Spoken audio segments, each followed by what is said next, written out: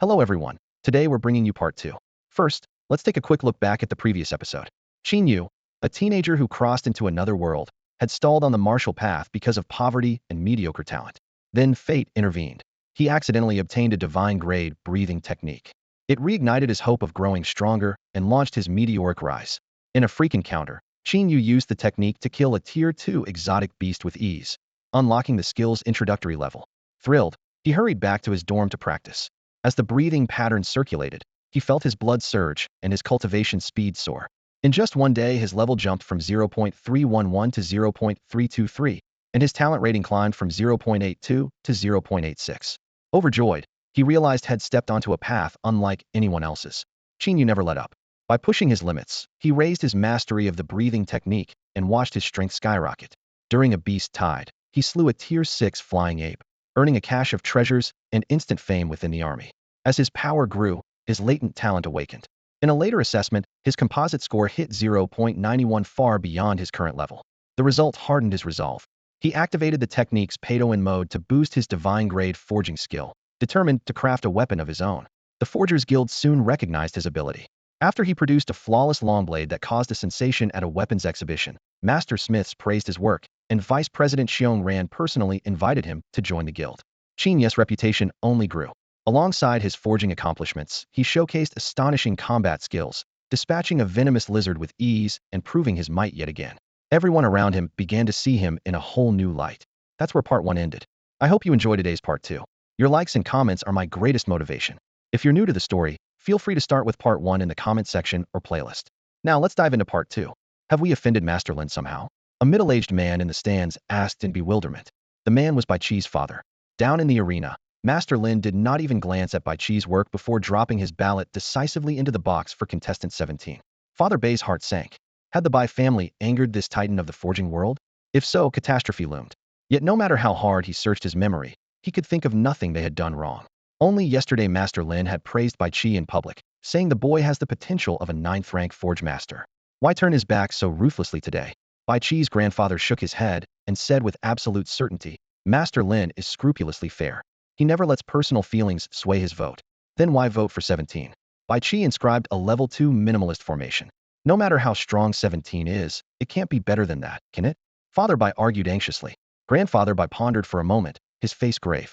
For Master Lin to vote so decisively, there's only one explanation: believes that even with a level 2 minimalist formation, Bai Qi's piece is still inferior to 17's. Impossible. Father Bai blurted. What could 17 have forged that tops a level 2 minimalist formation? A grade 6 weapon? Grade 7? If someone that young had forged something of that caliber, the state would have hidden him away long ago. Let's wait and see, Grandfather Bai sighed. Heavy as his heart was, he dared not question Master Lin's judgment. Since Master Lin had chosen 17, Bai Qi's hopes of winning the Youth Forging Championship were nearly gone. Still, the Bai family had not come away empty-handed. Grandfather Bai glanced at his phone. A sudden hot search was rocketing to the top Bai family of Shihai Province cracks level 2 minimalist formation. The comments were exploding, calling it a milestone for the forging world. He shut off the screen and stared toward platform 17, just as curious as everyone else. What kind of work could eclipse a level 2 minimalist formation? Master Lin's action also startled the other judges, who were still studying the level 2 array. Master Lin has already voted? One judge muttered, unable to curb his curiosity. He walked to platform 17 and carefully lifted Qin Yu's entry. Moments later, his shout ripped through the arena, raw with excitement. Level 3 minimalist formation. It's a level 3 minimalist formation. After the level 1 array was announced, everyone had expected level 2 to appear sooner or later. Its debut today was a pleasant surprise. Industry estimates said it would take at least a year of research beyond level 2 before anyone could crack level 3. Who could have imagined that only minutes after level 2 emerged, level 3 would burst onto the scene? It was like a weekly novelist suddenly releasing 2 chapters at once. Readers would be delighted. But if the author dumped 50 chapters at once, delight would turn into shock. For masters who had devoted their lives to forging, the impact was 100, 1,000 times greater. Without exaggeration, this day would be remembered as a miracle in the forging world. The judge's roar was like a bugle call, snapping every judge and spectator to attention. The front rows sprang to their feet, eyes locked on platform 17. Bai Qi's father and grandfather shot up as well, their legs trembling. A level 3 minimalist formation? How is that possible? Donghai Province hasn't even cracked level 2. How can 17 go straight to level 3? Father Bai muttered, his eyes full of confusion and unwillingness. No wonder Master Lin had voted without hesitation. The answer was clear. Level 3 stands an entire tier above Level 2. Even a fool would know where to cast his ballot. It doesn't matter anymore. Grandfather Bai exhaled a long breath and collapsed into his seat. Shihai province and the Bai family had been utterly defeated. All the schemes they had painstakingly woven now seemed absurd in retrospect. After a long silence, he spoke with difficulty. Tell the media to pull the story. The headline on his phone now looked like a ridiculous joke, silently mocking the Bai clan. They had become clowns. Why? Why did Donghai province produce the Ancient century warrior Qin Yu, and now this 17 in the forging world? Why are all these geniuses coming from Donghai province? Why? Father Bai screamed silently in his heart. A third-tier minimalist array. Bai Chi's mind went blank. He kept mumbling. How can he do that? Why can he do that? He wished it were a dream. Yet the judges were clustered around Forge Station 17, eyes practically spitting fire, and the crowd's thunderous roar shook the arena. Everything told him this was real. His opponent, a contestant from Donghai province, had crushed Bai Chi's strongest trump card with a single third-tier minimalist array, beating him cleanly and without suspense. A wave of dizziness swept over him, and he could barely stay on his feet. All his life, Bai Chi had been hailed as a forging prodigy, undefeated among his peers. Yesterday's unexpected loss in the first round had still left him confident he'll win it back tomorrow, Head told himself, planning to take the crown with interest. But when the words third-tier minimalist array echoed through the hall, his confidence disintegrated. Had this been a cultivation world, his Dao heart would have shattered on the spot. Even in reality, the blow was enough to leave a lasting scar. Without prompt counseling, his forging career might end here. Only after a long while did Bai Chi steady himself and glance again at the competitor at Station 17. The young man's expression was indifferent, as if the third-tier minimalist array in front of him had nothing to do with him, as if the champion's wreath meant nothing. Bai Chi gave a bitter smile. If I mastered a third-tier minimalist array, the title might feel just as trivial to me. In truth, Qin Yu had never planned to reveal the array in public. He meant to trade it privately with Xiong Ran and the others for something valuable. Who could have guessed Bai Chi already knew the second-tier version?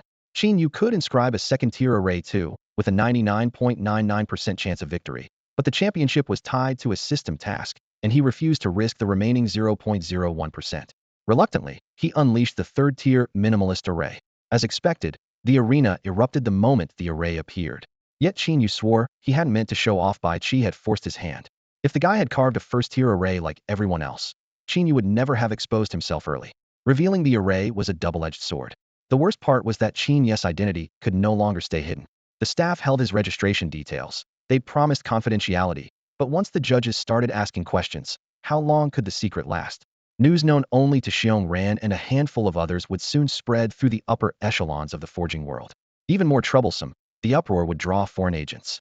A young man gifted in both top-tier martial arts and forging posed a serious threat to the Eagle Nation's global standing. It probably won't be long before Qin Yu's bounty doubles again.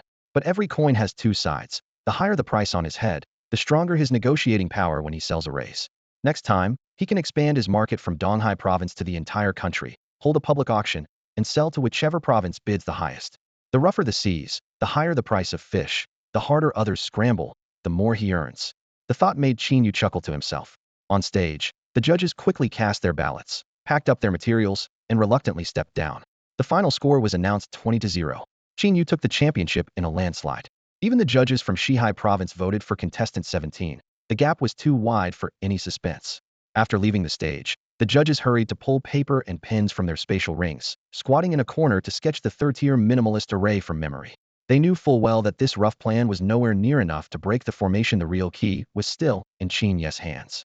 The moment the results went live, a notification sounded in Qin Yu's mind. Congratulations, host. Mission complete. Reward: Heaven-mending divine iron. A forging material with god-tier potential, the cornerstone for creating divine weapons. Receive reward now? After a brief thought, Qin Yu replied silently, not yet. At the organizer's invitation, he went back on stage and gave a concise 5-minute acceptance speech. When the closing ceremony ended, he met up with Xiong Ran and the others and boarded a flight back to Donghai province. In the cabin, Xiong Ran leaned over with a grin. I've got a meeting first, but the day after tomorrow, I'll bring you the items related to the Sky Rift, all right? Sounds good, Qin Yu said with a nod. Xiong Ran rubbed his hands and lowered his voice. Anything else you want, Qin Yu? I can bring it along. Qin Yu snorted inwardly. No one offers favors for nothing. Outwardly, he kept smiling. Nothing for now. But you'd better bring plenty of money, President Xiong. Competition will be fierce. The word money wiped the smile off Xiong Ran's face. Come on, we've been partners for years. Can't you cut me some slack? Qin Yu turned to the window, ignoring him. Trying to pinch pennies from me? Keep dreaming. The plane landed. Once home, He locked the door, activated the room's protective array, drew a deep breath, and whispered in his mind, "System, receive the reward." With a flicker of Qin Yu's thoughts, a gemstone the size of a clenched fist materialized before him. The entire gem shimmered with shifting colors, its gentle energy spreading from the surface like warm spring water, seeping into his skin, wrapping him in comforting heat. What an incredible force! So this is the sky-mending divine iron? He marveled, though the object looked more like an enormous crystal. Qin Yu carefully lifted it in both hands. The divine iron had an irregular, multifaceted shape, each edge razor-sharp. It weighed close to 100 kilograms and felt impossibly dense. Through its semi-transparent shell, 5 colored halos flickered like candlelight, tinting his fingertips with rainbow hues. He produced the small knife he had forged himself. The blade gleamed with an icy luster, crafted from a rare or dropped by monsters, and only half a grade softer than a Xianjin blade. Drawing a deep breath, Qin Yu slashed hard at the divine iron's surface. Still, no shower of sparks appeared. The sky-mending divine iron remained unscathed, while the knife edge curled at once. Qin Yu's heart skipped a beat. So hard. His knife was hardly a peerless artifact, but it was forged from top-tier material, and it had failed to leave even a scratch. A thin sheen of sweat formed on his brow. Nothing he had encountered possessed such hardness, confirming the system's description. The sky-mending divine iron carried god-level potential, suited as the cornerstone of a divine weapon, so being nearly indestructible was only natural. Another problem followed. If it was this tough, how could he forge it into a weapon? The harder the material, the higher the melting temperature required, and he doubted his furnace could reach those extremes. Quantity was also an issue. A fist-sized lump would barely yield a single dagger, nowhere near enough for something like a Xianjin blade. While he pondered, the rolled edge of the knife suddenly flashed with a faint white light that vanished in an instant. Qin Yu's keen senses caught the anomaly immediately.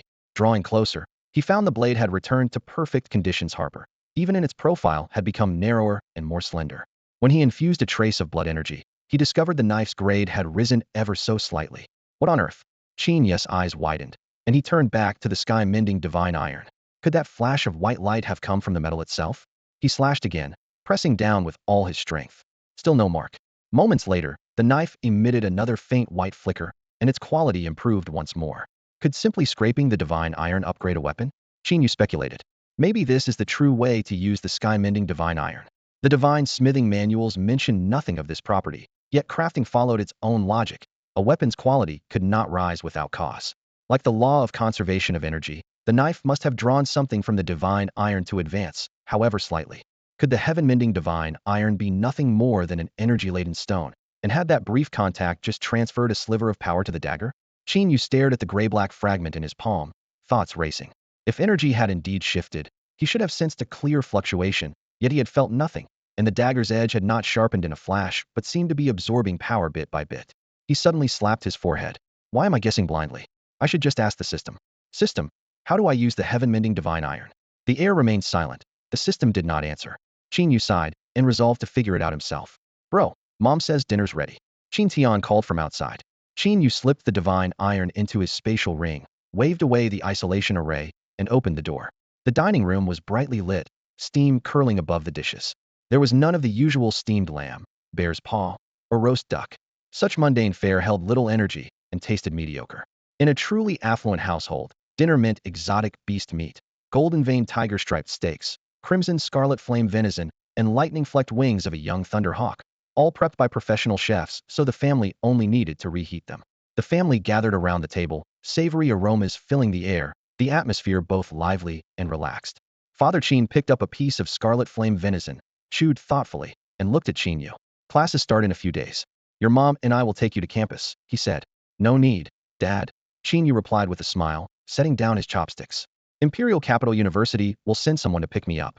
All right, his father grunted, returning to his meal. After a pause, the honest middle-aged man spoke again, his tone solemn. When you get there, keep your head down. The university is full of heirs from powerful clans. Don't get into trouble with them. He added softly, your mom and I can't afford to offend those people. Qin Yu nodded in acknowledgement, though he knew his father didn't understand his current strength or the rules of the martial world. Being meek only invites bullying. Only a strong fist spares you endless trouble.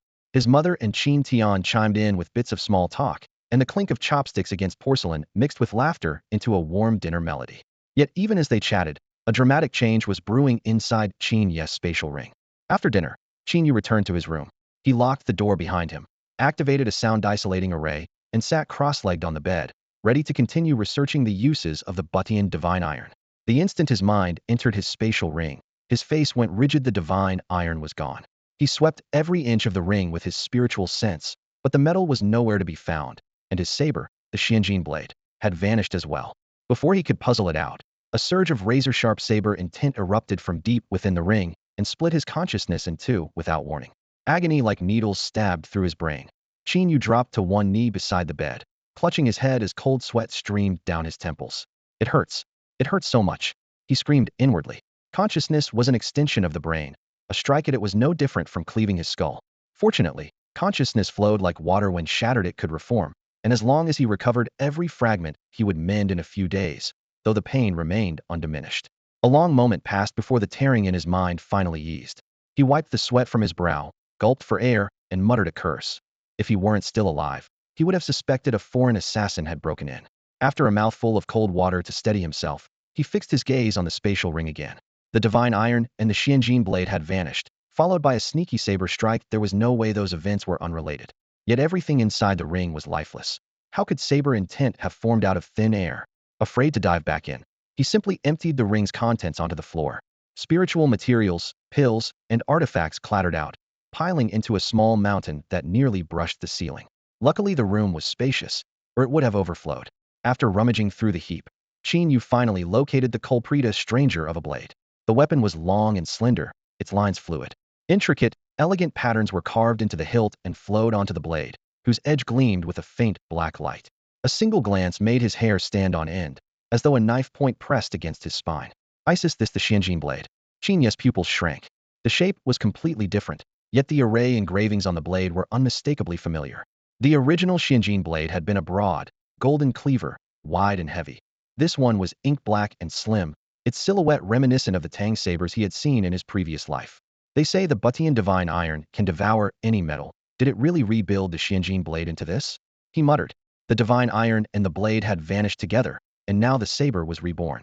He recalled how a small knife had elongated after touching the metal earlier. All evidence pointed to the divine iron's handiwork. It certainly looked impressive, but how powerful was it? Brimming with anticipation, Qin Yu gripped the hilt boom. Saber intent detonated like an invisible bomb in his palm. He reacted instantly and released his grip, yet the residual blast still sliced across him. A thin gash opened in his palm, blood dripping onto the floor. The divine healing art within him activated automatically, and the wound began to close. His divine healing spell had reached an exalted tier. Wounds like this used to seal in an instant, without so much as a drop of blood or flicker of pain. Yet this time the slash across Qin Yu's chest kept seeping beads of crimson and pulsing with a muted ache. A chill strand of blade aura clung to the cut, wedged in like a nail that refused to let the flesh knit. Frowning, he pressed a palm to the wound and unleashed his healing art at full force. Soft green light flared, washing over the hostile aura layer after layer. Within a few breaths, every wisp of black mist was scoured away and the gash closed. Only then did he exhale a long, heavy breath. Lowering his hand, he fixed his gaze on the jet-black blade, resting quietly on the stone table, the Xianjin Dao. Its surface was dark as midnight, a cold gleam running along its edge like tiny scales, marking it as anything but ordinary. The instant his fingers brushed the hilt, a sharp, unfamiliar consciousness barged into his mind, dripping with disdain and arrogance. Such a feeble human thinks he's worthy of wielding me? The sneer made his heart jolt. This weapon had sprouted a spirit. The annals of divine forging recorded that once a weapon birthed a spirit, it gained the right to become a sacred artifact. The sharper the intellect, the deadlier the weapon, with tales of blades that even slew their masters. Judging by its tone, the Xianjin Dao sentience resembled a 5-year-old child, clever yet cranky. No wonder his spiritual probe had found nothing in the spatial ring. The blade's spirit had hidden in a blind spot. Recalling how his trusted weapon had just stabbed him in the back, he didn't know whether to laugh or curse. The blade was stronger now, but its refusal to obey only drained his fighting strength. Annoyed yet amused, Qin Yu suddenly thought of the moment when Charmander evolved into Charizard and stopped listening to Ash, exactly the predicament he was in. But he was no Ash, and this was no Charizard. If the blade's spirit forbade him to touch it, he would touch it anyway. Rolling up his sleeves, Qin Yu summoned healing energy into his palm, the gentle green light swirling like a spring. He snorted. Let's see what's faster today, your blade aura or my healing. Think I can't tame you? With clenched teeth, he lunged for the hilt. The moment Qin Yu gripped it, the Xianjin blade thrashed like a startled rabbit, desperate to break free. Razor-sharp energy surged against his palm, carving several bloody lines in an instant. Not daring to relax, he channeled his divine-level healing art. A milky light wrapped his hand and sealed each wound as soon as blood appeared. Surging vitality collided Hedon with the blade's cold aura inside him, two torrents refusing to yield. He raised the Xianjin blade to eye level and activated his divine breathing technique, a tangible pressure slamming downward. Struggle all you want. The more you fight, the more excited I become. With that low threat, the blade hummed violently. No one knew how long the standoff lasted, but at last the weapon went limp, its aura spent, the entire blade hollowed out and weak. Stubborn little thing. Did you think your master was just for show? Qin Yu curled his lip, voice dripping with mockery. The blade quivered in reply but could no longer release even a wisp of energy. Completely wrung dry. Clicking his tongue, he stored the rest of his treasures in his spatial ring and left the city with the blade in hand. At his current strength, no beast outside the walls could threaten him. The night wind brushed his face as he returned to the small cabin where he had trained before. After laying down a simple formation, he chose an open patch of ground to test the blade's new power. Infusing his qi, he delivered the simplest of casual slashes. Whoosh! A dark arc shot out like a silent ghost. A moment later, a boulder ahead and to the left split cleanly in two, the cut surface smooth as glass. The ground was torn into a trench a meter wide and half a meter deep, leftover energy snapping among the rubble. Impressive. A casual swing already carries a hint of the 7-star tempering slash. His delight quickly turned into a frown. But I aimed straight ahead. Why did it cut the stone on the left? The blade shook violently, projecting a mocking intent. You think you can command me? Dream on. So it had deliberately altered the trajectory. Qin Yu shook his head helplessly. Taming it completely would clearly take more than a day. He decided on the spot to commission a scabbard from the Forgers Guild. Shoving the blade back into the spatial ring was out of the question, did not want to feel his spirit being sliced again and leaving it lying around wrist in unexpected rampage. After weighing his options, he would carry it with him, but he would not draw it in battle until he had full control. If the blade turned on him mid-fight, he would be handing his opponents a free advantage. Even though he could not use it yet, his mood was unusually bright. As his strength grew, he would eventually master the spirit blade, and when that day came, the Xianjin blade would become his greatest asset. Under the cover of night, Qin Yu went straight to the Forgers Guild. Thanks to the divine breathing technique, a few hours of daily practice left him brimming with energy, and traveling through the night was effortless. Inside the forge, he retrieved a bar of Qishua Dilong steel from his ring. Its only notable trait was sheer hardness short of heaven-mending divine iron, yet far superior to common metal, perfect for sheathing this troublesome blade. The fiery glow lit his face as he hammered, bent, and quenched the metal to match the blade's curvature, each step smooth and precise. Before long, the steel hissed softly in the cooling mist, and he had fashioned a scabbard tailored perfectly to the Xianjin blade.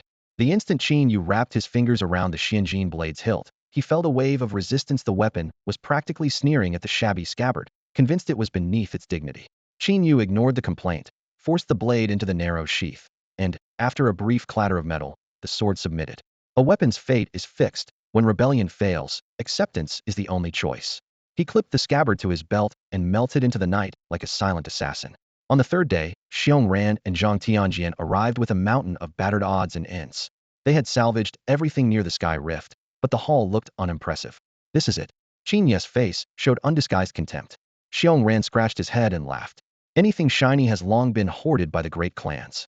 We couldn't touch it. Still, every piece here came from the rift. Qin Yu nodded. The Dao Ti seeds and the space stone had seemed worthless at first, yet they proved priceless. Never judge treasure by its cover. He dumped the pile onto the ground and began sifting. Not this one. Not that either. One cast-off after another landed in the discard heap. Then his gaze locked onto a bronze dagger. Hairline cracks webbed its surface, a chunk was missing from the center, the grip was dented, and the edge was nothing but rust. It looked utterly beyond repair. The moment he lifted it, the Xianjin blade at his waist shuddered violently, flooding him with a single, frantic demand: keep that thing away. The proud sword was terrified. Qin Yu rubbed the verdigris from the dagger, and a system prompt flickered before his eyes. Reaper dagger detected severely damaged. Grade, divine artifact. Reaper's dagger, damaged. Artifact overview.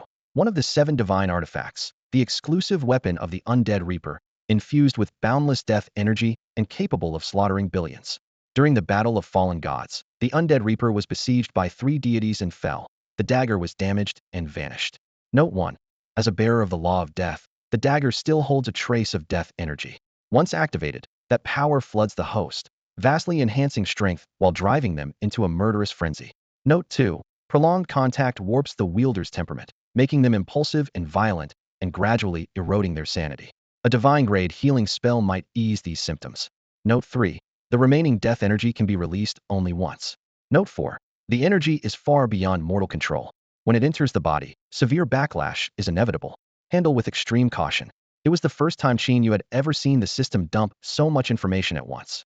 The Reaper's dagger, one of the 7 divine artifacts, and the undead Reaper's personal blade. His heart pounded as he stared at the ancient bronze weapon in his hand. Looks like I've struck gold. He quickly weighed the pros and cons. Good news, the dagger's rank is sky high. Bad news, it's badly damaged and can't unleash its full power. Good news, even in this state, the lingering death energy is enough to kill anyone alive. Bad news, that energy can be triggered only once. Worst news, using it guarantees horrific backlash. Best case, shattered meridians. Worst case, instant death. It's basically a pocket nuke, one of those mutual annihilation types. Qin Yu clicked his tongue. Then another idea hit him. He could use it to tame the unruly Xianjin saber. The moment he gripped the dagger, the saber trembled in raw terror. The closer he brought the dagger, the harder it shook. Didn't expect to find the saber's nemesis so fast. Qin Yu beamed. Another detail from the system readout snagged his attention, the battle of fallen gods. If the dagger is one of 7 artifacts, there must be 6 more out there, meaning at least 6 god-level beings. The beasts are just the vanguard. The real enemy waits beyond the Sky Fisher. Even the undead Reaper could die, so god level isn't invincible. Still, if even one god remains over there, we don't stand a chance. He sighed softly. Zhang Tianjin saw him staring at the dagger and asked, something odd about that blade? Qin Yu composed himself and smiled. Nothing special. My master collects bronze antiques, so we'll take this for him. Zhang Tianjin nodded. An elder of the Zhang clan found it while scavenging near the Sky Fisher. He brought back a dozen odds and ends. The appraisers said this piece had no blood-chi fluctuation, so it was tossed in storage for decades. Your master fancying it must be fate. Qin Yu slipped the dagger into his spatial ring, thinking, artifacts from the Fisher need god-grade breathing techniques to awaken. No wonder the Zhangs missed it. Lucky me. He kept rummaging, but the Reaper's dagger had apparently used up his luck. The rest was ordinary junk. Still, today's haul was more than enough. Dusting off his clothes, he grinned. He'll just take the dagger. Fine by me. Xiong Ran swept the remaining scraps into his own ring, then asked curiously, why keep a saber hanging at your waist? Can't exactly say it won't behave, Qin Yu mused. Aloud he adopted a thoughtful tone. A smith who can't stay close to his favorite weapon and sense its changes will never break through. Xiong Ran and Zhang Tianjian exchanged enlightened looks. They'd assumed Qin Yu was being dramatic, but now it made sense. We'll be off, then. The two departed. Before long, the idea of cultivating with a weapon at one side would surely spread through every forger in Donghai province. Once they were gone, Qin Yu drew the dagger again and, wearing a mischievous grin, pointed it at the trembling Xianjin saber. Returning home, Qin Yu casually tossed the Xianjin saber onto the middle of the bed, the blade quivering against the soft quilt. He then drew the Reaper dagger, its icy gleam flashing, and laid the two weapons side by side. Even before steel met steel, a wave of murderous intent swept across the room. The Xianjin saber shuddered like a mouse confronted by a cat, buzzing violently as bursts of blade aura drummed against its scabbard. Behave, or I'll bind you to it, Qin Yu warned, his tone calm, yet unmistakably threatening. The saber kept shaking, clearly terrified, yet still defiant. Qin Yu raised the Reaper dagger and stepped closer. With every inch he advanced, the saber's tremors intensified, making the bed frame creak. Yield or not? He asked, holding the dagger above the blade. Never. The saber's newborn consciousness crashed into Qin Yu's mind like a stubborn mule. Hard-headed, he muttered, loosening his grip. Thud. The dagger dropped straight down, its cold spine pressing flat against the saber's surface.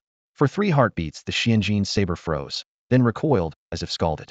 Blade energy erupted in all directions while it struggled desperately, yet without the strength to leave its sheath, it could only tremble faster. Move it away. Help. That blade will kill me. The saber's frantic screams flooded Qin Yu's mind. Yield or not? Qin Yu repeated without haste. I yield. I yield. Just take it away. The saber begged. Smirking, Qin Yu stored the Reaper dagger in his spatial ring. The oppressive aura vanished, and the Xianjin saber went limp inside its scabbard as though its spirit had been drained. Mind your manners, Qin Yu warned, or next time I'll keep you two together for real. The blade gave a meek shiver, quickly conveying its submission. Satisfied, Qin Yu nodded. He had expected taming the Xianjin saber to be difficult, yet a single dagger had done the trick. Still, he chose not to store the saber in his spatial ring, preferring to watch it for a few days in case the surrender was an act. On the last day before the new term, Qin Yu pushed open his younger brother Qin Tian's bedroom door. All summer Qin Tian had barely left the house, devoting himself to cultivation. Since Qin Yu had taught him the divine grade breathing technique, his blood energy had skyrocketed. With his current level, so long as luck held, a place at a top university was practically guaranteed. Noticing his brother at the door, Qin Tian grinned. "You're actually free today, big bro? Came to check on me?" To him, Qin Yu had spent the break either in seclusion or at competitions. Even when home, he usually locked himself away, and the brothers only exchanged a few words at meals. Qin Yu's reply was a light smack to the back of the head. "Cut the attitude. Let me see how you're running that breathing technique." "Sure thing." Qin Tian sat cross-legged and activated the method.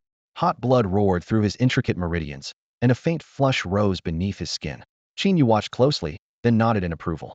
His brother already handled the technique with impressive skill. "Looks like you haven't been slacking off," he praised. "Of course not." Qin Tian beamed, delighted by the recognition. "Focus. Today I'm teaching you the second stage of the divine breathing technique." Qin Yu's voice erupted in the otherwise silent room. Qin Tian sat cross-legged in the center of the bed, calming his breath and listening with total concentration.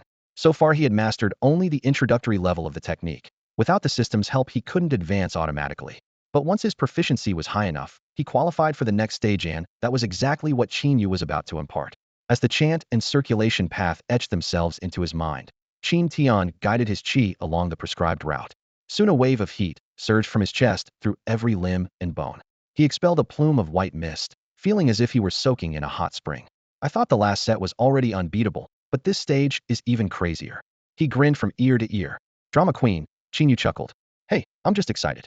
Qin Tian rubbed the bridge of his nose. Qin Yu's expression turned serious. "Train hard over the break. They'll teach you the next stage when I come back for winter vacation." "There's another stage?" Qin Tian's eyes lit up like stars. "Of course." He drew a sharp breath, eyeing his brother. "Bro, how strong are you now?" "Not quite level 9, Qin Yu answered casually. Qin Tian muttered, "If you don't want to tell me, just say so." Before he could finish, Qin Yu pulled a gleaming longsword and a neat row of bottles from his spatial ring and set them in front of him. "A friend forged this sword just for you. Pick a name you like. This bottle holds healing pills, this one boosts cultivation, and this one." He attached labels to each container as he spoke, so his brother could tell them apart at a glance. Then he took out a small jet-black porcelain vial containing a single pitch-black pill. His tone grew solemn. "Inside is blood qi dissolution powder. Inhaled, it scatters the qi and blood of even an 8th-level warrior, turning them into an ordinary person within minutes. There's no antidote. If you ever meet an enemy you can't beat, throw the pill at their face. It'll shatter on impact, and the powder will enter through the airways. Remember, the effect lasts only an hour. Finish it quickly and show no mercy." Qin Tian nodded but didn't reach for the vial. "Bro, I don't have any deadly rivals, and it's safe here. You should keep the poison for yourself. Stop arguing." Qin Yu forced the vial into his hand. "I have plenty more. Focus on the breathing technique. They'll test you when I get back." "Wait, bro," Qin Tian called. Qin Yu turned. "Save your goodbyes for tomorrow. I'm not leaving yet." "That's not it." Qin Tian scratched his head. "Why don't you keep the sword in your spatial ring? Doesn't wearing it on your belt make you look kinda edgy?" After leaving Qin Tian's room, Qin Yu wired another 2 million to his father. In truth, the Qin family hardly needed to spend a cent. Right now Zhang Tianjian had every detail of their daily life covered. If they wanted anything, all it took was a phone call, and someone would deliver it at once. It was the very picture of one man's rise lifts everyone around him. With everything settled, Qin Yu packed a small bag and waited for the next day's departure. At dawn, sunlight filtered through the curtains. Qin Yu exchanged a few brief farewells with his family and boarded a flight to the imperial capital. Outwardly, no security detail from Imperial Capital University accompanied him, yet his senses told a different story. Both the captain in the cockpit and the flight attendant handing out drinks carried an air unlike ordinary people. The trip was smooth, and by noon the plane touched down. The freshman check-in area at Imperial Capital University was buzzing. Qin Yu quickly spotted a little table marked Elite Class 1, took out his admission letter and ID, and walked over. "Hey, I'm here to register," he said. Behind the table, the senior glanced up, voice dripping with arrogance. "Name? Qin Yu. Let me see your admission letter. Hold on. Did you say Qin Yu?" Qin Yu nodded and passed over his documents. After a quick check, the senior dug out Qin Yu's campus card and dorm key from a stack, his tone warming instantly. "Just sign here. Your room's 666, building 2 straight ahead, then right." As he spoke, his eyes kept roaming over Qin Yu. The scrutiny felt a little creepy, but Qin Yu brushed it off. Had worn a mask during the college entrance exams. Few people knew what he really looked like, so extra stares were only natural. He signed, grabbed his luggage, and headed for the dorms. The moment he left, the senior whipped out his phone and whispered obsequiously, "Brother Wen, the kid's here." "Yeah, fairly tall, short hair, got a knife on his belt." Halfway to the dormitory, Qin Yu found his path blocked by a group of students. The leader sported a buzz cut and a greasy grin, hostility written all over his face. "You're Qin Yu, right?" "Nope," Qin Yu replied. It was obvious they were looking for trouble. If they really meant business, they wouldn't have sent a bunch of lightweights. Unfamiliar with school regulations, he preferred to avoid useless drama. The buzz-cut student snorted. Drop the act. You're the only guy on campus with a little toy knife on his belt. At that, the Xianjin blade at Qin Yu's waist gave a faint tremor, as if offended by the word toy. Qin Yu shrugged. Fine, I'm Qin Yu. What do you want? Plenty, the buzz-cut student said, flashing a wide grin. He waved his hand, and 3 or 4 dozen people fanned out, hemming Qin Yu in. I've been waiting 3 months for you to show up. Name's Wen Yongchang, sophomore year senior. Qin Yu glanced around and offered a mild assessment. A sophomore, and already this useless? Guess not everyone here is elite. You. Wen Yongchang's face darkened. Spit it out or step aside, Qin Yu said coolly. A good dog doesn't block the road. Qin Yu had never met the guy, much less offended him, so he saw no reason to be polite when trouble came looking for him. Pretty cocky, aren't you? A burly teenager pushed through the crowd and stopped in front of Qin Yu. Wen Yongchang, his face broad and menacing, jabbed a finger so close it almost touched Qin Yu's nose. Think being the top scorer makes you hot stuff? Doesn't it? Qin Yu lifted his eyes and answered calmly, each word edged with steel. That simple reply drew a low cheer from the onlookers. When Yongchang's face flushed, he opened his mouth, then muttered weakly, well, I guess it is pretty impressive. The registration plaza buzzed as students gathered to watch. Freshmen clustered in groups of 3 or 4, and even the sophomore volunteers drifted over. What's going on? Is Imperial Capital University always this violent? A ponytailed girl crouched behind her suitcase, her voice trembling. Relax, freshman, a sophomore said with a soothing smile. Fights like this are rare, and technically they're breaking school rules. Then why do they dare? She asked, eyes wide. It's complicated, he murmured. The big guy is Wen Yongchang. He's strong ranked 10th in last term's combat exam. Even if he breaks rules, he'll just lose a few points and write an apology. He pointed at the boy being surrounded. And that newcomer is something else unless I'm mistaken. That's this year's top scorer, Qin Yu. Qin Yu? The girl peeked over her luggage, her eyes lighting up. Wow, he's handsome. He wore a mask during the exam, so I thought he'd look average. The sophomore cleared his throat, embarrassed. Why is Wen Yongchang picking on him? Because Qin Yu knocked Xie Shirin out of the rankings. Xie's got a lot of crazy fanboys, and Wen Yongchang is one of them. They're cornering Qin Yu just for that? Her disbelief was plain. The sophomore shrugged. Around here, the biggest fists make the rules. If you annoy me, I punch you. Isn't anyone stopping them? Campus security should, but if they're not here, someone's tipped them off. Don't worry, they won't go too far. They just want to rough him up a bit. Sit back and watch. In the center of the plaza, Wen Yongchang stepped closer, glaring down at Qin Yu. I don't like your face, so I'm teaching you a lesson. Got it.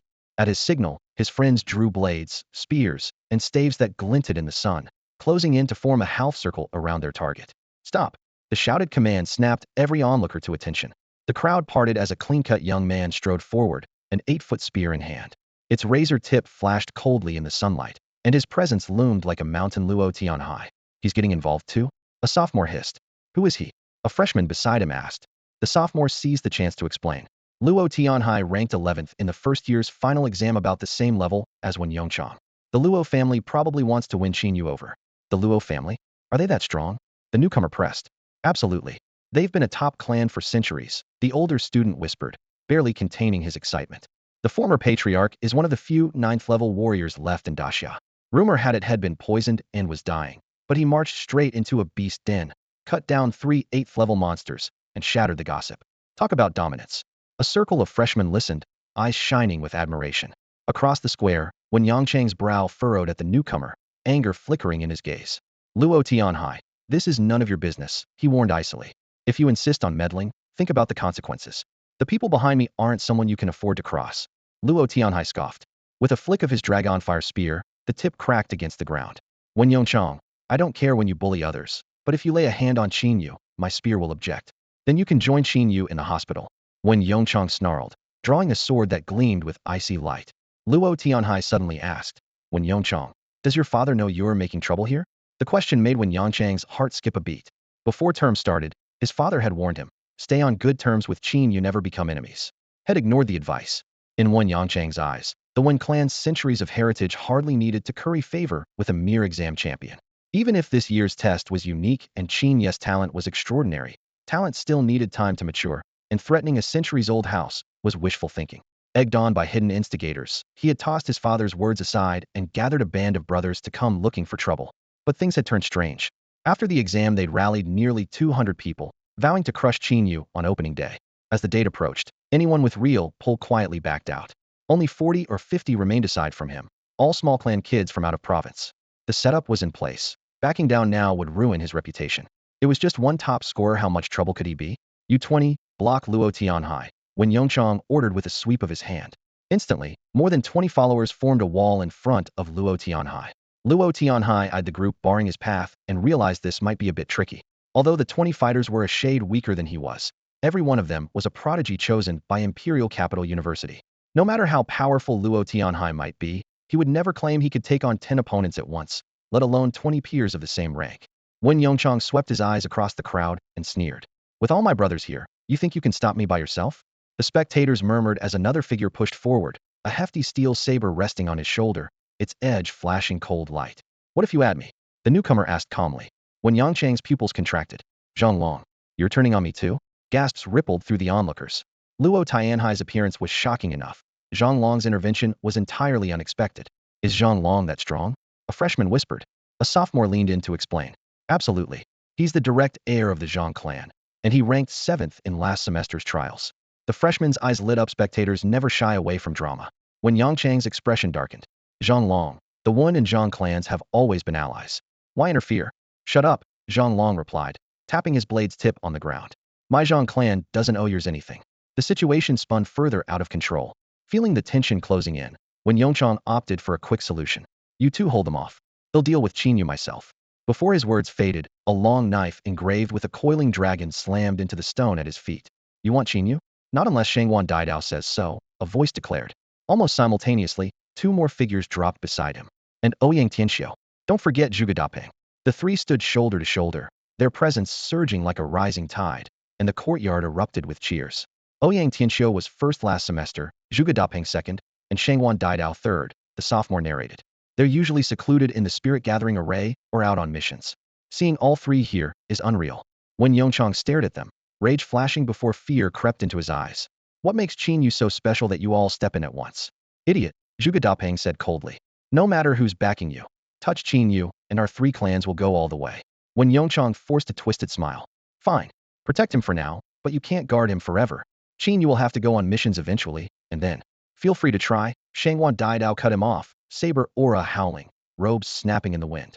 Just as both sides braced to clash, Qin Yu, the storm's eye, raised his hand. Can I say something? Shangwan Daidao arched an eyebrow. You just did. Qin Yu cleared his throat. Quick question, if I beat him up right now, would that be mutual combat or excessive self-defense? The courtyard fell silent for a heartbeat, then exploded in uproar. When Yangchang's face twitched at the words.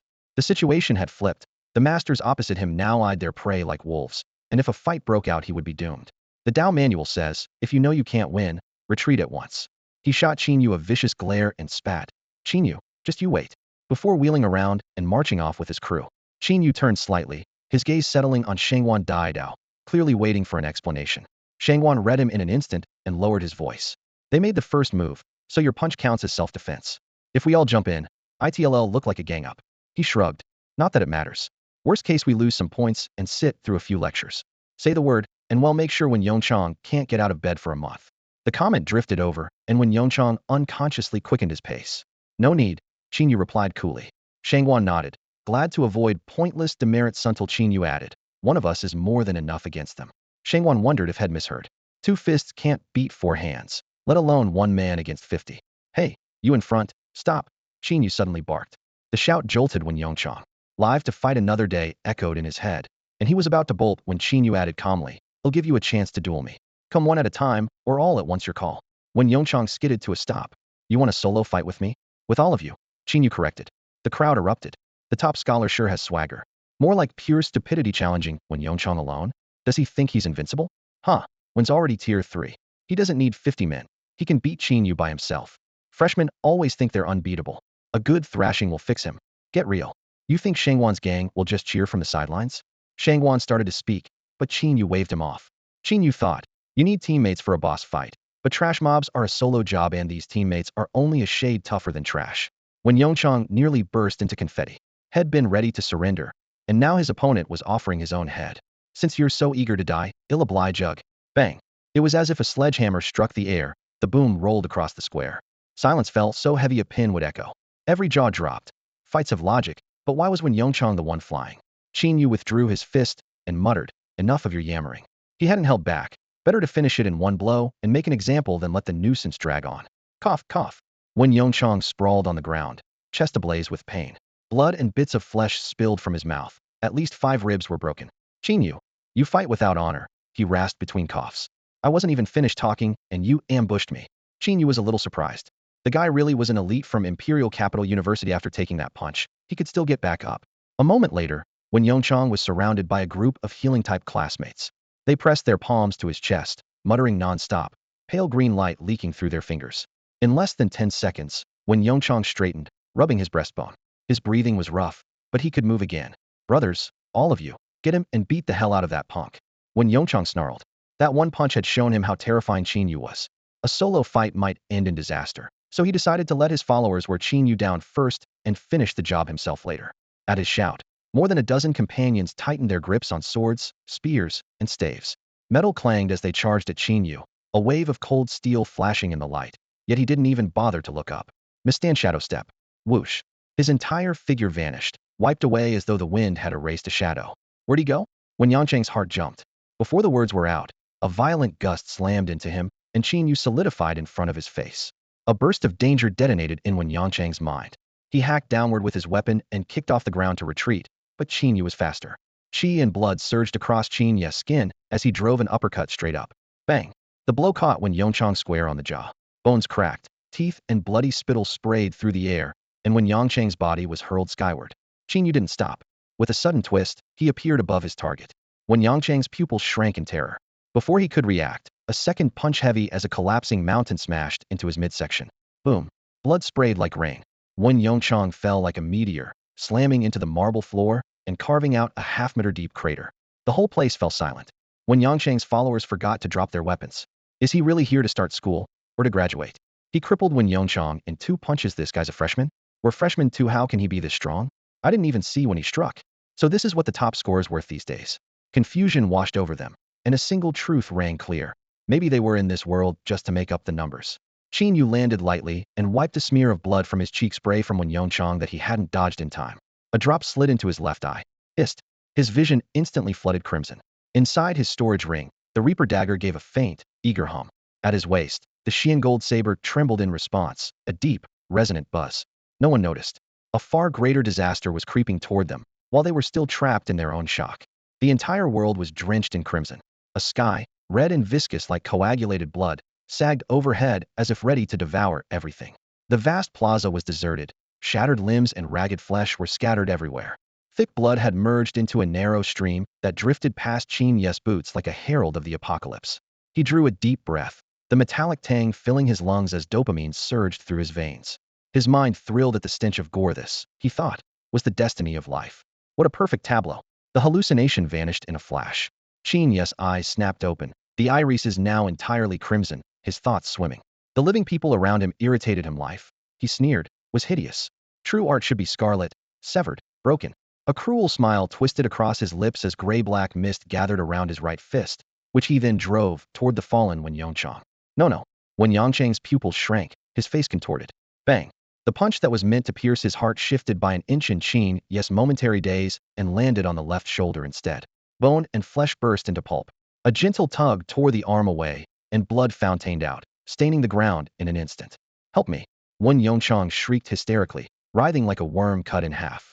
Stop, Qin Yu. Shangwan Daidao, Ouyang Tianxiu, and Zhuge Dapeng sensed danger at once. Sparring was acceptable, but killing was not. Right now Qin Yu meant to kill Wen Yongchang. Calm down. Shangwan Daidao lunged forward and seized Qin Yu's armmanly to have his eyes widen in shock. The limb was as unyielding as an iron pillar. No amount of strength could budge it. Bang. The second punch hammered into Wen Yangchang's neck. His throat exploded into minced flesh, and his twisted face was frozen forever. The scream cut off, warm droplets spattering across Shangwan Daidao's cheeks. Everyone froze. The unthinkable had happened. Wen Yongchang was dead. Imperial Capital University tolerated private duels, but only on the condition that nobody died. Wen Yongchang had brought 40 or 50 men to corner Qin Yu, planning only to teach him a lesson, never to take his life. No one expected Qin Yu to execute him in public, and not even Shangwan Daidao could stop it. Murder, he's murdered someone. When Yangchang's followers screamed and scattered, Qin Yu wiped the blood from his palm with deliberate grace. The scarlet glow in his eyes blazed brighter under the stimulus of slaughter, and a chilling aura spread from his body. Shangwan Daidao felt his heart grow cold and involuntarily stepped back. The Xianjin blade at his waist trembled violently, waves of intent crashing into Qin Yu's mind, but Qin Yu seemed oblivious. Had the blade been able to speak, it would have shrieked in terror. Stay right where you are. Qin Yu's smile deepened, the blood on his face making it all the more disturbing. The voice sounded nothing like a human. It was more akin to a demon rising from the netherworld. Pandemonium erupted instantly as the terrified crowd ignored Qin Yu's ravings and stampeded toward the administration building. Qin Yu narrowed his eyes, tapped the ground, and vanished as if swept away by a gale. An instant later he reappeared beside the leading student, clamped 5 iron-like fingers around the boy's throat, twisted with a sickening crack, and flung him several meters away. I said freeze. The bellow thundered like cannon fire, and the uproar fell into dead silence. Everyone froze, staring at Qin Yu in horror. He spread his arms, a maniacal grin on his face. You're all the raw material for my masterpiece. If you run, how can I capture the perfect scene? Something's wrong with Qin Yu. Could someone be controlling him? Shangwan Dedeo whispered. Zhuge Dapeng's face turned ashen.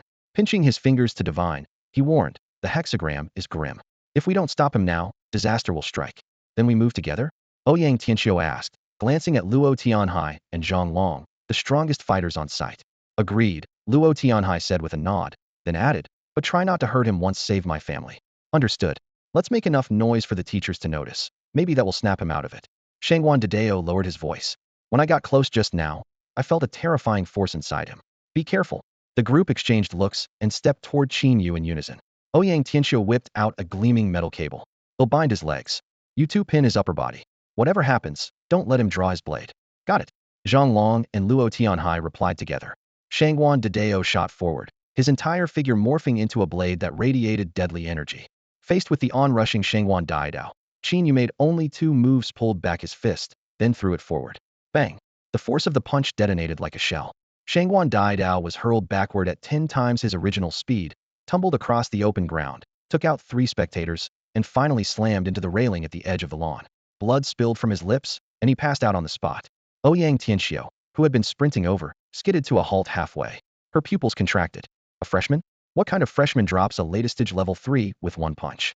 Zhuge Dapeng pushed up his round glasses and spoke in a low voice. I just ran the divination again. All of us together have maybe a 10% chance against Qin Yu. No kidding. Ouyang Tianxiu snapped. 1 punch took out Shangwan. He's at least late level 3. Would be lucky to have 10%. You misunderstand. Zhuge raised a hand. By all of us, I mean everyone here. The air went still. Ouyang fell silent. Zhang Long finally asked, so what do we do? Run for it. Run? The first one to bolt is the first one to die, Luo Tianhai said. We stall until the instructors show up. But the instructors are all in a meeting today. Zhang Long's voice pitched higher. Then we make enough noise. Zhuge's eye sharpened. Qin Yu's edge is power and speed. He's got no range. We spread out, hammer him from a distance, and give Tianxiu a shot at tying up his legs. The moment he's pinned, everyone retreats at full speed. Dozens of people detonating their qi at once should be loud enough to bring the teachers. Ouyang Tianxiu frowned. Could you stop saying I have to wrap myself around a guy's legs? I'm still a girl, you know. Big sis now is really not the time for that. Zhuge nearly jumped. Who are you calling big sis? They were about to argue again when Luo Tianhai cut in coldly. Keep it up, and the classmate up front gets cut in half. Ouyang Tianxiu shot Zhuge a glare, flicked out her iron whip, and hissed, we'll settle this later. Move. Keep it tight, Zhuge muttered. At his signal, Luo Tianhai and Zhang Long burst out left and right. Blades and sword light crossed, cold flashes tearing the air and forcing Qin Yu's gaze to dart from side to side. Just as he cocked a fist to swat the 2 annoying flies, Zhuge shouted now. A low hum reverberated. Behind Zhuge appeared the translucent shape of a giant bird with black and white eyes. It screeched, flapped up a gale, and dived straight at Qin Yu. Qin Yu's eyes narrowed. He tapped the ground. Tiles cracked like a spider web.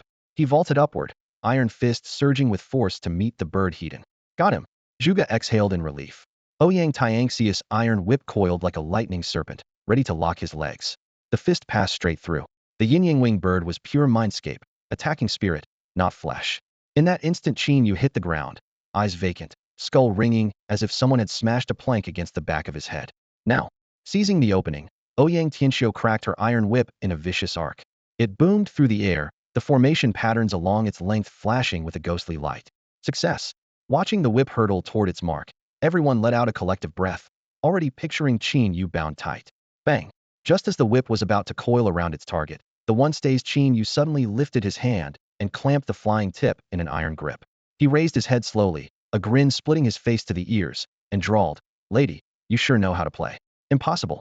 2 shocked voices rang out at once, each filled with disbelief. Ouyang Tianxiu was stunned. Qin Yu had caught the high-speed whip barehanded without even shifting his feet. Forged from abyssal iron and weighing 1,000 caddies, the weapon normally forced even peak third-tier fighters to handle it with care, yet he had stopped it as casually as a ribbon drifting in the breeze. The other cry came from Zhuge Daping's Inyang twin-winged bird he controlled had never missed before, and this was its first failure. It actually slipped. A jolt shot through him. He barked, "Ouyang Tianxiu, let go." Before the words the whip left his lips, Ouyang Tianxiu felt an irresistible force surge along the weapon. Damn, she cursed inwardly. She tried to release her grip, but it was too late. The pull yanked her straight toward Qin Yu. An instant later, his fingers closed around her slender, pale neck, his gaze roaming over her without restraint. Ouyang Tianxiu beat frantically at his arm, but his hand felt like forged steel, unmoving, and her breath caught in her throat. He licked his blood-red lips and murmured, "What a gorgeous beauty. Pity you're still alive. Such a lovely face. Wouldn't it be a shame not to hang it from the tallest tree?" Qin Yu's chilling voice echoed across the empty square, making Ouyang Tianxiu's hair stand on end. She forced her qi and blood to surge, only to find her meridians sealed as if filled with lead, leaving her unable to budge. Limbs flailing weakly, she managed a broken plea. "Help, help." Qin Yu looked down at her, eyes blazing with fanaticism. "Don't struggle. It'll turn you into the most exquisite work of art, and your life will shine with unrivaled brilliance. Let her go." Zhuge Dapeng roared, lunging forward with a palm wreathed in intertwining black and white light. Inyang palm. Qin Yu's focus snapped, and his expression darkened. Noisy. Before the strike could land, he snatched Zhuge Dapeng's wrist. Fingers tightened crack. Agony shot through Zhuge Dapeng, yet he clenched his teeth. With his free hand, he whipped out a half-black, half-white short blade, and slashed at the arm Qin Yu had around Ouyang Tianxiu. Almost simultaneously, cold steel flashed behind Qin Yu's saber of Zhang Long, and the spear of Luo Tianhai sliced through the air. "So eager to die? Very well, I'll oblige you." Qin Yu's voice held no anger, only a tremor of excitement, like a deranged artist in ecstasy. He released Ouyang Tianxiu, reversed his grip to catch the short blade, and drove his knee into Zhuge Dapeng's abdomen. Ah! Zhuge Dapeng doubled over, shaking violently. Qin Yu spun, sweeping out a horizontal kick that scattered both saber and spear. Zhang Long and Luo Tianhai staggered back. "All at once, none of us can take him alone." Zhang Long growled. "Damn it, everyone hit him." Voices echoed. Weapons flashed free, sword energy and blade light surging like a flood toward Qin Yu. Others used the chaos to slip away, desperate to escape. Qin Yu would not allow it. The dense barrage passed straight through him without drawing a single drop of blood. "After image, watch out." Someone shouted. Panic swept the square. A martial artist in tight battle gear had already unleashed his full strength, sprinting away. He was one of Wen Yangchang's men. Moments ago had mocked Qin Yu at his master's side. Now only flight mattered. Those idiots actually chose to clash Hedon. Perfect gives me the best chance to run. He glanced back, saw the gap widening, and breathed easier. "Did I say you could leave?" The icy voice detonated beside his ear. He whirled to find Qin Yu blocking the path like a ghost, a frosty smile on his lips. "This impossible." The words died as a hand pierced his chest. Qin Yu's fingers curled. Bang. Blood exploded outward. Withdrawing his hand, Qin Yu let crimson droplets drip from his fingertips. "Who else dares to leave?" The soft words hammered into every heart. Those who had started to flee froze, grateful they hadn't been the fastest. "Until my art is complete, none of you is leaving." Qin Yu stamped down. The corpse's head burst like an overripe melon, scattering redand white fragments. He breathed in the metallic scent, closed his eyes, and savored it. True art needs a dash of white to set off all that crimson. Across the square, every hand clutching a weapon trembled as helpless despair rose unchecked. "Why is it so lively over here?" A voice cut through the suffocating silence. A man in a gray jacket and sunglasses roared in on a motorcycle, its tires still hissing with heat. Seeing every student frozen in place, he frowned, killed the engine, yanked off his helmet, and sauntered over. "Playing red light, green light? Count me in." He joked, waving. "Dude, can't you tell something's really wrong here?" Someone whispered. He scanned the scene. His gaze stopped at Qin Yu's feet, a headless corpse, blood and brain matter pooling in a sticky red-white mess. The smile died on his face. His hand shook as he lifted his shades, then shoved them back on. His voice cracked. "Huh, kids these days play rough. Lose, and you literally lose your head. Well, have fun, freshman. I've got somewhere to be, so we'll just..." He spun to leave mid-sentence. "Senior emoji-bai, help us." A desperate cry erupted. Hope flooded the crowd. "That's emoji-bai? Awesome. He hit 4th rank warrior right after junior year. He's even stronger now." Qin Yu finished. Relief spread across their faces like a rising tide. Emoji-bai froze. By university rules, 3rd and 4th years intern with city garrisons and only returned for exams. He had come back merely to file a report and wanted no part of this disaster. Moments earlier, when his eyes met Qin Yu's, he sensed a staggering aura of blood lustrable incarnate. Worse, his instincts warned of mortal danger. This man was at least his equal, maybe worse. Now every gaze pinned him in place. Emoji Bai swallowed hard and faced Qin Yu. Where did you crawl out of, freak? How dare you butcher my juniors? You're dead, he barked. Qin Yu's stare locked onto him, blazing and manic. You're strong enough to threaten me, he said, licking his lips. I've changed my mind, I'm hanging your head on the highest tree. Whoosh. He stamped the ground, cracking the pavement, and flashed forward in a blur. Emoji Bai reacted instantly. Blood surged through his veins, fists tightening as they ripped the air with a shrill whistle. Bang! The forces collided. Shockwaves rippled out, lifting leaves into a whirlwind. Emozibai's sunglasses shattered. Qin Yu's shirt exploded into scraps, revealing muscular, explosive lines. They'll hold him, get the professors. Emoji Bai roared. His fists poured out in a relentless storm. Footwork swirled like fog, his figure folding from every angle. Punches blurred into gray streaks, almost invisible to the eye. Anyone else would have crumbled under such elusive steps and shifting power, but Qin Yu's senses were uncanny. He caught every subtle initiation of force. Behind me, he snapped a leg back, knee tight, and lashed out with a vicious kick. Bang! The kick landed squarely, and Emoji Bai stumbled back several steps before he managed to steady himself. What staggering strength! Looks like he'll have to use that move and finish this fast. He rubbed his aching chest, a shadow flickering across his eyes. His breathing quickened, his aura spiked, and his muscles swelled as if filled with molten steel. Bones cracked like breaking ice, and his robe snapped in the sudden gale of power. For the first time, Qin Yu's expression turned grave. Deep inside his spatial ring, the Reaper dagger vibrated with a low hum, leaking wisps of dark red mist. His own presence surged in tandem. 2 streaks of blood trickled from his eyes, and fine crimson fissures spread across his skin, as though he might shatter like glass at any moment. He tightened his trembling grip on the Xianjin saber. Across from him, Emoji Bai drew a long, oddly shaped sword, its black iron blade glinting with a cold, eerie light. In the next instant, both weapons flashed free of their sheaths. 7-star forged blade slash, hellfire sword art, saber light, pale as a waning moon, clashed with sword flame roaring like a tidal wave. The 2 ultimate techniques collided in midair with a thunderous crash.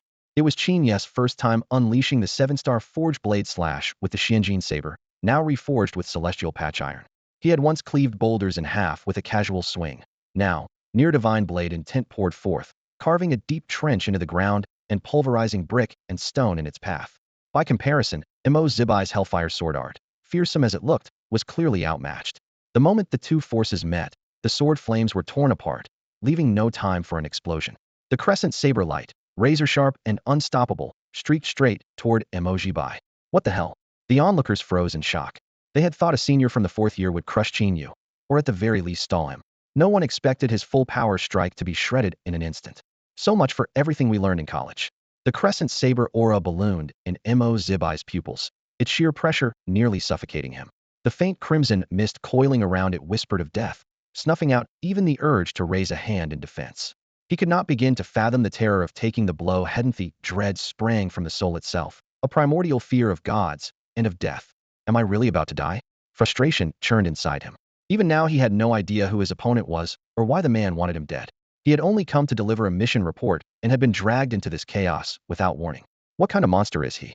I even burned my secret arts, and it still wasn't enough. Damn it. How did I get this unlucky? Regret flooded him. I should have stayed on the main road with my motorcycle. Why did I have to poke my nose into other people's business? Curiosity doesn't just kill cats, it kills people. And that stupid 1, 2, 3, freeze game. Countless thoughts flashed through his mind in the blink of an eye. The crushing saber force drew closer, etching fine cuts across his face. In the next second, he'll be sliced in 2. Emoji Bai shut his eyes and awaited the coming death. In the end, I still failed to complete the master's mission. A mountain of corpses and a sea of blood stretched before Qin Yu. The dark red sky pressed down, stealing every breath. Jagged dead trees bristled along the crimson slope, withered bodies hanging from their branches and swaying in the chill wind. The soil beneath his feet was wet, as scarlet as freshly congealed blood, and a black river crept past nearby, its stench of iron thick enough to choke him. He did not know how long he stared before ripples disturbed the water. A pitch-black figure burst from the river, staggered toward him like a drowned ghost, and rasped, "Do you crave unrivaled power?" Gasp. Qin Yu snapped awake, sucking in air. He lay on a narrow bunk in an icy concrete cell. Runes flickered across the walls, and the only exit was a metal-grilled door in the corner. There wasn't even a vent. Alloy cuffs bound his wrists, heavy shackles weighed on his ankles, and a rope etched with seals pinned him tight. That rope could suppress a warrior's life force completely. Even a 7th-tier fighter would be no more than an ordinary person. A formation that blocked spiritual energy hummed in the room, leaving no gap in the defenses. A prison? What happened? He searched his memory, scenes flickering like an overcranked slide projector. One punch killed Wen Yongchang. He almost snapped Ouyang Tianxi's neck. He crushed Zhuge Dapeng's arm. He stomped an unknown classmate's head to pulp, and he had swung a fatal blade at senior Emoji. Had the school leaders not descended from the sky, that unstoppable slash would have cut Emoji in two. Qin Yu's face went chalk white. Why had he suddenly lost all reason? He rewound the events. That day, when Yongchang had ambushed him with a crowd, Qin Yu meant to land a couple of punches and teach them a lesson, but after the second strike his mind went blank and a bloodlust consumed him. Nothing suspicious had approached him, the only change was a single drop of blood that splashed into his eye. The memory exploded crimson in his mind, and his eyes flew open. The problem lay in that drop of blood. It was merely the fuse. The true culprit was the Reaper dagger he kept in his spatial ring. The system's entry flashed before him. Prolonged exposure to the Reaper dagger erodes the mind, breeding impulsive brutality and eventual madness. Only divine-grade healing might ease the symptoms. He had thought sealing the dagger in the ring was enough, but it had smelled the blood like a shark, awakened, and devoured his sanity in an instant, igniting every murderous urge he possessed. Noid hadn't fully awakened. The system's appraisal of the Reaper dagger told him it had probably stirred only a tiny fragment of its power. It was still dormant. Even so, its mere presence had driven him insane. Qin Yu knew this because, in the end, he had killed only a handful of people. Had the Reaper's dagger truly awakened, corpses would have littered the ground and rivers of blood would have flowed, and no dean or provost could have kept Qin Yu in check. The thought still left him uneasy. A dagger's horror had driven him berserk with nothing more than a single drop of blood. He reached for his fingertips on reflex, only to find his spatial ring missing and the Xianjin saber confiscated. He had expected as much. Forcing his breathing to steady, he tried to stir his qi and blood. Instantly, needle-sharp pain exploded through his limbs and bones, and thin rivulets of blood oozed from his pores. With a quick sweep of his divine, since he saw why, his meridians were riddled with cracks. A little more power earlier, and he would have blown apart like an overfilled balloon. He recalled that final slash under the dagger's influence. A fourth-rank warrior would have died on the spot, a fifth-ranker been crippled, and the backlash was just as frightening. Shattered meridians, shaken foundations. To Qin Yu, however, this was nothing. The divine healing art began to flow. A gentle halo spread inside him, and the ruptured meridians knit together fast enough to see. Within moments, all the stabbing pain was gone. He flexed lightly. The coarse hemp ropes binding him tightened as the runic light flared, trying to suppress his qi. The effort was useless. His muscles swelled, and the ropes snapped fiber by fiber. This place doesn't hold a single trace of spiritual energy. Staying here is a waste of life. He glanced around, his gaze settling on the array carved into the floor that dispelled all ambient qi. Lacking cinnabar, he simply bit his finger and used blood as ink, sketching several key symbols over the old lines. Crimson light seeped into the array's core, and before long the anti-spirit formation reversed, turning into a common spirit-gathering array. Qin Yu looked at the cell door, considered, and abandoned the idea of escape. There were surely experts stationed outside. Besides, his parents and younger brother were still in Linhai City, could run for a day, but not for a lifetime. As for whether Imperial Capital University dared lay a real hand on him, he was not worried at all. First, chaos was coming, and no faction was willing to discard a top-tier prodigy.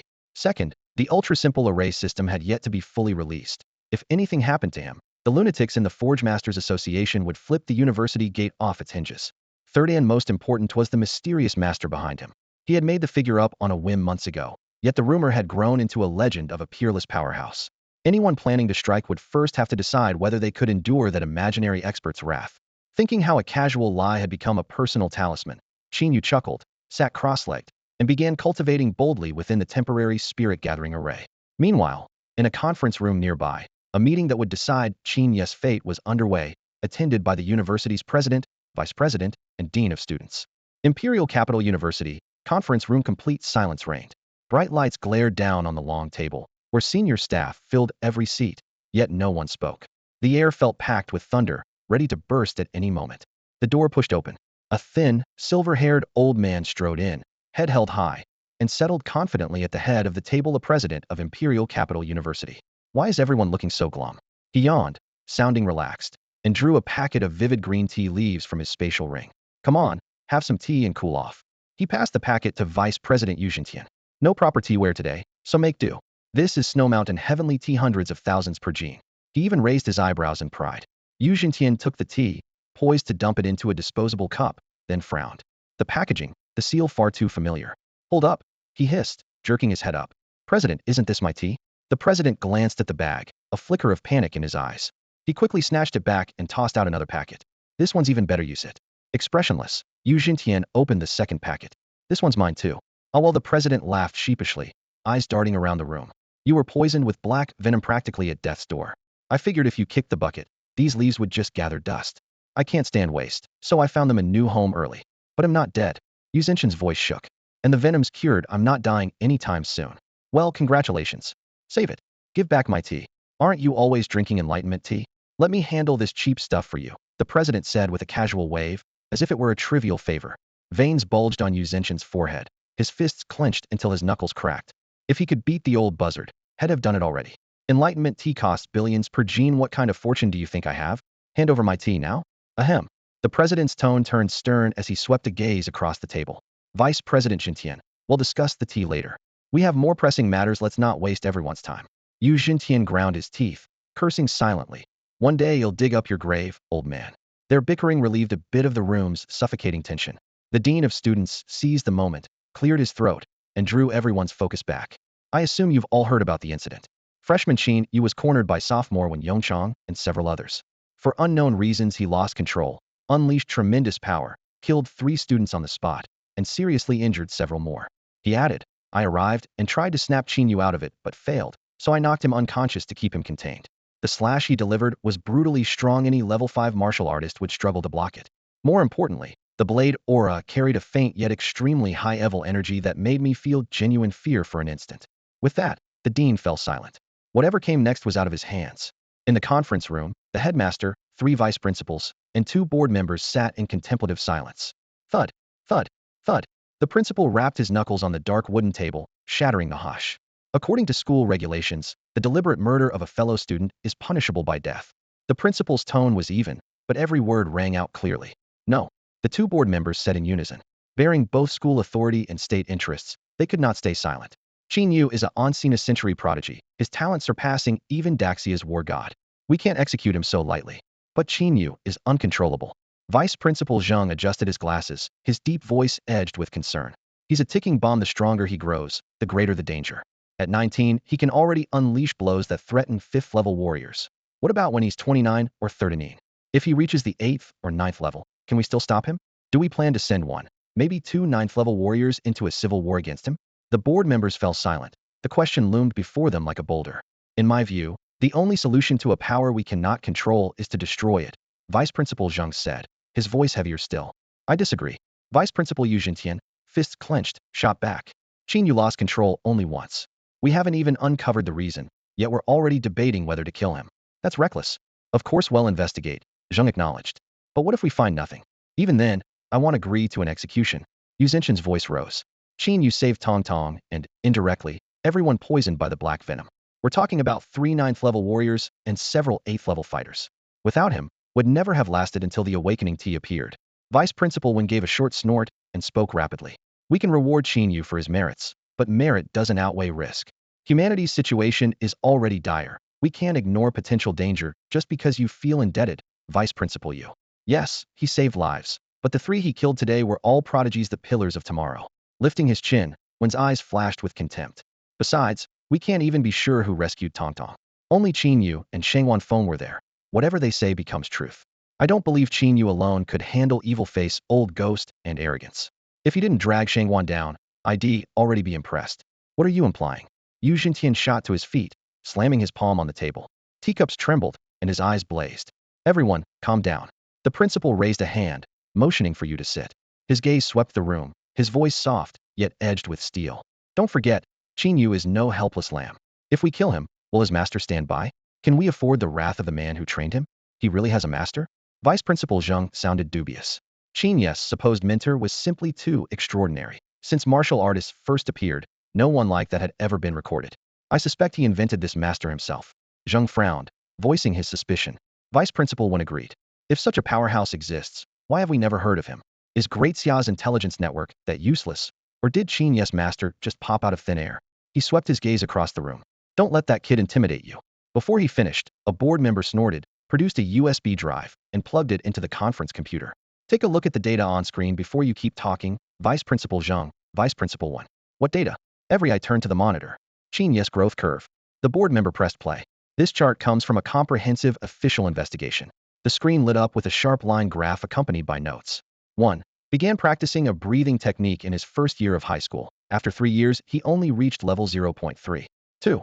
After flunking the college entrance exam, he worked construction and delivered takeout. 3. This spring, he applied to join the local city wall garrison. The board member paused and looked around. A few days after joining the garrison, he was tested on military equipment. Guess his result. Vice Principal Wen's face darkened. 0.91. How do you know? The board member raised an eyebrow. It's on the screen. Wen pointed up. Exactly 0.91. The board member's tone sharpened. 3 years to crawl to 0.3, yet in half a year, he jumps to 0.91. That's just the beginning. The line leaped to the next point. 4. 1 month later, with help from the Yu family, he entered the Donghai province training camp. Official entry record, level 0.9. Dominated the entire camp. Back-calculated entry strength, close to level 1.5. Exit strength unknown. No one could take a single strike from him. From 0.9 to 1.5 in a month, an increase of 0.6. Who here can even fathom that? Disbelief colored the board member's voice. The line kept climbing. 5. Next, the college entrance exam official assessment, level 2.5. 6. Less than 3 months after the exam, Qin Yu can already threaten a level 5 martial artist. The conference room fell silent. The board member scanned every face. Normally, the higher you climb, the slower you improve. Qin Yu is the opposite. He's accelerating. From 0.3 to level 5 in under a year. Without someone backing him. Is that even possible? Small text beneath the graph offered caveats. Qin Yu has actually trained for less than 1 year. He can clash head-on with a peak level 3 or newly advanced level 4 fighter. Against a level 5, he would normally be crushed. Only under the Death God's dagger can he pose a threat. Even so, he's closing in on level 5 at level 4 speed, and his progress remains frightening. Humph. The kid also violated national rules by taking the college entrance exam twice. Vice Principal Zheng coughed, searching for faults. Vice Principal Wen shot him a sidelong glance and sneered inwardly. Out of arguments already? He lifted his head, eyes sweeping the room, a smile tugging at his lips. Qin Yu's master must be truly formidable. In just 1 year, he's turned a nobody into the finest prodigy in all of Great Xia. Do you really think that, even if we poured every resource Great Dashai's into it, we could pull this off? Of course not. Everyone had the same answer in their hearts. Quit stalling, what's your point? Yu Zhentian asked, his voice low. I'm asking why we can't create such a prodigy even with our combined power, yet his mentor did. Is that mentor stronger than all of Daxia? Or is Qin Yu's teacher simply not from this world at all, but from the other side? Vice Principal Wen set his hands on the table and smiled at the room. A spark lit Vice Principal Zheng's eyes. Exactly. If Qin Yu's master comes from the world beyond the sky rift, everything adds up. Their martial system is far more advanced than ours, so they could rocket Qin Yu to the top, then let him go berserk and wipe us out. Perfectly logical. Logical, my foot. Yu Zhentian shot back. Think with that fingernail-sized brain of yours. If they wanted him to destroy us, why put him in the public eye so early? Wouldn't they hide him somewhere until he was unbeatable? A board member nodded. If it were me, I'd pick a genius from a great clan. Lots of talent, lots of resources, far less suspicion. That beats a commoner like Qin Yu by a mile. And making him lose control early would run against their plan, wouldn't it? Then how do you explain Qin Yu's master? I don't believe anyone that powerful exists in this world. Both sides had their arguments, and the debate went nowhere. The principal raised a hand for silence. Though the frail-looking old man was usually a bit irreverent, his authority was absolute. Anyone who challenged him got beaten into submission. As the Tao classics say, there's nothing a good thrashing can't fix. The room fell quiet, every eye on the principal. His words would decide everything. Actually, he sipped his tea with a hiss, making everyone even more anxious. Please, principal, just say it. Actually, whether Qin Yu has a master or where that master comes from isn't the key. What matters is where that master stands, friend or foe. A board member blurted out, but we don't even know if the master exists. How can we judge his stance? Simple. The principal took another noisy sip. We ask whether we can benefit from Qin Yu. If the other side plans to invade, they'd want us weak and would never give us a way to grow stronger. If we can gain something from them that makes humanity more powerful, then they aren't our enemy. Just then, a knock sounded at the conference room door. Come in. The principal's secretary stepped in and whispered, the president of the Array Masters Association is here. He says it's about Qin Yu. The president? What's that old codger got to do with Qin Yu? The principal muttered, but still said, show him in. Moments later, 2 elderly men entered. Had Qin Yu been present, he would have recognized the one in back. Mo Fong. The training camp's Array instructor Hood traded him the 7-star blade forging slash for a supreme-grade spirit stone. As soon as they stepped inside, the man in front jabbed a finger at everyone, beard bristling, eyes blazing. Let's see who dares lay a finger on Qin Yu. Touch one hair on that boy's head, and he'll take the lot of you on. The moment the old man barged into the conference room, he started shouting, leaving everyone dumbfounded. Had it been anyone else, the vice principals and board members would have rolled up their sleeves and kicked him out. But this visitor was Bao Qingtianth, president of the Array Masters Association and a 9th-rank grandmaster, universally addressed as Old Bao. Yuzhen Tian and the others were juniors in his eyes. Only the principal could speak with him as an equal. Bao's voice boomed as he slapped the door open and stormed down the aisle. The principal barked, "You cranky old coot. Why are you making a scene here? What does Qin Yu's situation have to do with the Array Masters Association?" He had assumed the Forge Masters Guild might come to defend Qin Yu. News had just arrived that the boy had drawn a third-tier minimalist array at their competition, yet the first to charge in was Old Bao, prompting the principal to wonder if Qin Yu's array skills were equally astonishing. Old Bao ignored the question and blurted, "Tell me first, Qin Yu's safe, right?" "He's fine, just being held for the moment," the principal assured him. "Good."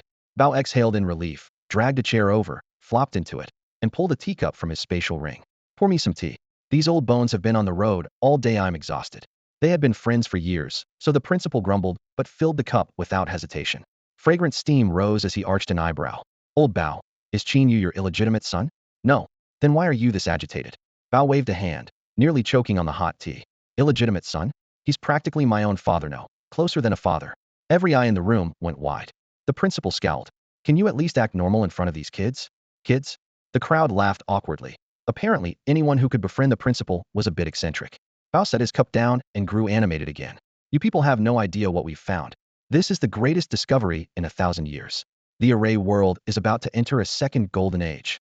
His words sounded completely out of left field. "Mo Fong, explain," he ordered.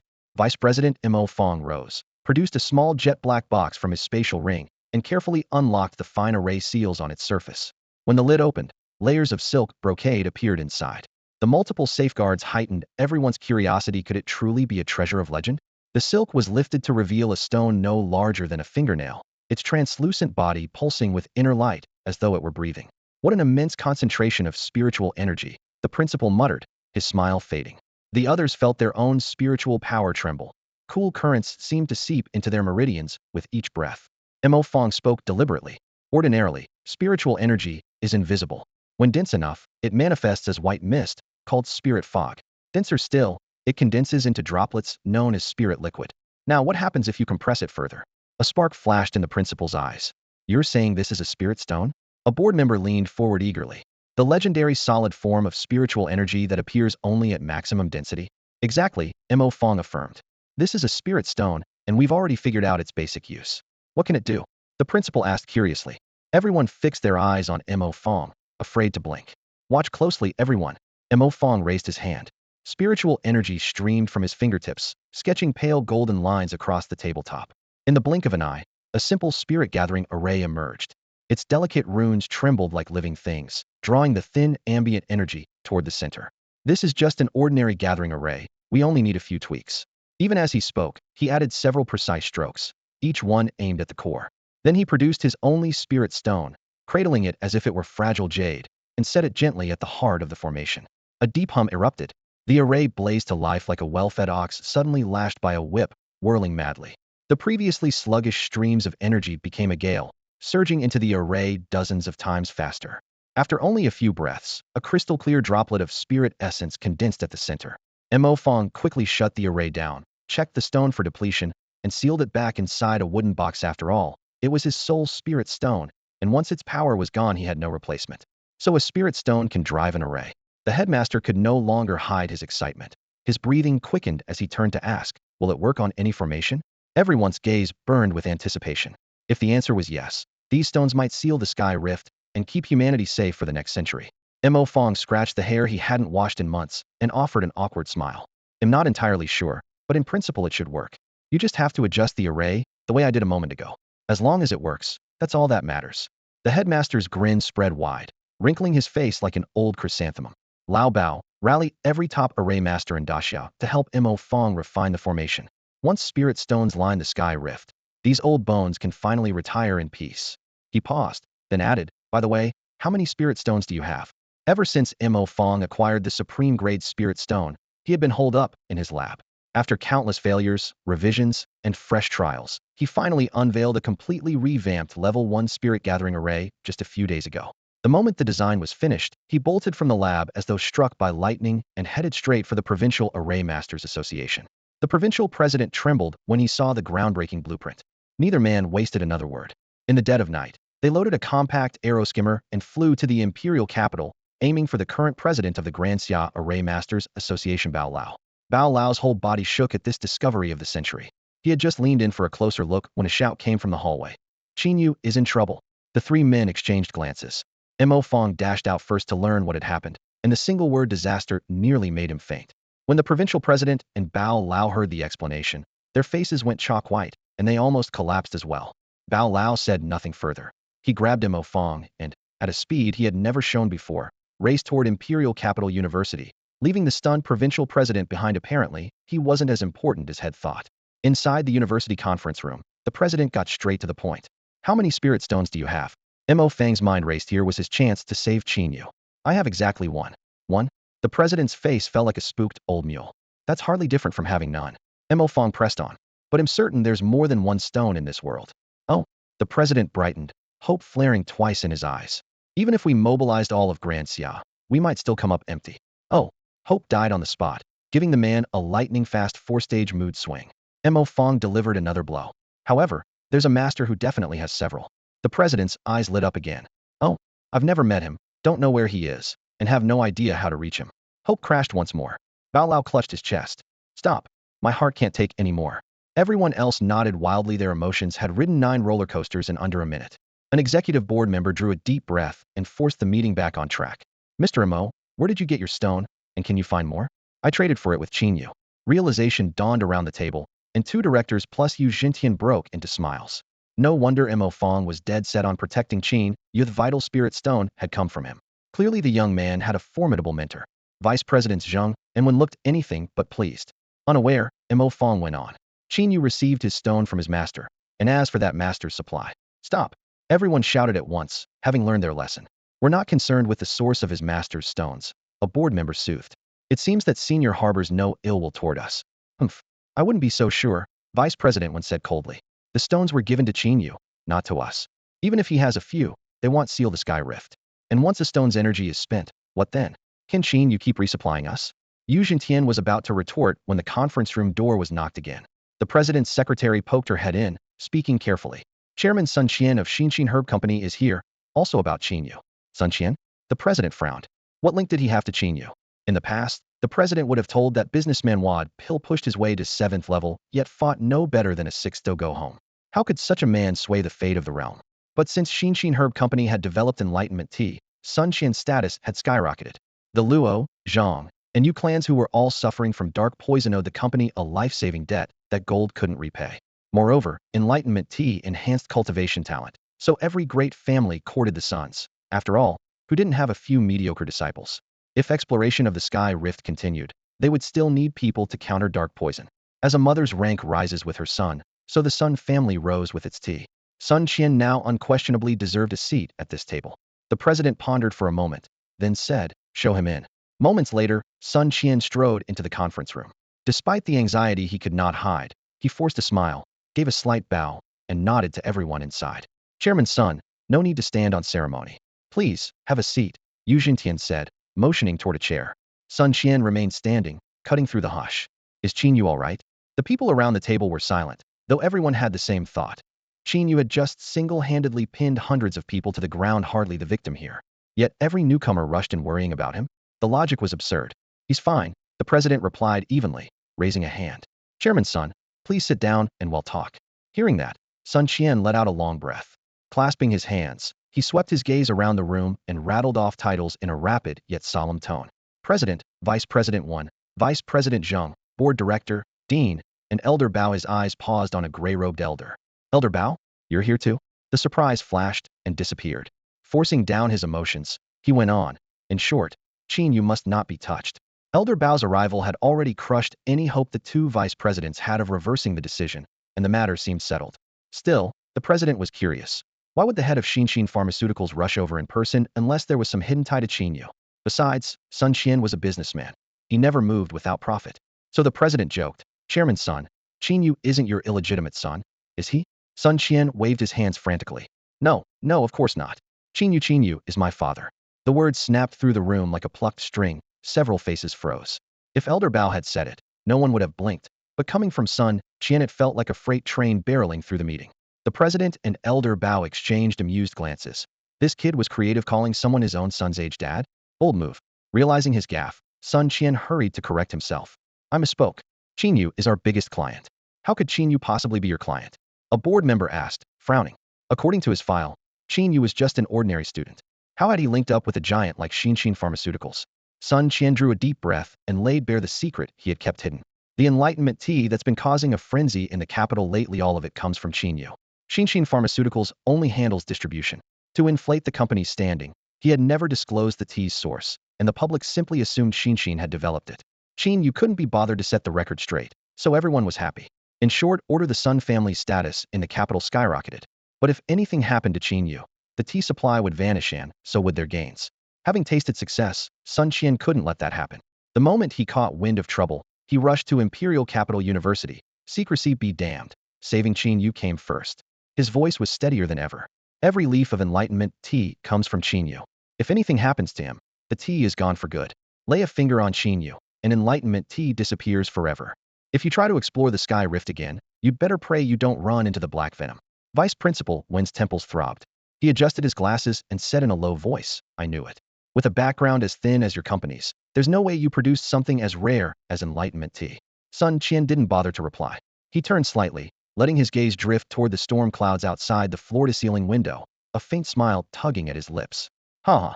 Elder Bao's hearty laugh echoed through the conference room. He lifted his porcelain cup, drained the scalding tea in one gulp, and let its rich aroma fill the air. "It seems young Qin Yu still has plenty of treasures. I wonder who else will step forward to plead for him. And I'm even more curious just how much power the kid is hiding." Sun Qian caught the cue. His eyes met Elder Bao's for a heartbeat, a spark flashing between them. If even Elder Bao wanted to shield Qin Yu, the boy's talent for formations must be extraordinary. Yu Xintian slammed his palm on the table, glaring at Sun Qian. "So the enlightenment tea came from Qin Yu? You rascal, why didn't you say so earlier? I kept thinking your Sun family was my savior." Sun Qian spread his hands with a sheepish grin. "You never asked." Yu Xintian snorted, pulled out his phone, and strode to the door. "Elder Luo?" "Yes, the enlightenment tea wasn't developed by Sun Qian. Every batch came from Qin Yu." He hung up and walked back in. Silence settled over the room. The principal and Elder Bao lounged with their legs on the table, fingers laced behind their heads as they sipped tea. Dark liquid rocked gently in white porcelain, steam curling up to reflect in their half-closed eyes. Yu Xintian grew uneasy at their calmness and finally asked, "Why is no one talking?" The principal answered blandly, "We're waiting." "Waiting?" Yu Xintian frowned, ready to press further when another knock sounded at the door. "Headmaster, Shangwan Feng is here about Qin Yu again." The principal tapped his cup. "The Shangwan clan? Let him in." Shangwan Feng burst into the room like a gust of wind. Before he even steadied himself, he waved his arms and shouted, "No one touches Qin Yu. Anyone who tries signs their own death warrant." Elder Bao set down his cup, and Sun Qian arched a brow. Unlike the earlier visitors, Shangwan Feng hadn't come to defend Qin Yu so much as to save the fools planning to move against him. The principal raised an eyebrow, his tone still calm. "And what exactly do you mean by that?" "Stay away from Qin Yun. One of us can handle the fallout." Shangwan Feng blurted. "Sit down and talk," the headmaster said with a wave. With every eye on him, Shangwan Feng took a seat and gathered his thoughts. "You remember the mission I took Qin Yu on in the Tianling range?" The directors and elders nodded. Half the imperial capital had heard about it. "We were hunting the evil-faced old ghost, but had secretly joined forces with Elder Aomen. They trapped us in a preset array." Shangwan Feng's voice sank. Elder Aomen is acknowledged as the Beast Heart sect's top formation master. He laid a peak-level 8 array in a single day, and I couldn't break it. Old Bao nodded. Aomen's formation skills are indeed close to level 9. He explained, "A formation master may be weaker than a warrior in direct combat, but give him time to set up, and he can overwhelm multiple opponents or even defeat stronger foes. Once you're caught in an array set by a master of your own level, you're as good as dead." Shangwan Feng went on. "The array kept draining our blood and qi. I was ready to stake my life when Qin Yu said he could let his master take over his body, giving him 30% of his master's formation power. The price was 3.3 billion. Whoa. The headmaster cut in, eyes gleaming. "Big talk, and an even bigger fee." Shangwan Feng scowled, and the room lost its rhythm. The headmaster leaned in and whispered, "Teach me that fundraising trick later, will you? I'm broke. Get lost. I earn that money. Call it graft again, and he'll sue for slander." The headmaster raised both hands. Fine, fine. Young Pia, please so touchy." Yu Xintian stepped in. "Ignore him. Keep going. Where was I?" The 3.3 billion part. Sheng Wanfeng drew a breath. The instant Qin Yu spoke, he was a different person. His whole aura changed. Looking back, I'm sure it was his master. He flicked out a few runes, and Elder Aomen's peak level 8 array crumbled like wet paper. Vice Headmaster when sneered. Qin, yes, that amazing? A peak level 8 array, gone just like that? The real shock came after. Sheng Wanfeng picked up speed. Once the array was down, I rushed out, crippled the evil-faced old ghost's cultivation, and demanded to know where Head hidden Tong Tong. Turns out Head opened a pocket realm tied to his own cultivation. If his power was destroyed, the only entrance would seal and Tong Tong would die. Old Bao lifted his eyelids. Qin Yu said, if the entrance is sealed, we'll just make another. He pulled it off? Old Bao asked. He did. He forced the pocket realm to expand, found the thinnest spot, and punched a hole through. I can't explain how, but the old ghost's panic showed it was incredibly risky. One mistake, and the realm would have collapsed. Old Bao added, the only way to crack such a space is to find its weakest point and tear it open. It sounds simple, but even I wouldn't be certain of success. For Qin Yu to manage it, his formation skills must already be half a step into level 9. A collective gasp swept the room. If 30% of the master's power was nearly level 9, how terrifying was the master at full strength? A director ventured, what if next time Qin Yu taps his master's combat power instead of formation power? Wouldn't he become a level 9 warrior on the spot? Silence fell. Everyone exchanged looks. They'd started out worrying whether they could afford to offend Qin Yu's master. Now they realized they might not even be able to afford offending Qin Yu himself. Someone knocked on the conference room door again. The young secretary poked her head in. President Wang Bin of the Forgers Guild is here to see you. Tell him I'm not available. Throw him out, the principal snapped. The principal never cared much for Wang Bin. To him the man was a brawny loudmouth who spent his days swinging a battered hammer all muscle, no brains, sloppy to the core, and completely devoid of humor. In 1 word, crude. In 2, uncouth. In 3, incredibly uncouth. Before the words left his mouth, bang. A forging hammer as thick as a grown man's calf punched straight through the solid deep-sea hardwood door, spraying splinters everywhere. Old man, hand over Qin Yu. Wang Bin strode in. Behind him stormed dozens of smiths, each brandishing an iron mallet, jowls trembling with menace. Everyone in the conference room froze. This wasn't a negotiation, it was an execution squad. The principal clutched his chest in pain. My premium deep-sea hardwood door carving. Before he could recover, crashed the glass behind him shattered. Elder Luo somersaulted through the window, knocking the aluminum frame into twisted scraps. Sorry, couldn't hit the brakes, he muttered, rubbing the back of his head with an awkward grin. The principal felt his heart shatter like the priceless crystal glass, now lying in pieces. Inside the prison, 2 wardens hurried side by side down the narrow corridor. Let's put another suppression rope on Qin Yu later. One isn't safe. Agreed. If he wakes up, we'll rough him up first, then drag him to the meeting room. If he goes berserk when he senses spiritual energy, the 2 of us can't stop him. Did you watch the footage? Of course. Gave me goosebumps everywhere he stomped that guy's head like it was a melon, red and white all over the floor. Creepy as hell. Ugh, don't remind me. I'm scared already. Don't chicken out. He's tied up tight with suppression ropes, and the room's been stripped of aura. Right now he's just a normal man. While they talked, they reached the cell door and poked their heads inside. Well, what the? Quit shaking, you coward. The first guard began to bark, then saw the same scene. The suppression ropes lay in several pieces on the floor. The formation was humming, spiritual energy surging toward the center. Qin Yu sat cross-legged inside, and when he heard the commotion, he looked up. 6 eyes met. You must be here to escort me, Qin Yu said, forcing a gentle smile. Hello there. The 2 guards screamed, turned tail, and vanished down the corridor in a heartbeat. Qin Yu scratched his head. Am I really that scary? He was eventually escorted to the conference room. As he walked in, he surveyed the place out of habit. Broken door panels lay at odd angles, floor tiles were cracked in webs, and shards of glass caught the light. Who decorated this place in Warzone chic? He muttered, then picked the only chair that was more or less intact, and sat down. Looking up, he saw an elderly man at the head of the table, probably the principal of Imperial Capital University. The old fellow didn't look hostile, just thoroughly displeased. Next to him sat a thin, gray-haired elder with a pleasant smile. His seat alone said he carried real weight. And further down, hey, wasn't that instructor Mo Fong from the training camp? Qin Yu suddenly remembered giving Mo Fong a top-grade spirit stone back then. Had he figured out what the spirit stone could do? Qin Yu's gaze swept the conference room, taking in every expression. Mo Fong was whispering with an elderly man whose hair and beard were snow white. The 2 would occasionally nod to him, clearly allies. On the principal's right sat a rugged, middle-aged man Qin Yu recognized from the news, a 9th-rank martial artist named Luo. Rumor had it he had died from some mysterious poison. There had even been black-and-white photos online, yet here he was, alive and well. So much for clickbait. Luo gave him a friendly smile, and Qin Yu finally relaxed. He looked farther back. A burly fellow with arms like cast iron, almost certainly a master smith, was also on his side. Shang Wanfeng and Sun Qian kept meeting his eyes and nodding.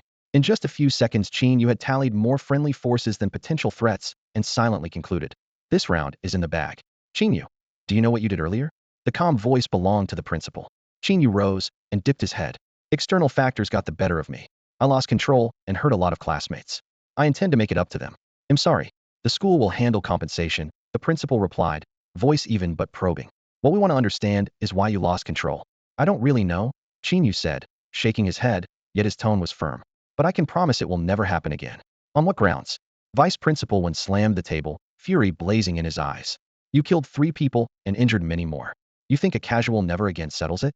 If it were up to me, I'd cripple you right now before you endanger the world." Before the words had faded, an overwhelming pressure crashed over Qin Yu like a tidal wave. The air seemed sucked from the room, sleeves whipped in the sudden gale. Qin Yu's face went ice cold. Vice Principal Wen, shouting, "Won't solve anything." Yu Xintian flicked his hand, and the pressure vanished. The air flowed once more. Vice Principal Wen. Qin Yu narrowed his eyes, his voice glacial. "So you're related to Wen Yongchang? He didn't die unjustly, had it coming." "You." Vice Principal Wen trembled with rage, his chest heaving. A surge of fire shot into Qin Yu's chest. The Reaper's dagger's icy power clawed at his nerves, and his emotions churned like a volcano on the verge of blowing. Right now he was a porcupine bristling with quills. Anyone who came close would be skewered. In desperation, he sped up the flow of his divine-level healing art. Warm, pale gold energy raced through his meridians, layering over the frenzy like a flexible yet unbreakable net that pinned the searing anger in place. The healing art was the only thing that could counter the dagger's influence. After the disastrous loss of control last time, Qin Yu treated the technique as a permanent buff, keeping a sliver of focus on it every moment of every day. If the dagger's negative force suddenly flared, he would still retain a shred of sanity. "Enough." The principal snapped his folder shut and locked eyes on Qin Yu. "How can you guarantee today's incident won't happen again?" Qin Yu had his answer ready. "After hearing about my condition, my master taught me a serenity mantra that keeps me rational." The principal's brow lifted. "Your master was here? Did he remove the suppression ropes and alter the prison array?" "Not at all." Qin Yu waved a hand. "I handled the ropes and array myself. Hanging there without cultivating was a waste of time. With beasts circling and invaders at our gates, humanity is on the edge. I can't afford to lie idle." The principal snorted. "Those ropes can bind a 7th-rank warrior. Why were they useless on you?" Qin Yu shrugged. "Maybe the inscriptions on them expired. One more thing. Has your master set foot here recently?" "No," Qin Yu said solemnly. "He can project his consciousness across 1,000 miles and send the mantra straight into my mind." 1,000-mile transmission? That's strong? People whispered, impressed by the very idea. The principal was still unmoved. "We have a few more questions. Answer honestly. We need to assess your danger level." Qin Yu sat up straight and nodded. The principal glanced at his phone and read in a deadpan voice. "First question. In the term psychological quality, quality means A in the broad sense, B in the general sense, and C in the narrow sense." "Huh." Qin Yu froze. Yu Xintian stared blankly. Sun Qian wore a face full of question marks. "What is this?" Qin Yu blurted. "It's a college mental health test," the principal replied. "Looks like you don't know any of it. Clearly your mind is unhealthy." Veins bulged on Qin Yu's forehead. He cranked up the healing art to smother his fury. If he weren't outmatched right now, he'd have loved to give the old man a hard slap. Everyone looked exasperated. "Why aren't you laughing?" the principal asked, scanning the room. "Isn't this hilarious?" Old Bao finally forced out 2 dry chuckles. "Ha ha." An awkward silence followed. As things spiraled, Yu Xintian, with Luo Lao's help, stripped the principal of the floor and took over. He fired off several key questions, and Qin Yu answered each one. Reactions around the room varied. Some people were amazed, some sighed, some doubted, and one bored soul picked his nose. After a brief pause, Yu Xintian announced, "Qin Yu, you injured several students and caused serious damage to the academy. However, given your outstanding contributions to humanity, we'll let merit offset fault. You have 2 choices." Qin Yu met his gaze calmly and nodded. "First, you may stay at the academy, but whether you're cultivating or in class, you will be under constant supervision. Secondly, since your current strength already rivals that of a senior, you can apply for an off-campus internship right away." Qin Yu asked, "Where would I be going?" In the brightly lit conference room, the president sat in a circle with several veteran professors. Raising a hand for silence, he smiled and said, "Graduates of Imperial Capital University are scattered all over the world. Wherever you'd like to intern, we can arrange it." Without hesitation, Qin Yu nodded. "Then he'll take the second option, the Lingnan Garrison." "Lingnan Garrison?" The president's brow rose. "Kid, do you know what that unit is guarding?" "It watches over the Lingnan Beast Zone." The room fell silent. He cleared his throat, voice grave. "Our nation has 4 major beast zones: Lingnan, the far north, the Western Sea, and Red East. By numbers and lethality, Lingnan ranks 3rd. Do you realize how dangerous it is? 1 out of every 5 soldiers dies there, and each of those 5 is at least a third-rank warrior. That's what makes it challenging, isn't it? Qin Yu looked up calmly. The president paused, then burst out laughing. You've got guts. Bang. Elder Bao slammed his palm on the table. I don't agree. A heartbeat later, Wang Bin swung his forging hammer onto the tabletop, splinters flying. Me neither. Watching cracks spread across the expensive Mo Xian marble, the president winced. My table. Elder Luo waved a hand, eyes gentle yet firm. Any of us can head to a beast zone except you. Why? Qin Yu frowned. Because you're the weakest one here, Luo replied. A rookie who hasn't even reached 5th rank wants to stroll into one of the 4 beast zones. Are you tired of living? Everyone exchanged looks. Luo continued. Your talent is exceptional and your background sensitive. Until you've fully matured, the 4 primary zones are off limits. But if you want battlefield experience, there is another way, the 5th beast zone. He paused, then added, it formed only a few decades ago and isn't well known. The creature population is huge, but their overall strength is average, and no 9th rank beasts have been reported. Compared with the 4 zones, it's far less lethal. Qin Yu gave a brief nod. Fine. Luo went on. Loot is random and not tied to a creature's rank, so the 5th zone suits you better. Qin Yu showed no sign of excitement. Leaning back, he tapped the armrest. Since I've agreed to your terms, you'll have to meet a few of mine. His gaze swept across the room. Imperial Capital University was a key part of his plan to grow stronger. If it couldn't help him, he had no reason to stay, certainly not just to mingle with the female students. Vice President Wen slapped the table and stood. What makes you think you can set conditions? The fact that I'm not crippling you right now is mercy. Qin Yu shot him a dismissive glance, voice icy. Why? Because of the master backing me. Because you still haven't cracked the 3rd level minimalist array. Because you need enlightenment tea. Because you lack spirit stones. Folding his hands, he spoke with quiet authority. Vice President Wen, is that enough for you? Qin Yu, don't be so arrogant. The atmosphere in the conference room froze at once. Vice Principal Wen's face darkened as he clenched his fists. His knuckles whitening, could no longer remember the last time a student had dared to challenge him face-to-face. Enough. The principal slapped the table, ending the pointless argument. Vice Principal Wen, step outside and cool off. The principal's tone was icy, and Vice Principal Wen had no choice but to swallow his anger. Before leaving, he shot Qin Yu a final glare, naked hostility in his eyes. Qin Yu raised his voice deliberately. Think he'll try to get revenge? If anything happens to me, please mention the 1 family of the Imperial Capital when you see my master. Vice Principal Wen halted for a heartbeat, then stormed out. Enough joking, the principal said, turning back to Qin Yu. State your terms. Gladly. Qin Yu lifted a hand and began ticking them off. First, I like those suppression ropes from the campus prison. How about 8 or 10? 8 or 10. The principal frowned. They're not exactly cabbages. Any tool that can reduce a 7th level fighter to an ordinary person is worth a fortune. Qin Yu grinned and shrugged, asking how I just left room to negotiate. 2. No more, the principal said, raising 2 fingers. Fine. Qin Yu agreed with theatrical reluctance. Second, he continued, I want to spend my credits on campus resources, herbs, artifacts, whatever I need. Imperial Capital University had official channels for rare materials, letting students buy treasures at far below market cost. If an item wasn't in stock, staff would scour the globe for it. Even Sun Qian's Xinxin Herb Company couldn't compete. The principal nodded. Done. The merit you earn during your internship will also be converted into credits, as per the rules. Great. Third, Qin Yu swept his gaze across the room. This one's more of a partnership.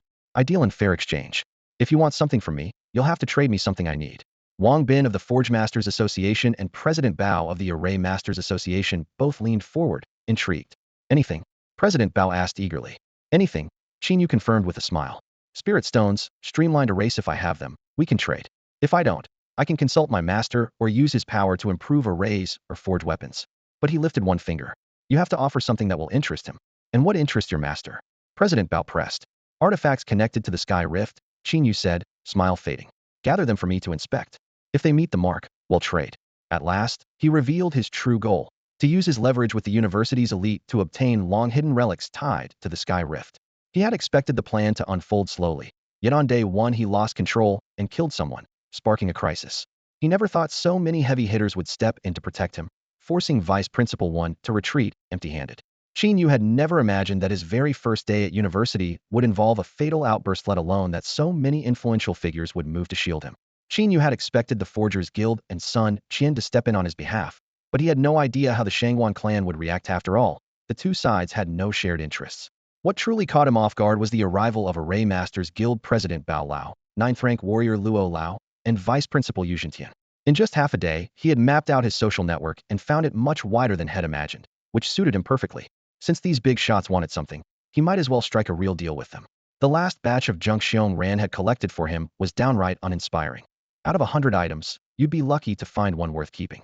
This time, his sights were set on the heirlooms every major clan kept locked away at the bottom of its vault.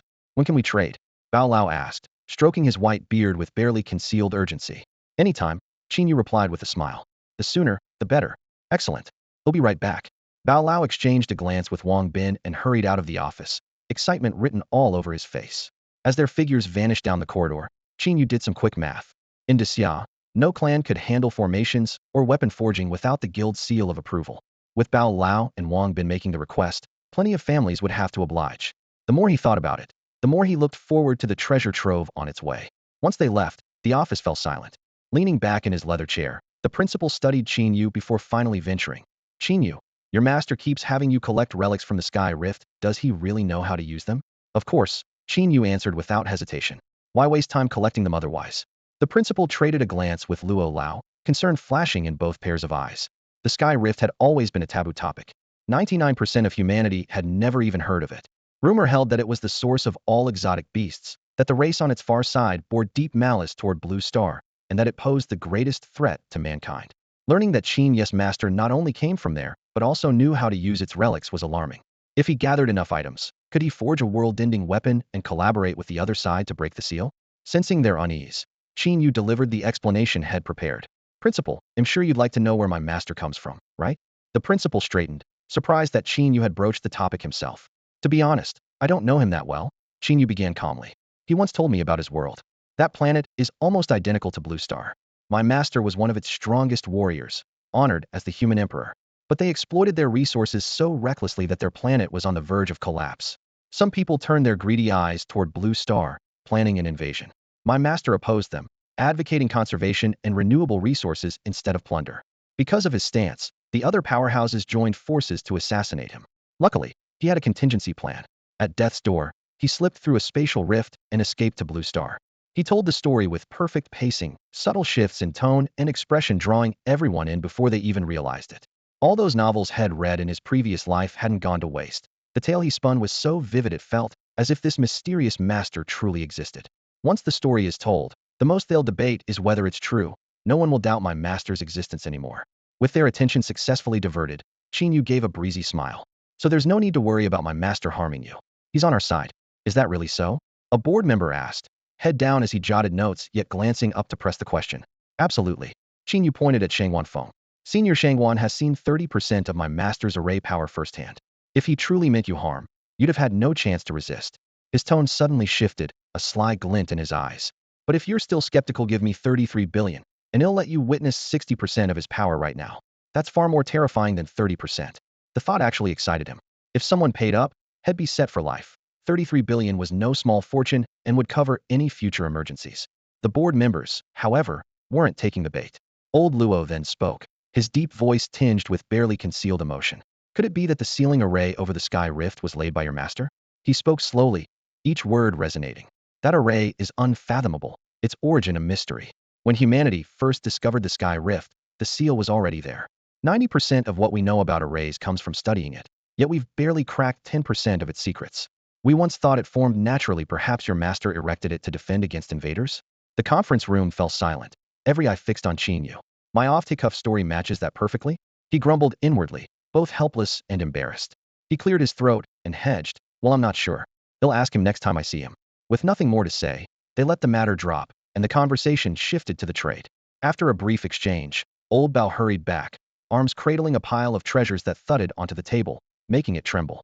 Time was short. This is all I could find. See if any of it works for the deal. He wiped the sweat from his brow. You call this all? Qin Yu's eyes lit up like beacons. He could sense the unique pulses from each item, and more than one was clearly a priceless artifact. Eagerly, he reached for a pale blue crystal shard. The instant his fingers touched it, lines of information flashed before his eyes. Impossible. How could this be? His breathing quickened. Qin Yu forced his excitement down. If the old man sensed how badly he wanted the item, the price would skyrocket. But Elder Bao was no ordinary merchant. After more than a century of life, every wrinkle at the corner of his eye was sharpened by shrewdness. Even the faintest hunger in Qin Yu's gaze could not escape him. Haha, little friend Qin Yu, have you stumbled upon something extraordinary? Elder Bao drawled, narrowing his eyes in a smile. That piece you're looking at is no trifling trinket. It's a family heirloom, guarded by the Baos for centuries. I poured half my life into acquiring it. If not for respect toward your master, I would never have shown it at all. Just as Qin Yu expected, the old fox began inflating the price. Cunning geezer, Qin Yu cursed inwardly, while feigning confusion. You mean this blue crystal shard in my hand? Precisely. Elder Bao nodded without hesitation. Qin Yu flashed a bright grin. If it's a Bao family treasure, I'd hate to rob you of it. He set the shard back onto the tray with a crisp tap. Far too rich for my purse, I'm afraid. Elder Bao's smile froze. His performance had lost its audience halfway through. In truth, the shard meant little to Qin Yu. What caught his eye was the pale gold slip hidden beneath it. When he lifted the shard, the slip's information had unfolded before him. Elder Bao, fixated on Qin Yu's expression, thought Head found a weakness. The moment he tried to raise the price, Qin Yu simply refused to buy, and the whole show collapsed. Elder Bao, is there anything here that's a genuine heirloom? Qin Yu glanced around on purpose. If there is, by all means bring it out. I'm broke, I can't afford anything too pricey. Muscles twitched beneath Elder Bao's skin. He silently cursed his miscalculation. There was no heirloom at all. Whatever Qin Yu picked up, he planned to call priceless. Out loud he forced a laugh. No, that was the last of them. The rest are just ordinary curios. Think carefully. Elder Baodont let another heirloom pop up later. Business runs on trust. Qin Yu's eyes curved with a smile. I said there's none, and that's final. Elder Bao lowered his voice, feigning offense. Would these old bones lie to you? Try swindling me again and you're dreaming, Qin Yu thought, while keeping his face polite. Very well, he'll browse a bit. Maybe you'll find something my master can use. One by one he sifted through the items. No, not this. Trash. My master wouldn't care for that. Suddenly, he plucked a plain gray stone from a pile of rubble. The moment his fingertips touched it, desire blazed in his eyes. This stone is anything but ordinary, you'll take it. Elder Bao brightened instantly, ready to jack up the price. Qin Yu cut him off with a joking warning. Don't tell me this is the second greatest treasure of the Bao clan? Of course not. What do you take me for? Elder Bao coughed to hide his guilt, had indeed been about to say exactly that. Still, every piece here, while short of heirloom status, is far from common. Qin Yu nodded. I can see that's certainly better than the junk Xiong Ran was hawking. Cradling the stone like a prized jewel, he asked, what would you like in exchange? Elder Bao's eyes narrowed. He named a price like a lion on the hunt. 1,000 spirit stones, the ones in Mo Fang's pouch. 1,000. Qin Yu raised his voice. Do you think spirit stones are pebbles by the roadside? The one in Mo Fang's hand is a supreme-grade spirit stone. One of those equals 1,000 low-grade stones. I don't have a second. With a flick of his sleeve, he sounded almost helpless. He had already blown through most of his stock cultivating Dao Comprehension tea, and he hadn't had time to hunt spirit beasts lately, so his purse was embarrassingly light. After a quick calculation, he held up both hands. If you really want to trade, all I can offer are 10 low-grade spirit stones. 10 low-grade spirit stones. Old Bao shook his head like a rattle drum, his pepper-ran salt beard quivering. That's far too little. No way. My bare minimum is 100 high-grade spirit stones. In Old Bao's mind, business was no different from haggling at the market. You start sky-high, I start dirt low, then we meet somewhere in the middle. Head learned that trick decades ago from a young butcher, and it had never failed him. Today, however, Head run into Qin Yu. Price too high? Fine, I'm not buying. Qin Yu spread his hands and turned away with a flourish. Can't afford it. Next item. The words left Old Bao completely dumbfounded. What about the back and forth? Aren't we supposed to haggle? Are you messing with me? Flustered, he thrust the stone forward. Tintin high-grade spirit stones, okay? Qin Yu simply shook his head. No means no. Even if you gave it to me for free, I wouldn't take it. 1 high-grade stone. Old Bao's voice cracked. Qin Yu glanced at him without a word. 10 mid-grade stones. 10 mid-grade stones. That's rock bottom. Qin Yu sighed. Old Bao, you still don't understand how precious spirit stones really are. After a moment's silence, Old Bao gritted his teeth. Fine. 10 low-grade spirit stones. Deal. Qin Yu pushed the stone back. I've lost interest. Lives like that miss this village, and there's no next in. Damn it. Old Bao cursed. You never intended to buy it in the first place. You never intended to buy anything to begin with. Bao Lao slammed the table, his face blazing red. Seeing his flustered rage, Qin Yu arched an eyebrow, genuine surprise flickering across his face. How can you say that, Bao Lao? He replied, unhurried. If I had no intention of purchasing, why bother asking the price? You started with an outrageous figure I simply can't afford. All right? If you want give me the slightest bit of trust, this deal ends here. With that, Qin Yu leaned back, crossed one leg over the other, and looked ready to leave at any moment. He wanted Bao Lao to see he could walk away. Bao Lao, however, couldn't do without him. The leverage was his. Bao Lao's expression tightened. If talks collapsed, the treasures filling the room wouldn't bring in a single spirit stone, and the Formation Masters Association might fall apart on his watch. Swallowing his anger, he took a deep breath and reassessed the young man before him. Clever brat, Bao Lao growled. Fine, I want to ask for the moon, but show some sincerity.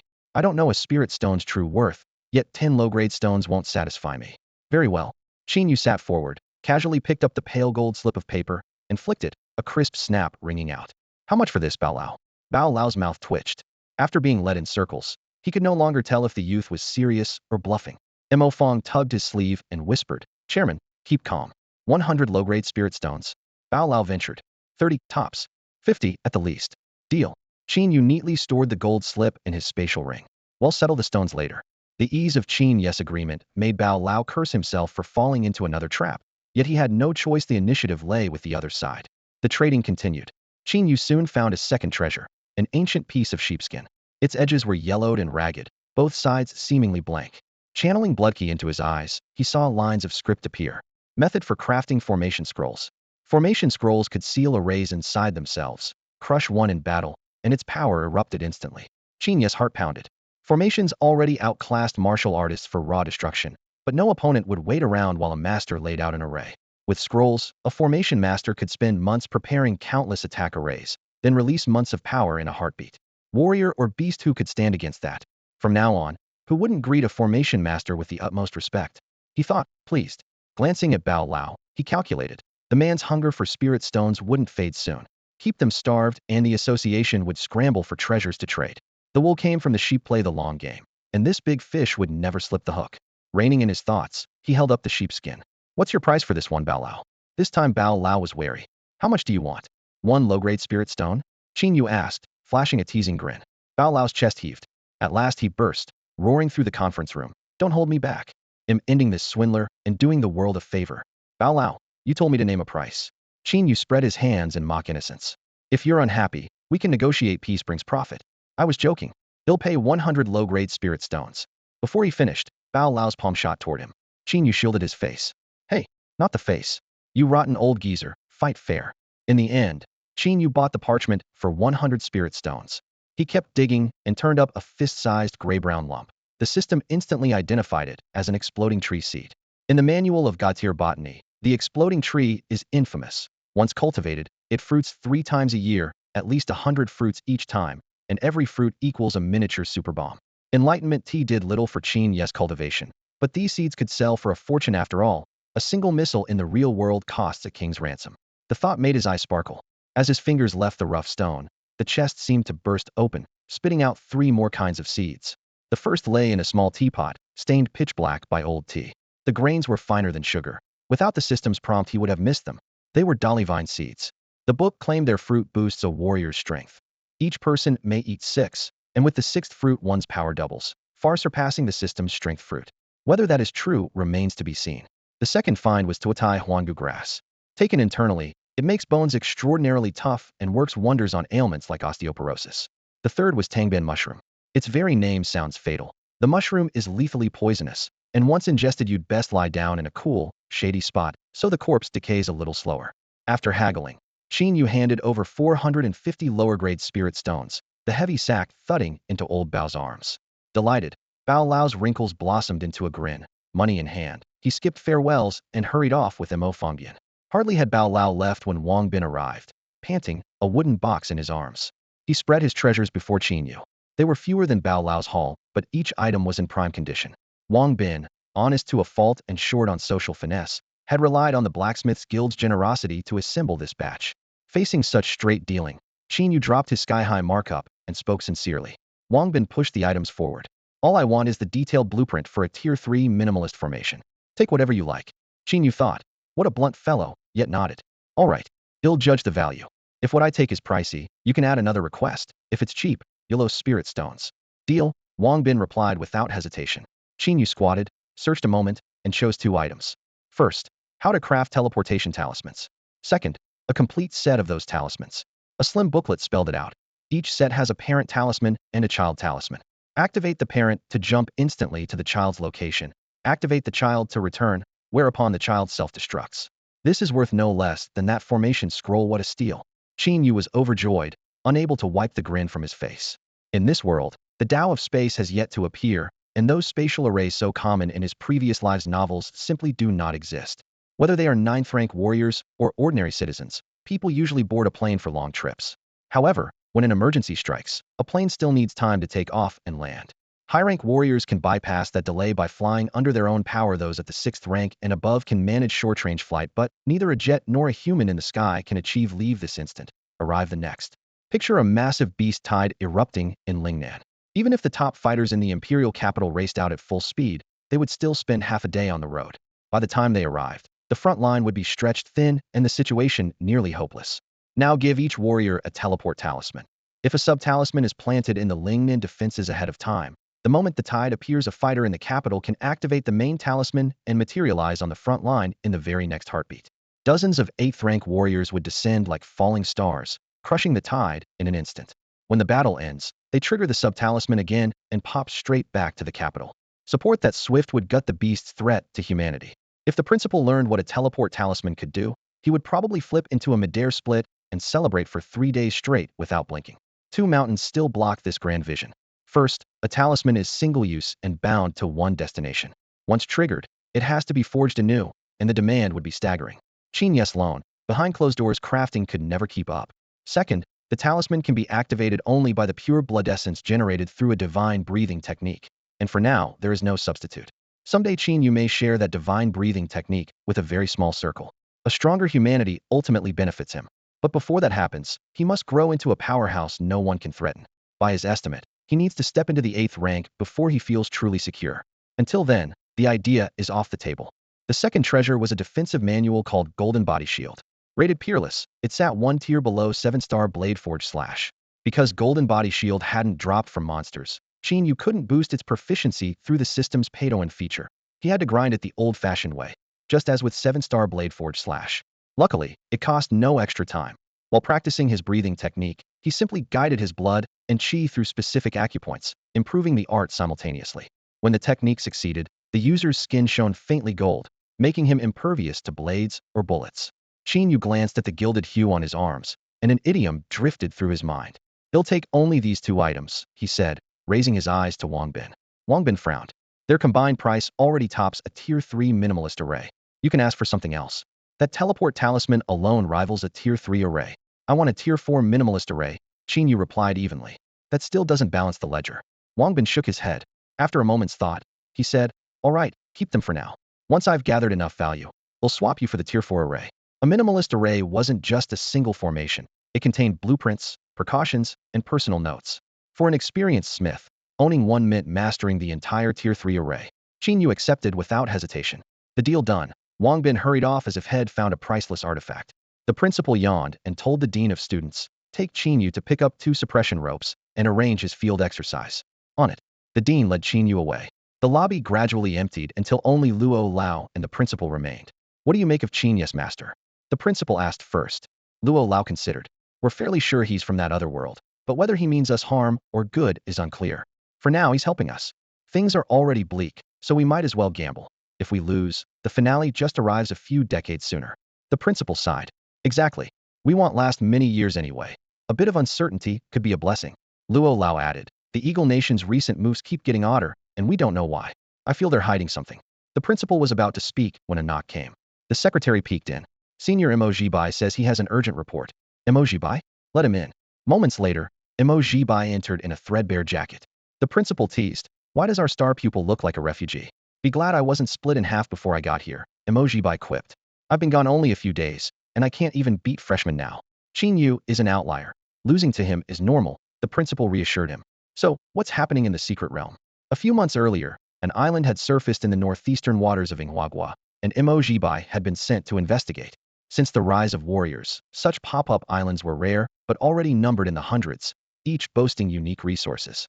Some islands yield rare ore, others harbor exotic beasts, still others nurture strange medicinal herbs, and a few are so rich in spiritual energy that they're perfect for cultivation. These small tracts of land were officially grouped under a single name, secret realms. The instant a secret realm appears, it forges its own rules. Only those who meet every requirement may set foot on the island and hunt for the hidden key. Once the key is claimed, the original rules collapse. The key holder becomes the new law. Even a 9th-rank martial artist cannot enter without that person's permission. For that reason, whenever a new realm is detected, every nation rushes to screen its citizens, picks suitable candidates, and throws its full weight behind winning the key. Whoever holds the key owns the real man. Unwritten international convention. Entry restrictions are endlessly varied. Some demand specific gender, age, or cultivation levels. Others are so absurd they defy belief. One realm admitted only the unattractive. Those rejected walked away laughing, while the successful entrants had to live with the official label of certified eyesore. Another required a completely hairless body. Countless masters shaved their heads and plucked every follicle. With a single flashlight, you could brighten the entire night, the glare bouncing off their bare scalps. The most outrageous rule insisted that the entrant had to be unknowingly cuckolded. Many arrived brimming with hope and left covered in bruises, their efforts tearing apart who knows how many once happy marriages. Now, inside the command hall, Mo.Bai reported, preliminary scans indicate an age limit currently 22 and under. The rule is still solidifying, so the final cap isn't fixed. Only once it stabilizes can qualified people go in and vie for the key. The principal asked in a low voice, how long until it's fully formed? Eyes on the shifting data across the holographic display, Mo.Bai replied, at the present rate, 6 months at the earliest. The principal nodded. What do we expect this realm to yield? From the remote sensing images, the island is barren except for massive boulders. A faint glow ripples inside the stone. It's either some kind of rare, ore or metal, or a natural cultivation sanctuary. The spiritual energy around the island is 10% higher than normal, obviously leaking from within, Mo.Bai answered. Boulders that glow from within like this. The principal produced a high-resolution photo and held it out. Mo.Bai glanced at it and confirmed immediately, that's it. Principal, you've seen them before? The principal exchanged a look with Elder Luo, excitement almost spilling from their eyes. That type of stone is known as a spirit stone. Spirit stones? Mo.Bai started to ask, but the headmaster cut him off. Go back and write a detailed report, then deliver it to me personally. The headmaster's eyes were cold. You handled this mission well, but it must remain confidential. Not a single word to anyone. Understood. Mo.Bai nodded and left the office. As he disappeared down the hall, Elder Luo muttered, I'll confirm it myself later. If those really are spirit stones, we have to secure that secret realm. Agreed, but we'll need a thorough plan, the headmaster replied in a low voice. In the resource depot, Qin Yu picked up 2 suppression ropes, cashed in points for heaps of materials to craft teleportation talismans and formation scrolls, and added a stack of medicinal herbs. Outside the main building, the dean of students walked him to a standalone villa on campus. The place was elegantly furnished sofa, desk, even a cultivation chamber, but obvious cameras showed it was half reward, half house arrest. The internship paperwork will be ready tomorrow, the dean said, dropping a business card on the desk. Call if you need anything. I've got work to do. He hurried out the door. Qin Yu checked every corner of the villa, then placed alarm arrays at the doors, windows, and walls. Only after confirming security did he sit on the bed and pull out a thin, pale gold slip of paper. To him, it was worth more than every teleportation talisman and scroll combined. System fragment detected. Fused to upgrade system functions? Yes. The slip dissolved into golden light. System upgrade in progress. 1. Auto loot enabled. 2. Infinite inventory unlocked. The new features made Qin Yu grin. No more fighting monsters while scrambling to pick up drops. He opened the system inventory, a game-style backpack with hundreds of empty slots. One by one, he dragged pills, materials, and scrolls from his spatial ring inside. Finally, he drew out the pitch-black Reaper dagger. Store. The dagger vanished, and its murderous aura disappeared with it. Feeling lighter, he tossed his heavy shingled saber inside as well. Next, he took the 4 types of seeds had collected in the secret realm and stepped into his spatial field. Beside the Enlightenment Tea Garden, he cleared several new plots. 1. Blast trees. Soak in spirit spring water, peel the hard shell, nourish with blood essence. Then bury a meter deep. 2. Power vines and rebirth grass. Simply scatter the seeds. They'll germinate on their own. 3. Reclining mushrooms. Require rotten wood. He felled trees, shredded them into chips, and mixed in the mycelium. Staring at the freshly sown plots, Qin Yu frowned. All of this needs spiritual energy, and I'm almost out of spirit stones. In a few days he'd be heading to the front lines. Maybe he could restock there. Otherwise, these spirit plants might never thrive. The next afternoon, the dean of students pushed the door open again, a folder in hand. Hey Race, your new identity. Look it over. A fabricated identity. Qin Yu raised an eyebrow as he took the folder. The dean sighed. You're too hyperphily, especially after the forging tournament. The number of people who want you dead keeps rising. To put it plainly, back in your hometown, we've already caught more than 20 assassins. On the flight that brought you to the imperial capital alone, we found 5. Qin Yu was a little taken aback. He had long known about the overseas bounty on his head and the covert protection the state had arranged, but he never imagined the sheer number of hitmen involved. In a tiny percent were intercepted at customs, and fewer than 1% actually slipped into Daxia. The price on his life was obvious. In the imperial capital, we can keep you perfectly safe, the dean said, nudging his glasses up the bridge of his nose, his tone grave. But the front line is a mess. Small beast tides hit every 3 days and major ones every 5. and we simply can't spare enough guards. So we're giving you a new identity. Only a handful of people, the Chancellor, and a few others know about it. That should be protection enough. Understood. Qin Yu accepted the file. The first line read in bold. Name, Wang Shou. Any problem with that? A man stands by his name. Changing my given name I can live with, but my family name too? Qin Yu raised an eyebrow. How about Qin Shou instead?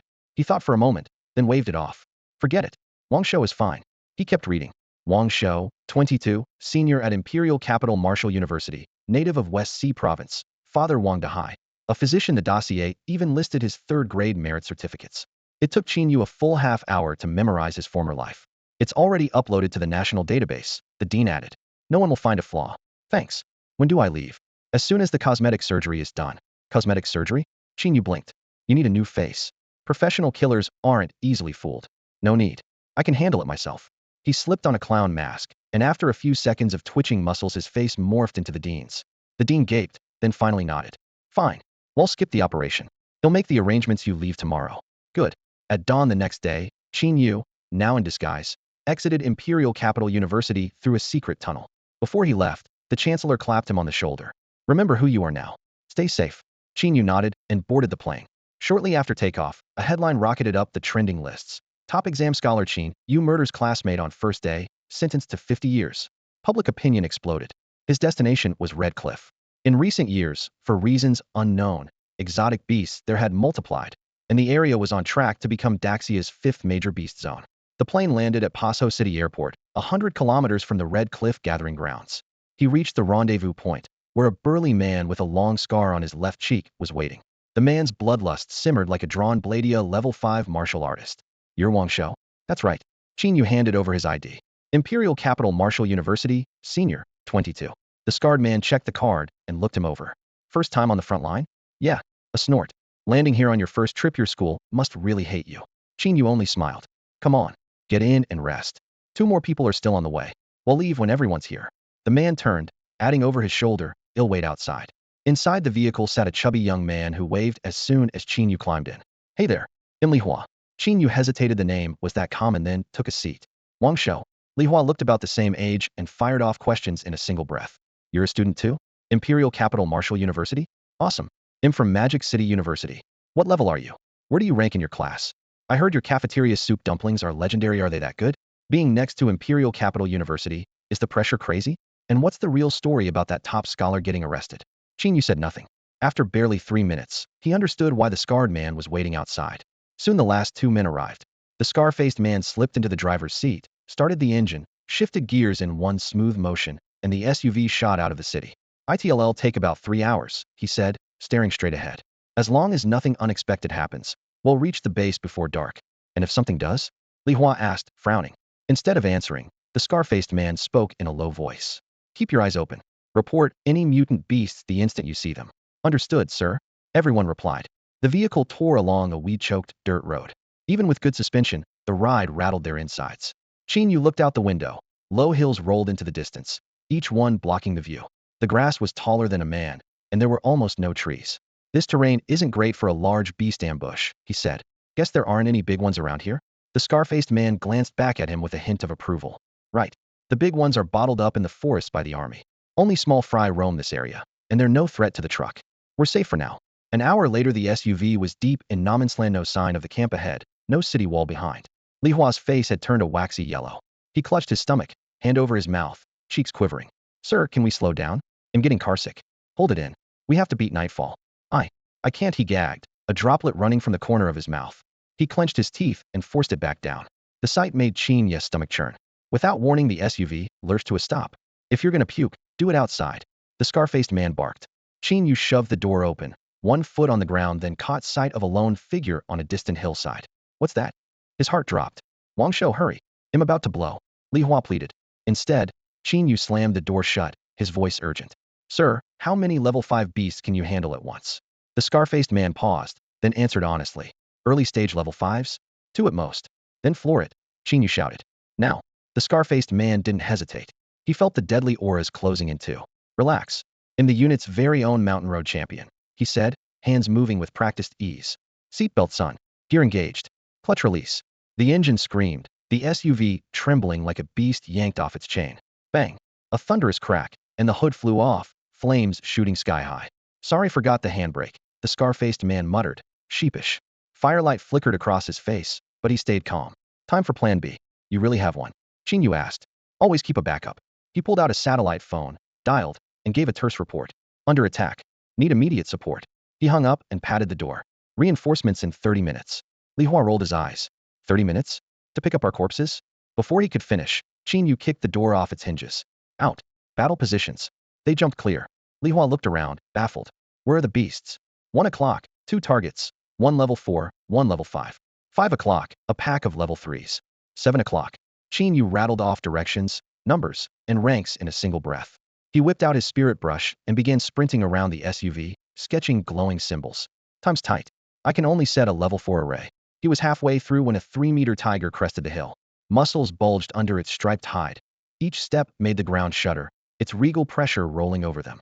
The scar-faced man's pupils shrank. We're not supposed to have a Tiger King out here. How did that thing show up? In a desolate stretch of no man's land, far from any village or outpost, a solitary figure moved on the hillside, and a formidable exotic beast appeared without warning. Qin Yu stood beside the off-road vehicle and recognized the familiar pattern at a glance. The traders from the Beastheart sect were back. Below him, the Tiger King charged up the slope, using the incline to build momentum. Its yellow and black fur lay flat against rippling muscles, and every pawfall landed with a thunderous thud, gouging claw-deep furrows into the hard ground. The oppressive aura forced Li Hua and the others to take an involuntary step back, fear written across their faces. Stop it! Qin Yu barked. The words had barely left his mouth when Scarface's blood surged. Muscles swelled beneath his shirt, splitting the seams with sharp pops as he strode out to meet the Tiger King heat-in. A paw as large as a grown man's head collided with Scarface's iron fist in midair. Boom. Dust exploded. Scarface was pushed back half a step, but the charging Tiger King was knocked to a dead stop. Its massive paw trembled, and those lantern-like golden eyes now held both dread and rage as they locked onto the man blocking its path. One exchange was enough to show the outcome. Even after channeling all the force of its charge, the Tiger King had gained nothing. If the fight continued, it would surely lose. Yet Scarface didn't press the advantage. He withdrew to the side of the vehicle, eyes sweeping the surroundings because the Tiger King wasn't their only enemy. An instant later, more beasts erupted from the earth, sprinted in from afar, or leapt out of the brush, forming a tightening ring around Qin Yu's group. At the same time, Qin Yu knelt beside the car and drew the final stroke. The 4th grade illusion array roared to life. A standard defensive array of this level could never hold off so many 5th grade beasts, but he was betting on their low intelligence. Confuse them with illusions, and they might have a chance. To be safe, Qin Yu embedded 3 supreme-grade spirit stones at the array's core. A torrent of power flooded the runes, their light blindingly bright. Milky mist surged forth, blanketing the entire slope in seconds. As the fog rolled, the beast's pupils lost focus, and even Scarface and Li Hua slipped into the illusion. These supreme stones are insane. Qin Yu's heart skipped. The last time he used one in a training camp gathering array, the liquefied spiritual energy had nearly suffocated him. After that, had sworn never to try it again. Cornered by these beasts, had made an exception, and it was even stronger than had guessed. He only meant to buy time, but the array had plunged every beast into complete immersion. He stared at the trembling runes beneath his feet. The power from 3 supreme-grade stones was overwhelming. The 4th-grade array could give out at any moment. Just like that old gathering array, collapse was inevitable. Though this setup was lasting longer, it still wouldn't hold for long. While the array stands, we take them out. Qin Yu drew his Shin gold blade, exhaled, and advanced on the dazed giants trapped in the illusion. High on the hill, a Beastheart sect member snapped his eyes open, bewildered. Moments ago, had ordered his beasts to attack the military vehicle, but once the fog rose, one by one they slipped from his control. What's going on? He muttered. Under normal circumstances, a link never broke unless the beast died. And that was impossible, so had thought. Had spent 2 days lying in ambush here, investigating that vehicle in detail before making his move. He knew the strongest person on the bus was a battalion commander, and the unit was heading into the city to pick up a group of interns. The fog crept in silently, yet it felt like a barrier that cut him off from his beasts. A battalion commander might be strong, but there was no way he could have slaughtered so many beasts in so little time. Alarm bells rang in the Beastheart sect man's mind. Was this fog the army's newest weapon? He signaled the remaining beasts to stay hidden and strode toward the coach to find out. The instant his toe brushed the grass, golden light erupted beneath his feet. A figure materialized as if from nowhere, an ink-black tang saber cleaving through the mist straight for his throat. Qin Yu had arrived. The strike cracked like thunder. Every hair on the Beastheart sect man bristled. He threw up an arm and sprang back. Swish. The blade severed the limb at the shoulder and gouged a bone-deep trench across his chest. The wound was hideous, yet not fatal as level 5 physique could still endure. Where did you come from? He snarled, staggering. Qin Yu offered no reply. He rolled his wrist and pressed in, saber light flowing like the wind. At only early level 4, without relying on the Reaper dagger, his one chance was unrelenting aggression, never letting the foe draw breath. Fool, die! Roared the man. A level 5 beast burst from underground, fangs lunging for Qin Yu. Qin Yu was ready. With a flick of his left hand, he lobbed a pellet laced with the lethal, blood-scattering powder straight into the creature's maw. Bang! The pill shattered, dark green dust flooding its throat. Its life force drained away, and its roar faded almost instantly. The beast heart-secked man tried to bolt, but a black rope slid from the grass like a snake and snared his legs. In the next heartbeat, the saber flashed. Thud, human and beast heads arced through the air, blood spraying. Qin Yu sheathed his blade, eyes on the lingering golden sigils. He could not help but marvel. Object manipulation truly is marvelous. First he had used it to slip a teleportation talisman beneath his enemy's feet, blinking in for a crippling blow. Then he guided the binding rope to lock the target down and finish the kill. This victory was owed entirely to object manipulation. Qin Yu stowed the superior spirit stone, and the mist from the illusion array quickly dispersed. Scarface, Li Hua, and the others jerked awake, shaken by the bizarre scene they had just witnessed. The stench of blood hit them. The bodies of exotic beasts lay strewn across grass and shattered rock, the blood still wet and shocking to behold. What happened? Qin Yu exclaimed first, pointing at the carnage, his eyes wide with disbelief. Scarface was equally stunned. In the blink of an eye, every beast had been slain, yet he had no memory of striking a single blow. Li Hua flashed over, eyes shining. Sir, that was incredible. If I were really that good, I'd be a regimental commander by now, Scarface snorted, then crouched beside the Tiger King's corpse. The beast's throat had been cut clean through, smooth as glass, no sign of struggle. Scarface studied it and frowned. Even the Tiger King fell into the illusion and died in one stroke. Whoever did this is at least regimental level, and their blade is terrifyingly sharp. He glanced at Qin Yu. The array Qin Yu had set was only 4th rank, hardly enough to cloud a normal person's mind, much less trap beasts. Maybe an expert passed by and killed everything, Scarface muttered. But why put us in the illusion too? With no answer, he straightened and clapped his hands. Forget it. We're alive, that's what matters. Get over here and strip the valuable parts. The carcasses are too big for our rings, and hauling them back costs too much. Take what's worth money, well, split it evenly. Spirits lifted, everyone drew their blades. Beast hides split under sharp steel, blood spattering the grass, the air thick with the metallic tang of fresh gore and escaping energy. Sir, another beast over here, Li Hua suddenly called. And there's a man. A man? Scarface strode over, parted the weeds, and saw a gray-robed figure on the ground, chest pierced through. Him? Scarface blurted. Qin Yu hurried up. Sir, you know him? 5th level fighter from Beast Heart Sect, Scarface said coldly. We've had a 2 million bounty on him. Looks like he's the one who ambushed us. He lifted the head, wiped off the blood, and tossed it into his spatial ring. We'll claim the reward later. Same split, everyone gets a share. Thank you, sir. The group was elated. Their brush with death had turned into a windfall. Knives flashed as tusks, cores, and hides were quickly harvested. Suddenly, a low hum rolled overhead. 2 military helicopters dropped from the sky, their rotors whipping the grass. A man jumped down and landed lightly. He took in the scene and whistled. Damn impressive. He gave Scarface a thumbs up. I was about to bag your corpse, but you turned the place into a slaughterhouse. Scarface folded his arms and mocked a lofty tone.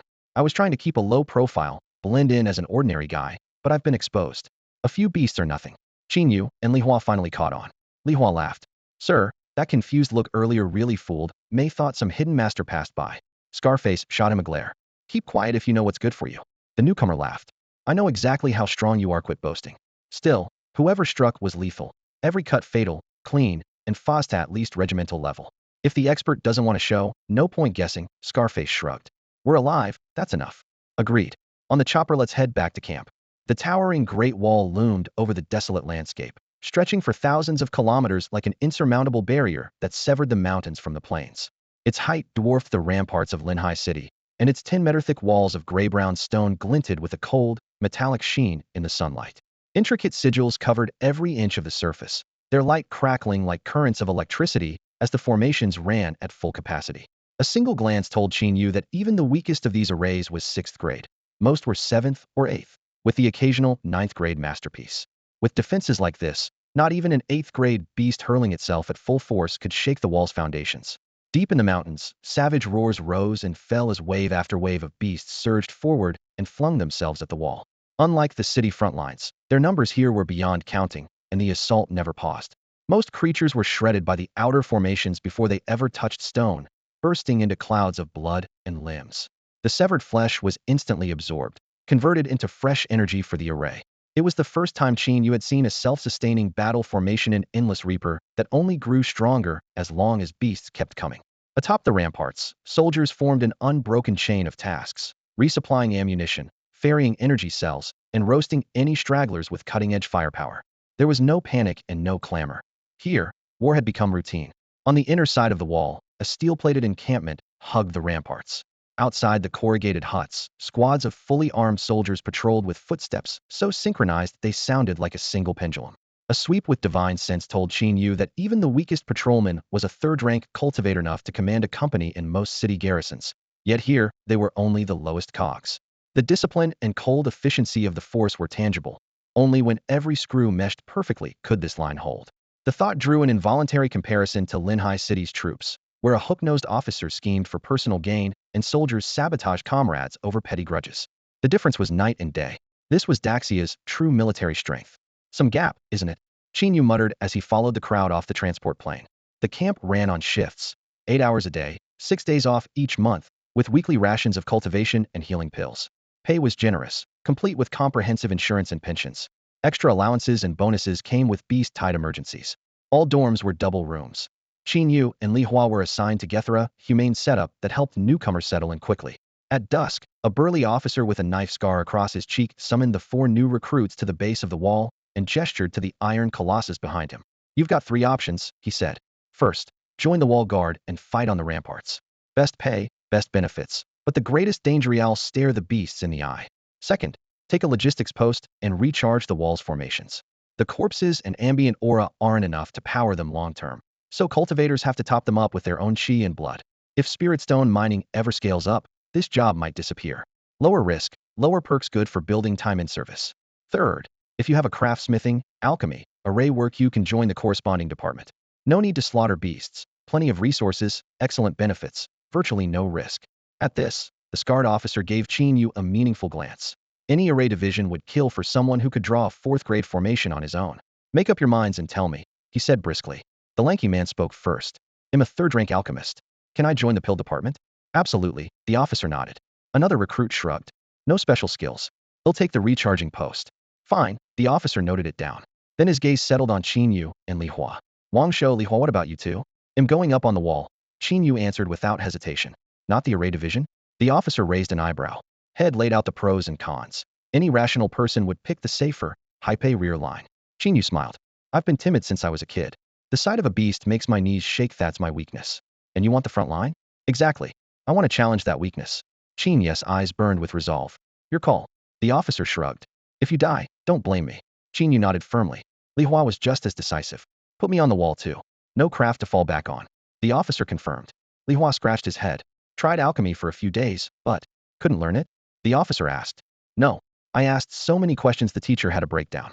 The officer blinked, then broke into hearty laughter and waved them on. Fair enough. The scarred man noted everyone's preferences and forwarded them to the proper office. Once that was done, he escorted the 4 back to the dormitory for a break. Qin Yu and Li Hua shared one room, while Wang Shou and another worker took the one next door. The next morning he burst in, slapped a duty roster onto the table, and announced, your schedules are out.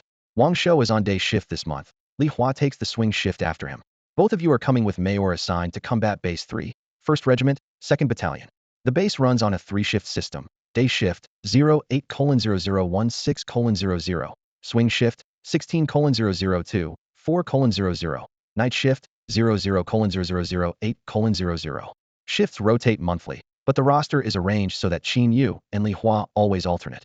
That guarantees Qin Yu 8 hours of personal time each day, perfect for studying formation scrolls or drawing teleportation talismans. After the roster was settled, Qin Yu followed the scarred man up onto the Great Wall. At the foot of the mountains outside the wall, packs of spirit beasts roared so loudly the ground trembled.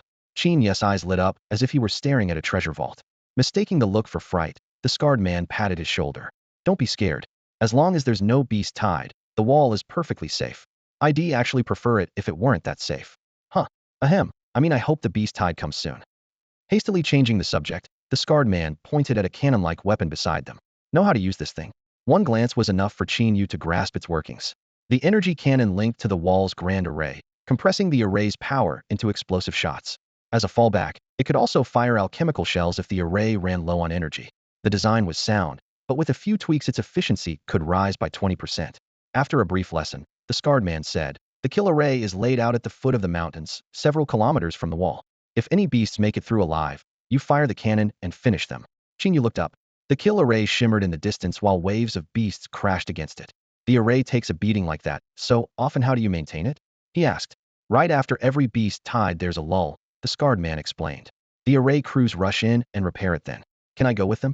Qin Yu's eyes lit up. "Sure. Just file a request. But those arrays are at least grade 6. You'll only be a helper." "Helper is fine."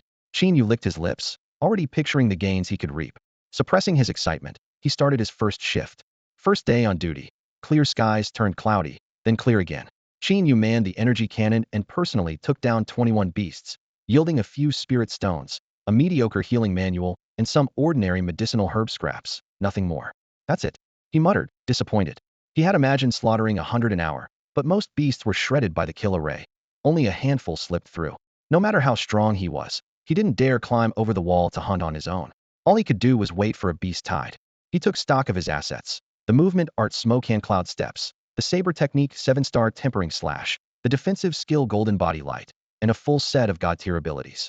What he lacked were vast numbers of spirit stones and resources such as rare pill recipes, seeds, and formation blueprints. He had a hunch he would burn through an astronomical amount of stones in the future. He didn't know why, but he trusted the feeling and started stockpiling early. For now, he returned to the dormitory to cultivate. The most important thing was to grow stronger and wait patiently for the next beast tide. Qin Yu's shift ended exactly when Li Hua's began. With Li Hua gone, the dorm was blissfully quiet. He locked the door, let his mind sink, and slipped into the spatial stone. The moment his feet touched down, he crammed spirit stones into the spirit gathering array.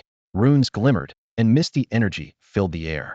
Next, he grabbed a wooden pail and tended the seeds head sown a few days earlier.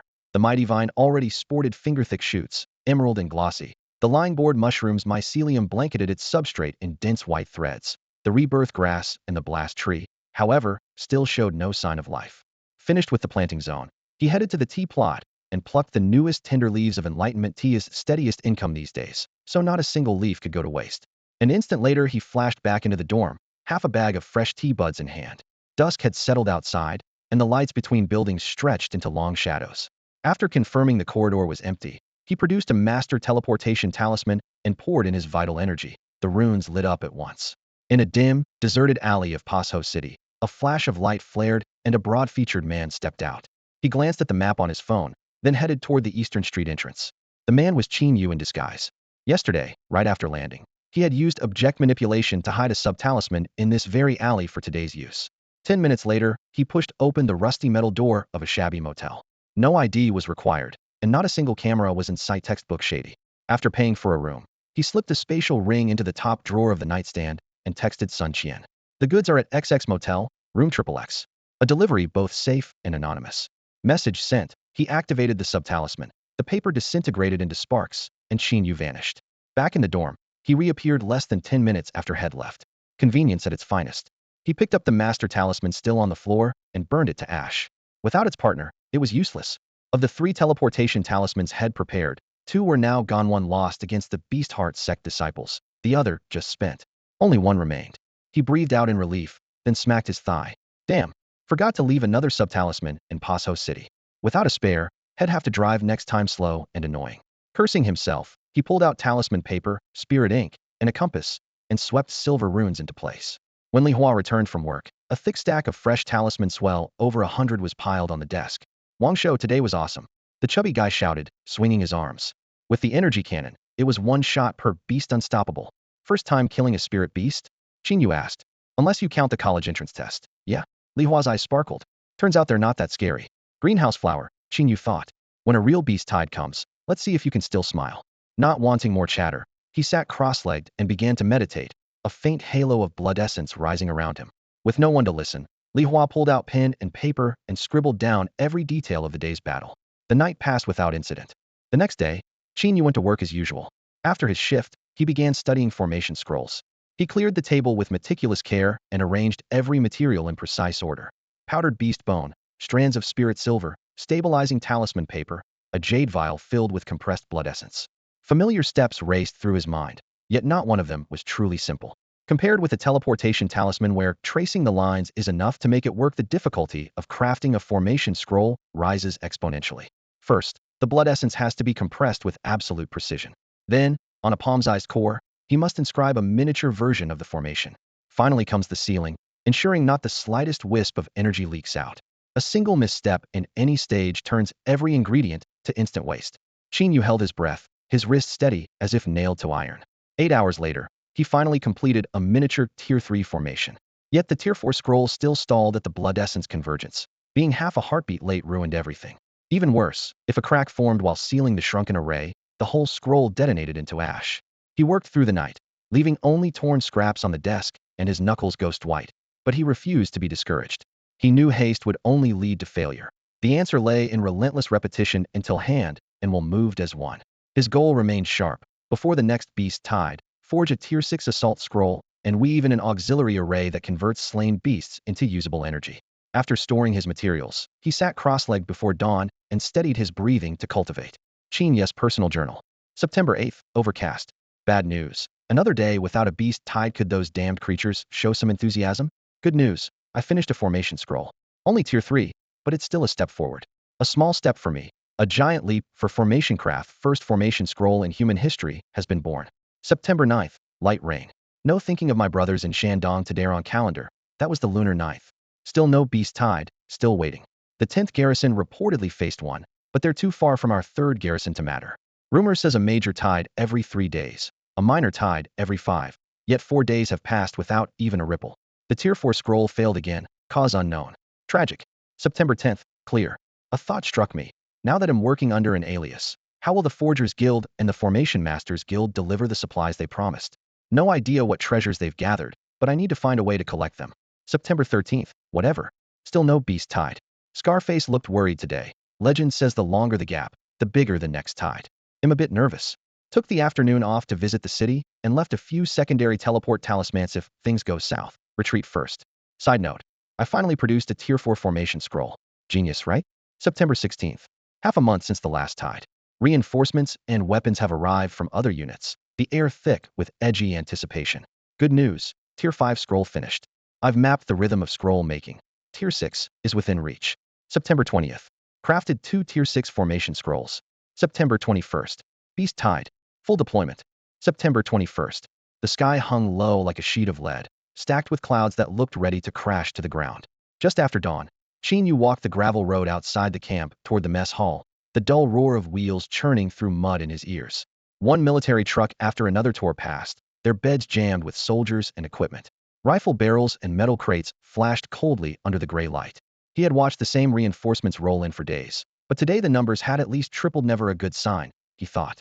Wangsho, did you hear? Rapid footsteps came from behind, and a man clapped him on the shoulder. The two had often shared shifts on the Great Wall and were on familiar terms. Hear what? Qin Yu asked, puzzled. The man lowered his voice. The detectors picked up a massive energy spike beyond the mountains last night. Looks like a lot of beasts are gathering. A beast tide? Qin Yu reacted at once. Right, in a huge one. Word is the whole camp will get the notice today. The man winked. Scared? Qin Yu drew a sharp breath. HSS. The man laughed and tried to sound upbeat. Come on, no need to panic. We've waited a long time for this yesterday. Today, both are, good days. His voice trailed off, leaving him with an awkward smile even he couldn't justify. After breakfast, Qin Yu climbed the Great Wall as usual. New today was an entire detachment in pale blue uniforms. Black alloy crates lay at their feet. Parts spilled out as tools spun between deft fingers, metal clinking and ringing. By noon, dozens of unfamiliar weapons stood in a line, all muzzles aimed skyward. Curious, Qin Yu grabbed the man from earlier. Brother, what are these? Anti-air cannons built for flying beasts. He patted the barrel. Flying beasts? I've been here for weeks and never seen one. I thought they stayed in the south. They're rare up here, but they show during a tide. Formations hardly work on airborne targets, so they're a real threat. That's why we got these cannons. The man's explanation was thorough. Qin Yu ran a hand over the mount, noticing no visible trigger. How do you fire it? Computer controlled. Once it locks on, it shoots automatically. He had barely finished when a siren ripped through the camp. Woo-woo, all units, be advised. Beast tide expected in 3 hours. Threat level, 7. Prepare for immediate engagement. All commanders, battalion level and above, report to the command center. Combat Protocol 1 is now in effect. Repeat. The announcement echoed along the walls. Commanders, 5 minutes to the command center. AA levels even tied. The man's voice cracked. His fingers trembled as fear filled his eyes. Beast tides were ranked 1 through 9. Levels 1 to 3 were standard, 4 to 6 city devouring, and 7 to 9 nation devouring. History recorded small countries wiped from the map by levels even or higher tides. Qin Yu had once faced a level 2 tide in Linhai City upgraded only because a level 6 beast, the Feitian Xing, appeared briefly. Without it, the event barely qualified as level 1. He pushed back his unease. What levels have you seen before? In 2 years here, 6 was the worst. The man inhaled shakily. 38% casualties. The wall was breached, half the camp leveled, and Paso City took the spillover. This one is at least 10 times worse. His voice shook. The memory was a scar. The coming tide was too fierce. Qin Yu set a steady hand on the man's shoulder. Relax. A threat this big will draw plenty of strong reinforcements. But the man clutched his jacket and shook his head. You don't understand how terrifying a tide like this can be. Qin Yu glanced around. If a 2-year veteran was shaking, how much fight would the rest of the soldiers have left? All they could do now was hold the line and hope. As the hours slipped by, the swarm thickened. More and more beasts punched through the kill zone and massed at the foot of the wall. Boom. A blossom of fire erupted as the heavy cannon on Qin Yu's shoulder vaporized a second-tier beast. Charred flesh scattered with the smoke, while a low-grade spirit stone vanished into his system storage. He scanned the line and saw tight-lipped soldiers still laying down controlled bursts and lobbing grenades, their formation unbroken. To a new recruit, a 7th-tier beast tide was just a phrase Qin Yu included. Ignorance breeds nerve. The veterans who had danced on death's edge too many times already wore the numb look of men long past fear. Wang Shou, I'm coming for you. A familiar voice yelled behind him. Qin Yu turned. The chubby Li Hua lugged a rocket launcher, a full crate of rockets at his feet, grinning so wide his gums showed. You're joining the fight too? Qin Yu asked quietly. Of course, Li Hua chuckled, eyes shining. Anyone who can still move is heading up. Perfect time for me to rack up a kill streak. His gaze held nothing but eager fire, the raw bravado of a calf charging the tiger. Stay sharp, Qin Yu warned, blasting another beast into scorched earth. Just then, 5 razor-edged auras erupted from the rear of the camp, spearing into the clouds. I am the commander of Battle Camp 3. A voice thundered overhead, rolling like distant thunder through every ear, and all eyes snapped skyward. This beast tide is a rare 7th-tier surge, the commander declared, his words like iron strikes. Most of you have never faced one. Listen well. At least 3 8th-tier beasts will appear. Gasps rippled along the wall. Faces drained of blood, knees shook. 3 8th-tier beasts? We're dead. My wife and kids are still waiting at home. Fear spread along the line, threatening to crest into panic. Do not fear and do not panic. The commander boomed, voice steady as a bell. We are not alone. For days the other camps have been sending reinforcements. The men beside you include brothers from every camp. He gestured to the figures flanking him. These are the commanders of camps 1, 2, 4, and 5. Between us, we field 5 8th-tier fighters. Our top-tier strength matches anything the beasts can throw at us. After a heartbeat of stunned silence, the wall erupted in a tidal wave of cheers. A 7th-tier tide was terrifying, but with 5 8th-tier powerhouses at their side, the fight no longer felt unwinnable. Seizing the moment, the commander shouted, our preparations are complete, ammunition and supplies are still pouring in. Today's tide is the fiercest since Camp 3 was founded, but we are also the strongest we have ever been. All 10 battle camps have tightened their belts to bolster our firepower. Behind us stand the nation, the cities, and your families. This battle we will not lose, and we have no right to lose. Victory! The roar surged toward the heavens, guns and tongues of flame weaving of burning resolve. Victory! Victory was within reach. Everyone's fighting spirit surged like a tide, power crackling in every limb. The aura on the battlements felt like facing an ancient army of 100,000. Anyone else might have quaked, but when you're holding 5 atomic bombs, what's there to fear? Now 5 8th-rank warriors stood atop the wall like iron anchors, yanking the teetering battle back into balance at once. For the first time the soldiers could actually see a chance to live, and with hope, they would fight all the harder, nudging those odds a little higher. A scar-faced man hefted a broadsword as tall as a person and let it clang to the stones beside Qin Yu. Sir! Qin Yu snapped to attention and saluted. The scar-faced man slapped his shoulder. Scared? No, sir. Why not? Because I'm simply not. Qin Yu's answer was brisk. The man grinned, the old scar stretching across his cheek. A beast tide isn't like the skirmishes before. This time hordes of mutant beasts will punch through the fire line and reach the Great Wall. When that happens, you'll have to meet them heathen. He remembered Qin Yu admitting had been timid since childhood, trembling whenever he saw a beast. Yet the youngster had given up a safe post in the formation corps to fight on the wall. That won the veterans' respect, so he had come to offer a few words of caution. Qin Yu merely murmured, He didn't understand why the commander was fussing. If a beast dared break through, he would simply cleave it in two. While they were speaking, the sky abruptly darkened. A massive black cloud drifted in, swallowing what little sunlight remained. When the men looked up, their scalps prickled. It wasn't a cloud at all, but a swarm of flying beasts packed so tight they blotted out the sky. Before the soldiers could react, the anti-air cannons along the wall locked on and unleashed roaring streams of energy. Farther back, ground-based missiles launched one after another, slicing the air in blazing arcs. Explosions lit the sullen heavens. The stench of charred flesh mixed with fresh blood, and beast carcasses rained down outside the ramparts. The great battle was about to begin. The swarming beasts in the sky seemed to sound the horn of invasion. The ground trembled, deep roars echoed from the forest. Ancient trunks snapped under tremendous force, and boulders the height of several men were crushed beneath pounding hooves. A tide of massive landborne creatures burst from the treeline with terrifying momentum. At the same time, countless bombs screamed over Qin Yu's head and detonated in the heart of the horde, fire and shrapnel rolling through the air with the stench of burning flesh. Conventional firepower was brutal, but could only cut down monsters below Tier 4. Anything stronger required nuclear ordnance. When the beasts first appeared, humanity relied on nuclear devastation just to survive, but terror soon followed. The radiation sped up the creature's evolution. Any mutant that lived long enough in a fallout zone grew exponentially stronger, sometimes becoming an entirely new species. In response, nations hurriedly signed a no nukes unless absolutely necessary treaty, vowing to limit their use of atomic weapons. Even so, artillery alone could not stem the flood. Wave after wave of beasts threw themselves at the array, protecting the humans. The formation flared, its energy reaping lives by the thousand. Fallen monsters dissolved into motes of light that fed the spell. But nothing is flawless. When the energy peaked, the shield shattered. A gap tore open, land beasts poured through like a breached dam, and almost simultaneously the first flyers began to dive. Li Hua hoisted a rocket launcher and fired in rapid succession. Boom! One rocket struck a Tier 2 flyer, ripping it apart in a spray of blood. Shredded wings and black gore spattered at Qin Yu's feet, the metallic stench filling his lungs. His heart tightened, grateful that his spatial inventory blocked the Death Dagger's corruption. Without it, he might have lost control again. Wangsho, heads up, the scar-faced man barked, stepping in front of Qin Yu with his greatsword humming. A 1-meter-long Tier 3 beast lunged straight at the trio. Heat flashed in Qin Yu's eyes, his fingertips quivering with excitement. He had waited too long for a proper hunt. Slipping past the scar-faced man, he lifted his blade and slashed. Lightning-bright steel split the creature cleanly in two, the halves thudding to the ground. Qin Yu was not wielding the Xianjin blade, too conspicuous in a crowd.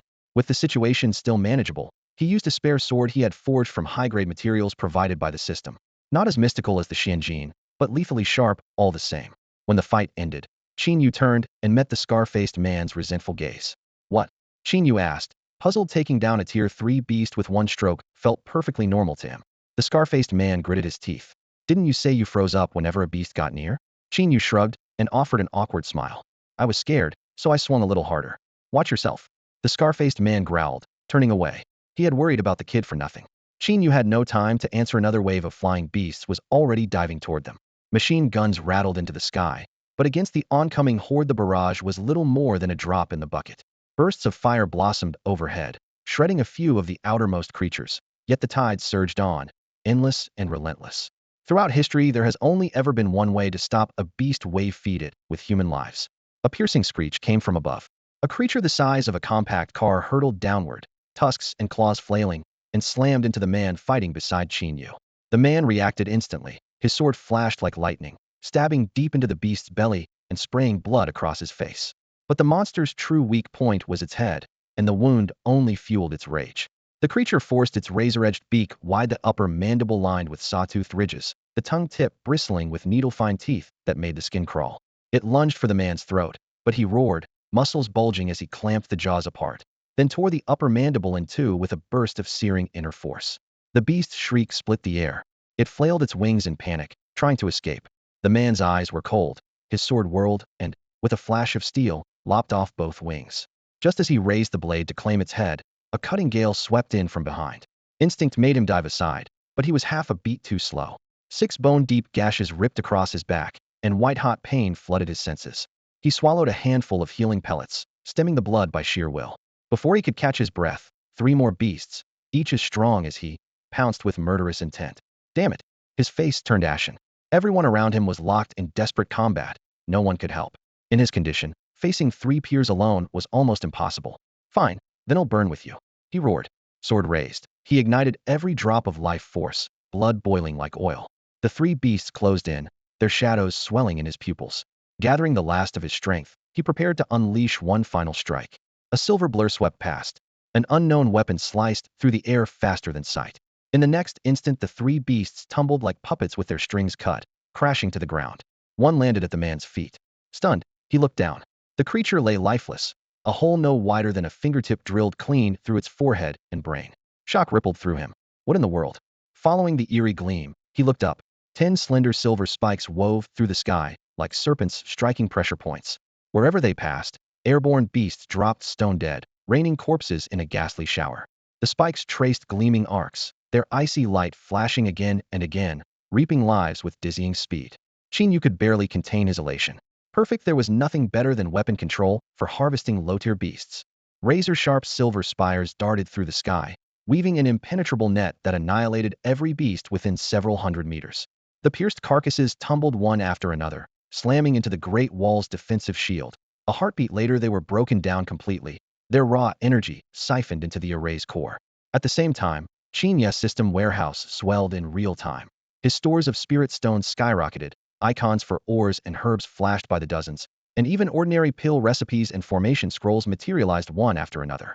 Without pausing to examine the loot, he pulled 2 more prolonged drills from his storage and flung them into the sky, doubling his killing speed once again. In just a few minutes, his haul exceeded what he had earned over the past half-month. Not even the high-intensity hunts back at boot camp had felt this exhilarating. The beasts in the air kept pouring in, and the tide on the ground was even more ferocious. Amid bloodlust roars, the earth shook. Packs of monsters crashed against the foot of the Great Wall and scrambled up the sheer stone like swarming ants. In the blink of an eye, the entire stretch of battlement was buried beneath a writhing, pitch-black mass that made every scalp tingle at first glance. When the foremost claws grazed the crenellations, the Great Wall's grand array roared awake. Energy harvested from the earlier corpses detonated along its runes, and sweeping waves of light plowed across the stonework, reducing the lower-tier beasts to ash wherever they touched. In the space of a breath, the overcrowded wall was cleared, buying the defenders precious seconds to focus on the targets above. The flying beasts dove again and again until at last a human soldier fell, his armor blooming crimson. Only the sector held by Qin Yu remained untouched, his prolonged drills streaked like swimming dragons, shredding every winged creature the instant its fangs appeared. All the other warriors could do was shoulder their energy cannons and pour fire onto the ground, titanic beams trailing white flames as they tore gaps through the horde below. Amid the thunderous blasts, the first wave of flyers was finally routed. Medics darted across the line with emergency kits, staunching blood and pumping recovery fluid into the wounded. Casualties were light this round. The beast tide had only just begun. There were plenty of monsters, but their ranks were low. The strongest among those flyers had barely reached Tier 5, and there had been only a handful of them. By past experience, heavier hitters would soon arrive, and the escalation would continue until either humanity or the beasts was forced to withdraw. With the skies cleared, every gaze swung back to the ground. Cannon fire boomed, deafening and unrelenting, and a new cycle of slaughter began at once. In the monitoring room, white lights blazed overhead. A dozen scholarly middle-aged men sat before miniature supercomputers, feeding the torrent of data streamed back by frontline drones into their models. After aggregation, the figures appeared on a giant central screen, where a curve representing the beast tide's level was hovering near Tier 7, wavering slightly. Drones were sampling the energy fluctuations in the forward mountains in real time, cross-referencing them with historical beast tide databases to predict the coming intensity and final rating. The algorithm had been validated in combat many times and had almost never shown a significant error. But the next second, the curve plunged, dropping from level 7 past level 6 in the blink of an eye. Worse, it didn't stop. It accelerated, falling off a cliff. What on earth was happening? The supervisor sprang to his feet and swept his gaze over the control room staff. Did someone key in the wrong data? Check it right now. He lowered his voice, but the urgency still spilled out.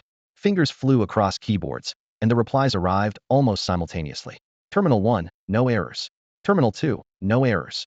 Terminal 3, no errors. The 3 acknowledgements followed in quick succession, the green indicators on the monitor steady as stone.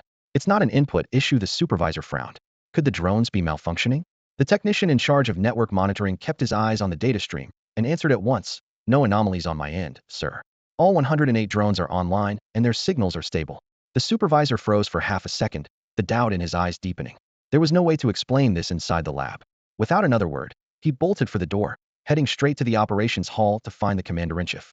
Inside the Great Wall Command Hall, A massive tactical projection showed the second wave of beasts crashing against the defensive array. Why does this wave feel weaker than the first one?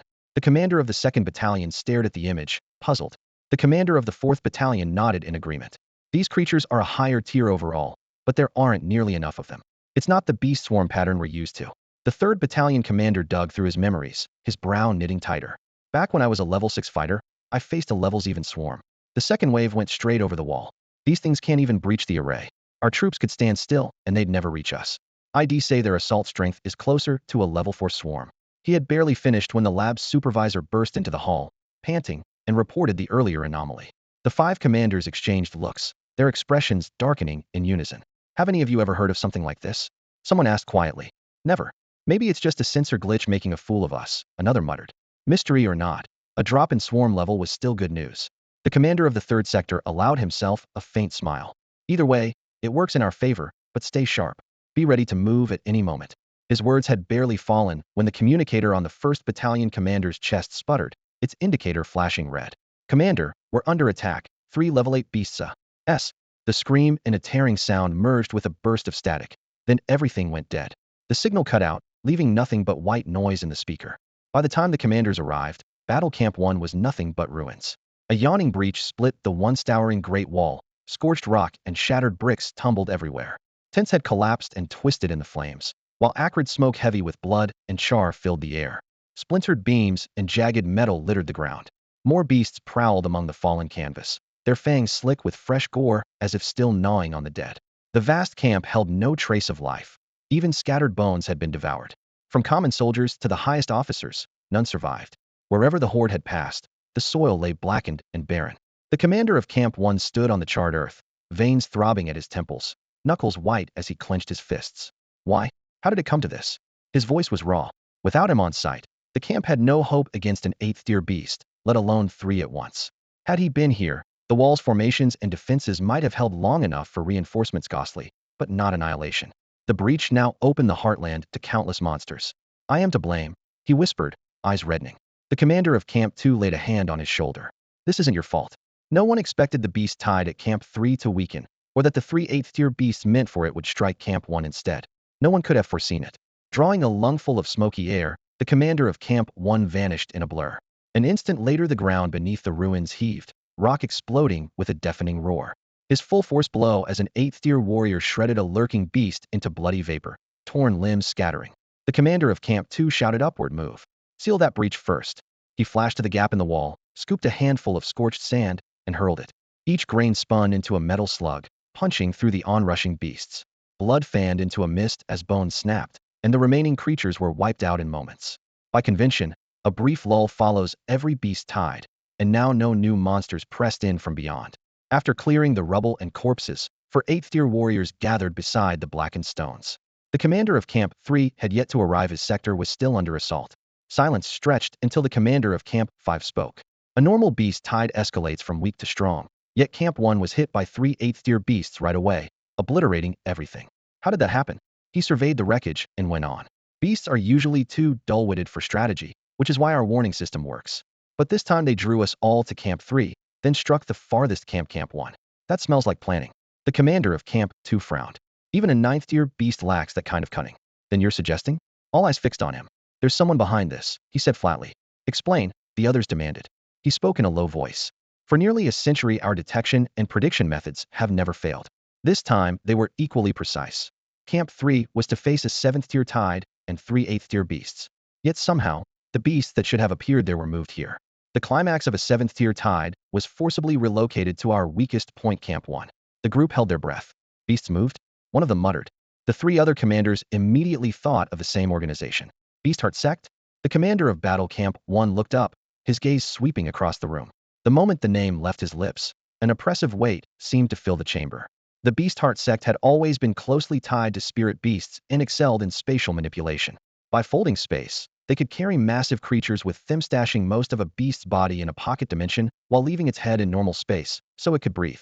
As a result, their cultivators could casually flick a hand and unleash a torrent of monsters from cracks in the walls, the ground, or even between their fingers, an awe-inspiring sight. For the past 6 months, Camp 4 has repeatedly encountered Beastheart operatives during northern patrols. They've been unusually active, the commander of Battle Camp 4 added in a low voice. Could they have mastered true spatial teleportation? Someone ventured. It's possible, the 4th camp commander replied. But if they could open portals at will, sectors 2, 4, and 5 would already be in ruins. Clearly, large-scale teleportation still has limits. Then what's their aim? Just to destroy Camp 1? The 1st camp commander pressed, frowning. The other commanders shook their heads. No trace of an 8th-rank beast had been found inside the Great Wall, which meant the creatures smashed the breach, then immediately withdrew without crossing the wall. In other words, the Beast Heart sect captured the camp only to pull back once they had it. It made no sense. Had they pushed on to ravaged Beast City or struck Camp 2, human casualties would have been catastrophic. Instead, they simply stopped at an inexplicable restraint. The more they pondered, the deeper the mystery grew, yet none of them could pinpoint the sect's true intent. All of this is still speculation, the commander of Camp 2 reminded them. Submit the intel to headquarters and let the specialists analyze it. Right now, our priority is rebuilding Camp 1. Agreed. And we need to clear out the beasts that did cross the wall before they do any more damage to ravaged Beast City, the commander of Camp 3 added. The commanders exchanged looks and nodded in unison. With supplies and reinforcements from the other camps, Camp 3 easily crushed the beast tide. The cheers had barely erupted when a grim report struck them like a falling boulder. Camp 1 had been ambushed by 3 level 8 beasts and annihilated.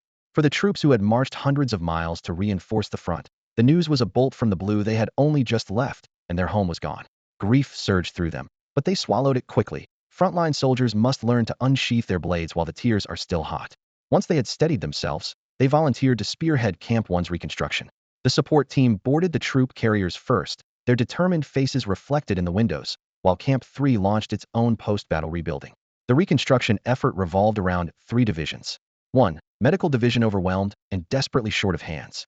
2. Forge Division working day and night to repair shattered weapons, the glow of molten iron painting the night sky red. 3. Array Division bearing the heaviest load. The frontline killing arrays were nearly destroyed and had to be redrawn from scratch. The defensive formations on the Great Wall were only lightly damaged and needed spot repairs. On Scarface's recommendation, Qin Yu was temporarily assigned to the Array Division. The teams scattered to their sectors and got to work. Qin Yu was paired with a young level 6 array master as his assistant, and they had a single day to restore 10 level 6 killing arrays. While the master prepared his ink, Qin Yu unrolled a scroll and activated 2 pre-drawn arrays, explaining, the formations aren't completely ruined. The runes that channel energy are missing. Replace those, and they'll run fine. Hearing that it was just a patch job, the level 6 master felt relieved rather than suspicious. Saving himself 2 arrays was a bonus. But once they began, something felt off. Qin Yu's brush flew with razor-sharp precision, making the master feel like the novice. Doubt crept in, and he finally asked, "Hey, what level array artist are you?" "Level 4. Qin Yu replied without looking up. "Then what level are these arrays you're drawing?" "Level 6. "Can't you tell? But is it even possible for a level 4 to draw a level 6 array?" "My master says I'm gifted." "I hear you, but honestly, what level are you?" Qin Yu finally looked up, speaking earnestly. "Level 4. Obviously just blessed with a bit more talent." The level 6 master was completely dumbfounded. Qin Yu patted his shoulder and said, in a world-weary tone, "Spiced beef and tripe has no tripe, and wife cakes contain no wives. The world just doesn't make sense. Get used to it." A gust of wind lifted the dust, and the level 6 array master stood there, utterly at a loss. Qin Yu worked at lightning speed. By noon he had finished the remaining 8 formations. Raising his hand, he guided his spiritual energy. Light flickered at his fingertips as sigils spread across the ground, each line drawn with hairbreadth precision. When the final glyph closed, he took out 8 flawless spirit crystals, set one into the core of each array, and covered them with a thin layer of soil. As the stones vanished underground, the runes flared with pale gold light and flickering arcs of lightning. Their strength rivaled 7th-tier formations, and in efficiency and durability, they were even better. He had avoided 7th-tier arrays only because that would look too suspicious. Officially, the squad boasted just 1 6th-tier array master and 1 4th-tier. Unveiling 7th-tier work would be impossible to explain. Besides, these 8 6th-tier arrays were more than enough. When the beasts charged again, at least 100 would break into this sector every minute, and the arrays would instantly shred 9/10 of them, about 90 creatures. That meant Qin Yu could collect roughly 90 item drops a minute, far more profitable than swinging a sword on the ramparts. With that realization, he finally saw how he had wasted his time. Fighting's just for fun. Real progress comes from arrays, he told himself, vowing to join the array division and land a cushy post where loot would flow in while he lounged. When everything was in place, Qin Yu brushed the dust from his hands and called to the 6th-tier master, "Brother, we're done here." "All right." The man trotted over, visibly uneasy. Even a slow-witted person could see that this senior Wang Shou was extraordinary, finishing 8 6th-tier formations in half a day without a single mistake was at least 7th-tier workmanship. The array division had nearly 26th-tier masters, but only 3 7th-tier and 1 8th-tier, so the difference was obvious. He bowed respectfully. Senior, may I ask your name? Wang Shou, Qin Yu replied flatly. Senior Wang, it's an honor to be on the same team, the man said, seizing the chance to flatter him. Qin Yu asked casually, tell me, would anyone believe it if a 4th-tier array master produced 6th-tier formations? The man paused, then answered honestly, I don't think anyone would. Then keep it to yourself. Qin Yu flashed a faint smile. I'm just a 4th-tier array master, understood? Enlightenment dawned, and he nodded repeatedly. Understood, senior. To him, this was an easy payday and a chance to curry favor with a powerhouse. How could he refuse? The 6th-tier master was named Long Shan, though everyone called him Ashen. Just then, a colleague walked up and asked in surprise, Ashen, you're finished already? Long Shan chuckled. Lucky break. A few arrays weren't completely wrecked, so I just patched them up. The colleague handed him a form. Sign here. The bonus will be paid with the end-of-month wages. Got it. Long Shan scribbled his name in the primary designer column, while Qin Yu signed Wang Shou under assistant. With the paperwork done, the colleague added casually, by the way, Ashen, Zone 1 is rebuilding and needs array masters. Want to lend a hand? The pay's still pretty good. Long Shan shook his head instinctively. Camp 1 section of the Great Wall had already been breached. It was deadly out there. Losing your life for a bit of hazard pay just wasn't worth it. Qin Yu, however, lit up the moment he heard the news. He had just finished drawing arrays for Camp 3, and now there was a chance to keep drawing in Camp 1. He raised his hand at once and volunteered. The officer in charge of the roster glanced over. And you are? Wang Shou, 4th rank array master, Qin Yu said, giving a false name. I'm with the wall troops and know a little about arrays. I'd like to help. The officer frowned. 4th rank is too low. You'd be more burden than help. Return to your unit. No. Long Shan jumped in, afraid this big shot would get offended. Wang Shou is strong, and we work well together. Let him come with me to support Camp 1. You're going too? The officer stared at Long Shan in surprise. Everyone knew Long Shan was timid and dodged danger whenever he could. This notice was routine. No one expected him to accept. Long Shan thumped his chest heroically. When one post is in trouble, the rest must help. Camp 1 needs us. How could I refuse? The officer gave him a thumbs up. Respect. He'll sign you both up. Long Shan forced a wry smile. Clinging to Qin Yu's coattails was costing him. Qin Yu patted his shoulder. Barring surprises, they'll be transferred to the array division in a few days. Long Shan broke into a grin. At dawn the next day, they boarded a helicopter bound for Camp 1. When the cabin door slid open, a faint metallic tang of blood still hung in the air, but the place already looked different. Beast corpses were gone, the shredded tin shacks replaced, and the camp's outline was taking shape. Under their officers' orders, soldiers worked in neat lines. The gaping breach in the wall had been plugged with boulders for now, and squads were hauling rebar and concrete to rebuild it. Truck after truck rumbled in, loaded with supplies, most of them bearing Camp 2 plates. Help from other camps was still on the road. Qin Yu marveled at the speed. One day, and they've done all this. Not bad at all. After checking in, the two headed straight for the clearing outside the wall. Qin Yu's brush flew, and 6 6th-level arrays appeared in one burst. As he started the 7th, his system storage began to spam alerts. Item collected, mid-grade spirit stone 1. Item collected, Timberic 1. Item collected, water essence fruit 1. The record scrolled so fast it blurred. The beasts had already attacked Camp 3, and loot was pouring in at a staggering rate. Grinning ear to ear, Qin Yu sped up. A beast's roar echoed from deep in the woods. By the time he finished the 13th array, low-tier magical beasts were prowling between the trees. Senior, fall back. They're about to break through. Long Shan gripped his rifle, nerves taut. Qin Yu glanced over. Just small fry. What's to fear? Enough of them can still overwhelm us. Judging the array network complete, Qin Yu led Long Shan back to the camp. All of Camp 1's original array masters had died. The replacements were a handful of ad hoc transfers, skill levels all over the place, and right now the arrays covered barely 20% of the perimeter. Worse, the 9th level foundation array anchoring the wall had been destroyed. Regulations called for a 9th level core, 8th level mains, and 7th level auxiliaries work far beyond the newcomers. They had to wait for experts from the capital. Luckily, the beast tide had already passed. Only low-tier creatures were harassing the line, and the soldiers could handle them without heavy losses. Qin Yu stayed a few more days until the situation stabilized, then caught a military jeep back to Camp 3. The hard bench jolted with every rut, and he found himself missing the helicopter's plush leather seats. When they need me, I'm their darling. Once they don't, I'm the hired help, he muttered. One more notable point. Bao Qingtian, president of the Array Masters Association, had come to Camp 1 in person and drawn a 9th level fortress array on the wall. Qin Yu noticed Bao's team could already embed spirit stones smoothly into 7th level arrays, a stunning leap forward. and they clearly put great stock in spirit stone applications. The more they value spirit stones, the more I can skim off the top. Good luck, Elder Bao, Qin Yu chuckled to himself. After returning to the 3rd garrison, Qin Yu applied to join the formation division. The unit was usually quiet.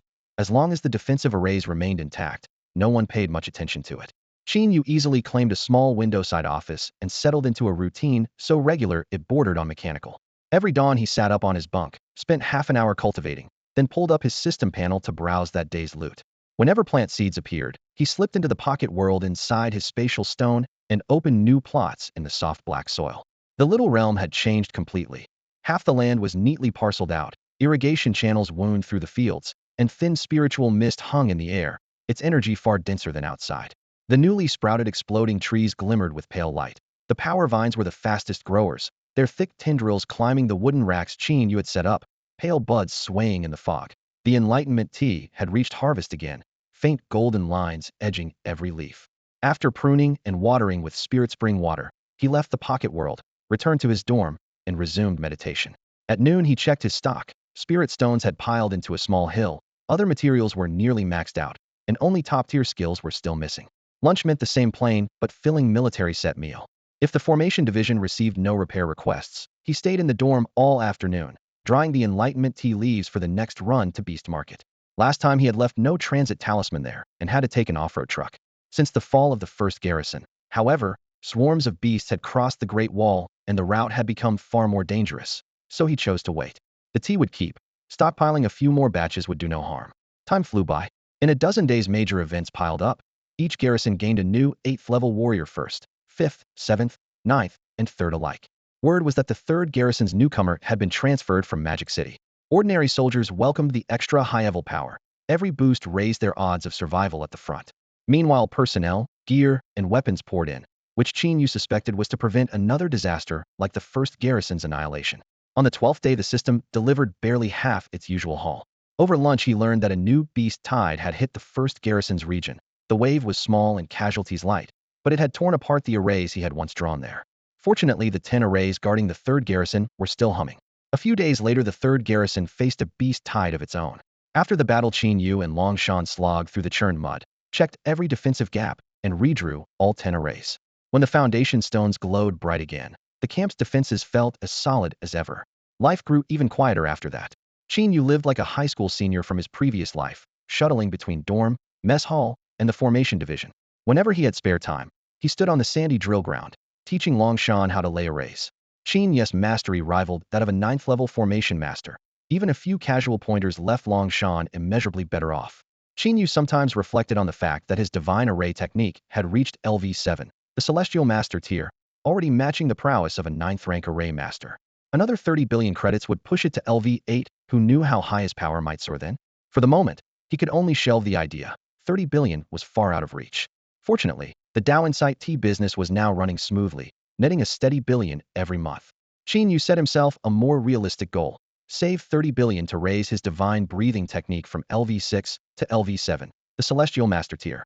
He had 15 billion in the bank, and at the current pace he would hit the target in roughly 6 weeks. By that time, the spirit plants he had cultivated would be ready for their first harvest, all of which Sun Qian would sell on his behalf, promising yet another sizable profit. Time was on his side, and the future looked bright. Autumn arrives early in the north. In early October, a cold rain swept through, carpeting the forest floor with yellow leaves and leaving the branches bare. As temperatures plummeted, even the veterans breathed a quiet sigh of relief. The brutal summer was finally over. With the foliage and undergrowth withering, binoculars could easily trace the movement of the few beasts still roaming the mountains, allowing defenses to be set up in advance. Casualties in spring and winter were usually lower than during the sweltering months. Around this time, the camp hosted a winter welcome festival so the soldiers could vent 6 months' worth of pent-up frustration. Qin Yu had little interest in such celebrations. He continued his daily training with iron discipline, watching his vitality index rise steadily. His cultivation was advancing by leaps and bounds. One quiet October day, the dorm was utterly still. Qin Yu suddenly opened his eyes and let out a long breath. Muscles swelled beneath his clothes. Bones crackled. Crisply had finally broken through to level 3. He threw a casual punch, stirring the air into a visible vortex that thudded against the walls. I should be on par with a level 5 fighter now. Not long ago, he needed restraint ropes or vitality-disrupting powder to handle a level 5 opponent. Now his fists alone could meet them heated. A level 3 defeating a level 5 that was the terror of divine grade skills. Qin Yu's combat strength had always exceeded his official level by 2 tiers, and fighting above his rank felt as natural as breathing.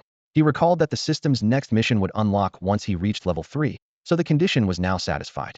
Even so, Qin Yu remained vigilant. Level 3 was only the minimum threshold, and greater power meant a better chance of survival. By mid-November, light snow drifted from a gray sky. Inside the spatial stone, Qin Yu bent down to snip the first batch of mature spirit plants, feeling the gentle warmth of their aura through his fingertips. Qin Yu harvested 3 kinds of plants this time. The first was the fruit of the power vine. Planted right after the enlightenment tea, it climbed with astonishing speed, and the trellis was now completely overgrown.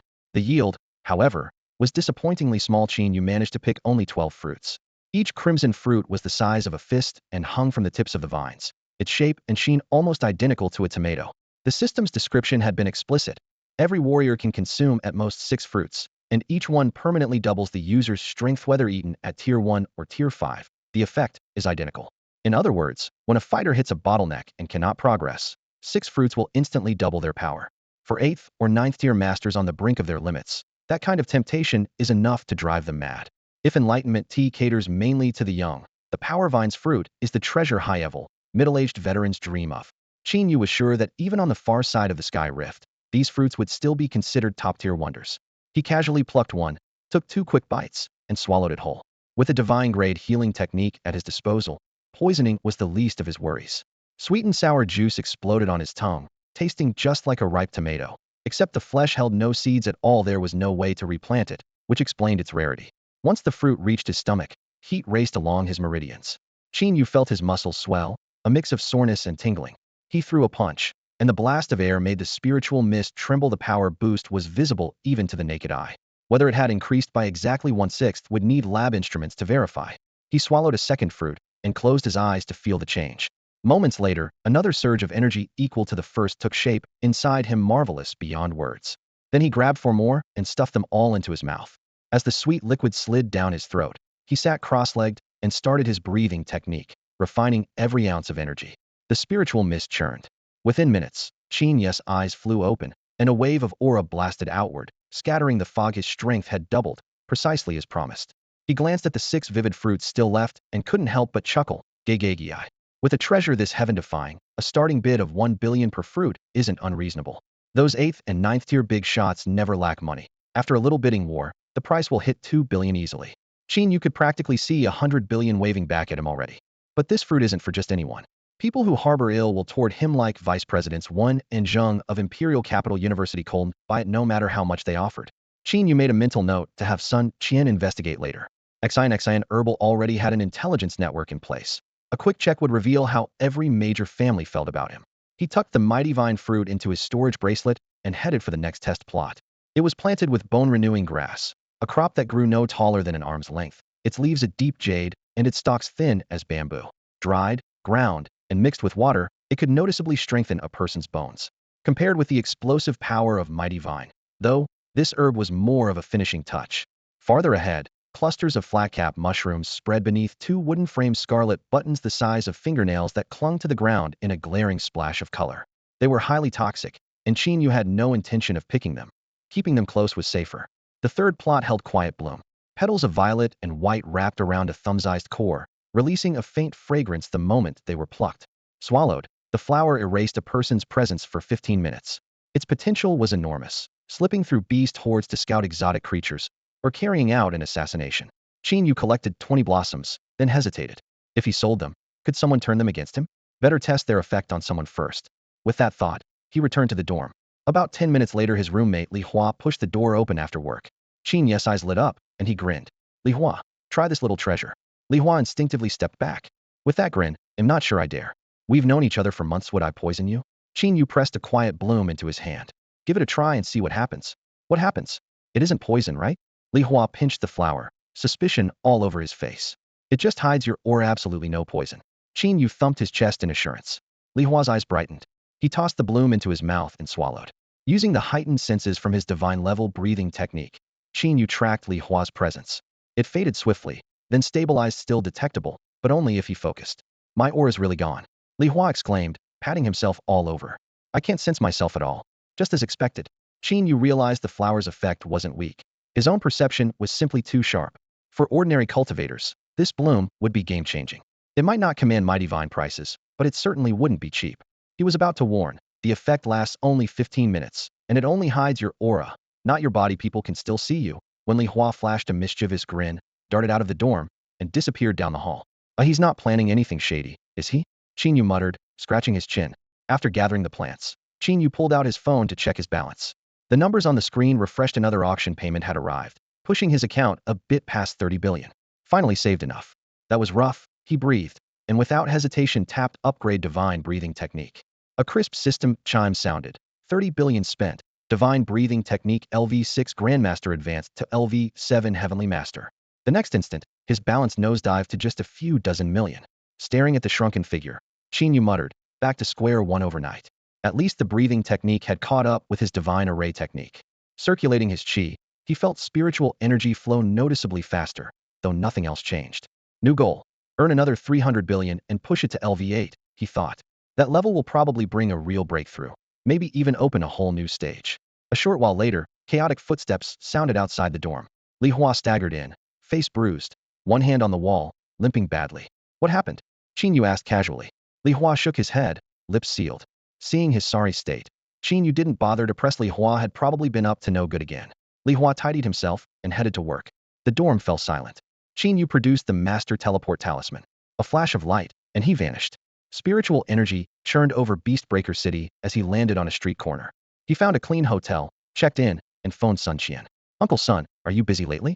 Haha, Xiao Yu, not at all. The auction money's already in your account. I saw it. Qin Yu chuckled, then shifted topics. Uncle Sun, I've cultivated 3 new plants. New plants? Excitement crept into Sun Qian's voice. Which ones? Qin Yu described in detail the effects of power vine fruit, rebirth grass, and concealing flower. When he finished, he heard nothing. Uncle Sun, he called. After a pause, Sun Qian's voice returned, suddenly urgent. I'm here. Xiao Yu, did you say 1 power vine fruit boosts strength by 1/6? That's right. A person can take 6 in a lifetime. All 6 doubles their strength, Qin Yu added. It works on 8th and 9th level martial artists too? Sun Qian pressed. Qin Yu considered its system hadn't mentioned any level limit, so it should work for everyone. Those few seconds felt like an eternity to Sun Qian. He practically held his breath. It still works, Qin Yu confirmed. Fantastic. Sun Qian drew a deep breath, hand on his pounding heart. Xiao Yu, you always surprise me. Next time I call, I'd better have heart meds ready. Joking aside, he quickly returned to business. So, what's the lowest price you're willing to take? Qin Yu chuckled. I'm not really up on market prices. Uncle Sun, do you think a 10 billion reserve is too high? 10 billion? Sun Qian's voice shot up an octave as if had been jabbed with a needle. That's practically a giveaway. Do you have so little respect for 8th and 9th level warriors? Qin Yu was momentarily speechless and managed only an awkward, Sun Qian forged ahead. Listen to your uncle. Set the reserve at 50 billion. Bundle both fruits with the Tuatai Huanggu grass and auction them together. The Yinahua is potentially hazardous. The auction house may not touch it, so sell it directly to the state. If you like, I'll arrange it. I'll pay handsomely. No problem. Qin Yu agreed, though doubt nagged at him. Uncle Sun, is 50 billion really not too much? The total sales of Wudao tea have only just topped 100 billion. 2 fruits at that reserve equal all of it. And Shangguan Feng has scraped together only 30 billion in his whole career. If even he can't bid. Shangguan Feng is already one of the strongest 8th level warriors, and the Shangguan clan has far deeper pockets than most. Before Qin Yu finished, Sun Qian cut in. Relax. That 30 billion is just his liquid cash. He hasn't sold a single weapon or treasure. At an auction like this, families and even the state will step in. 50 billion is pocket change to a 1,000-year-old top-tier clan. Sun Qian's tone turned curious. Can you get more of these fruits later? Possibly, but the yield is low, Qin Yu said honestly. We're talking a handful a year. After Dolly Vine bears fruit, it rests anywhere from 3 months to 3 years. With bad luck, you wait the full 3. Sun Qian paused, then offered his estimate. That only drives up demand. I'd say each fruit will go for at least 200 billion. That high? Qin Yu was genuinely startled, suddenly feeling that the 30 billion head scraped together wasn't much after all. Sun Qian patiently crunched the numbers. 1 fruit boosts a top fighter's strength by 1/6. Picture the lure. Clan Chief Shangguan Peng, for instance, he's the strongest in Daxiao right now. 1 fruit makes him number 1 in the world. 6 fruits double his power. Even 3 9th level warriors together couldn't stop him. Still think a few hundred billion is steep? The stronger you are, the harder it is to advance. 9th level fighters burn through mountains of resources for the tiniest gain. A few hundred billion for a 1/6 boost is a bargain. Hearing that, Qin Yu began to think a 50 billion reserve might be low. Sun Qian lowered his voice, still tempting him. With the right hype, the price could top 1 trillion. Give those clans 6 months to raise funds and swear there will only ever be 6 of these fruits. No need, Qin Yu said flatly. 6 months is too long. A few hundred billion is plenty for me. He added, anything I provide must never reach people or families hostile to me. Don't worry. He'll run background checks, Sun Qian promised. Thanks, Uncle Sunday. I've left the Wudao tea and the other plants in room XXX at the XX hotel. Send someone to collect them. Qin Yu hung up, exhaling with relief. He stepped outside, slipped into a deserted alley, wedged a sub-teleportation talisman into a crack, then activated another. In a flash of white light, he was back in his dorm. Soon, the Imperial capital would be buzzing again. The Imperial capital. Sun Qian accepted the spatial ring his subordinate handed over. Get back to work. Yes, boss. After the subordinate left and the office door clicked shut, the excitement Sun Qian had been suppressing finally broke the surface. He took a deep breath, sent a strand of spiritual power into the ring, and tipped its contents onto the ebony desk. A small pouch of enlightenment tea, 19 concealing flowers, a pair of disposable slippers, 6 fist-sized power vine fruits, and a pinch of rebirth grass. Slippers? He frowned, nudged the disposable pair to the corner of the desk, and forced himself to ignore that bizarre offering. His gaze shifted back to the fruits.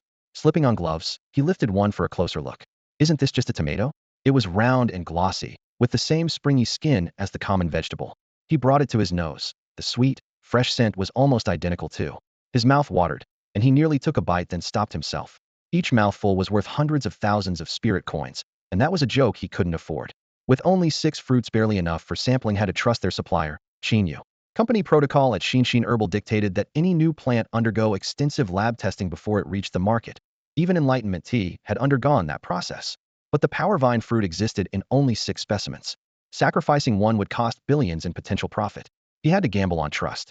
If their claims proved false, the company would lose more than its reputation. It would face ruinous fines and compensation.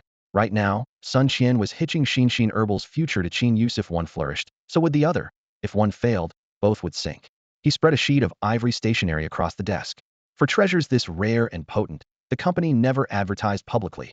Instead, it invited top-tier clans to a discreet, high-end auction. Lesser tycoons and second-tier families wouldn't even learn the item's name. Dipping a wolf hair brush in ink, he wrote in his trademark sweeping style. Dear clan leader of the Shangwan family, greetings. I apologize for the sudden contact. Recently, our company acquired 6 fruits known as the brush paused. Power vine fruit. What a terrible name. He shook his head, then resumed writing. 6 exceptionally rare titan fruits, whose effects with vigorous strokes, he finished the letter. Examining the bold words titan fruits, Sun Qian nodded in satisfaction. I really am a genius at naming things. He folded the letter, slipped it into the company's finest gold-embossed envelope, and sealed it with wax. No matter how advanced the era became, the old formalities still mattered. Which clans should receive the next invitations? He twirled the quill between his fingers, brow creasing. Qin Yu had insisted the titan fruits must not fall into the hands of any clan hostile to him. Unfortunately, resentments often lurked beneath polite veneers, and plenty of factions who smiled in public secretly disliked Qin Yu. Still, Sun Qian had his own rule. Anyone who hadn't openly shown goodwill was automatically out. Invitations would go only to clans that had signaled genuine friendliness toward Qin Yu. That kind of information was easy enough to dig up. Letters had to go out to the Shangwan, Ouyang, Zhuge, Yu, Luo, and Bao families, and then to the headmaster, Yu Xintian, Wang Bin, and several other officials. Sun Qian spread the list across the desk and counted more than 30 letters in all. Every one of them had to be handwritten. Using a secretary would be taken as an insult. He could only sigh. This is going to kill me. Only now, after all the running around, did he realize he was nothing more than Qin Yu's hired help. With that thought, Sun Qian flexed his wrist and began to write. At the Shangwan family's training grounds, the crimson setting sun poured over the wide flagstones while Shangwan Peng punched at the air like the wind, keeping his qi and blood strictly suppressed and moving only at a first-level warrior's strength to sharpen his control. Suddenly, a hurried shout came from beyond the courtyard. Patriarch, Xian Herbal Company has delivered a letter. A letter? Shangwan Peng flashed over to the messenger in an instant. His knuckles whitened around the envelope in anticipation. If Sun Qian had written, he had probably found something extraordinary. He tore it open and skimmed the contents. A fierce light flashed in his eyes. At last my strength can rise again. In the next breath, he vanished from the training ground. At the same time, every senior member of the Shangwan clan received a summons. An emergency council was to convene immediately. The ancient hall blazed with lamplight. Seated at the head of the long table, Shangwan Peng was flanked by the previous patriarch and the grand elder, while the rest of the leadership lined the two sides. Once everyone had arrived, Shangwan Peng spoke in a low voice. I called you here because Xian Herbal Company has acquired a divine fruit, the mighty force fruit. The name is awful, but the effect is terrifying. What does it do? Someone asked at once. One fruit boosts a warrior's strength by 1/6. Take up to 6 and your power doubles, Shang Wanpeng said, stressing the words. Double the strength? Does it work on you as well? Another elder pressed. It works on a level 9 warrior just the same, without the slightest drop-off. Shang Wanpeng nodded. An audible gasp ran through the room. The elders stared at each other in stunned silence. Patriarch, if you take one fruit, how strong would you become? The Grand Elder asked. The strongest in the world, Shang Wanpeng answered without hesitation. At his level, the slightest edge in strength could decide life or death. An increase of a 6th alone, a full doubling, would literally allow brute force to overwhelm every technique. The Grand Elder asked again, how many mighty force fruits are there in total? 6, exactly enough to reach the 2-fold limit. Then how many do you want, Patriarch? 3. Shang Wanpeng spread his hands. It's not greed. The state limits a level 9 powerhouse to 3 at most. If I took more, the government would start to worry. When he finished, he scanned the room, adolescent excitement and pride curling his lips. Shang Wanpeng chuckled softly. The Grand Elder didn't flinch. He produced the clan's ledgers on the spot. When does the auction begin? He asked, eyes sharp. Half a month from now, Shang Wanpeng replied without hesitation. Can we settle part of the bid with assets? What if the cash runs short during the auction? That's normally allowed. But not this time, Shang Wanpeng said, shaking his head. The organizers want cash only. That single sentence cut off every last avenue of luck. The Grand Elder flipped through the ledger, pages rustling. A quick glance told him everything. The clan's liquid funds amounted to only 10 billion. With just 2 weeks to work, he had no choice but to take the most aggressive route of fire sale their companies, raise emergency capital, mortgage property, and dump their stock holdings. Even in the best-case scenario, he might scrape together 50 or 60 billion. Yet the clan's total assets were worth well over 1 trillion. Sprawling corporations, real estate, rare mineral veins. Even the 100 billion credit weapon in Shang Wanpeng's hands shone quietly on the books. Plenty of assets, but almost none of it could be turned into cash in time. The irony stung. With this money, we'd be lucky to win 2 fruits. And that's if the bidding goes our way. Shang Wanpeng folded the budget sheet like a paper fan. My goal is 3 fruits. I want at least 90 billion. The Grand Elder forced a bitter smile, veins throbbing at his temples. Easy for you to say. I don't even see a path to 30 or 40 billion, let alone 90. Shang Wanpeng offered a perfunctory smile. Do your best. The old man sighed silently and lowered his pride. Looks like this face of mine will have to go begging every other clan for a loan. Thank you for the effort, Shang Wanpeng said with a nod. And so, a potential megadeal approaching 100 billion was sealed in a conversation so calm it bordered on mechanical. None of the other elders objected. In the face of overwhelming power, money was just a number. Since the Grand Elder himself had proposed selling off assets at a loss, they remained discreetly silent once the clan's strength grew. Making the money back would be child's play. Meanwhile, every clan that received an invitation slipped into full battle readiness. Clan heads and elders convened emergency meetings, lights in their boardrooms burning deep into the night, followed by a brutal race to raise capital. Within days, huge investors dumped shares, sending the stock market into free fall. Undertakers and cemeteries did brisk business as panicked traders jumped, overdosed, or dropped dead at their desks. Clans left off the invitation list, sensed something was wrong, and tried frantically to gather intel. Most families kept their lips sealed, but word eventually leaked. A single strength fruit can boost raw power by 1/6, and it works even for 8th and 9th tier martial artists. The rumors spread, leaving everyone stunned. When had the world evolved to something this outrageous? Worse still, their own clan didn't even have a ticket to the game. Patriarchs and elders of first-tier families could no longer sit still. Anyone could see this was the chance that would reshape the future hierarchy. A clan that secured even 1 fruit might vault into the ultra-tier, while those who missed out would be left as Alsorans. Thus began a hidden, turbulent race for cash among the chosen clans, while the excluded factions seethed in frustration, powerless to change a thing. It was unbearable. Patriarchs and elders from every major clan converged on Sun Qian, demanding answers. Inwardly cursing his luck, Sun Qian could only repeat the same line. The guest list had been set by the owner of the Dalishan fruit, was merely following orders. The owner of the Dalishan fruit? Someone muttered. The battle-hardened patriarchs exchanged a few glances and immediately zeroed in on Qin Yu. A quick check of the invitations made it obvious. Every family that had received one had, in public or private, shown goodwill toward Qin Yu. The message was clear: choose a side. Stand with Qin Yu and new doors might open. Refuse, and even the chance to bid would be stripped away. Each patriarch returned home to convene an emergency meeting on how best to curry Qin Yu's favor. Far away at the front lines, Qin Yu himself had no such schemes in mind. He simply didn't want hostile clans laying hands on the Dalishan fruit. The neutral families were just collateral damage. Once the top-tier clans left, the second and third-tier clans showed up to watch the drama. They knew they lacked the power to compete, but they wanted to see who won so they could decide whose coattails to ride later. Time slipped by, and auction day arrived. At dawn, the invitees set out quietly, pretending not to notice one another. The auction house was small yet lined with private suites, each lavishly decorated. Aside from the two guards at the entrance checking credentials, not a single staff member was visible. The secrecy was flawless. More than 60 guests arrived in staggered groups, took separate corridors, and slipped into their suites. Not one was missing.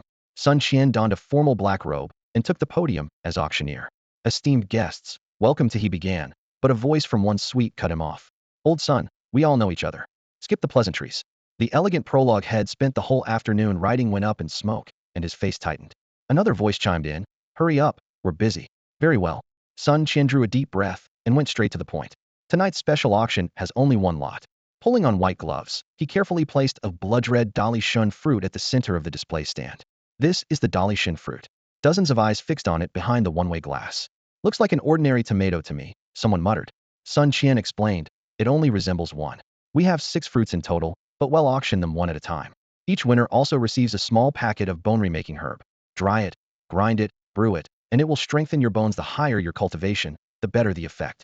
Most guests ignored the bonus. Their attention stayed glued to the fruit. The starting price is 5 billion, with minimum increments of 1 billion. Sun Qian raised a small wooden gavel, his voice clear and steady. Bidding for the first Dali Shun fruit starts now. Everyone in every suite sat up at once. 6 billion. Suite 1 fired the opening shot. Box 1 was occupied by the president and vice president of Imperial Capital University, together with a military representative. They spoke for the authorities, and everyone knew the government always claimed Suite 1. So when the first bid sounded from that room, the rest of the suites fell silent. Handing the first great strength fruit to the state was simply good manners. Auctioneer Sun Qian raised his gavel. 6 billion, first call. The hall stayed quiet. A mechanical voice came from Suite 12. 10 billion. Everyone looked over, but one-way glass hid the bidder. Sun Qian, however, was unfazed. Suite 12 held Sun Yoxin, heir to Xinshin Pharmaceuticals. His job was to keep anyone, especially the authorities, from picking up the fruit on the cheap. Suite 1, 11 billion. Suite 12 answered at once. 20 billion. Who's that kid so bold? Someone whispered. Watching the number climb, Sun Qian felt his temple twitch. If Suite 1 quit now, his own company would have to foot the bill. After a short pause, Suite 1 called, 21 billion. Suite 12 stayed silent. 21 billion. First, second, third sold. Sun Qian declared, striking the gavel. Staff carried a special insulated case into Suite 1. Inside Suite 1, the president, vice president Yu Jintian, and the military envoy sat round a low table, all eyes on the fist-sized, crimson, great strength fruit. Its skin gleamed faintly, and a subtle medicinal scent drifted through the air. The officer pushed the fruit toward the president.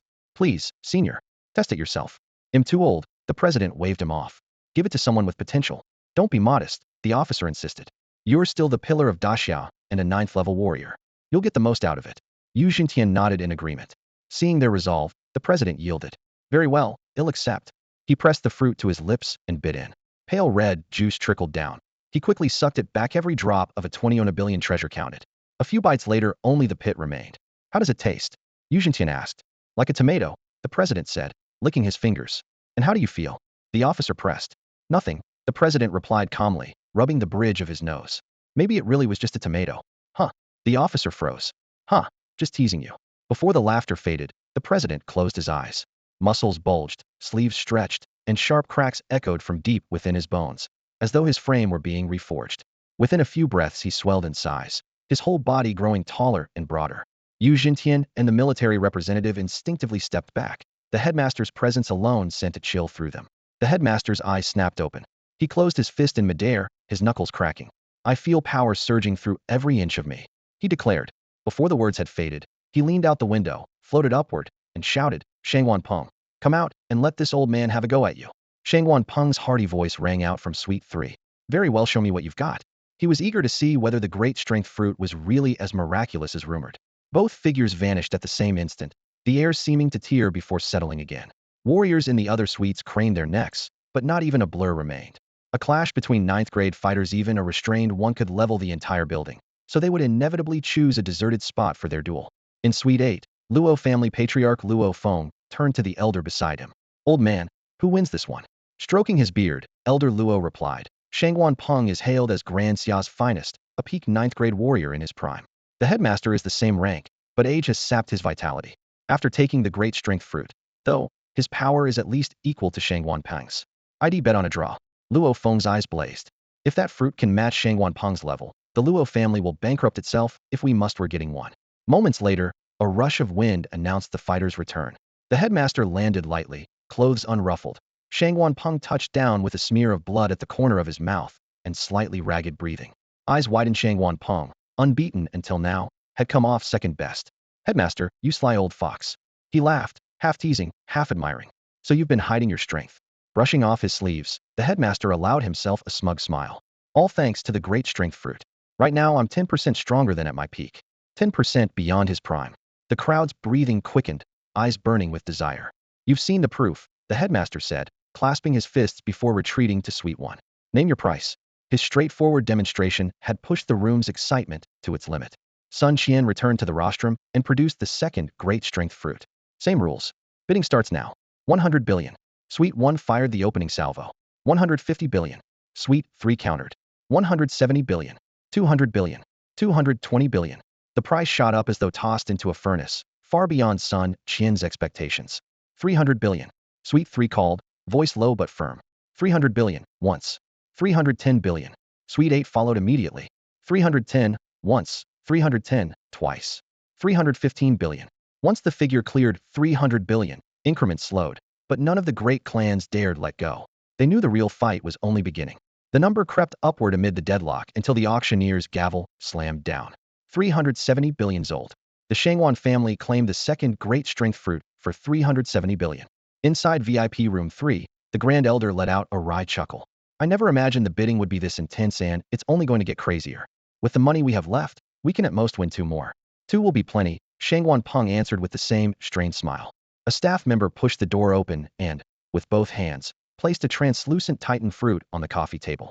Its skin glimmered with a pale golden sheen, about the size of a fish, roughly a tomato. Shang Wanpeng barely glanced at it before grabbing the fruit and shoving it into his mouth. Slow down. Something this expensive deserves a few seconds of admiration, the Grand Elder grumbled. Looks just like a tomato, nothing to admire, Shang Wanpeng replied. He swallowed the fruit in a few bites, sat cross-legged, and let his inner energy surge. Within seconds his body heated up, muscles swelling as if inflated. The transformation wasn't as dramatic as when the headmaster ate one, but the power boost was identical.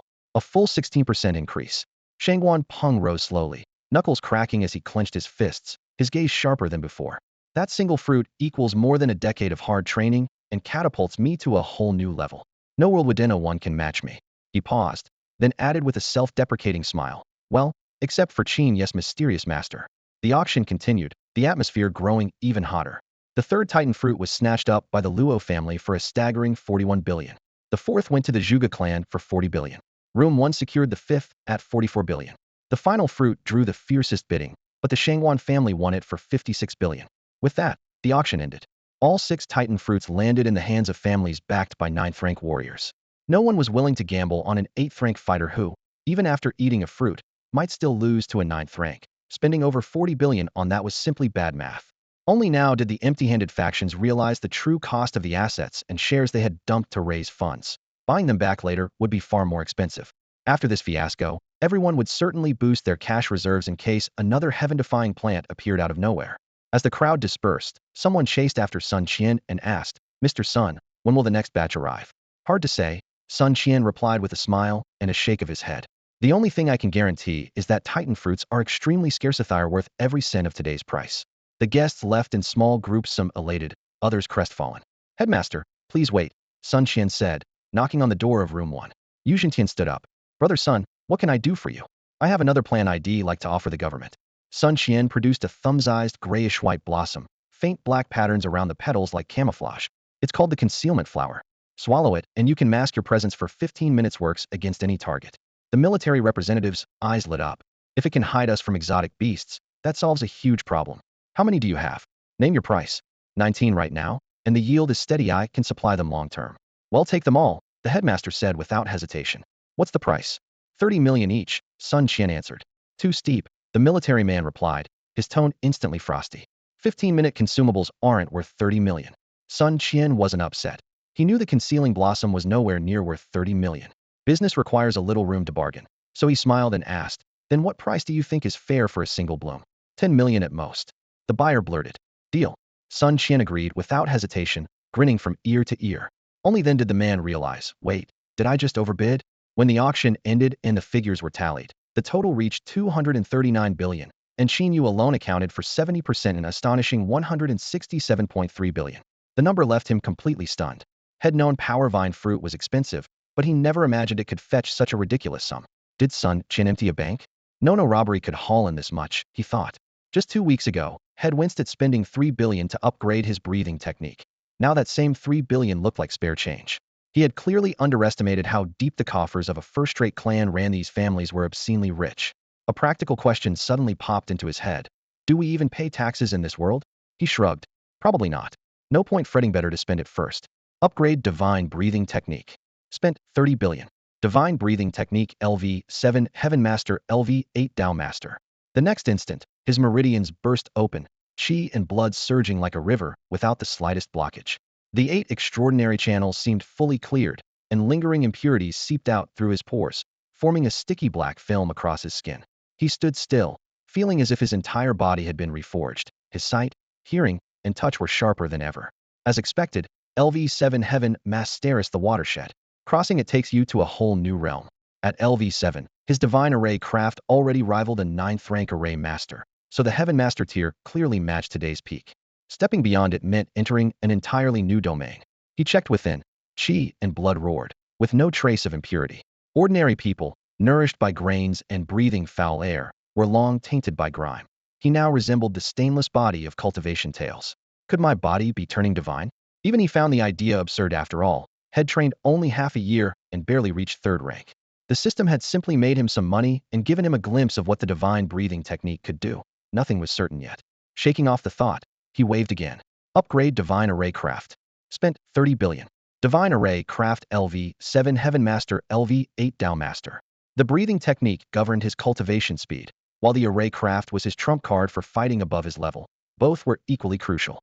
Unfortunately, the method for making array scrolls didn't drop from the system, so he couldn't pay to shortcut it. If he could just toss out a few 9th rank arrays, who would still dare act tough in front of him? Right now he could barely draw 7th rank scrolls, and even then his success rate was low. 8th rank remained a distant dream. Rank 6 had been another dividing line, and the difficulty skyrocketed above it. All he could do was study bit by bit. Keep upgrading the rest of the skills. Qin Yu opened his status panel, ready to max out everything he could. After that, Qin Yu poured money into every cash upgradable skill he had, from the divine rank healing art to smoky shadow steps, and the Saint class psychokinesis technique. Lines of dazzling numbers, energy points, proficiency, and more raced up the light screen. Standing beside the warm spirit field, he could hear nothing but the system's upgrade chimes. Right now, the one thing he had in abundance was money. Within the time it takes an incense stick to burn, 160 billion credits were gone, leaving only a few dozen billion as change. At the same moment, Qin Yu felt his internal yuan force flow more densely, his blood surging like a tide. He could now meet a 6th rank martial artist Hedon. He closed the screen and looked at the vine as thick as a water barrel, letting out a sigh. If only it produced a little more fruit.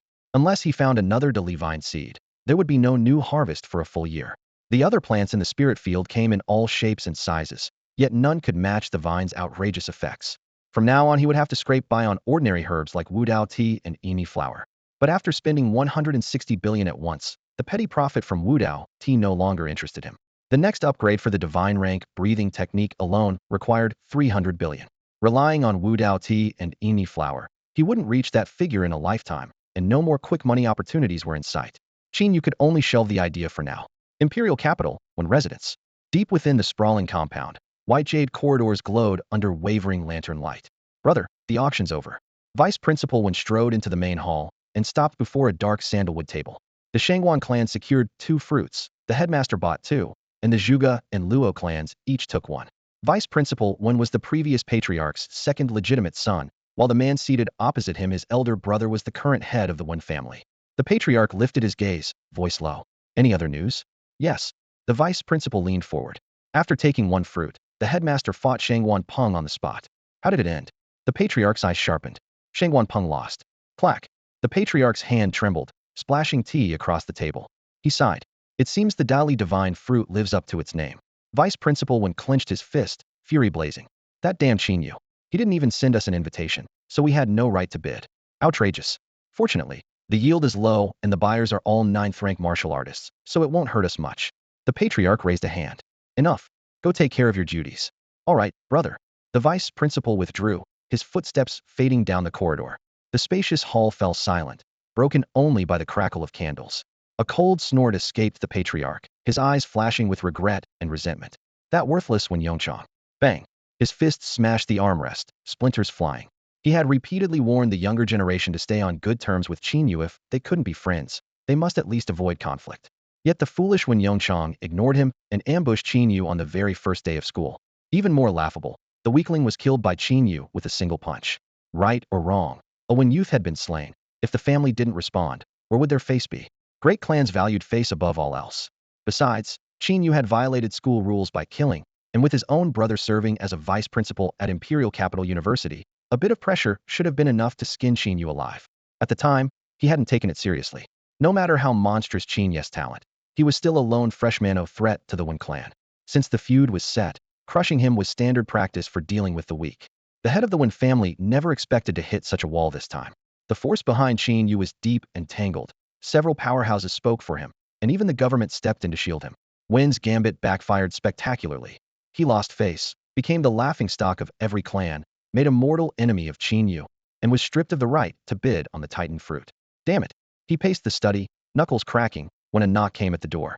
A young servant whispered, "Patriarch, the ambassador of the Eagle Kingdom wishes to see you." The Eagle Kingdom? Wen frowned. They had no dealings, and he had met the man only once. There was no friendship to speak of. He snorted inwardly, a weasel wishing the chickens a happy new year, obviously up to no good. Then he caught himself. "No, I'm no chicken." He waved his hand. "Send him away. If the authorities learn I'm meeting him in private, what will they think?" From outside came halting Great Xia with a heavy accent. "Patriarch, when I can help the Wen family out of its predicament. Please let me in." The boy barked. "The Wen family is powerful." "What predicament?" "Master says no, so leave." Wen's chest tightened. "Why are there so many fools under my roof?" Swallowing his anger, he scolded, "Great Xia always welcomes friends from afar. Since he is a foreign guest, how can we bar the door? Let him in." The gate creaked open, and a blond, blue-eyed man walked in, wearing a gentle smile and steady gait. "Good day, Mr. Wen. You may call me Smith. No one knows of this visit. You have my word." Wen rose to shake his hand. "Mr. Smith, you said you could solve my family's problem?" "Indeed," Smith replied calmly, taking a seat. Wen chuckled. "The Wen family is strong and has produced talent for generations. What problem could we possibly have?" Smith raised an eyebrow. "There's no need to pretend, Mr. Wen. Your right to bid on the Titan fruit has been revoked. How long can the Wen family stay on top?" At the mention of the Titan fruit, Wen's face turned icy. "There are only 6 in total, with almost no chance of more. Even if a few clans get them, the impact is limited." "I agree," Smith nodded, "but that's only the beginning. When the speed fruit, restoration fruit, or even fortitude fruit appear, how will the Wen family compete?" He sipped his tea as if chatting idly. "And I hear enlightenment tea available even to common merchants is now off limits to your clan. From elders to children, everyone is already a step behind. However deep your foundation, can it withstand pressure like that?" Wen's fingertips trembled, his expression like frost. Smith set down his cup, his voice soft yet firm. "You people of Great Xia have a saying. A boat sailing upstream must go forward or be swept back. If the Wen family keeps ignoring reality, will there still be a Wen family in 100 years?" The patriarch of the Wen family wore a stormy expression. In the dimly lit conference room, he drummed his fingers on the table while replaying the questions that Ambassador Smith from Eagle Nation had just raised, questions the Wens had already dissected and addressed in several draft plans. At the first family council, someone suggested offering Qin Yu a formal apology to defuse the conflict. The elder council erupted in opposition, led by the patriarch's own younger brother. "The Wen family has ruled the capital for years," he had barked. "How can we bow to a junior? Besides, one of ours is the one who died. Apologize when one had been killed? Where would their pride go?" Privately, the patriarch agreed with the idea of swallowing his pride. Reputation could not fill stomachs, and flexibility was the key to survival. If their strength remained intact, they could always rise again. Yet the opposition was overwhelming, and even a clan head could not overrule everyone with a single word. Someone then proposed assassinating Qin Yu. "If we can't resolve the feud, then remove the man." No one objected. The Wens were hardly strangers to bloodshed. Unfortunately, intelligence was scarce and the target elusive, so the plan was shelved. Now Ambassador Smith had come calling, and the patriarch hoped the foreign diplomat might offer a way out. "Mr. Smith," the patriarch began in a low voice, "how does my Wen family escape this dilemma?" "Very simple," Smith replied in awkward Daxia dialect. "If you can't taste the delicacies on the table, destroy them at the source so no one else can either. Then everything goes back to normal, and and the one family remains a first-tier clan. The delicacies clearly referred to the miraculous plants Qin Yu had supplied. The patriarch's mouth twitched. He had expected true insight, yet heard only an old refrain. We've examined that path already. The difficulty is enormous. Oh, Smith's interest was piqued. Tell me the obstacles, Mr. One. Perhaps I can help. For starters, we don't even know where Qin Yu is, so how could we talk about assassination? Smith nodded and waved a single finger. That problem is very easy. I can handle it. Next, the patriarch's eyes lit up. You know where he is? It certainly isn't the Imperial Capital University prison. That was just a pretext. Smith only smiled and gestured for him to continue. If we touch Qin Yu, what happens when his master retaliates? Smith chuckled and lowered his voice. You actually believe that clumsy lie? What are you implying? The patriarch's brows knitted. Qin Yu has no master. He made that up. Empty words prove nothing. The patriarch forced down his anger. If Qin Yu had no master, who taught him the minimalist formation? Who cultivated enlightenment, tea, and titan fruit? Unhurried, Smith explained, the minimalist formation was created by the god of forging, who compiled it in a volume titled Divine Rank Forging Arts. Qin Yu has been gathering treasures linked to spatial fissures. I suspect he obtained the seeds for enlightenment tea and titan fruit the same way. But seeds are useless without the method, and the planting techniques were compiled by the god of botany in Divine Rank Cultivation Arts. When he paused for breath, the patriarch raised a hand. Enough, Mr. Smith. What are you really saying? Is it still unclear? Smith leaned forward. We have channels into that other world, and can confirm that Qin Yu's master is pure fiction. That's why we dared to keep sending assassins. The problem is, Daxia's borders are so tight most killers can't even get in. The patriarch clapped his hands softly, eyes gleaming. Smith gave a slight smile. I've shared a secret of this magnitude because I trust you, Mr. One. I hope you'll keep it confidential. The patriarch sneered inwardly. Nice story, tell a better one next time. You don't believe me? Smith looked bewildered. The patriarch of the One family had been nodding, but his face suddenly darkened. With a sweep of his sleeve, he unleashed a torrent of curses. Believe you?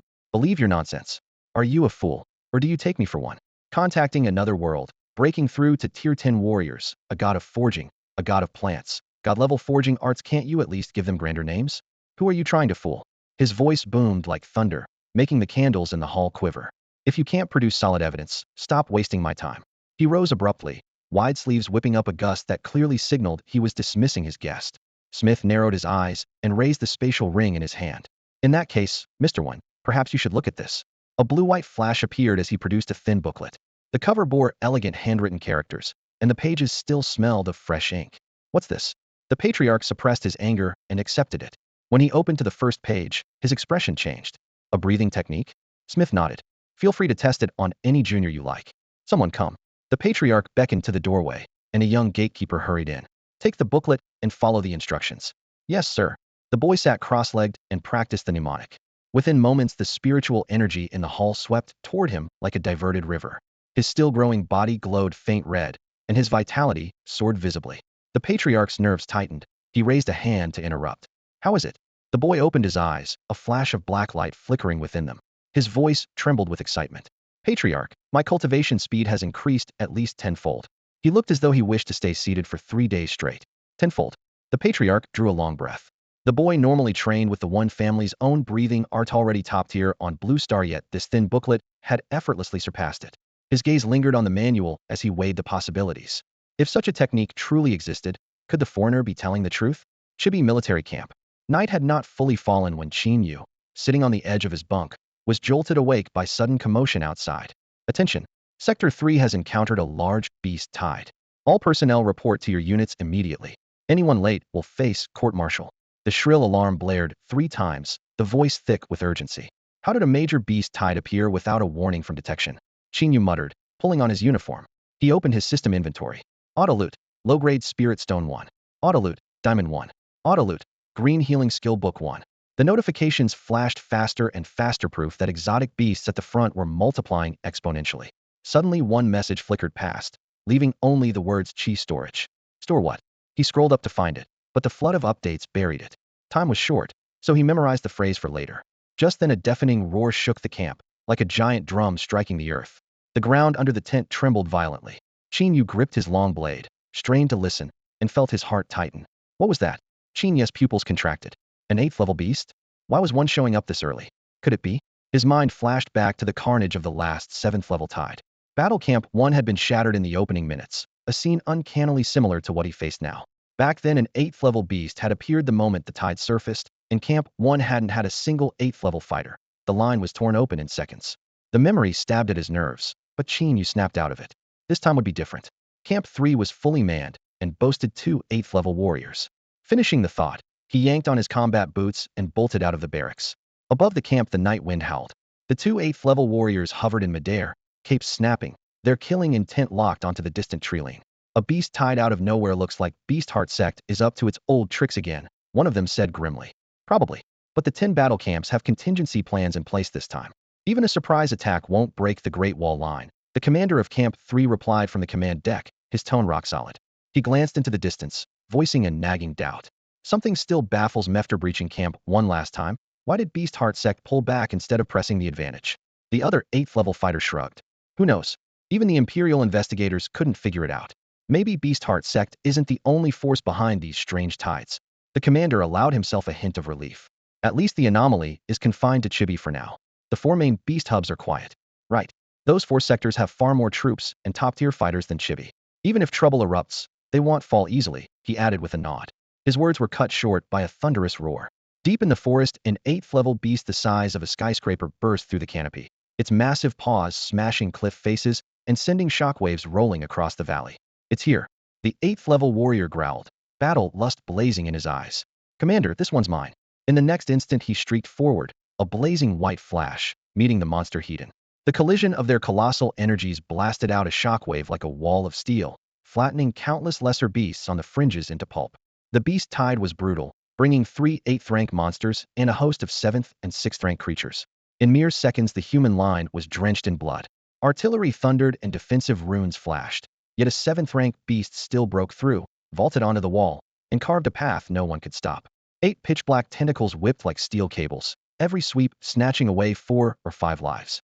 Warriors are far tougher than ordinary people. Even when a tentacle sliced one in half, spilling organs onto the stones, the body still writhed and screamed on instinct, its hoarse cries echoing along the rampart. The nearby soldiers, knowing they were outmatched, loosed arrows as they fell back, trying to hold a tattered line. 2 7th rank fighters remained in the sector. At the sound of slaughter they sprang into the air and raced toward the breach, but the beast was just as fast. One leap carried it into the fleeing crowd. Severed limbs littered the ground. A panicked soldier tripped over a chunk of carcass, his armor clanged against the stone.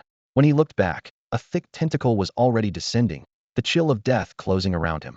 On reflex he clutched the pendant at his chest, a tiny frame, holding a photo of his family. Crack! The tentacle lashed his face with a shriek of air, blood spraying as a deep wheal ballooned across his cheek. White-hot pain made him grunt, yet to his shock he was still breathing.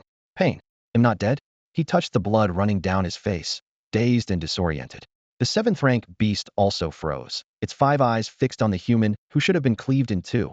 Confusion clouding its gaze, the torrent of power inside its own body had evaporated the instant it struck. For a heartbeat, man and monster stared at each other. The soldier felt the beast's crushing aura vanish completely. To hell with it. He roared, snatching up a heavy cleaver and charging. Provoked, the beast howled. 2 tentacles whipped out, stirring a gale. Steel flashed, black blood sprayed, and both tentacles were severed at the base, the stumps writhing. The beast howled, fangs gnashing, the sound making every nearby soldier's scalp prickle. Yet 2 strokes of luck had filled the lone soldier with reckless confidence. Adrenaline swelled his broad frame with strength. So this thing isn't unbeatable after all. He bellowed, blood boiling, and swung again. Just before man and monster collided, a dart-like shuttle streaked across the battlefield, crackling with electricity, and buried itself in the beast's skull. In the same heartbeat the soldier's cleaver sheared off its head. The colossal corpse crashed onto the parapet, making the entire wall shudder. As the monster died, a thin, inconspicuous cord wrapped around its body quietly vanished. The binding rope can seal the lifeblood of any warrior up to tier 7 and works just as well on beastkin. A streak of white light shot from the rope and vanished into Qin Yu's system space with a shrill whistle. He brushed the dust from his sleeve and gazed at the massive beast carcass nearby, muttering, against beasts, this thing is practically divine. They're so huge they never notice a bit of string. That tier 7 brute died, without ever understanding why it suddenly felt as weak as a sick cat. Too bad it won't work on tier 8 beasts. I'll have to go back, tweak the formation, and see if I can upgrade it. The tier 7 beast collapsed with a crash that rang like a bell of deliverance for the defenders, and cheers erupted in an instant. Farther along the wall, 2 tier 7 warriors who had been racing to help skidded to a halt, staring in astonishment. I never imagined we had someone this powerful among our ranks. One of them clicked his tongue, eyes blazing. He butchered a tier 7 beast like a chicken. At the very least, he's peak tier 7. Which hidden master has been playing dumb all this time? Amid the thunderous applause, a soldier clutching a heavy blade let the flattery go to his head, his chest swelling until it seemed ready to burst. Chin raised. He imagined himself a prodigy out of legend. Beasts. Nothing special. No matter how huge or vicious, he could cut them down with a single swing. Right in the middle of his daydream, the alarm bells blared again. Another beast. A tier 5 monster let out a savage roar and vaulted onto the ramparts. The cheering halted at once. Blades were drawn, rifles leveled, and faces tightened with nerves. Most of them were only tier 4. Facing a tier 5 creature was crushing pressure. Relax. The same soldier slung his broadsword over his shoulder, striking a grandmaster's pose. A mere tier 5 beast, what's there to fear? The other defenders felt their hearts easy if a tier 7 expert was on their side. What was there to worry about? They were just about to join in the boasting when a warm spray of blood suddenly splashed across their faces. They turned in stunned horror. The so-called prodigy was now a headless corpse, still frozen mid-draw. A small locket holding a family photo dangled from his neck, soaked crimson. His severed head was lodged in the beast's massive jaws, bones crunching loudly. In the imperial capital, at the Wen family estate, steam curled from a golden Anmu tea table as the head of the Wen family sat at the place of honor, a meaningful smile on his face. Mr. Smith, with this breathing technique in hand, how did Eagle Nation ever let Qin Yu take the top spot in the college entrance exam? Does the method have a flaw? We acquired it only recently. It wasn't in circulation during the exam, Smith replied, taking a sip of tea. Besides, even with it we still wouldn't have taken first place, because Qin Yu's breathing technique is even stronger. The patriarch's gaze darkened. Smith continued, you know better than I how fast Qin Yu is growing. Give him another 2 or 3 years, and punishing the Wen family will be the least of it. By then, whether the Wen family survives will depend entirely on his whim. What are you suggesting? The patriarch's face went ashen. There's no need to be angry, Master One, Smith said. Do you remember the tier 7 warrior who came out of the sky rift all those years ago? Of course I do, the patriarch answered heavily. We lost 3 tier 9 warriors taking him down. They died together. Exactly. Smith set down his teacup, his voice low. When Qin Yu reaches tier 7, he'll be even stronger than that. If you don't act now, in a year you won't be able to. In 2 years, the Wen family's fate will rest on his whim. The room grew stiflingly tense.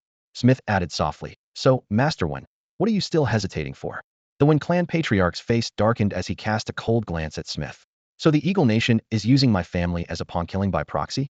He sneered inwardly, then smothered his anger. Fine. We both get what we want.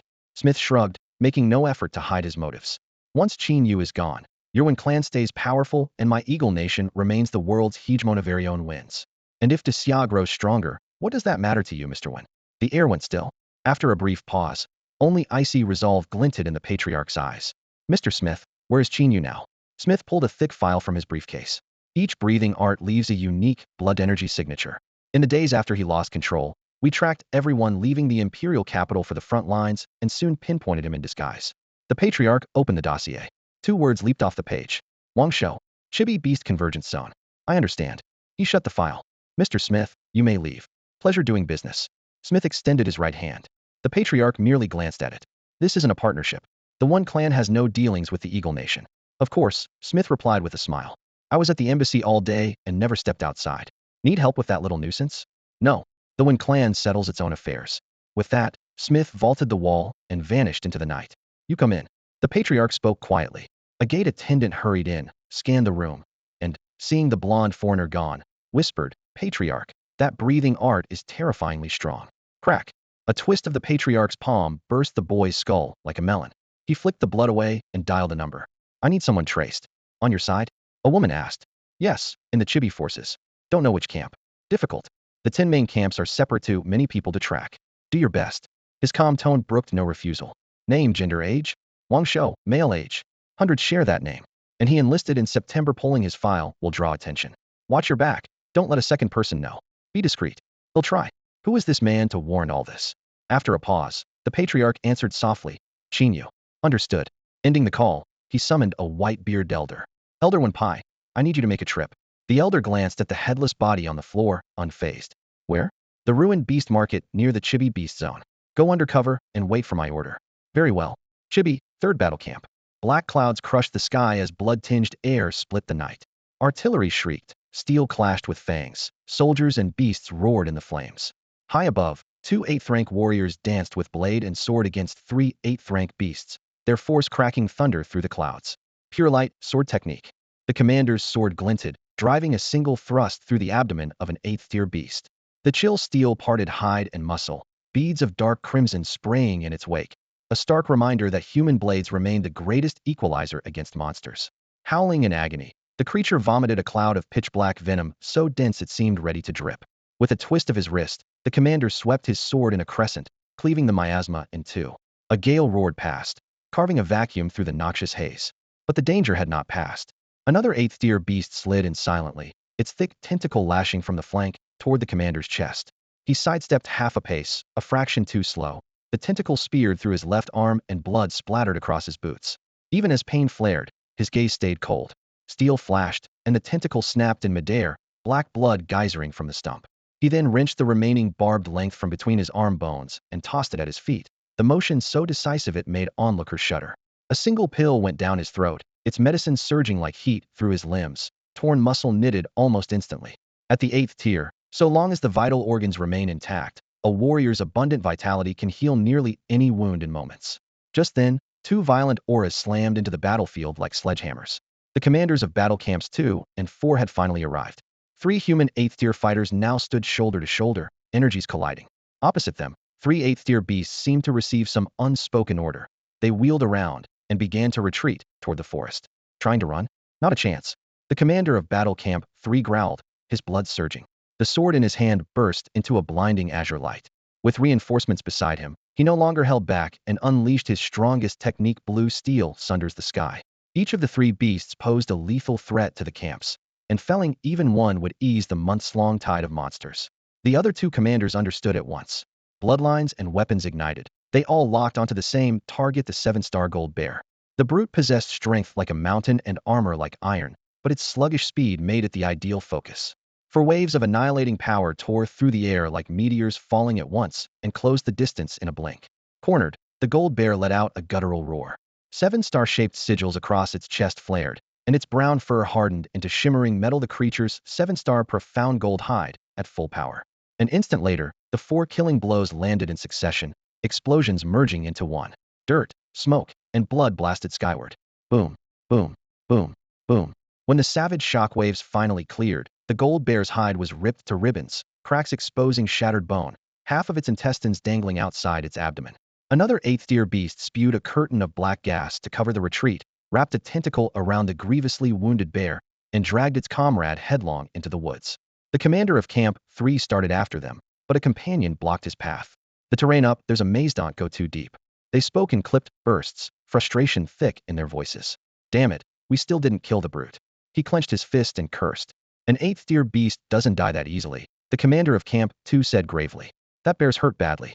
It won't dare leave the mountain for a while. That alone is a victory. Then let's finish the horde below. Our soldiers can't hold much longer. The commander of Camp 4 lifted his eyes to the seething mass at the foot of the slope, his tone icy and lethal. The 4 8th-tier warriors plunged toward the front line together, signaling that this deadly beast tide was nearing its end. On the far flank, Qin Yu withdrew his 12 dragon-piercing awls, still dripping with monster blood. It was time to inscribe new arrays again. This time, he aimed for 20 of them. 2 8th-tier spirit beasts barreled through the mountains, dragging the gravely wounded Qixing Jinxiong behind them. They charged deep into the range until they reached a wide, level basin where a waterfall thundered down, its mist veiling the air. The spot was flat enough to serve as a temporary refuge. The 3 beasts crowded together in front of the falls and roared in unison, their low bellows echoing across the gorge. A moment later, the water curtain split, and a figure in a black robe drifted silently out, landing weightlessly before them. It was Elder Pride, one of the Beast Heart Sect's 5 great elders, the same formidable foe Qin Yu had once faced. His gaze swept over the beasts and finally fixed on the mutilated Qixing Jinxiong. Although the bear's wounds had stopped bleeding, ragged flesh and exposed viscera still writhed as they tried to mend themselves, a horrifying sight. What happened? I told you to harass them and pull back, nothing more. Pride frowned, clearly displeased. Blah, the bear muttered in a low, aggrieved tone. Pride looked at the other 2. He says you refused to share the pressure and left him to take all the fire? The pair glared at the bear and snarled back with slurred curses. Gurgula hura hura jijigulapilo. Pup. Pride translated for the bear. They say you were slow, stubbornly held the line even after reinforcements arrived, and deserved the focus fire. If they hadn't dragged you out, you'd be roasting on a Toleger's spit by now. Qixing Jinxiong drooped his round ears and mumbled, Jaligwala, pup. I understand them fine without your help. Pride snorted. He waved a hand. and heaps of fresh meat spilled from his storage ring. The rich smell of blood filled the air. The three beasts lunged forward and devoured the food with ravenous gulps. As the energy poured in, the bear's torn flesh knitted together at a speed visible to the naked eye. Once they were fed, Pride slipped back through the waterfall. Behind the torrent lay a natural cave hewn from the cliff. A fire crackled inside, and 5 figures sat cross-legged around it. Pride bowed to the black-robed man at the head. Sectmaster, Qixing Jin Xiong is badly hurt. Full recovery will take at least half a year. The other 2 are fine. That man was the Beast Heart sect's mysterious sect master, rumored to have stepped into the 9th tier. The remaining 4 elders were easy to name: sloth, greed, envy, and wrath, all 8th tier like Pride himself. 1 9th tier and 5 8th tiers. Even in the imperial capital, such a lineup rivaled the greatest clans. Surviving a millennium of state-sponsored hunts was no accident. At the news of the bear's injuries, Elder Wrath's temper flared. He slammed a fist into the stone wall. With a deafening boom, the cave shuddered and rock fragments rained down. Damn it! I told you the last time was our best chance. What already broken through battle camp 1? Why pull back? If you'd listened to me, they'd all be dead. Now they're ready, and our tricks don't work. What now? Wrath, you cough, cough, cough. The sect master's voice was frail, and a fit of coughing cut him off. You agree we should have gone all in? Wrath's eyes lit up at the first half of the sentence. Wrath, pound that wall again, and it'll roll you into a ball and toss you outside. Cough, cough. The sect master raised a hand to stop him, but another severe coughing spell overtook him. Wrath froze, still seething. Why? We had them last time. Why retreat? Elder Baonu was at his wit's end. He had puzzled over the matter for 3 whole months, replaying every detail each day, yet an answer still wouldn't come. The sect master raised a hand in a dismissive wave, signaling that he had no desire to hear this fool's chatter. Baonu, thinking himself clever, sidled closer and lowered his voice. Secretly pleased, so the sect master finally realized the earlier decision was wrong and didn't even dare speak now, did he? Putting on a look of concern, he said, Sect master, don't blame yourself. Just follow my lead next time, and we'll make a glorious comeback. Veins stood out on the sect master's forehead as his fists clenched and unclenched. Again and again he reminded himself, hold it in, don't hit him. Baonu was still an elder. If they brawled every day and the beasts outside saw, they'd die laughing.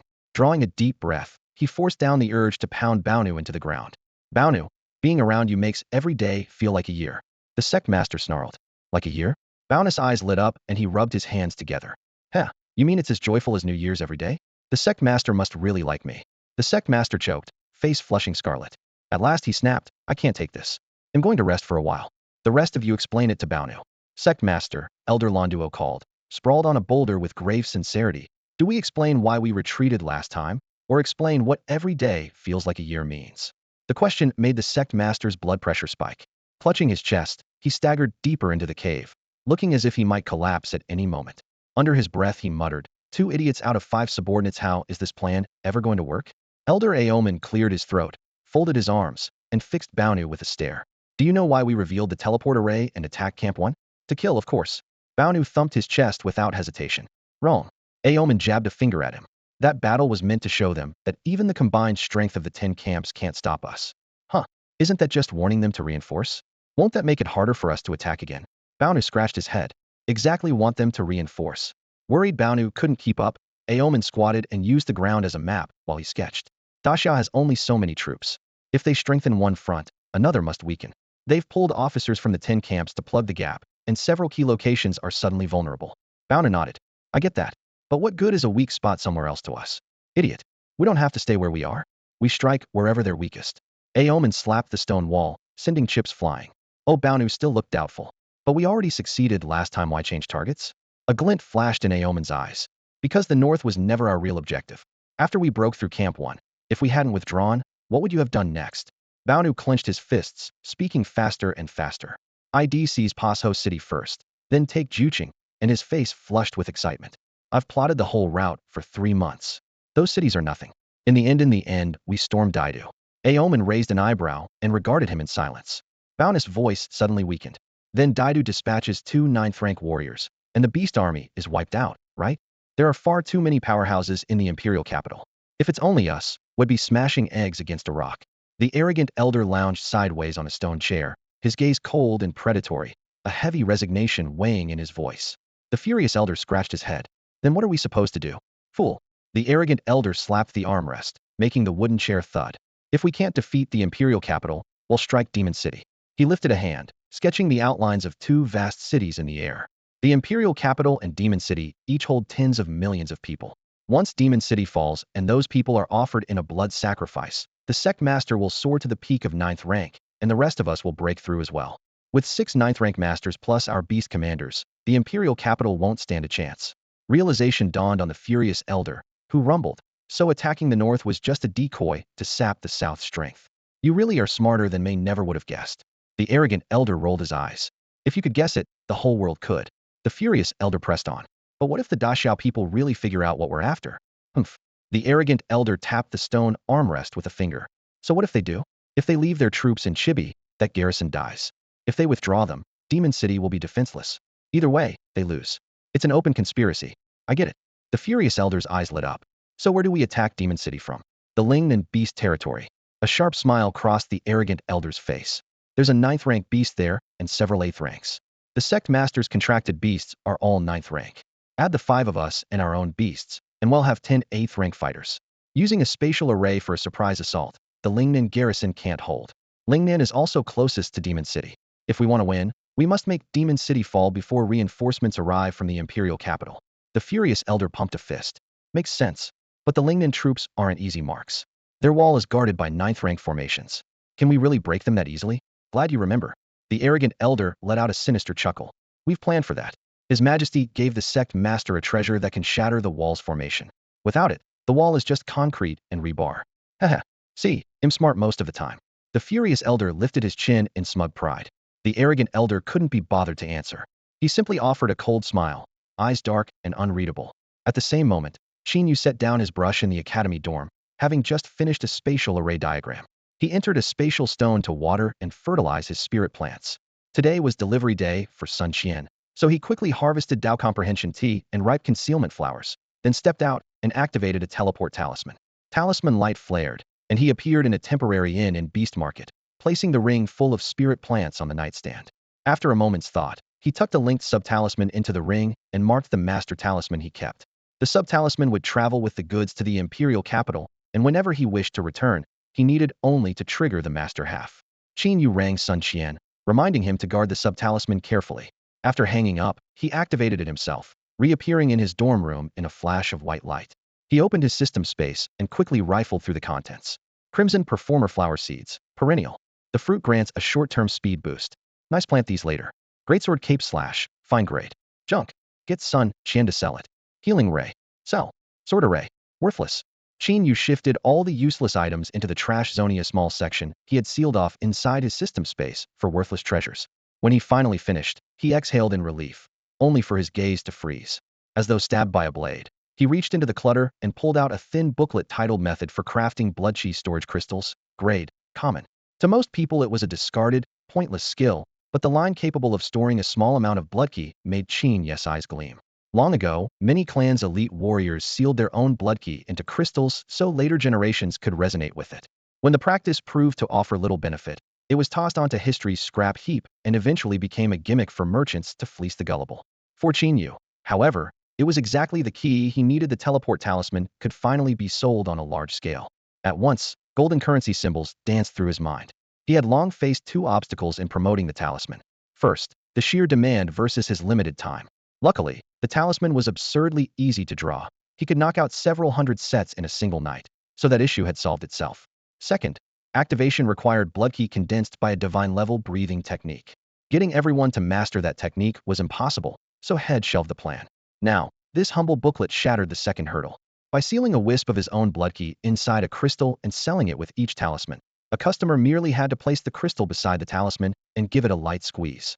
The blood key would leak out, the talisman would fire instantly, the entry barrier would vanish, and imitation would be impossible. 2 birds with 1 stone. Without hesitation, Qin Yu spent 33.33 million credits to buy the skill. The main material, raw crystal ore, dropped frequently in his system space. Shimmering white stones already formed a small hill. He grabbed a thumb-sized crystal, carved intricate patterns into it, and injected a thread of pure blood key. In an instant it turned a translucent crimson, as though soaked in blood. He pinched it lightly. A red mist escaped and vanished enough to activate any teleport talisman. Not bad. He waved his hand and nodded in satisfaction. For the next dozen hours, he scarcely rested, churning out several hundred red crystals, enough to launch the first batch of teleport talismans. That should do it. He stretched, ready for a break, when the system's crisp notification chimed in his ear. New mission, save Shanghai. Reward, fragment of God 1. Note, every reward is critical to the coming abyssal war. Please complete all missions with your utmost effort. It was only the system's second mission ever. Save Modu? The thought sent a chill through Qin Yu. A series of cold prompts echoed once more in his ears. Modu is about to face a catastrophic crisis. Host, you must prevent it. This is a personal trial. Before the disaster breaks out, you are forbidden to disclose any information about the impending catastrophe in Modu to anyone by any means. Violate this order, and the mission will automatically fail. The voice vanished, and the room fell abruptly silent. Qin Yu sat on the edge of the single bed, elbows on his knees, tapping the frame with his fingertips while his mind raced. Modu, destroyed? It was the second largest megacity in Xia, home to more than 10 million permanent residents. Prestigious institutions such as Modu University and Modu Martial University dotted the city, and centuries-old clans were everywhere, their experts as numerous as the stars. What level of calamity could possibly wipe out such a place? An abrupt strike from Eagle Nation? The idea flashed through his mind only to be dismissed at once. With the threat of exotic beasts still unresolved, humanity remained on the back foot. No nation would dare start a war now. Even if Eagle Nation did attack, it could never level Modu in a short time. Xia's second-largest city had earned its reputation. That left only one possibility, an ultramassive beast tide. Qin Yu recalled the last levels even Wave 3 Level 8 exotic beasts, more than 100 levels even beasts, and countless Level 6 ones. Even a tide of that scale had crumbled before Modu's strength. The powerful old families in the city alone could have quelled it with ease. To pose a real threat to Modu, at least one Level 9 beast would have to appear. And the system had labeled the coming danger catastrophic, which meant more than one Level 9 beast might well be on its way. The thought sent a chill down his spine. Qin Yu grabbed his phone and pulled up the national map of exotic beast habitats. Within Xia, only 4 major habitats had ever produced Level 9 beasts. The one closest to Modu lay in Lingnan. 3 cities stood between them. If the Lingnan defense line collapsed, those cities would never hold back the tide, and the full force would crash straight into Modu. He locked the screen and drew a deep breath, as though he could already see the chain of events that would bring Modu down. A second Level 9 beast emerges in the Lingnan habitat. The two join forces. The Lingnan garrison is wiped out. The beasts pour forth and even Modu cannot stand. That, he decided, was the likeliest scenario. But that raised the real question: what could he possibly use to save Modu? Qin Yu cursed under his breath. If 2 Level 9 beasts were truly coming, they could probably snuff him out with a single breath. Wait, a cold gleam darted through his mind. The Reaper dagger, sealed away for less than half a year. If he fully activated it, every living thing within his line of sight would die instantly, Level 9 beasts included. But it was a weapon that killed 1,000 enemies at the cost of 800 allies. Awakening the Reaper's dagger with a mortal body comes at a terrible price. Last time, the mere brush of its deathly aura sent hairline fractures spiderwebbing through Qin Yu's meridians, the pain nearly knocking him unconscious on the spot. If he ever unleashed its full power, the backlash would tear him apart. Instantly surviving would be nothing short of a miracle. For that reason, he would never wield the dagger unless he had absolutely no other choice. Yet without the Reaper's dagger, and forbidden by the system to leak even a whisper, how was he alone supposed to save Magic City? Pacing the cramped room, Qin Yu heard the wind howling outside the window. If worst came to worst, he could abandon the quest and spread the word. Should Magic City fall, the beast tide would cut Daxiao in two, half the nation swallowed by monsters. Chaos would reign, spies and assassins would sprout like mushrooms after rain, and none of it would end well for him. Qin Yu would not allow that future to happen. The system had never issued an impossible task. There had to be another way. He racked his brains, running scenario after scenario in his mind. His gaze fell on the blood-red crystal at the center of the desk, its freshly carved runes glowing ominously. He slapped his forehead and nearly jumped up. I'm such an idiot. The system only forbade him from revealing information before the disaster, but no rule said he couldn't call for help once it had begun. Between the first surge of the beast tide and the fall of Magic City, there would be a buffer. Before the disaster ended the moment the tide erupted. Until then, he had to stay silent. Once the horde truly hit, however, the capital would learn of it and dispatch experts even without his warning. The problem was that by the time they arrived, Magic City would be hanging by a thread. That was where the teleport talisman in his hand became the key. Distance meant nothing to it. In a heartbeat, it could bring the capital's strongest straight to the Lingnan front, smothering the beast tide in its cradle. A vivid scene burst into Qin Yu's mind. He hurls the talisman skyward and roars, one arrow through the clouds, and 1,000 troops appear. An instant later, the principal, Shangwan Peng, Elder Luo, Shangwan Feng'an entire squad of top-tier masters materialize, their auras crashing down like mountains. The 9th level beast opposite them would probably be scared out of its wits on the spot. Corny as the vision was, it still looked ridiculously cool. The top priority was to get transferred to the Lingnan unit. Only on the front line there could Qin Yu track the beast tides the moment they formed. That region was one of the 4 core zones, where the concentration of monsters and the frequency of outbreaks far surpassed those at Red Cliff and Eruption almost every day or two. From wave after wave of assaults, he had to single out the one that truly threatened Magic City, then use a teleport talisman to rush to the Imperial capital for reinforcements. He had to witness it himself to avoid a false alarm. If word leaked too early, the system would declare the mission a failure. At the thought, he scratched his head. Red Cliff often sends people to the 4 core zones to exchange tactics. I might be able to hitch a ride on that channel, he muttered. Decision made. He laced up his combat boots and headed straight for the array department. The minister was buried in paperwork. Seeing Qin Yu salute, he looked up in surprise. You want to join the Lingnan unit? The danger there was far greater than at Red Cliff, and even local array masters died at an alarming rate. Qin Yu snapped to attention. Lingnan sees constant beast tides and has a wealth of field experience. I want to learn from them. The minister's astonishment turned into admiration, and he returned a formal salute. Since I took over this department, you're the first array master to volunteer for Lingnan. Don't rush into Ithis is a life and death decision. I've thought it through. Qin Yu's voice was firm. The minister nodded solemnly, pulled out a transfer form, signed his name, and handed it over. Sign and thumbprint. Qin Yu complied. Your paperwork still needs approval, but it usually goes through, the minister added. A squad heading there for training leaves in 2 days. Join them. Go pack. Thank you, minister. Qin Yu saluted again. Safe travels, the minister said with a rare smile. The moment Qin Yu stepped out, Long Shan, a level 6 array master, poked his head around the corner. Boss, the minister wanted you? He had once called Qin Yu senior, but the term felt stiff. After switching to boss, they got along much better. I had some business with him, Qin Yu said openly.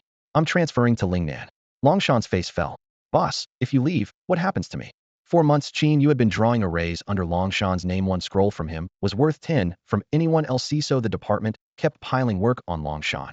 With Qin Yu around, it was effortless. Without him, how could Long Shan deliver during the next beast tide? Qin Yu patted his shoulder. You've progressed fast. You'll manage.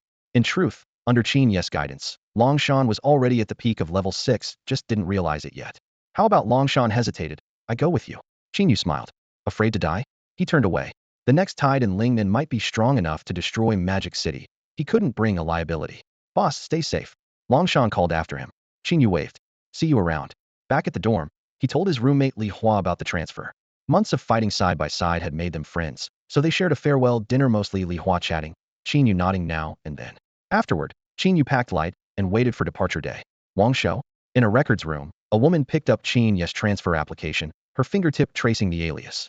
A new recruit from September, the age matches, hiding in war camp 3. No wonder I couldn't find him before. A dangerous smile curved her lips. Hello, Patriarch. I think I've finally located Qin Yu. Qin Yu boarded the coach bound for Pasho City.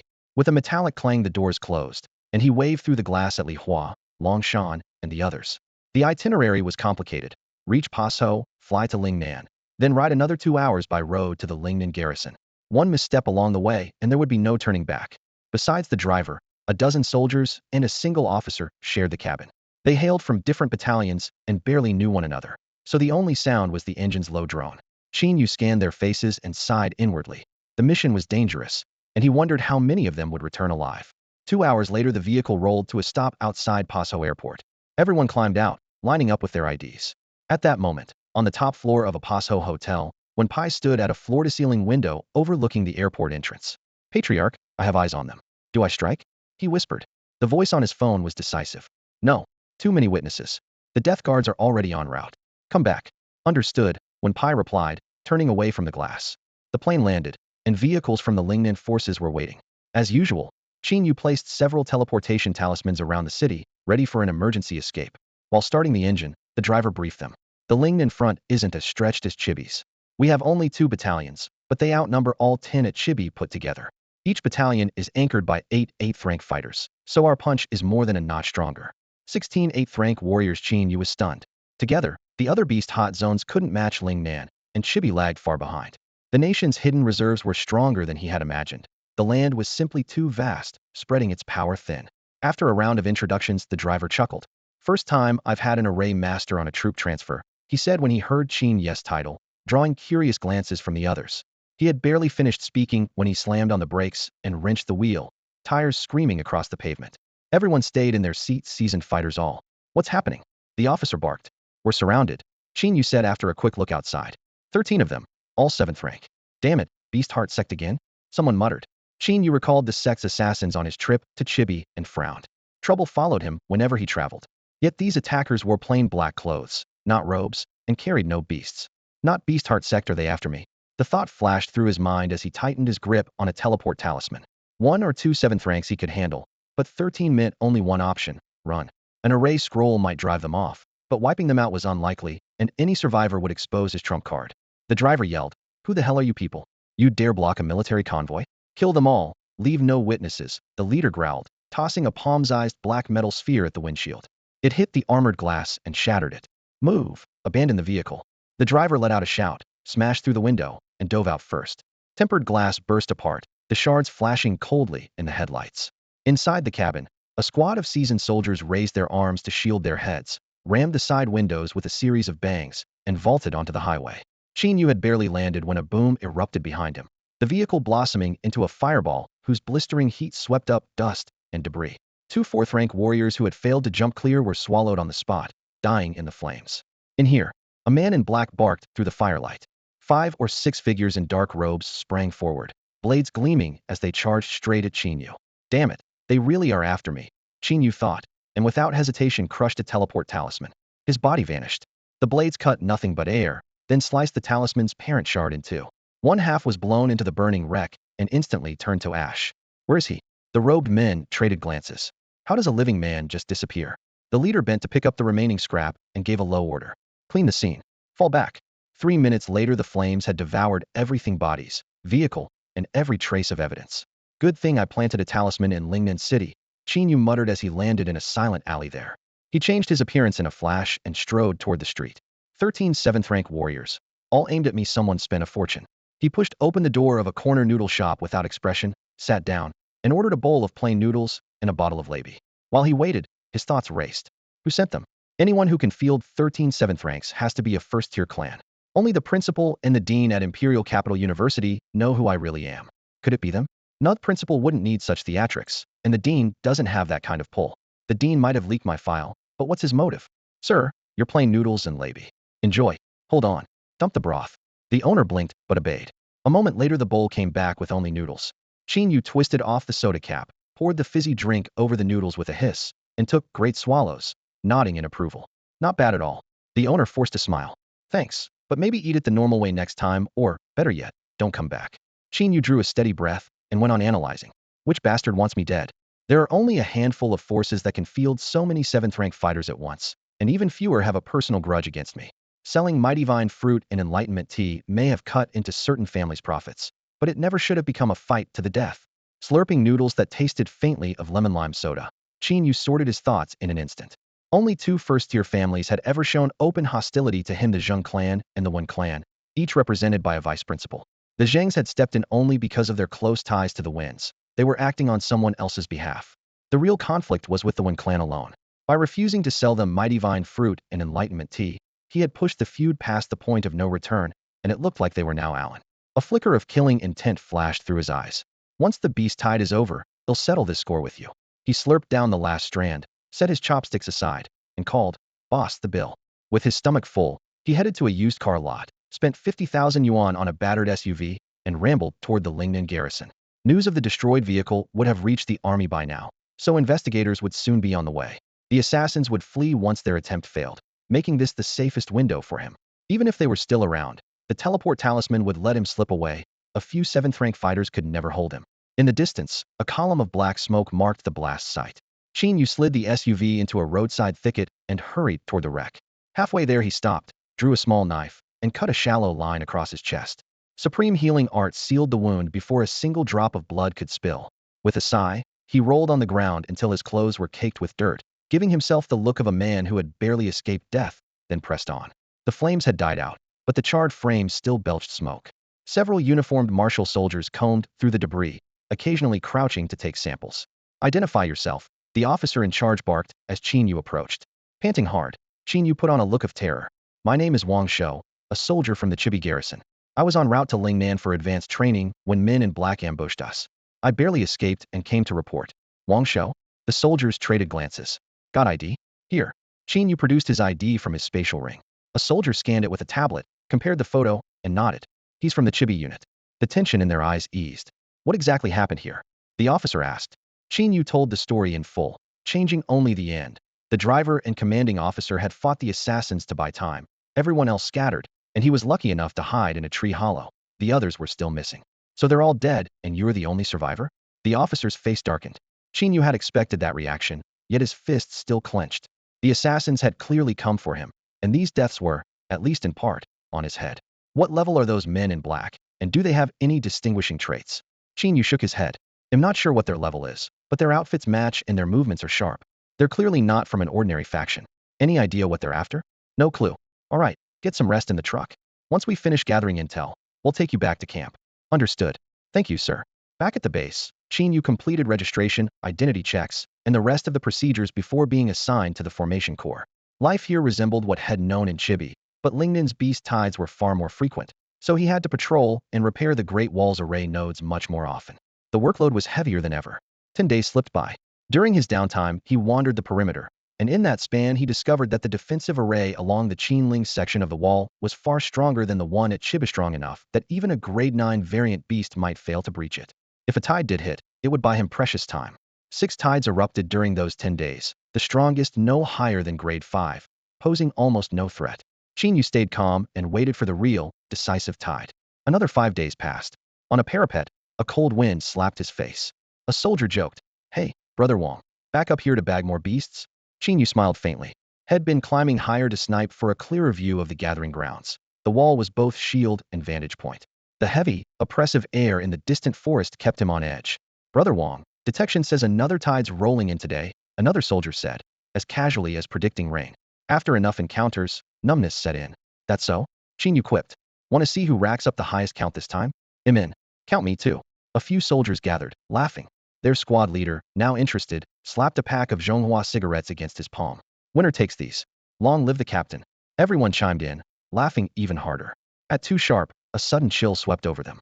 Qin Yu shivered, his gaze glued to the forested mountains ahead, as if some dreadful presence were staring back. All units, on alert. He wasn't alone in sensing Ivory grade 8 fighter lifted off, facing Lingnin's beast nest, and tension gripped the air. "Wang Shou, stay sharp," a nearby soldier warned. To them, Qin Yu was still the rookie. Qin Yu didn't answer. He only tightened his grip on the teleport talisman and stared ahead. Boom. A dull roar echoed from the distance, and the ground quivered. Birds and beasts scattered, shrieking. Then a colossal whirlwind rose from the mountains, snapping trees like twigs and devouring lighter beasts, turning the sky into chaos. The gale washed over the wall, snapping Qin Yu's coat, while a faint pressure thickened the air. The earth kept trembling, and at last a colossal figure emerged, a grade 9 variant beast, Tao Tai. Its mouth yawned open, and a black void unleashed a horrifying suction. Rock, timber, and beasts were torn apart and sucked in, and with every swallow its body visibly swelled. Black clouds churned, lightning writhed, and wave after wave of oppressive force slammed toward the wall. Qin Yu activated the teleport talisman without hesitation. In a flash of white light, he vanished. Everything went dark in front of Qin Yu, and he could feel a strange force pinning him in place.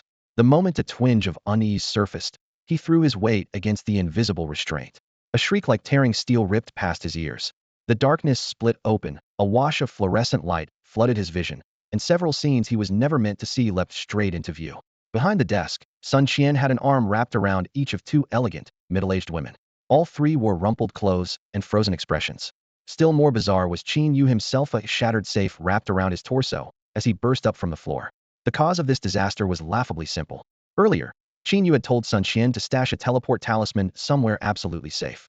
Without a second thought, Sun Qian had locked it in the office safe, solid, damage-proof, impossible to lose. He never imagined the talisman would activate from inside the box, setting up the train wreck moment unfolding now. 8 eyes met, and the room seemed to freeze. Sun Qian, caught red-handed, kept his arms rigid around the 2 women. Qin Yu averted his gaze, silently cursing. This PCO funk safe can't even block a second-rank martial artist. Qin Yu, my friend, how did you? Sun Qian's voice quavered.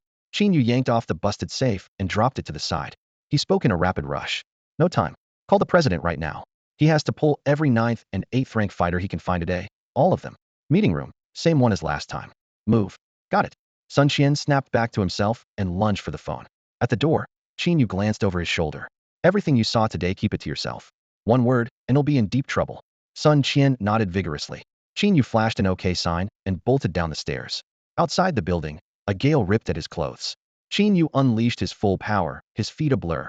In a blink he outpaced the cars on the avenue, even using the recoil from the pavement to glide for a breathless instant, arrowing straight toward Imperial Capital University. At the same time, inside the university's conference room, the president stared at a massive screen, brow knotted. A new report had arrived from the front. The Lingnan Beast Enclave had erupted, and two ninth-rank monsters had appeared together. The defense line was crumbling. Even though the capital was the nation's hub, Qinling lay too far away.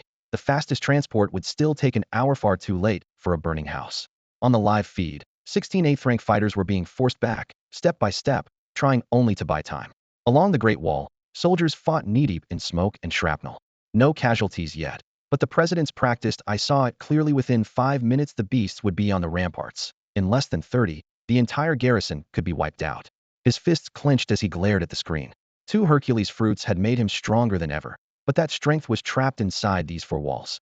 Lingnan was about to fall, and he could do nothing but stand here, choked by useless power. If only he could drop from the sky right now and carve those monsters apart, he thought, grinding his teeth. Two Class 9 beasts have just surfaced in Lingnan. How should we respond? A raspy yet resolute male voice echoed from the computer speakers. Senior officers had no choice but to convene through an emergency video call. We can't reach Lingnan in time. Shanghai has to send backup immediately, Sheng Wanpeng said, his icon flashing as he spoke at breakneck speed. Support is already on the way from Shanghai, but it probably won't make it, another officer added. Then we abandon the Lingnan garrison and establish a second defensive line inside the city, someone muttered, gritting his teeth as he proposed the worst-case plan. A shrill ringtone, "I've quit being the boss for years," cut through the tension. The headmaster glanced at the caller ID and killed the call without a word. Suddenly, a trembling voice broke in. Up to Tethir's a Class 9 warrior on the scene, suspected to be the sect master of the Beast Heart sect. All 5 of their elders have appeared as well. A collective chill ran through the room. Beast Heart sect? The headmaster straightened abruptly, his voice hoarse and urgent. Recall the Shanghai reinforcements at once. Their real target is Shanghai. The officers finally understood. The Chibi unit's failure, the southern deployment, the depleted southern forces, everything had been orchestrated to leave Shanghai exposed. Shanghai ranked only below the capital as a world-class city, its combat strength unmatched. Who would dare strike it? Yet Beast Heart sect was showing its hand. 2 Class 9 fighters plus the Tao Dai holed up in Lingnan. A sect that had hidden in the shadows for centuries was playing a trump card. The ringtone blared again. This time the headmaster answered. Sun Qian, I'm in the middle of something crucial. What? Qin Yu is in the capital? You want a rendezvous? Got it. He ended the call and drew a deep breath, forcing down the surge of emotions. Qin Yu was supposed to be stationed in Lingnan. Why had he turned up in the capital? Perhaps he was here for this very crisis. Perhaps he could pull off a miracle. The video conference had devolved into chaos. Shanghai has been alerted and is bracing for impact, Sheng Wanpeng shouted. I'm heading there now to assist. I'm coming with you, Elder Luo chimed in. Count me in. Several generals spoke over one another. The headmaster slammed his mouse and muted the entire channel. Everyone, reinforcements won't arrive in time. I might have a solution, but I can't explain it online. Report to Capital University immediately. Time is running out. This could be Shanghai's last chance. Move now. Roughly 3 minutes later, a figure dropped from the sky, shattered the conference room's glass, and burst inside. The principal's heart clenched. Had just replaced that pane with natural crystal glass. Still, the situation was urgent, so he swallowed his distress and shot Luo Lao a fierce glare. Luo Lao rubbed his nose awkwardly, flicked off a few shards, found a chair, and asked, so what's your solution? Not until everyone's here, the principal said, keeping his cards close. It's only a theory. I'm not completely certain. Luo Lao nodded and fell silent. Within the next minute, Sheng Wanpeng, Luo Feng, and the patriarchs and elders of the Ouyang and Zhuge clans arrived one after another. Soon, nearly half of the capital's top fighters were assembled, 4 9th-rank martial artists, and more than 50 of the 8th rank. Their overlapping auras made the room feel like a rumbling volcano. Looks like everyone's here, Sheng Wanpeng began. Principal, stop stalling and tell us the plan. The principal no longer held back. Qin Yu asked me to bring you together. Bewildered, the crowd traded glances. Principal, is this really the time for jokes? I'm not joking. He checked his watch. Qin Yu should arrive any minute. And if he called this meeting, it's for something critical. Damn. Someone snapped. Shanghai's hanging by a thread, and you drag us here over some kid? Yeah. If we missed the best moment to intervene, can you shoulder that? Principal, have you lost your mind? The room erupted. The principal slammed the table, rattling the cups. Enough. Even if you set off now, by the time you reach Shanghai, it'll be too late. Qin Yu wouldn't summon us for nothing. He's been stationed in Lingnan. And he suddenly returned. Maybe he's found a way to stop the beast tide. I'm not underestimating him, someone argued, but he's in the capital. How can he handle a beast tide in Lingnan from here? Beam our attacks there? Teleport us? He could be stalling. What if Qin Yu's a beast heart sect spy? Other voices chimed in. The principal's frown deepened. He slammed the table again. If you don't believe me, leave now. No one's stopping you. Before he finished speaking, the conference room doors swung open. Under every gaze, Qin Yu strode in, his eyes sweeping the room. Wow, quite a turnout. Qin Yu, what exactly do you want from us? He pulled out a chair, sat, and caught his breath. Lingnan is facing a beast tide. 9th level beasts are on the field. You already know that, right? We do, the principal answered. Our intel says Beast Heart Sect is behind it, and their real target is Shanghai. Beast Heart Sect? Qin Yu raised an eyebrow, surprised but unfazed. I called you here because of that beast tide. You actually have a solution? Someone asked urgently. Of course, but I need your strength. Qin Yu took a blood-red crystal and a teleportation talisman from his coat. Believe it or not, 6 minutes ago, I was still on the Lingnan Great Wall, watching the Taotai devour everything under the sky. Everyone's pupils constricted, and someone blurted, "That's impossible." Nothing's impossible. Qin Yu raised a hand, brisk and decisive. With no time to waste, he tipped a stack of master teleport talismans and a pouch of red crystals onto the conference table. One talisman, one crystal for each of you. He handed out the papers with practiced ease, then nudged the crystals across. Press the crystal to the talisman and crush it, and you'll teleport instantly. Wait, not yet. He halted the principal, who had already picked one up. Break it 10 seconds after I disappear. His crisp words still hung in the air as he clasped his fists in salute. Everyone, they'll go on ahead. A heartbeat later he vanished, leaving only a gently swaying chair. Silence swallowed the room. Eyes widened. Only breathing could be heard. Qin Yu had stayed barely half a minute, claimed he could stop the beast tide, handed out crystals and talismans. No one had grasped his plan. Watching him vanish, everything became clear. Teleportation, that's teleportation, someone gasped. Mastery of space itself, ignoring distance, arriving in an instant, a professor murmured. I thought that only happened in fantasy novels. Shock gave way to excitement.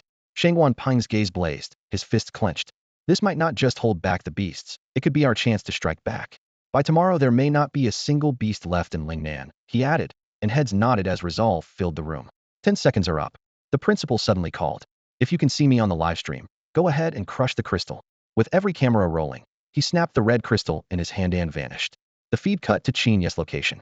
He flung dozens of subordinate talismans into the sky. They streaked like meteors, the air rippling. In the vortex's center the principal materialized, landing solidly. The last doubts evaporated. Red crystals cracked in rapid succession, and the conference room emptied as one figure after another disappeared. On screen, the activated talismans set off a chain reaction, warped air opening passage after passage. The team gathered, unleashing a roar fit for the eve of victory. The chance to sweep through Lingnan had arrived.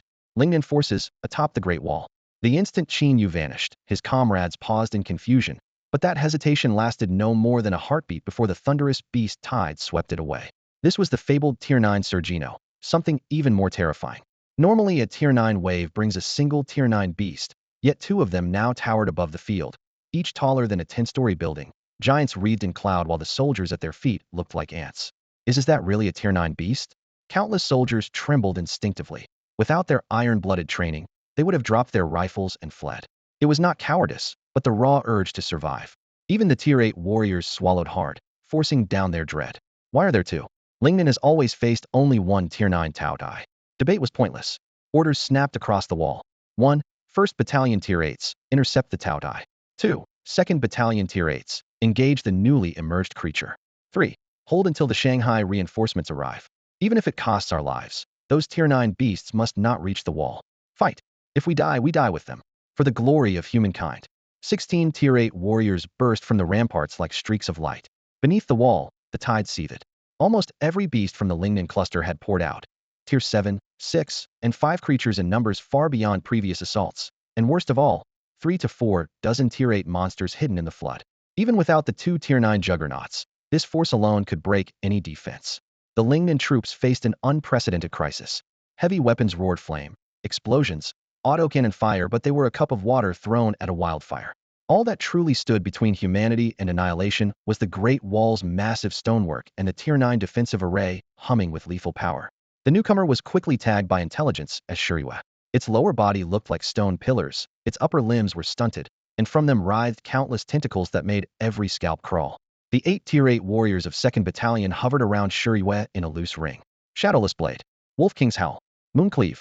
8 attacks charged with devastating yuan energy slammed into Shuriwa, showering sparks and detonations across its hide. Roar.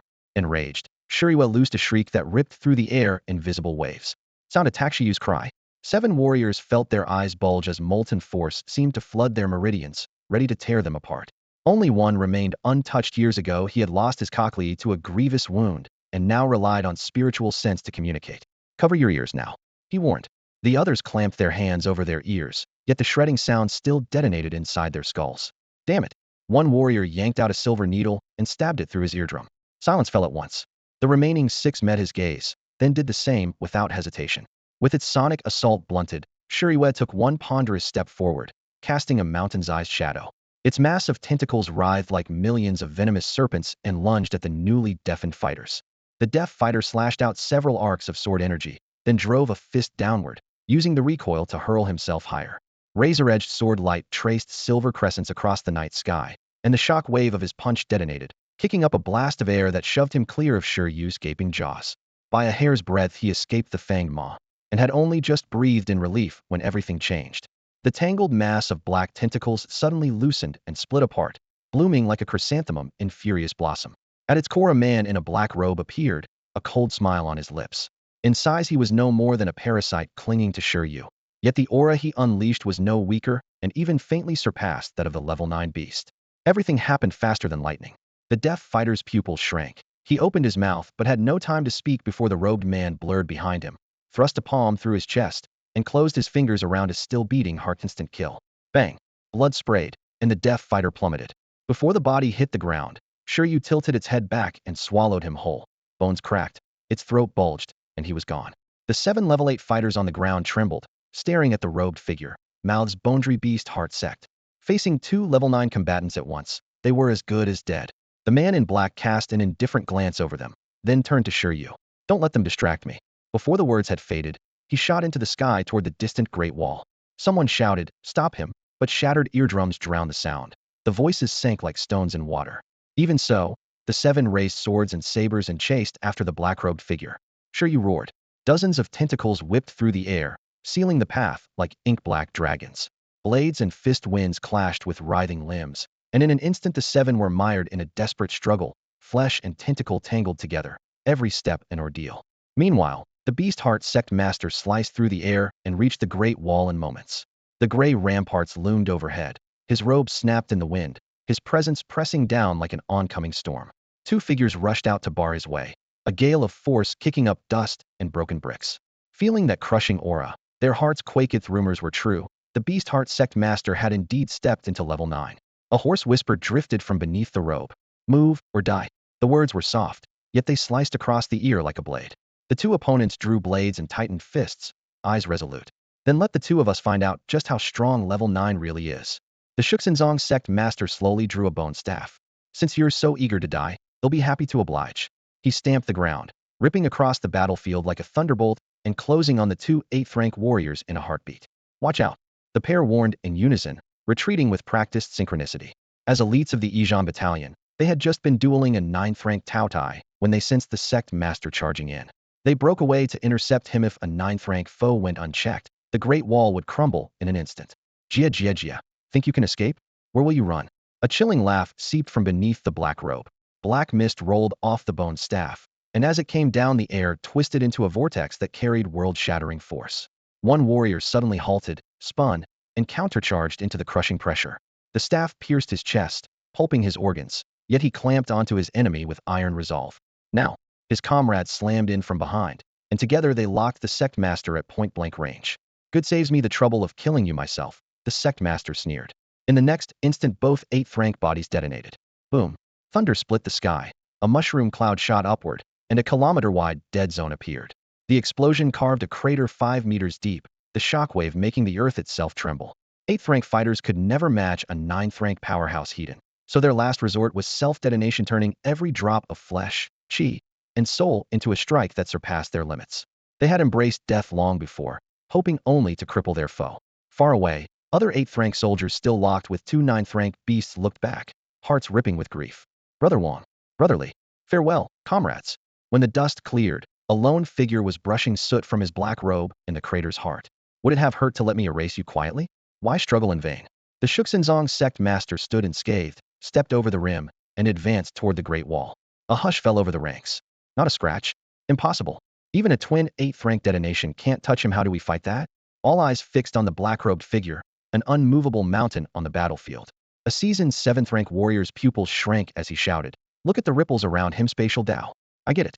He twisted space at the moment of the blast and shunted the force away. He brandished his weapon. Stay calm. Hold the line. Reinforcements are en route. The Great Wall still stands. Our foundation still stands. Take up your weapons and honor our fallen officers. If we must die, well, drag the beast down with us. Squad leaders across the battalions called out in support, calming their shaken troops. In a moment like this, even a flicker of retreat meant certain death. Only by fighting with everything they had did they stand a chance at survival. At the foot of the Great Wall, the Beast Heart Sect's Grandmaster climbed the rubble, his chilling laughter swirling through the night. Heh, let this strike be the straw that breaks the camel's back. Before the echo faded, he raised a black crystal orb. Pitch dark on the outside, it held 7 tiny stars that glimmered like a private galaxy. I declare this formation nullified. He pressed the orb into a crack between the bricks. The ancient stones shuddered, intricate sigils dimmed instantly, and the 9th-level defensive array that had stood for centuries vanished as though its life force had been drained away. Now break. The Grandmaster's fingers clenched, and his thunderous fists smashed into the wall. The impact boomed, stones rained down, and a jagged breach burst clear through the rampart. At that very moment, Qin Yu appeared atop the wall. He swept his gaze around. In the distance, 2 9th-rank beasts trampled the ruins as they roared closer. Nearby, a gaping hole yawned in the eastern section, soldiers running and shouting through falling dust, while the formation's dying light flickered uselessly. The Beast Heart Sect moves fast, Qin Yu muttered.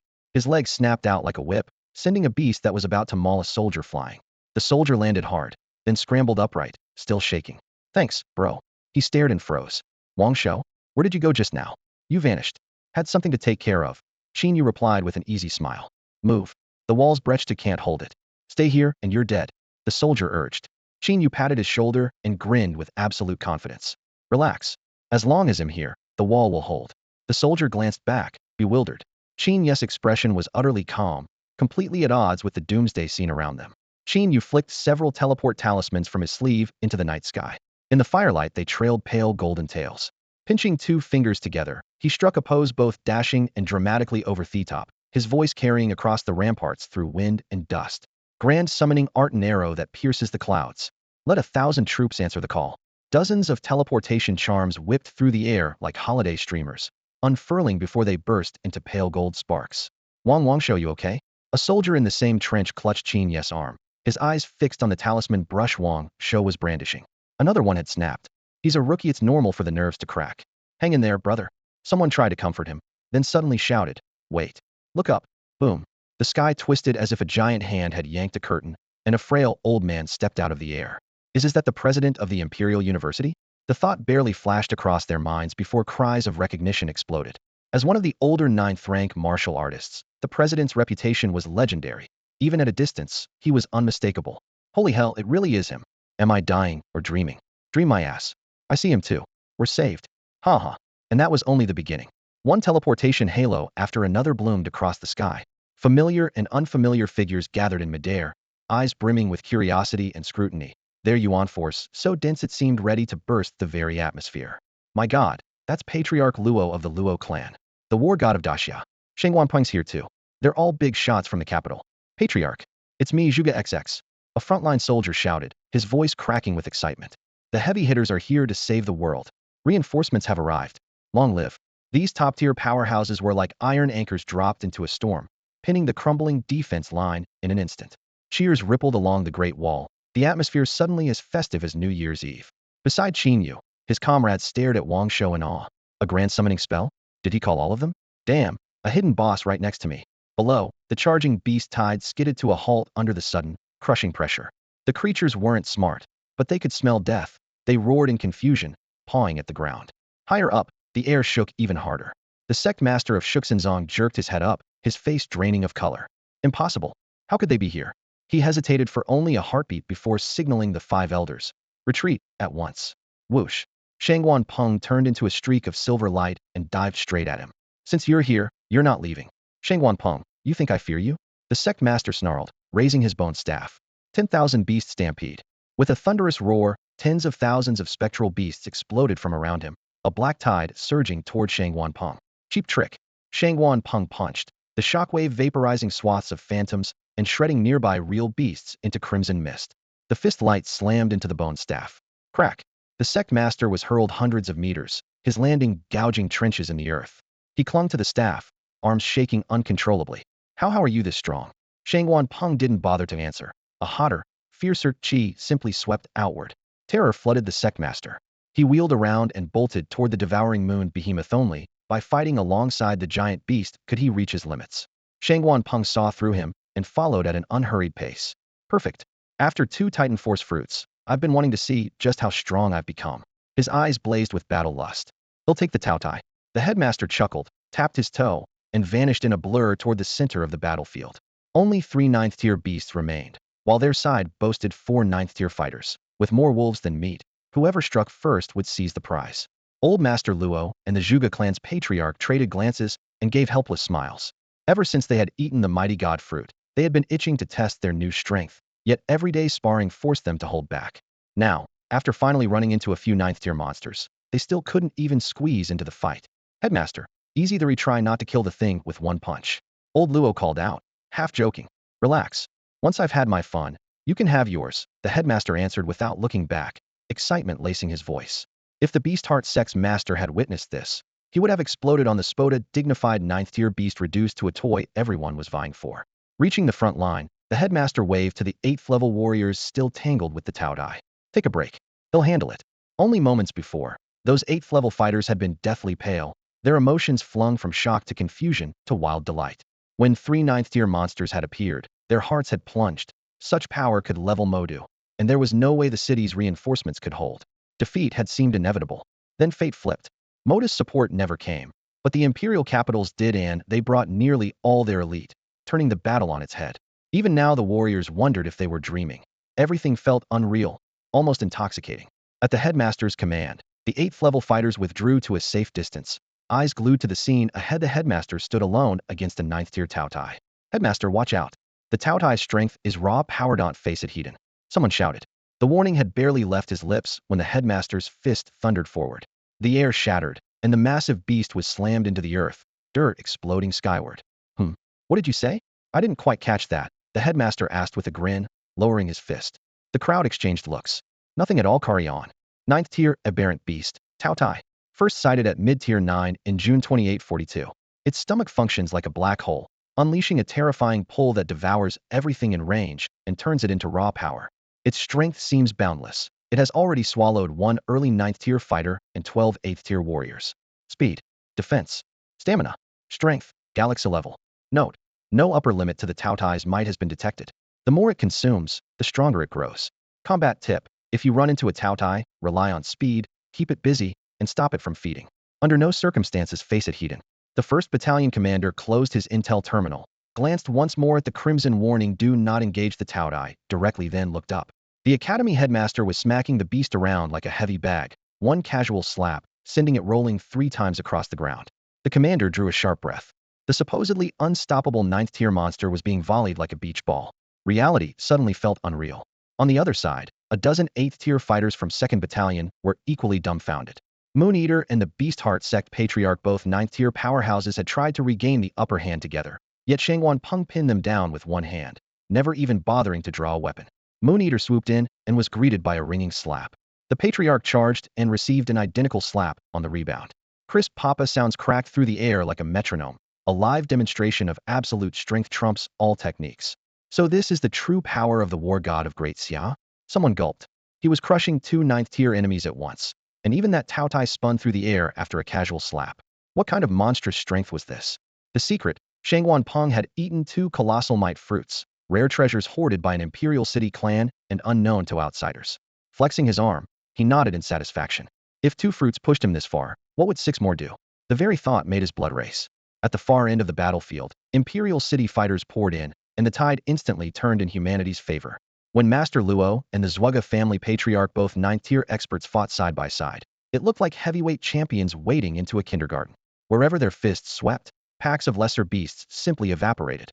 The field commander tossed aside his signal flag and howled at the sky. I've never fought a battle with this much firepower. Wounded to the rear. Everyone else, follow me off the wall. Charge. It's payback time. War horns thundered. Through the gap blasted open by the Beast Heart Patriarch, waves of soldiers spilled out, a disciplined torrent crashing into the beast tide. The capital's elites formed a straight line, mowing everything in front of them like reapers. 90% of the aberrant beasts vanished in an instant. The remaining 10% were left for the rear troops to finish, leaving none alive. Deep inside the swarm, the 5 elders of Beastheart sect watched the carnage through the blood-tinged mist and began to tremble. They had barely 28th tier fighters left, while the enemy boasted 2 9th tier guardians and a platoon of capital reapers. How were they supposed to win this? It took them 0.0001 seconds to decide abandon the Patriarch and run. You two head west, the 3 of us go east. Meet at the usual spot, Pride whispered. And where exactly do you gentlemen think you're going? A cheerful voice asked from behind them. The arrogant elder and the others went rigid, heads lifting with a tremor. Their eyes met Luo Lao's slightly arched brows. The smile beneath them felt like an icy draft cutting to the bone. Every hair on the 5 elders bristled as the same thought screamed through them. Holy hell, run. Run? If I let you escape, how will I ever show my face in the imperial capital again? With a casual wave, Luo Lao unleashed a shapeless force that ballooned into a massive net, nailing all 5 elders to the spot. They mustered every shred of 8th rank power, veins bulging, yet not a single fingertip would move. Damn it, fight him! The arrogant elder roared, first to summon his life-bound 8th rank beast. Metallic fangs interlocked in midair as a murderous aura swept out. Earlier, 8 8th rank fighters had managed to stall a 9th rank beast. Now they had 10 sources of 8th rank strength enough, in theory, to confront a 9th rank warrior Hedon. The other 4 elders understood and followed suit. One thought each, and 4 more beasts appeared. Magma churned, frost condensed, lightning forked, shadowy mist rolled. 5 beasts roared at the heavens only for the sky to flip into a black and white chessboard the next instant as Zhuge Laozu materialized. Yin-yang confinement.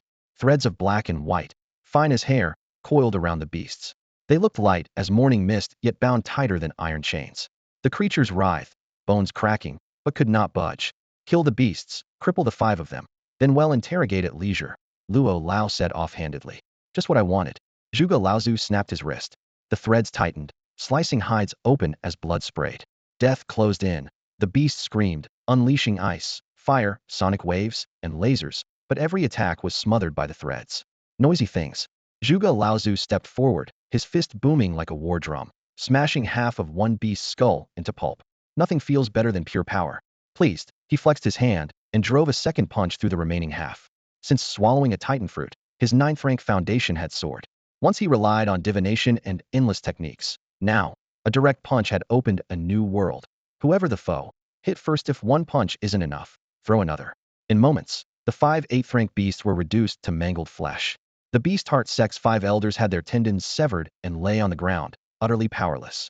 Elsewhere, Shang Wanpeng's slaps echoed one after another. Shang Wanpeng, don't get cocky. The Beastheart sect master's face was swollen on one side, yet he dared not meet that brute strength Hedon. With every slap his mind rang. Before the buzzing stopped, another blow was already on its way. Pure humiliation. Shuriwet, enough withdraw. He ordered his beast. Shiyu's tentacles surged, wrapping him as it loosed a shrill sonic blast. Shang Wanpeng stepped forward and landed another slap. Shut up. Shiyu's eyes instantly brimmed with tears. Tentacles writhed. The sect master slipped through a gap, bone staff glinting as it shot toward Shang Wanpeng's chest like lightning. Withdraw? He cackled. 2 of us against 1 of you, and we should run? The moment you get close, you're dead. Almost simultaneously, Shiyu's maw yawned wide, interlocking fangs ready to rip Shang Wanpeng apart. Think you can hit me? Die? As the onslaught closed in, Shang Wanpeng slowly raised both hands. Beyond 9th rank's peak, each sliver of added strength is a qualitative leap, and 2 titan fruits had given him a staggering boost. His fists clenched, bones crackling. You two know nothing about power. The Beastheart sect's master and Shuriwa struck at the same instant, unleashing 2 blows so violent they seemed ready to tear the air apart. Die for me, ha ha ha. The sect leader shrieked, his swollen, bruised face twisting into something grotesque. With nowhere to dodge, Shang Wanpeng remained calm. He thrust out his right arm and, with a crisp crack, clamped his fingers around the bone staff. The weapon stopped less than a millimeter from his chest, and even the air around it felt frozen. The sect leader's smug grin froze as well. Veins bulged at his temples while he poured every ounce of spiritual power into the staff, yet it refused to budge, as if welded to the sky. Damn it! Shuriwa, bite him! He roared. Shuriwa howled and snapped its blood-red maw shut. Shang Wanpeng's left hand shot out, pinched one of its fangs, and flicked the beast away. Boom! The massive creature became a black blur, smashed through 3 mountain peaks, and finally crashed to a halt amid a rain of shattered stone. Shang Wanpeng, Are you done playing yet? Luo Lao and Patriarch Zhuge finally arrived, landing at the edge of the battlefield. Yeah, I'm done. They're all yours. Shangguan Peng answered casually, snapped the bone staff in two, and flung the pieces to the ground with a crunch. Luo Lao and Patriarch Zhuge had been itching for action. Rubbing their palms together, they exchanged wicked grins. Our turn at last.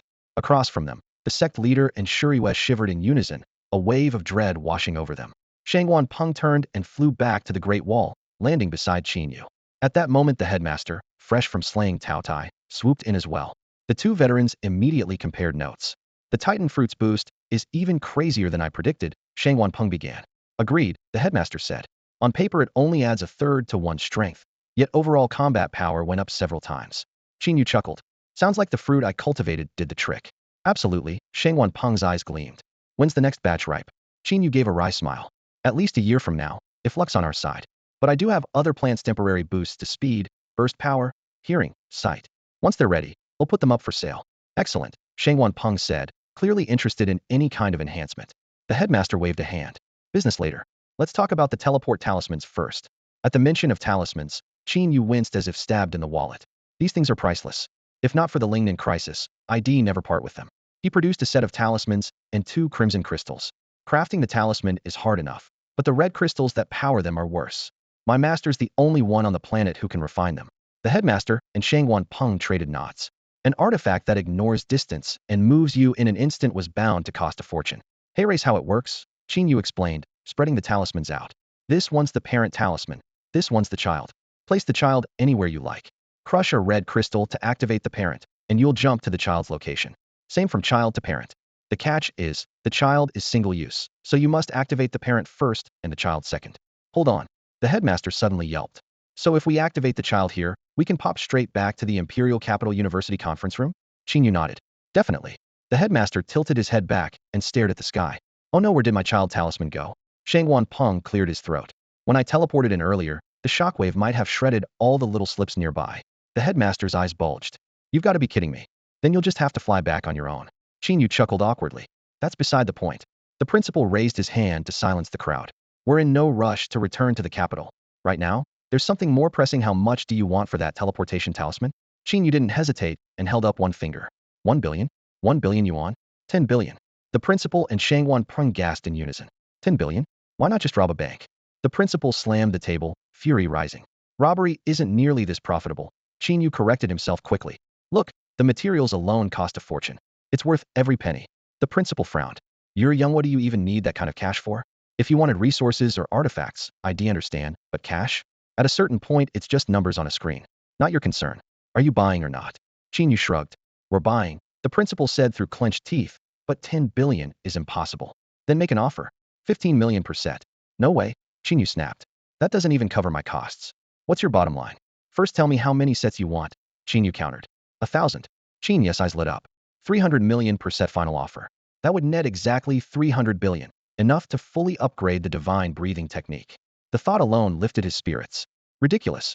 We don't have 300 billion lying around, the principal objected. Come on. The Lingnan garrison's annual budget is at least that. After this beast tide, the Lingnan enclave is gone for good. Spend the money on talismans effective and versatile. Why hesitate? The principal followed Qin Yu's gaze to the battlefield below, now completely one-sided. Indeed, the beast tide had drawn out almost every 7th, 8th, and 9th grade monster in Lingnan, and human experts had wiped them out. For the next century, the region would remain peaceful.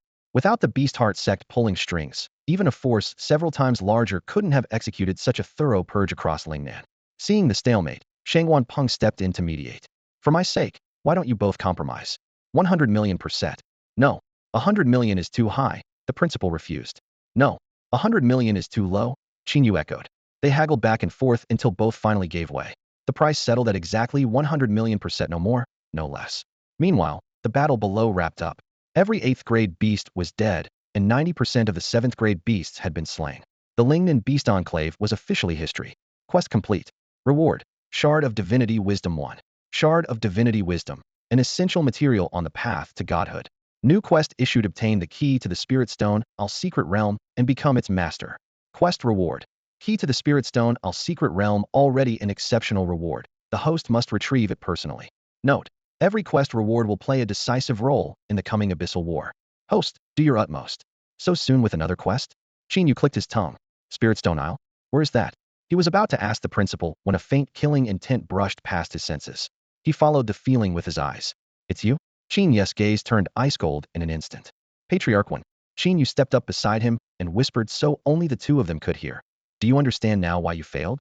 The killing intent in the Patriarch's eyes faded. He frowned in confusion. What do you mean, top scholar Qin? Nothing special. Qin Yu smiled calmly. In a year, the One Clan will be wiped from this world. Then let's see which disappears first, the One Clan or you. Qin Yu patted his shoulder. I only suspected the man in black was from the One Clan. Now I'm sure. What I'd like to know is how you uncovered the identity of Wang Shou. A man about to die doesn't need that information. The Patriarch sneered, eyes colder than frost. Qin Yu chuckled and twirled a voice recorder between his fingers. Take a guess, will the authorities protect me? Or your clan? The Patriarch didn't flinch. Come back with real evidence. No one believes empty accusations. He turned and walked away. Qin Yu lowered his gaze and noticed that the recorder's internal parts had been scorched to powder. He shrugged. What's up? The principal and Shangwan Peng hurried over. Nothing. Qin Yu tossed the ruined device into a trash can. I just declared war on the One Clan. By the way, what exactly is a secret realm? The principal exchanged a look with Shangwan Peng and explained, you'll cover the basics in college. Simply put, a secret realm is an independent space that appears out of nowhere, most often as a strange island or ancient ruin. An island that appears out of thin air? Qin Yu muttered. That was nothing like the dungeon-style realms he had imagined. A new realm has surfaced recently, the principal continued. Entry is limited to college seniors or younger. It's in international waters and extremely dangerous, so we hadn't planned to inform you. But you have a teleport talisman. If things go south, you can return to Great Xia instantly, so the risk is lower. If you're interested, you can try. With your current strength, you'd crush everyone your age, Shangwan Peng added. Does the realm contain lots of spirit stones? Qin Yu asked. Both men froze. How do you know that?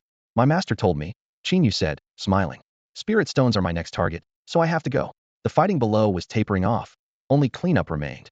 More than 50 experts from the capital were gathered, discussing the Lingnan withdrawal and personnel assignments. Military helicopters landed one after another, rotors whipping up dust and gravel. Grade 8 warriors could fly on their own, but compared with the comfort of a cabin, self-flight was exhausting and dull, so air transport was still preferred for long trips. Qin Yu walked up to several familiar comrades and raised a hand in farewell. See you around. You're Wang Shou? Someone asked, noticing he was no longer disguised. Yeah, but Qin Yu is my real name. The alias was mission only. Mission's done, so I'm heading back. Qin Yu? The top scorer in this year's college entrance exam? Man, you really kept that quiet. I was trying to comfort you about the beast tide, but the real expert was right beside me. I'm mortified. Huh, my war buddy's the top scholar, time to celebrate. A sudden voice cut through the laughter. Qin Yu? Weren't you jailed at Imperial Capital University for murder? The air went still. Everyone glared at the speaker. If you can't talk right, shut up. Qin Yu scratched his head, a bit embarrassed. Part of the mission. Exactly, mission requirements. They chimed in, laughing it off. Too bad regulations forbid alcohol, or we'd toast the top scholar properly. Next time for sure. Qin Yu waved as he turned away. If you come to the capital, call me. Deal. Safe travels. He glanced over the ravaged land. Hot wind carried the smell of blood and gunpowder, and the setting sun gleamed on soldiers' armor. Hold on for 3 more years, everyone, he murmured. In 3 years, I promise humanity will be safe. For this secret realm expedition, Daxia will be sending 5 representatives. Inside the cabin, the turbines droned softly. Reclining in a plush seat, the principal briefed Qin Yu on the secret realm one item at a time. Since you want in, that leaves only 4 spots, he said, counting on his fingers. Because of the age limit, those 4 will almost certainly come from the universities. They'll hold an inter-college tournament in a few days and pick the best 4 youngsters. Qin Yu raised an eyebrow. So I don't have to compete. The principal grinned knowingly. If you want to play the underdog, I can set you up with a fake ID. Young people love showing off in a crowd, right? I've even drafted the plot for you. Hide your strength at first, mouth off that everyone else is trash, and you can take on 10 of them at once. The spectators will boo, and Thin Bumia explode onto the scene. He grew more animated as he spoke, hands slicing the air as if he could already hear the gasps.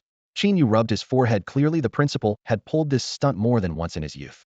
They'll skip the tournament, Qin Yu said with a wave. Just let me know before we depart. Oh, the principal narrowed his eyes. Don't you want to know who your teammates are? Doesn't matter. Qin Yu shrugged. Even if my teammate were a pig, I'd still coast to victory. He wasn't exaggerating. With his current strength, he could dismantle a 6th-tier fighter in single combat, while the top seniors at university were only brushing the 5th tier and couldn't last 3 moves against him. Teammate strength had never been a factor for Qin Yu. Sizing him up, the principal chuckled. Confident, aren't you? Haven't seen you in half a year, and now I'm curious just how strong you've become. Qin Yu smiled. Stronger than you think. The principal let it go and changed the subject. About those teleportation talismans, when can we make the trade? Anytime, Qin Yu replied lightly. As soon as the money hits my account. Just as I thought, you have quite a stash. The principal nodded. He'll handle the payment when I get back. With those talismans, the threat of exotic beasts to Daxia drops to the minimum. Qin Yu, you're doing the nation a huge favor. 3 days after returning to the imperial capital, the University League kicked off as scheduled. Talented students on missions rushed back overnight, and the arena was packed. Qin Yu, however, couldn't be bothered to watch. As Head said, who his teammates were simply didn't matter. He almost decided to tackle the secret realm alone. He could dominate the field easily, but realized the opportunity meant a lot to others. Stealing a slot would only sour things. So he stayed in seclusion and continued training. 5 days later, the principal issued the assembly order. Wearing a disguise, Qin Yu boarded a military transport. The mission was led personally by Shangguan Peng, hailed as Daxia's strongest 8th-tier veteran who usually sent 3 8th-tier escorts and never showed up himself. Clearly, this level of protection was for Qin Yu's sake. The other 4 students in the cabin were secretly thrilled by the honor. The state must value them highly. Yet when Qin Yu entered, their gazes sharpened. So you're the one with connections? One of them asked coldly. Qin Yu glanced at them and nodded. He understood their resentment. If he had fought through layers of selection only to see someone parachuted in through favoritism, he'd be annoyed, too. The speaker stood, eyes proud. What tier are you? Remember, I'm the leader here. Once we're inside the secret realm, you follow my orders. Got it. Qin Yu raised an eyebrow. And you are? Wen Yonghe, the man declared, head held high. A cold gleam flashed in Qin Yu's eyes. Someone from the Wen family? Wen Yonghe lifted his chin. That's right, in the top of the Wen clan's younger generation. Well, aren't I lucky? Qin Yu said, a faint smile curling his lips. Since we've met so soon, I might as well collect a little interest first. He laughed softly. What do you mean? Wen Yonghe asked, puzzled by Qin Yu's words. Nothing. Qin Yu turned to the clouds beyond the porthole, his voice flat. We'll talk once the plane is in the air. Qin Yu's indifference caught in Wen Yong's throat. As the Wen family's brightest talent, he was used to being the center of attention. Even the clan elders showed him respect. Yet this nobody had only landed a spot through backdoor connections, dared to brush him off. Drop the act, Wen Yonghe snorted. He refused to believe Qin Yu had real skill. If he did, he'd have earned his place in the ring openly. Who would choose the backdoor otherwise? The 3 companions nearby followed Wen Yong's lead, their expressions darkening.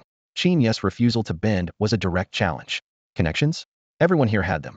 Wen Yonghe sneered inwardly, glancing at the PA speaker. Passengers, please take your seats and fasten your seatbelts. The aircraft will be taking off shortly, the robotic female voice repeated. Watching Qin Yu's profile, Wen Yonghe lifted a malicious smile. Kid, I'll have a nice talk with you in a minute. No need, Qin Yu replied, his gaze like ice. He'll come to you. For a moment Wen Yonghe felt a chill, as though an icy needle traced down his spine. He forced it away and snapped his belt shut. The plane taxied, lifted, and after a brief jolt settled into level flight. When the seatbelt sign went dark, the 5 of them unbuckled together.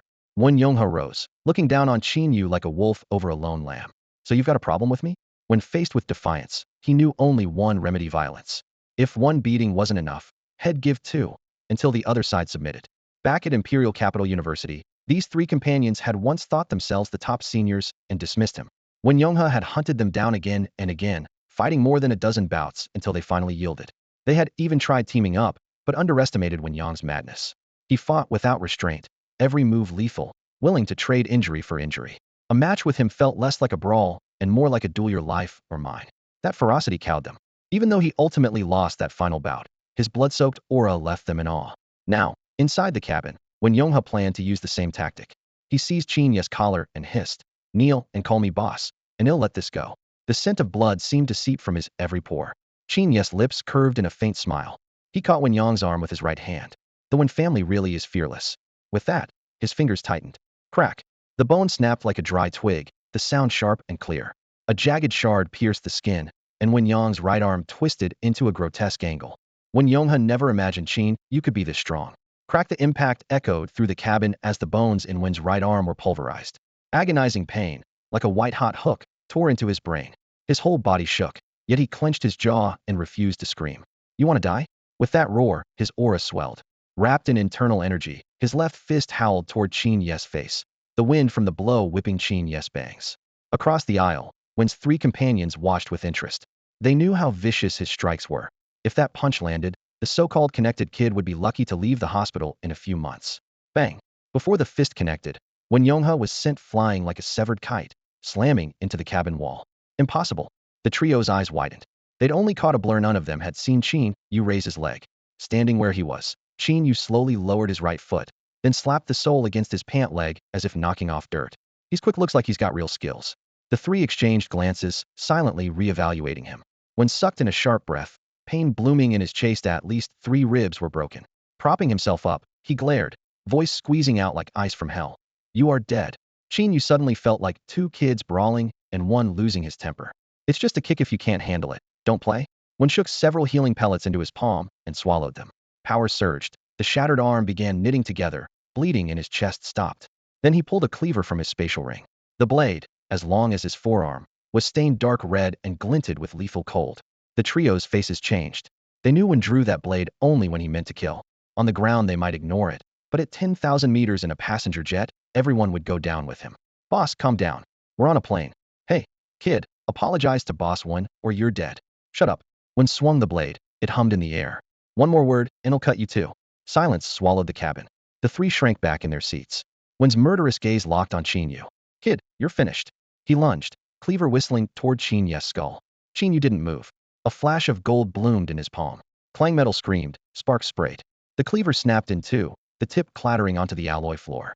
A thin red line traced Wen's neck. A heartbeat later, blood gushed as his churning energy collapsed. The three onlookers felt their scalps prickle, pupils trembling. For a split second, Qin Yu had released the aura of a 6th-level martial artist. How is that possible? He's our age, barely 20 yet, he's already 6th level? That's insane. That's no nepotism case. He's a monster the state's been grooming in secret.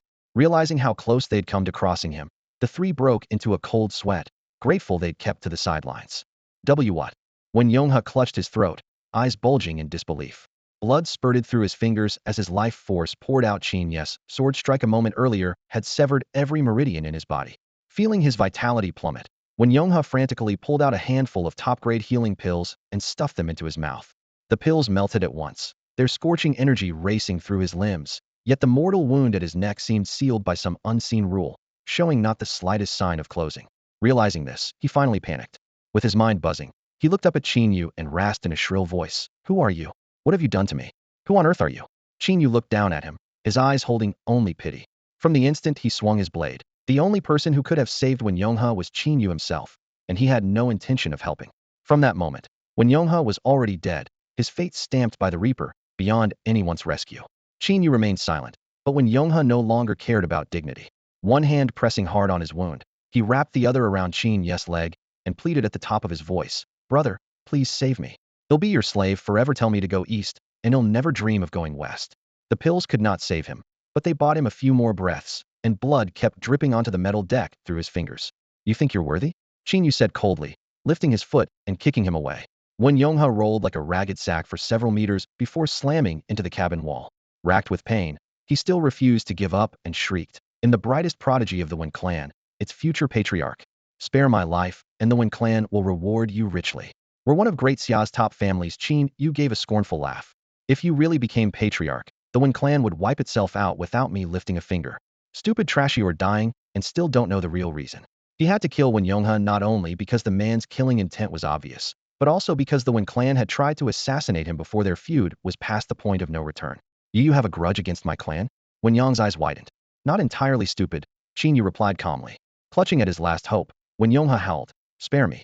Once I control the Wen clan, they'll kill anyone you want. Save those words for the underworld," Qin Yu whispered as he bent to his ear. "When Yongchang was the first, you're the second. Relax, none of your clan will escape. They'll all keep you company." The words jolted Wen Yonghe, and bloodshot veins burst in his eyes as he gasped, "You're crack." Qin Yu tightened his fingers and snapped his neck. The corpse sagged limply, and he casually flung it toward the plane's tail, leaving a crimson smear across the metal floor. Dusting off his hands, Qin Yu turned his gaze to the three people nearby. "Enjoying the show, are you?"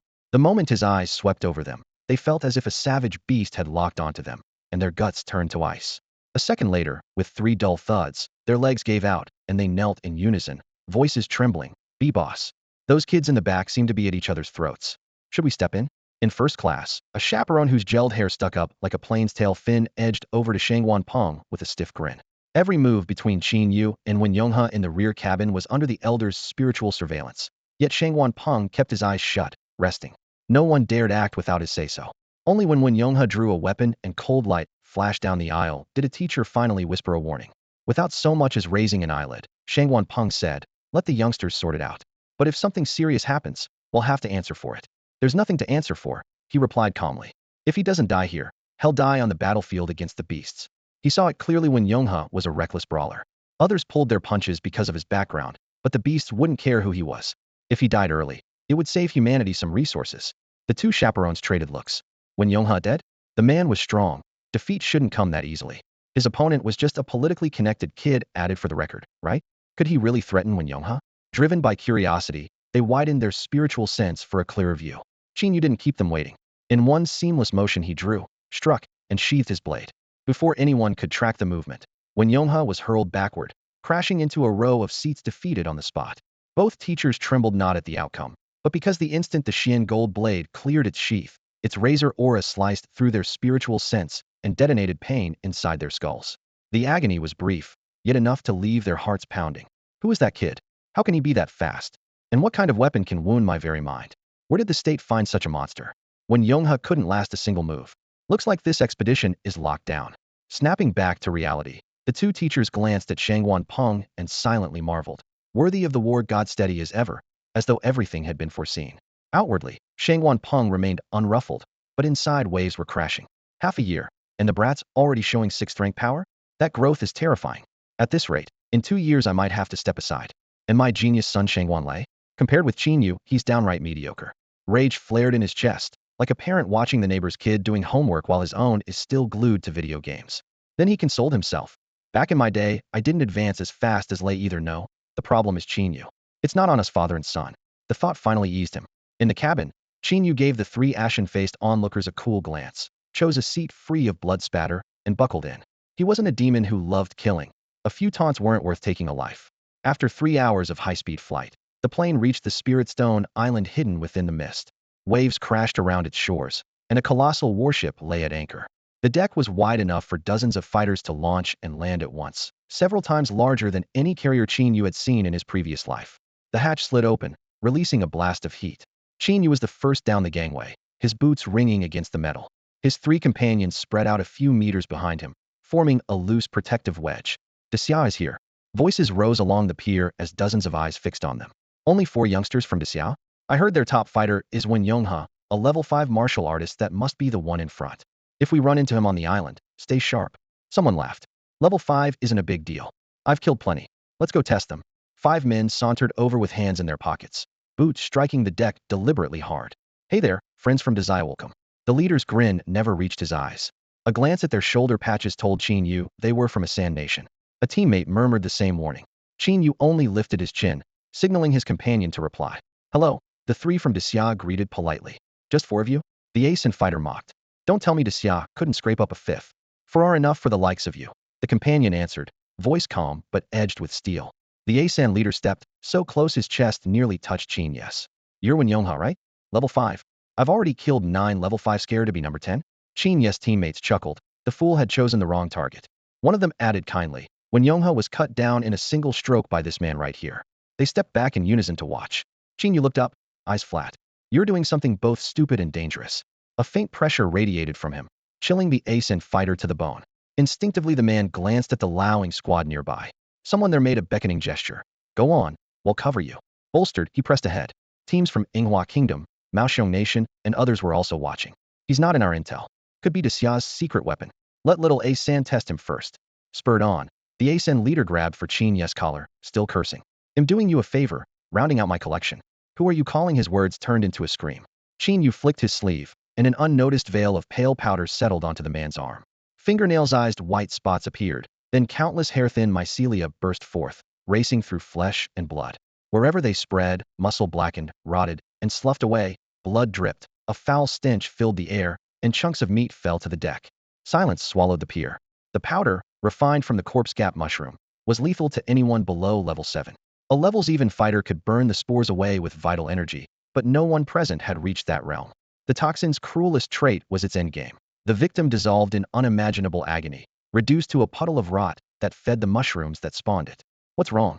One of Asan's teammates hurried over and, seeing countless thin white tendrils squirming across the man's arm, felt his scalp tighten. What did you do to him? Another teammate shouted, glaring at Qin Yu. Can't you tell, idiot?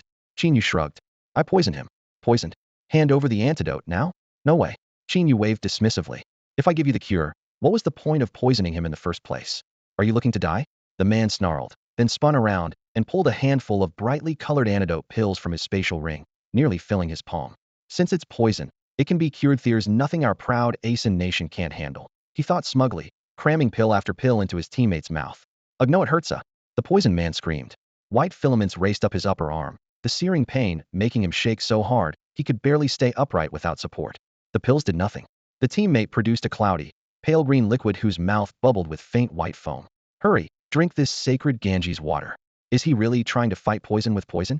One of the three youngsters behind Qin Yu muttered in disbelief. A whole bottle of that stuff would poison a healthy man. I'm not drinking that, the victim protested, shaking his head wildly. Hold his mouth open. Once he swallows it, he'll be fine. Several teammates pinned him down, forced his jaw apart, and poured the entire bottle in. He collapsed in despair, trembling uncontrollably, and passed out seconds later. Bad sign. Someone cried as the tendrils writhed even faster along his arm. They had counted on Ganges water to neutralize the toxin, yet the poison spread like wildfire. Panic finally surfaced in their eyes. Unbelievable, this poison resists even Ganges water. What now? There's only one thing left to try. One man gritted out. You mean a divine water? Exactly. That. They exchanged grim looks and nodded. Spectators from Eagle Nation, Bear Nation, and Sakura Nation all leaned in, curious to see Asin's ultimate remedy. The Asin cultivator produced a glass bottle from his storage ring. The liquid inside was slightly yellow. Its nature was impossible to tell at a glance. Could this be Asin's latest antidote formula? Someone whispered. Qin Yu focused intently, running his supreme breathing technique while locking his divine sense onto the bottle. Yet he detected no trace of spiritual energy. What is that stuff? His mind went blank. With everyone holding their breath, the Asin cultivator raised the bottle high and shouted, Great Bull God, let your holy water cleanse my comrade's poison and bless him with health and joy. Silence fell like a curtain. Experts from Eagle, Bear, and Sakura nations instinctively took half a step back, their faces saying, Where am I, and what is happening? The three youngsters behind Qin Yu stood gaping, mouths wide enough to swallow a whole egg. Even Qin Yu felt his stomach churn and his face darken. It was a bottle of cow urine. These Indian guys won't rest until they get their teammate killed. Qin Yu stood aside, secretly pitying the poisoned student. If you die from poison in battle, at least it's heroic. Being force-fed some mystery liquid is just pathetic. The Indian students ignored the stares around them, popped the cork, and tried to pry open their teammate's mouth. Qin Yu could see there was personal spite involved. Fortunately, before the yellow liquid went in, the teacher leading the Indian team noticed the commotion and hurried over. What happened to him? Sir, he's been poisoned. The holy water from the Ganges didn't help, so we're going to try holy cow elixir. You idiots. The teacher barked. Qin Yu had just thought the man seemed reasonable when he added, You'd waste holy cow elixir on a minor toxin? That's a sledgehammer for a fly. You're right, sir. The students agreed at once. Where is he poisoned? Let me see. The teacher crouched to inspect. White filaments had spread to the shoulder, and the wrist and forearm were turning black, void of color. This is serious hell, lose that arm, he muttered. None of the healing pills worked? Every student shook his head. Who poisoned him? The teacher demanded, face darkening. It was him, Wen Yongha from Daxia. They chorused, pointing at Qin Yu. Not Wen Yongha, Qin Yu sighed. I don't care what your name is. Hand over the antidote, and well, forget this, the teacher said coldly. This poison has no antidote, Qin Yu replied with an inward sneer. Divine healing could cure any toxin, so he never bothered making antidotes. I brewed the poison. Why should I give you a cure? No antidote. Then die with him. Rage twisted the teacher's face, and the aura of an 8th rank warrior crashed down on Qin Yu. He expected the naive student to beg within seconds. 3, 2, 1, he counted silently. The pressure did make Qin Yu's breathing heavy, but he was far from breaking. You think aura alone makes me bow? Dream on, he growled. Last chance antidote, or not. The teacher's voice was icy. Qin Yu thumbed over his shoulder, panting. You can ask my coach about that. The Indian coach turned reflexively. A man in sunglasses and a trench coat stood there, expressionless, like a silent riptide ready to swallow everything. In that instant, the coach felt like driftwood on a stormy sea. A chill ran down his spine, and he backed away. We're leaving. He dragged the half-conscious student off, the rest of the team scurrying after him. Halfway out, one student still muttered, Sir, maybe we should try the cow urinino, the holy cow elixir. Is that Shangwanpeng? Daxia has sent its top fighter. This realm must be crucial to them. Could it be that they already understand the value of the stones inside? The crowd stirred at once. In previous expeditions, Daxia, like every other nation, had only assigned an 8th rank warrior as captain, yet today they had brought a peak 9th ranker, and widely acknowledged as the strongest of that tier Shangwanpeng.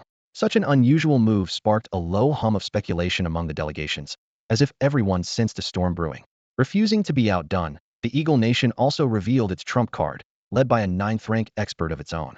The message from both sides was unmistakable. They would settle for nothing less than victory. Still, the young competitors from the remaining countries did not seem overly rattled. The rules were ironclad. Ownership of the realm would be decided by the younger generation. No matter how powerful the ninth-rank elders were, they could not interfere once the fighting began. As long as the rules held, the field remained level. The poisoning of the Aeson fighter proved only a brief diversion. All eyes soon returned to the mist-shrouded island. Beyond its swirling fog, a sharp gaze could sometimes catch a glimpse of crags and tree shadows. At the official opening, the mist would split into a gap barely wide enough for one person, and only those with a qualifying token could step onto the pale gray path. Shangguan Peng led Qin Yu and the other three around the island's edge, taking in every visible landmark. Then he lowered his voice. Every realm has its own laws. You'll understand once you're inside. Remember, staying alive matters more than any prize. If danger closes in, trigger your transport talisman immediately. Don't hesitate. Understood. The four replied in unison. His warning was clearly not meant for Qin Yu alone at 6th rank. Qin Yu could dominate most of his peers without anyone's help. Half an hour later, the surrounding mist churned so violently it seemed ready to upend the sky. Shangguan Peng raised a hand. The realm is opening. Everyone assemble. The youngsters from each nation formed up quickly, keeping respectful distances. Outside the realm, they had always adhered to protocol. Any attempt to disrupt the balance would be met with collective force. The classic cautionary tale was the Eagle Nation's old show of might. Back then, they had sent 1 9th rank and 3 8th rankers, backed by a naval blockade that threatened to kill any intruder on sight. Their bullying enraged every other nation. A joint force assembled, stormed the blockade, slew the 3 8th rankers on the spot, and drove the 9th ranker away in disgrace. The lesson was no country could afford to stand against the world alone. Since that debacle, no one had dared bend the rules, not even in the size of their delegations. The 5 fighters from Aeson Nation were lined up beside Qin Yu. The one who had been poisoned earlier now wore a thick bandage around his severed arm. The bleeding had stopped. That was the toxin's weakness. It spread so slowly that severing the affected limb in time could still save a life. Qin Yu filed the fact away. The first real-world test of his poison had been instructive. The one-armed Aeson glared at Qin Yu, his eyes burning with hatred. The metallic stench still churned in his mouth, making his stomach heave until Bao clawed at his throat. If that despicable bastard hadn't poisoned him in secret, how would he have ended up losing an arm? The thought of taking revenge once they entered the secret realm made him itch to hack Qin Yu into mincemeat on the spot. Yet along with the hatred came fear. Hadn't even sensed the poison or recognized what kind it was. If they crossed paths again and Qin Yu struck from the shadows once more, would he lose the last arm as well? At that moment, a teammate patted him lightly on the shoulder. Relax, we'll avenge you, the man promised. Asan turned and cast him a sideways glance, a perverse glee rising in his chest. If they ended up poisoned too, could he pour a bottle of Ganges water down their throats, maybe follow it with a little cow urine? The very idea filled him with twisted anticipation. The secret realm is opening, everyone. Get ready to enter. The leader's voice boomed from the far end of the hall. The crowd formed up at once. Qin Yu stepped onto the teleportation array and leaped forward. The world spun. Space itself seemed wrung and crumpled by some immense force, a shrill buzzing filling his ears. Then, the instant his feet touched solid ground, everything went still. Such dense spiritual energy was Qin Yu's first impression on arriving in the realm. Around him towered outcroppings of spirit stone as tall as small hills, their surfaces rippling with light. He drove his fist into the nearest monolith with a dull thud, chips flying. Picking up a few fragments, he closed his eyes and tested them. The energy density was mediocre, merely low-grade spirit stone. Aside from these boulders, he saw no one else in sight. Looks like everyone was scattered to different locations. Qin Yu drew out the pre-prepared return talisman, ready to withdraw at any time, only to find that the link between the master and slave talismans had been severed. The glowing runes had gone dark. A secret realm is supposed to let you leave whenever you want. Why is it dead? He frowned, suspecting the restriction came from the realm itself. The thought had barely formed when a deep, chilling male voice echoed in his mind. Welcome to the Spirit Stone Isle realm. Each player has been issued a unique token. Kill another player to claim their tokens. After one day, whoever holds the greatest number will gain complete control of this realm. As the voice faded, a palm-sized metal token materialized at his feet, gleaming coldly. Ignoring the sinister undertone of the announcement, Qin Yu focused on the token. He had spent the past few days poring over records of secret realms. Most contained a single key, and whoever found it became the master. Here, however, the rules tied the key directly to body count, as if it had been shattered into countless shards and handed to everyone to spark an orgy of slaughter. Or perhaps the token itself is one piece of the key, he mused, leaning toward that conclusion. Beyond the realm, the sole entrance to the realm twisted and shrank. and a heartbeat later was swallowed by a swirl of ashen mist. What's going on? In the past, the entrance never closed until the key appeared. Even nations that arrived a day late could still get in. This time it stayed open barely 15 minutes. Something's not right. Voices rose and fell in alarm, color draining from every face. Shangguan Peng stared at the fog, a pulse of dread beating in his chest. Everything about this situation reeked of the uncanny. His expression grew grave. Something terrible was about to happen. He could feel it. Inside the secret realm, Qin Yu turned the metal token over in his hand, unable to shake the feeling that something was off. The only way to take another's token was to kill its owner. The rules forced everyone into open slaughter. It sounded brutal, yet Qin Yu remained unfazed. With his strength, no one could threaten him. He sprang upward and landed on a rocky outcrop. From the high perch the view widened. A crooked mountain path below was littered with spirit stones ranging from fist-sized chunks to slabs as large as roof tiles, as if hurled there by a giant. Aside from those stones, the land seemed lifeless, not a single person in sight. Qin Yu found everyone else had burrowed deep into hiding. He sent out his divine sense. Spiritual power flooded outward, searching for the faintest sign of life. Nothing answered, but he uncovered another secret. The thick aura came from the massive spirit stones, which were leaking energy at a barely noticeable rate. In a few centuries they would be drained and reduced to ordinary rock. Stranger still, the escaping energy was being pulled toward the island's center as though by an unseen hand. Where the qi gathers, treasure waits, Qin Yu decided, and headed down the trail that led inward. As for taking tokens, he preferred to let others weaken each other first. Anyone he met along the way would simply be unlucky. Roughly half an hour passed. The air grew richer, a thin mist of spiritual power hanging about and making every breath invigorating. Qin Yu nodded. The closer he got to the center, the thicker the qi. Then he sensed a faint ripple ahead, the residue of someone's fighting spirit rather than natural aura. His eyes brightened. In an instant he accelerated, silent as an arrow loosed from the bow, gliding toward the source. The ripple stayed fixed in place, and as he closed in he sized up the scene. 3 people. A smile touched his lips. After seeing no contestants for so long, he had stumbled on 3 at once. The jester mask covering his face concealed his presence, and he suppressed his aura until he all but vanished. When he chose to hide, no one found him first. In the small clearing, the 3 stood locked in stalemate. Lorf, a tall blonde cultivator from the Eagle Kingdom, held his chin high and sneered. Okado Masatada, kill that Desya man and hand me your token. Maybe he'll let you live. The Desya cultivator, pressed against a rock wall and drenched in sweat, shouted back, Okado Masatada, don't believe him. The rules say only the killer takes the token. If you strike me, we both bleed, and Lorf walks away with everything. Team up with Mephanishim first, then we settle our own score.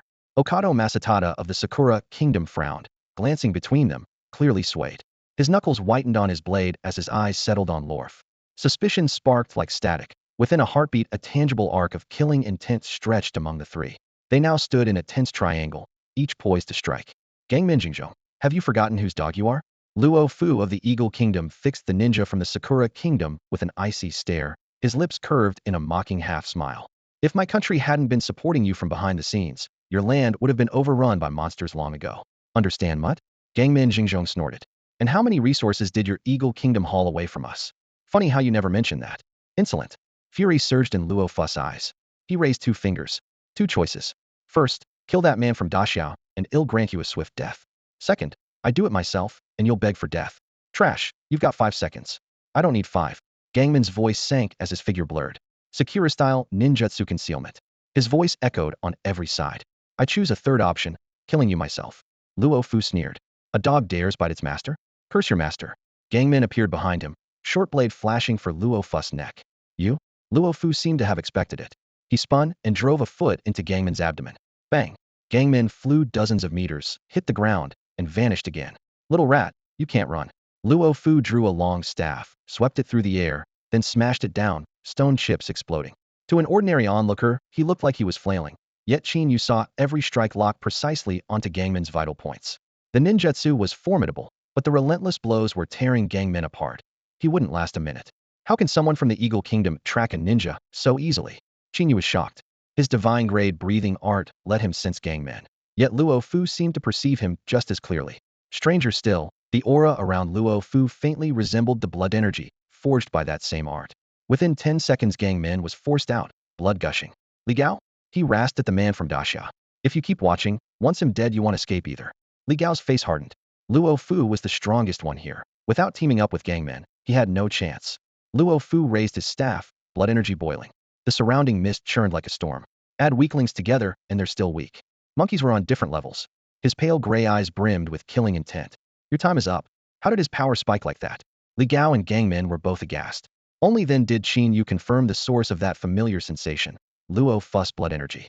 It shared barely 1% with the divine grade energy from the breathing art, yet that sliver was terrifying enough. Confronted with Luo Fuss' sudden surge of power, Li Gao and Gang Min Zhengzhong traded a glance and shouted in unison, together no holding back. Got it. Gang Min snapped, and the two immediately adopted attacking stances. The very next second they spun on their heels and bolted. Coward. I knew you wanted me to keep him busy while you ran. Li Gao cursed as he sprinted. Shut it, you're doing the same thing. Gang Min shot back. Think you can escape? Luo Fuss' voice sliced the air like a cold blade. Too late. Split up east for you. Li Gao never finished. A thick staff hovered above his head. Wham! One brutal swing hammered both men into the dirt like falling meteors, gravel flying everywhere. Luo Fu didn't pause. He raised the staff for another blow. Just as the shadow of the weapon fell again, a voice murmured beside his ear, your breathing technique seems rather unusual. Who? Luo Fu froze and looked toward the sound.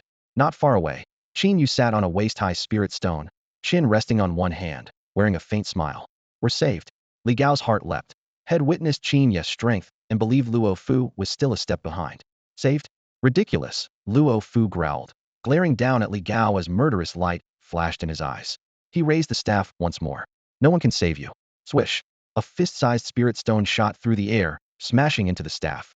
The stone burst to powder, and the recoil jolted along the shaft, forcing Luo Fu back several steps and numbing his palms.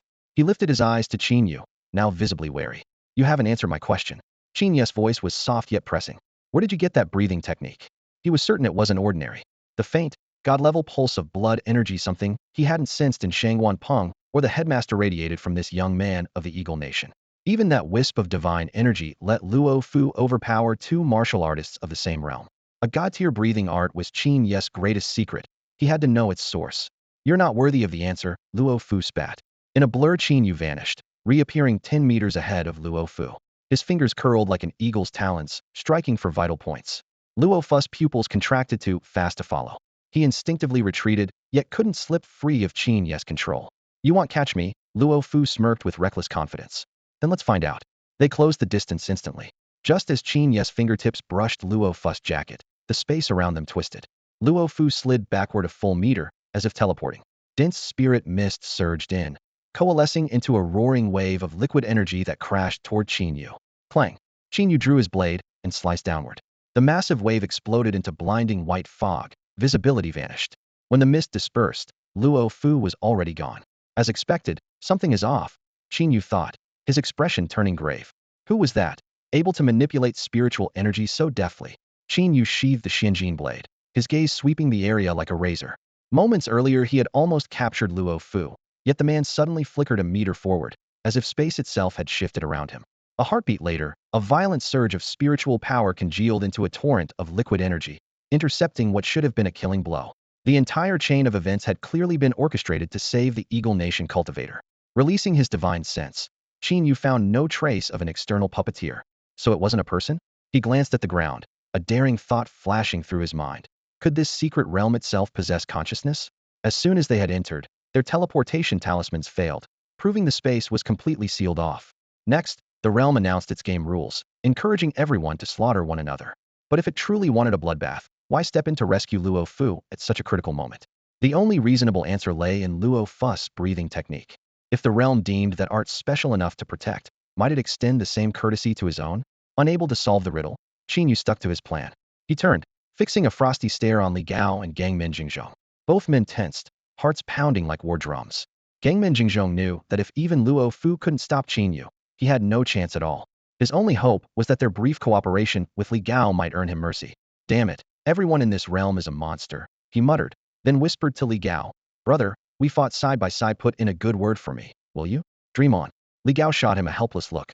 They were both from Daxia, sure, but he barely knew Gang Min Zhengzhong, only learned the man's name moments ago. Beg for mercy? He doubted he could even save himself. Back on the plane, Qin Yu had killed Wen Yonghe without blinking. Li Gao suspected Qin Yu was a state-trained killing machine. Qin Yu's gaze drifted between them before settling on Gang Min Jingzhong. In that instant, every hair on Gang Min's body bristled, as if an ancient beast had locked onto him. The pressure was suffocating. Your name is Gang Min Jingzhong? Qin Yu asked. Eusiaces. Gangmin bobbed his head frantically, afraid a split-second delay would separate it from his shoulders. After mulling it over, Qin Yu said, I remember hearing about a Gangmin Jingzhong who took the college entrance exam this year, didn't I? That Gangmin Jingzhong was only a freshman, while the man before him was already a senior, clearly not the same person. Gangmin hurried to explain. You must mean my neighbor's youngest boy?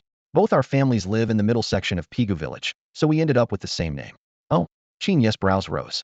Then do the people on the east end of your village all go by Gangmin East Side? No, they're called Gangmin Pianyo. Qin Yu let out a slow breath. Impressive. Don't the people from Ding village all share the middle name Gangmin Jingzhong? How do you tell each other apart? Qin Yu asked, genuinely curious. We're from Pigu village, sir, you misspoke. Gangmin Jingzhong hurried to correct him. Qin Yu couldn't be bothered to argue. He slid his blade halfway from its scabbard. Enough nonsense. In Daxiao, a butt is called a ding. The sword's cold glint flashed across Gangmin Zhengzhong's face. He shook like a leaf. Ding village it is, then. We add prefixes to our names to stay distinct. Mine is Daxiao Gangmin Jingzhou. My father's is the Gangmin Jingzhou. Qin Yu gave a short snort. Impressive. Sensing hope, Gangmin Jingzhou put on a goofy grin. So being impressive means I get to live, right, big brother? Still smiling, Qin Yu replied, I need you for a quick experiment. After that, you're free to go. Really?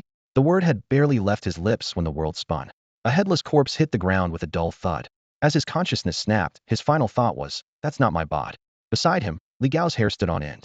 They'd been chatting 1 second. The next, a head had rolled. This man treated killing like a pastime. Could he survive? While Li Gao quaked, a faint light flared on the corpse's chest. A metal token rose into the air and drifted straight into Qin Yu's hand. Object control. Qin Yu arched a brow.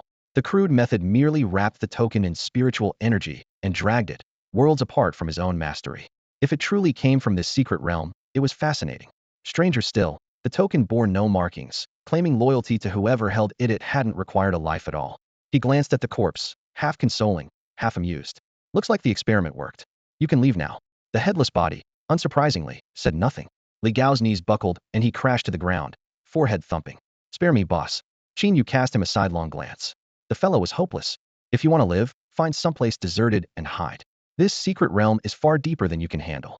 With that, he ignored him. Good advice seldom saves the doomed. Tracking the flow of spiritual energy, Qin Yu pushed toward the island's heart. After a full hour, he still hadn't arrived. The island was far larger than it looked. Of course, secret realms folded space the way a ring-sized pouch could hold a world. Suddenly, his divine sense twitched, and he stopped. Well, fancy running into you here.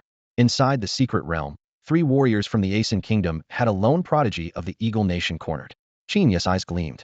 Well, if it isn't Luo Fu. Sure enough, the man being hunted was the very Luo Fu who had slipped through his fingers not long ago.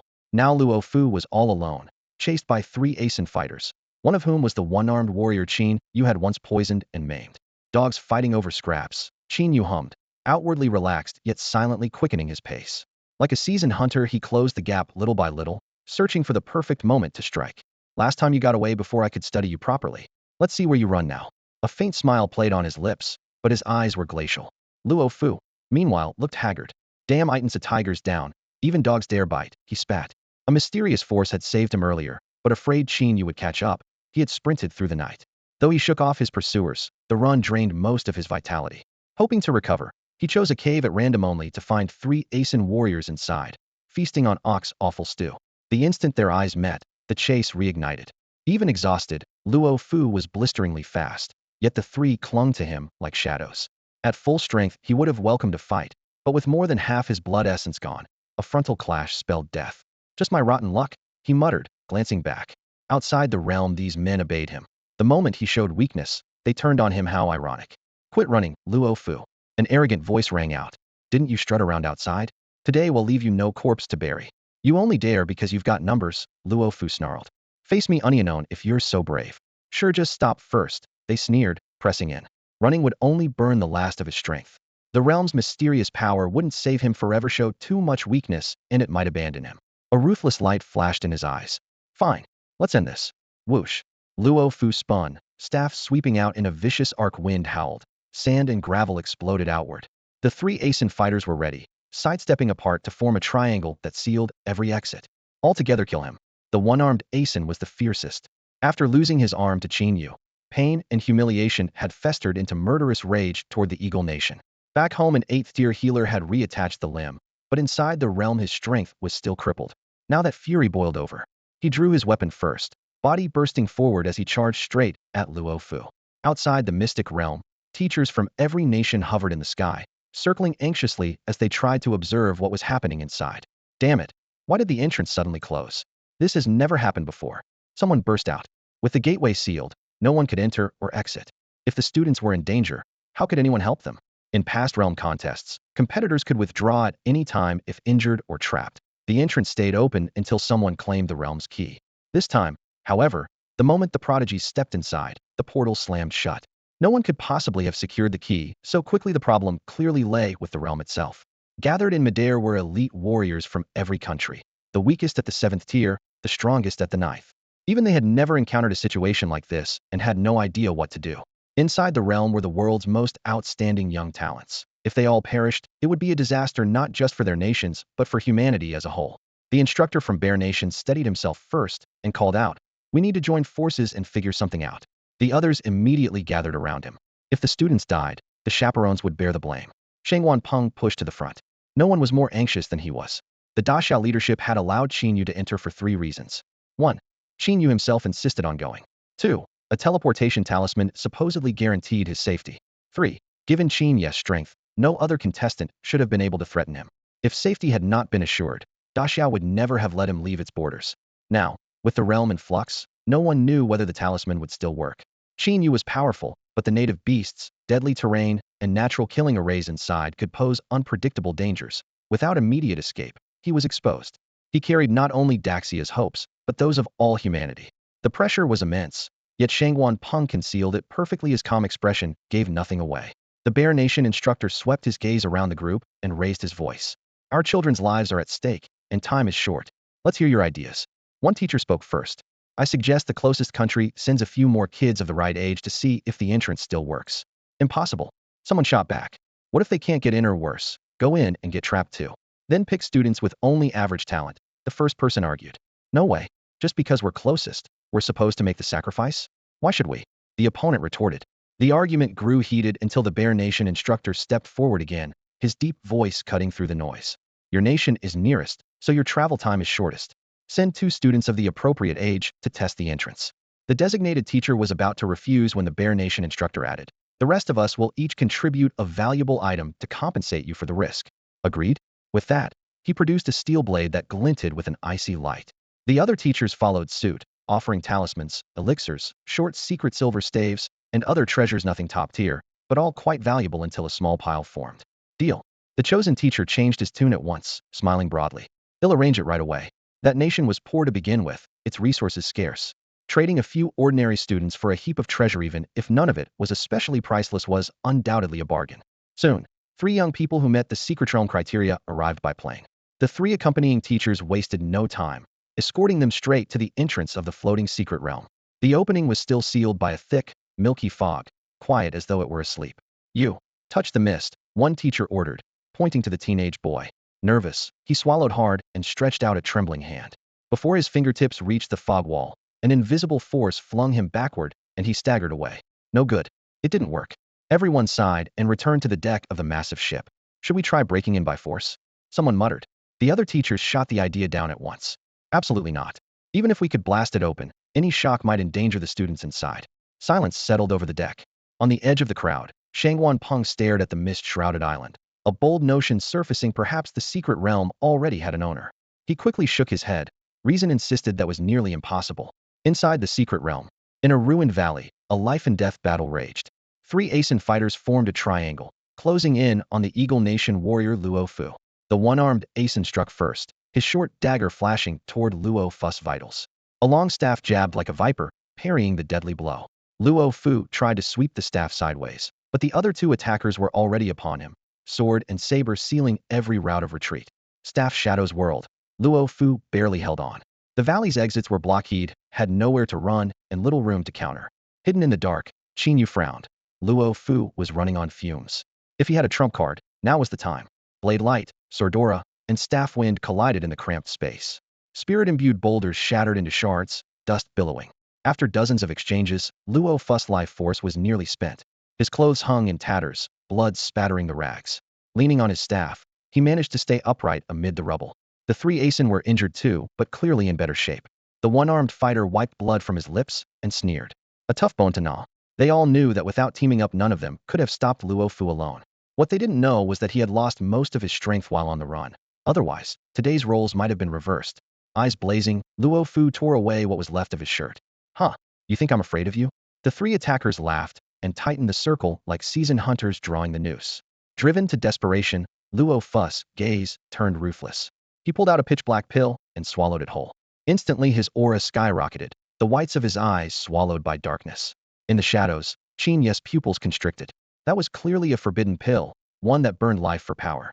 According to the Divine Alchemy manual he possessed, such drugs had long been blacklisted across every realm. Anything that consumed life was absolutely banned, so why did the Eagle Nation still have a pill recorded only in the darkest annals? The three Asins sensed danger and retreated at full speed. They were fast, but Luo was faster. Black mist poured from his pores, seething with rage, and in the blink of an eye he was upon one of them. Clang! Weapons clashed with a sharp metallic ring. Luo flicked his staff upward, knocking the man's weapon away before driving the shaft into his chest. Bones cracked with a dull thud, his ribcage caved in, and blood spewed from his mouth and nose. You deserve to die, every last one of you. Luo's eyes burned scarlet as he screamed. Blood trickled down his lips, and tiny beads seeped from his skin. The power of the forbidden pill roared through him, burning not only his life force but the limits of a warrior's body. His surging vitality tore at his meridians. Once the drug wore off, he would be crippled for life. Even so, Luo was gambling on that sliver of hope. With his energy already exhausted, not taking the pill meant certain death. At worst he would end up disabled, which was still better than dead. Besides, with Eagle Country's exploding technology, if they could make the pill, why not an antidote? Ignoring the agony of torn meridians, he wheeled around to lock onto the other two fleeing Asin. In the next heartbeat, he shot forward. Will you be satisfied only when we're all dead? Blood-red eyes fixed on their backs. Stronger than ever, he didn't give them a single chance. Their heads burst beneath the blur of his staff after less than one exchange. Luo panted, blood pouring from the corners of his eyes and nose. The raging energy inside him stretched his meridians like overinflated balloons, ready to explode. Clap, clap, clap. Applause echoed from behind a boulder. Qin Yu strolled out, a smile in his eyes. The more I see, the more curious I become about you. It's you? Luo's heart lurched, then madness surfaced. He was stronger than before, time to settle the score. He stamped hard, cracking the earth, sprang skyward, and whipped his staff down at Qin Yu's face. Die? Qin Yu's expression was calm. Looks like the forbidden pill wrecks the brain as well as the meridians. He caught the staff with one hand and closed the other, talon-like, around Luo's throat. At that moment the spiritual energy in the air stirred again. Trying the same trick twice? With a thought, Qin Yu repelled the aura around him. Within moments a radius of several hundred meters became a vacuum of spiritual energy. The spirit stones scattered on the ground turned gray as their power was drained. He had already set a spirit dissipating array, the type prisons use to strip the air of energy completely. Releasing his grip, Qin Yu slammed Luo to the ground and spoke coldly. Where did you learn that breathing technique? Answer me truthfully, and I'll let you die quickly. The ambient spirit energy gathered into another wave and slammed against Qin Yu. The moment it entered the boundary of the formation, the array stripped it apart layer by layer as though invisible guillotines were slicing it to shreds. After several fruitless assaults, the tide finally subsided, as if it had realized that battering the array would never save Luo Fu. Luo Fu's gaze stayed fixed on the outside world, the surge of violent energy that had risen and then abruptly stilled. His eyes dimmed, and the anxiety on his face collapsed into utter gloom and despair. No, don't abandon me, no? With that desperate scream, a web of black fissures spread across his skin like cracked porcelain, racing along every limb and bone. Qin Yu sensed the danger instantly and lunged to grab him, but he was a heartbeat too late. Bang! A muffled explosion followed. Luo Fu burst on the spot into a mist of blood, flesh and bone fragments spraying everywhere and drenching Qin Yu in red. Wiping the warm blood from his face, Qin Yu's eyes turned razor-sharp, aimed straight at the heart of the island. Someone is pulling the strings behind all this. He looked up at the sky, where fog churned so thickly that neither sun nor moon could be seen. If he wanted to leave the secret realm, he had to find its hidden master first. With a flick of his wrist, he flung out every metal token he carried, using the light they released to mask his movements, then flashed toward the center of the realm. Deep inside a crystal-bright cavern, spirit mist drifted through the air. Milky white liquid condensed at the tips of stalactite-like spires and dripped into stone basins with a clear, steady tick. The density of energy was so great it had turned into a visible haze. A closer look would reveal that every inch of the walls, every grain on the floor, was a supreme-grade spirit stone, no different from the treasures Qin Yu kept hidden on his person. At the heart of this spirit stone treasury, several middle-aged men with blue eyes and hooked noses sat facing one another, their expressions ablaze with excitement. We only meant to use this operation to butcher a few prodigies from other nations as an offering, one of them whispered, voice trembling with eagerness, but we've hooked a monster instead. Huh, Xia really is generous. They actually let Qin Yu travel abroad, and thought sending Shangwan Peng as escort would guarantee his safety, another man sneered. They have no idea we laid an inescapable net inside this realm. 10 Shangwan Pengs couldn't keep Qin Yu alive. The poor fool is probably stuck outside the entrance right now, totally clueless. Hey, don't celebrate too soon. The white-haired elder at the head of the group opened his eyes. At his words, the cavern fell silent, and everyone bowed respectfully. Everything proceeds as planned.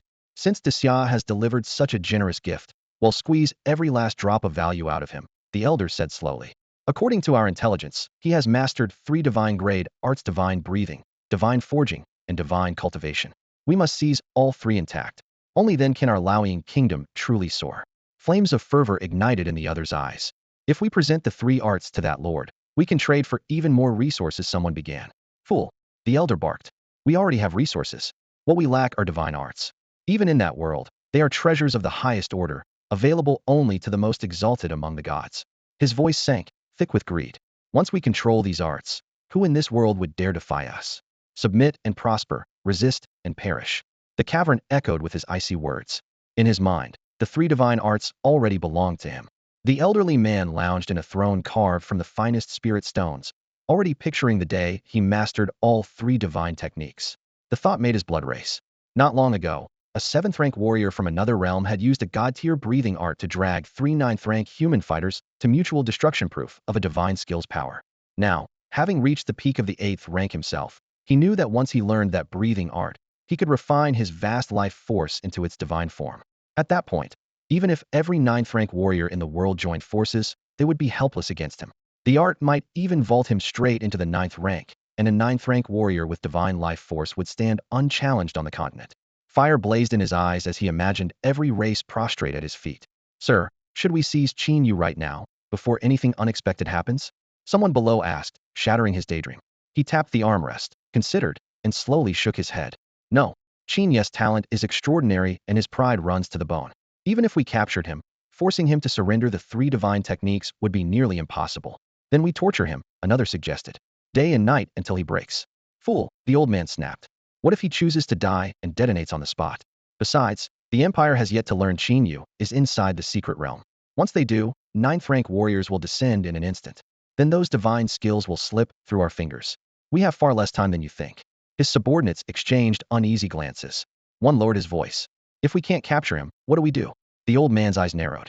After a brief silence he spoke, each word deliberate. Break his mind. Once his spirit collapses, every secret will be ours. The quickest way is exhaustion. Keep him fighting. Keep his nerves stretched to the limit. Keep him inches from death at every moment. Within 12 hours Qin Yu will crumble. He lifted a 5-point, iridescent stone key. He'll use this to invoke the realm's authority and throw more enemies at him. Light on Jier. We're here.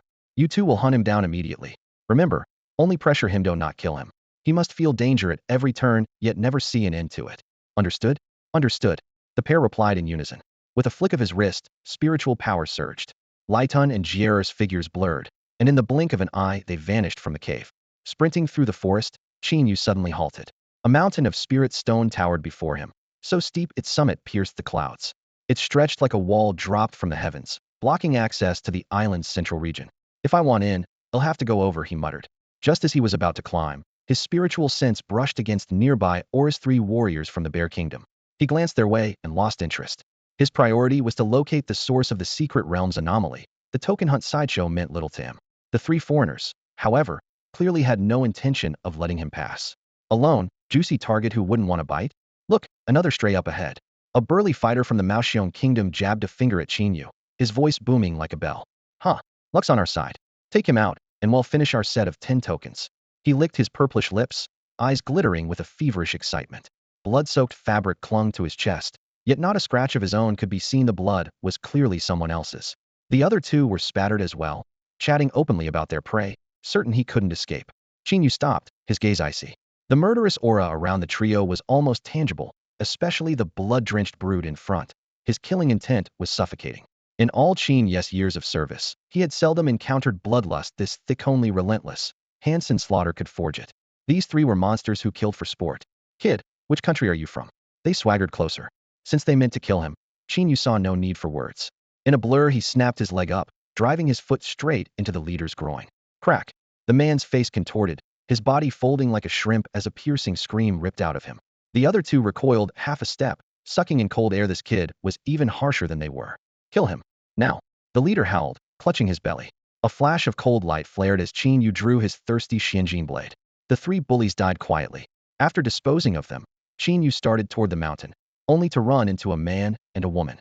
The man clasped his fists and announced, "We are the double-blade swordsmen of John Bull, famed as the male-female twin swords. I am the male sword, she is the female sword." The woman lifted her chin. "Since you defeated the Maoxiong three tyrants, you've earned the right to face us." The three tyrants? Qin Yu raised an eyebrow. The man explained, "Your clash just now must have drained your vitality. We never strike a weakened foe. Take time to recover." "I'm fine," Qin Yu said coolly.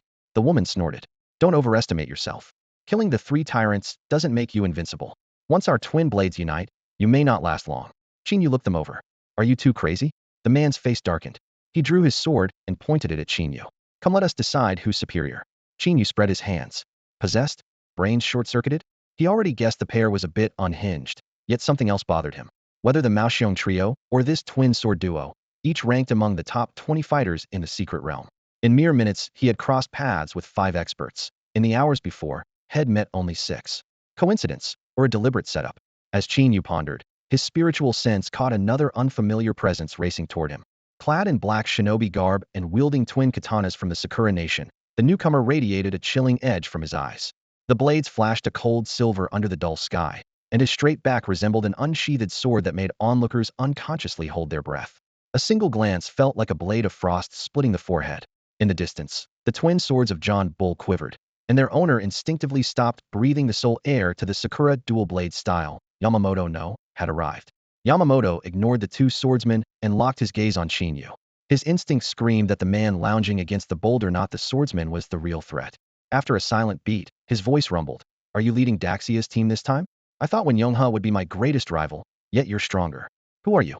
Without lifting his eyelids, Qin Yu brushed aside the hair on his forehead and answered offhandedly. "So the prodigies of Bear Nation, John Bull, and Sakura, are all here.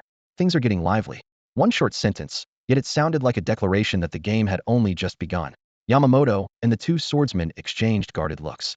As the top talents of their nations, they had been systemically trained and had even toured their own controlled secret realms. Though none matched Qin Yu's freakish perception, they also sensed the strangeness everywhere and preferred cooperation to a premature fight.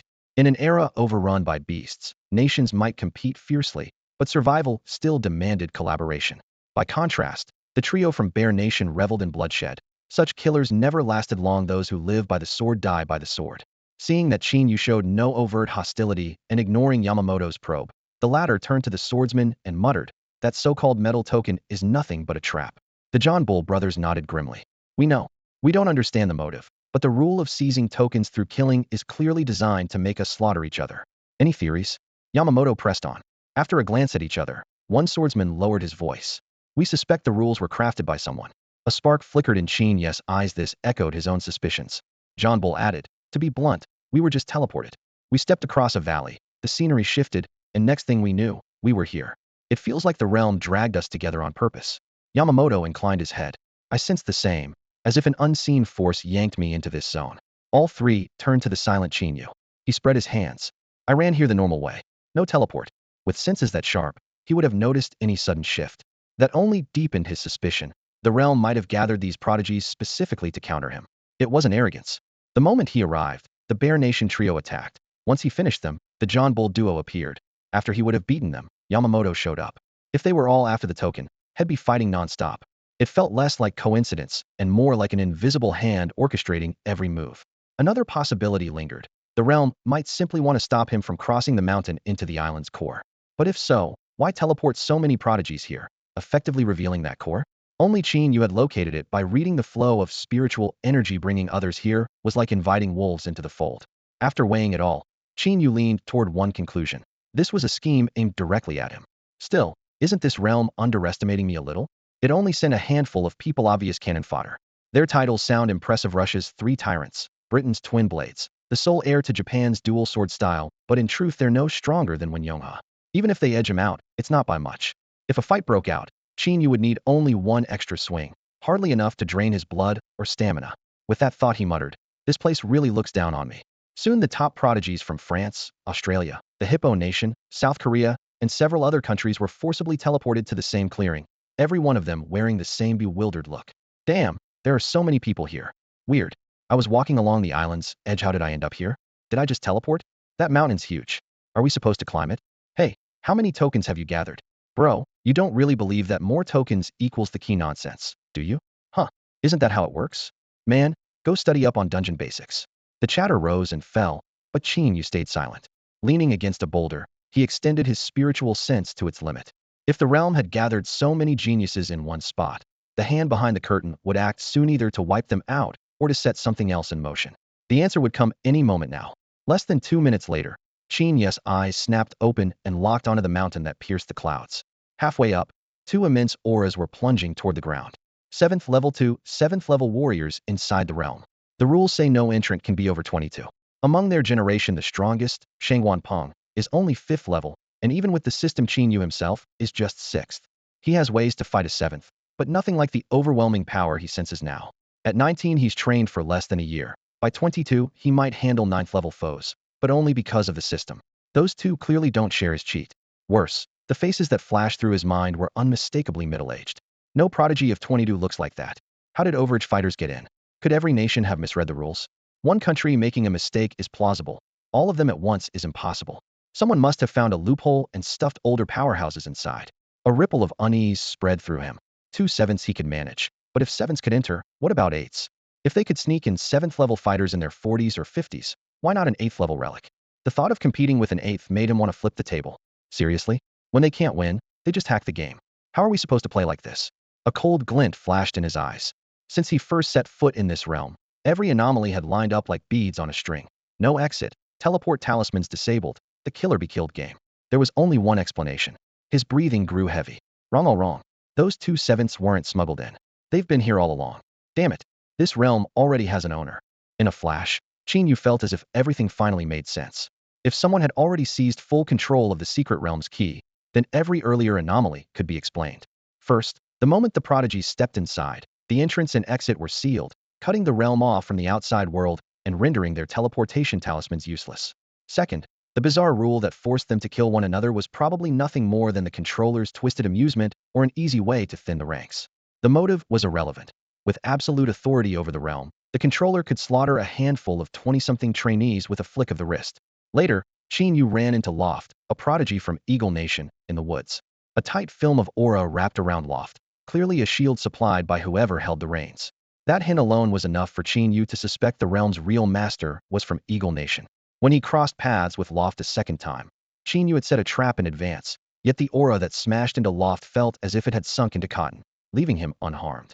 Seeing this, the controller simply abandoned Loft. The encounter proved the puppet master was not omnipotent, but Qin Yu dared not relax. Aura manipulation was surely only one of his weapons.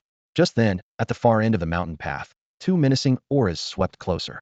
As the distance shrank, every prodigy's face paled. 2 7th-tier warriors. Where did 7th-tier fighters come from? Someone blurted. Stay calm. Maybe they're natives.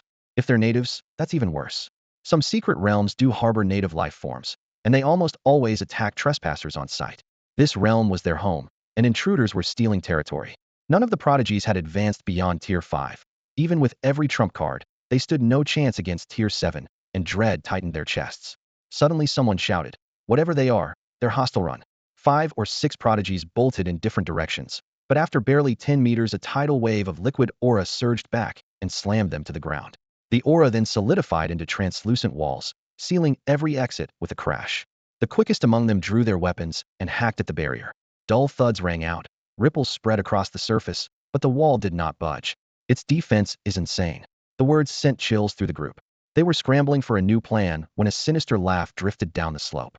Kakik trying to run? Where can you run? 2 7th-tier warriors advanced step by step. Who are you? The prodigies demanded, forming a loose ring back-to-back. One of the Eagle Nation warriors curled his lips into a mocking grin. Since you're all about to die, introductions can't hurt. My name is Jill, from Eagle Nation. You may address me as Colonel Layton. Eagle Nation. The sharper minds instantly connected every day. A seventh-tier fighter calling himself Colonel Layton had to be the puppet master behind the realm. Among the crowd, the Cherry Blossom Nation prodigy Shan Ben Yi spoke in a low voice. I don't know what trick your country used to seize this realm ahead of us, but if you harm me, my nation will seek vengeance.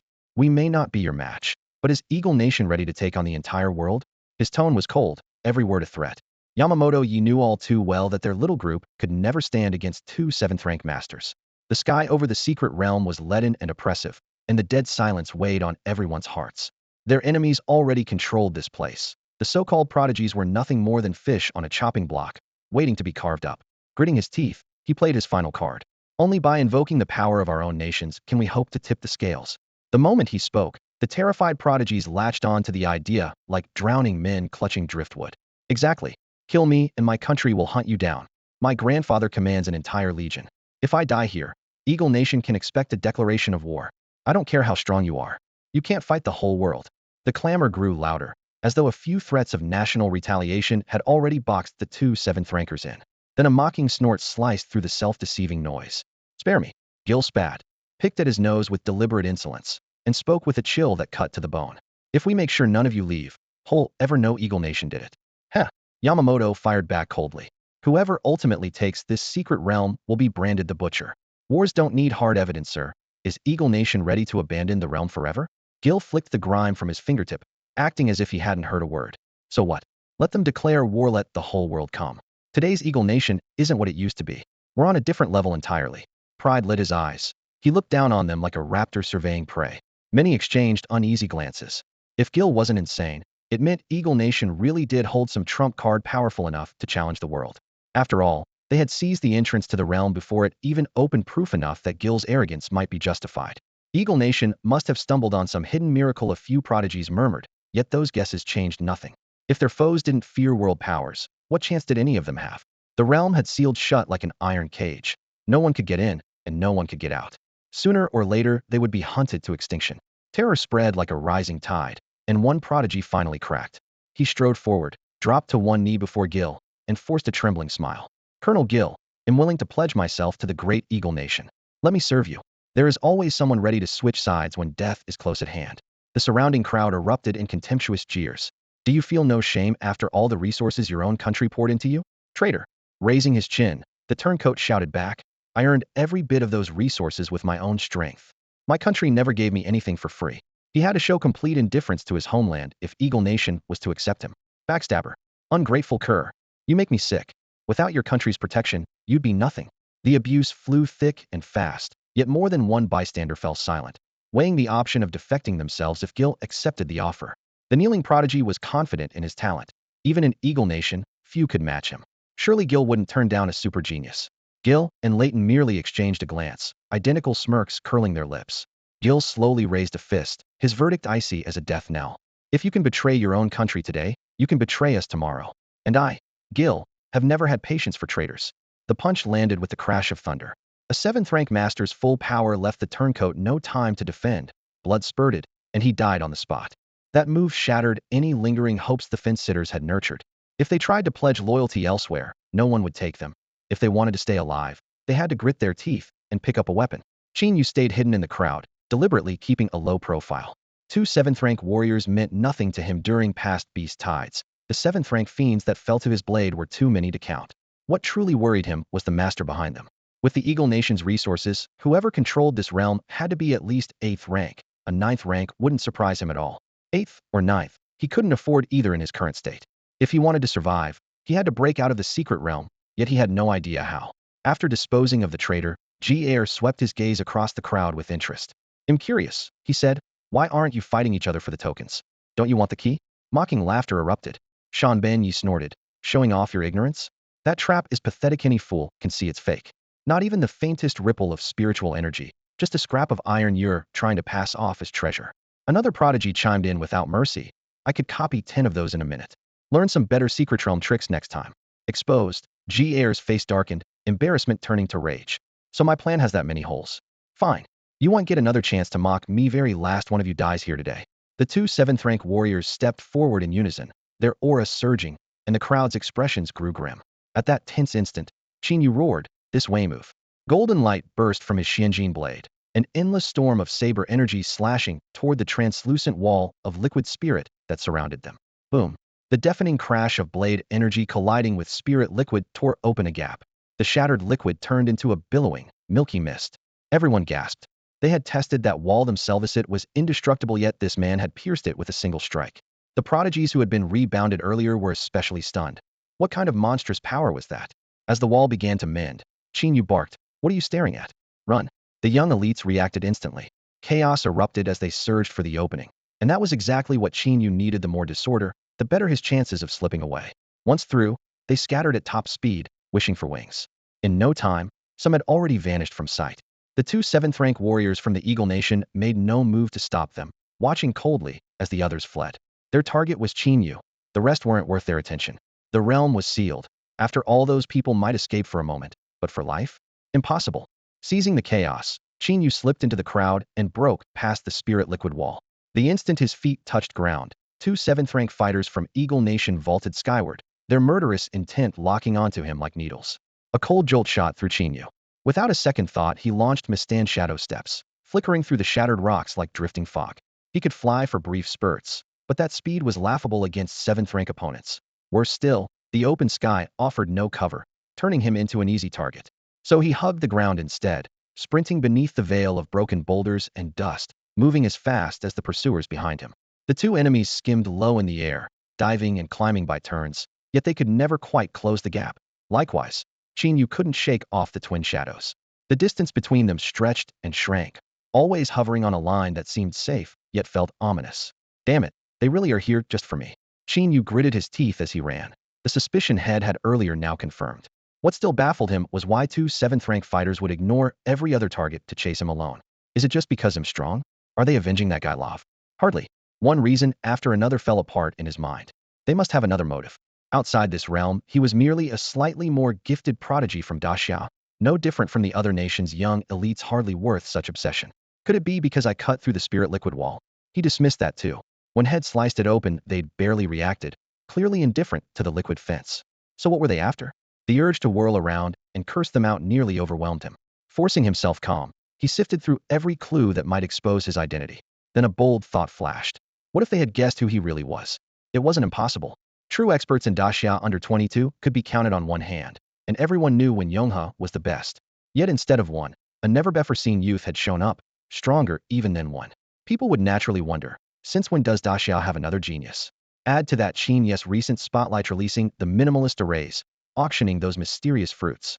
Though he hadn't shown his face at the auction, everyone in the imperial capital knew he was the mastermind. After his dazzling performance during the college entrance trials, it made perfect sense for Eagle Nation to recognize him. No wonder they keep targeting me. My cover's blown. His head throbbed. Heading into the secret realm, his biggest trump was the teleport talisman, followed by absolute confidence that no one under 22 could beat him. Even if he were exposed outside, it wouldn't matter. Shangwan Peng guarded the exit, and an enemy fleet would be useless. Inside the realm, he was supposed to be the final boss. Yet Qin Yu wasn't reckless. Head confirmed the external safety before entering.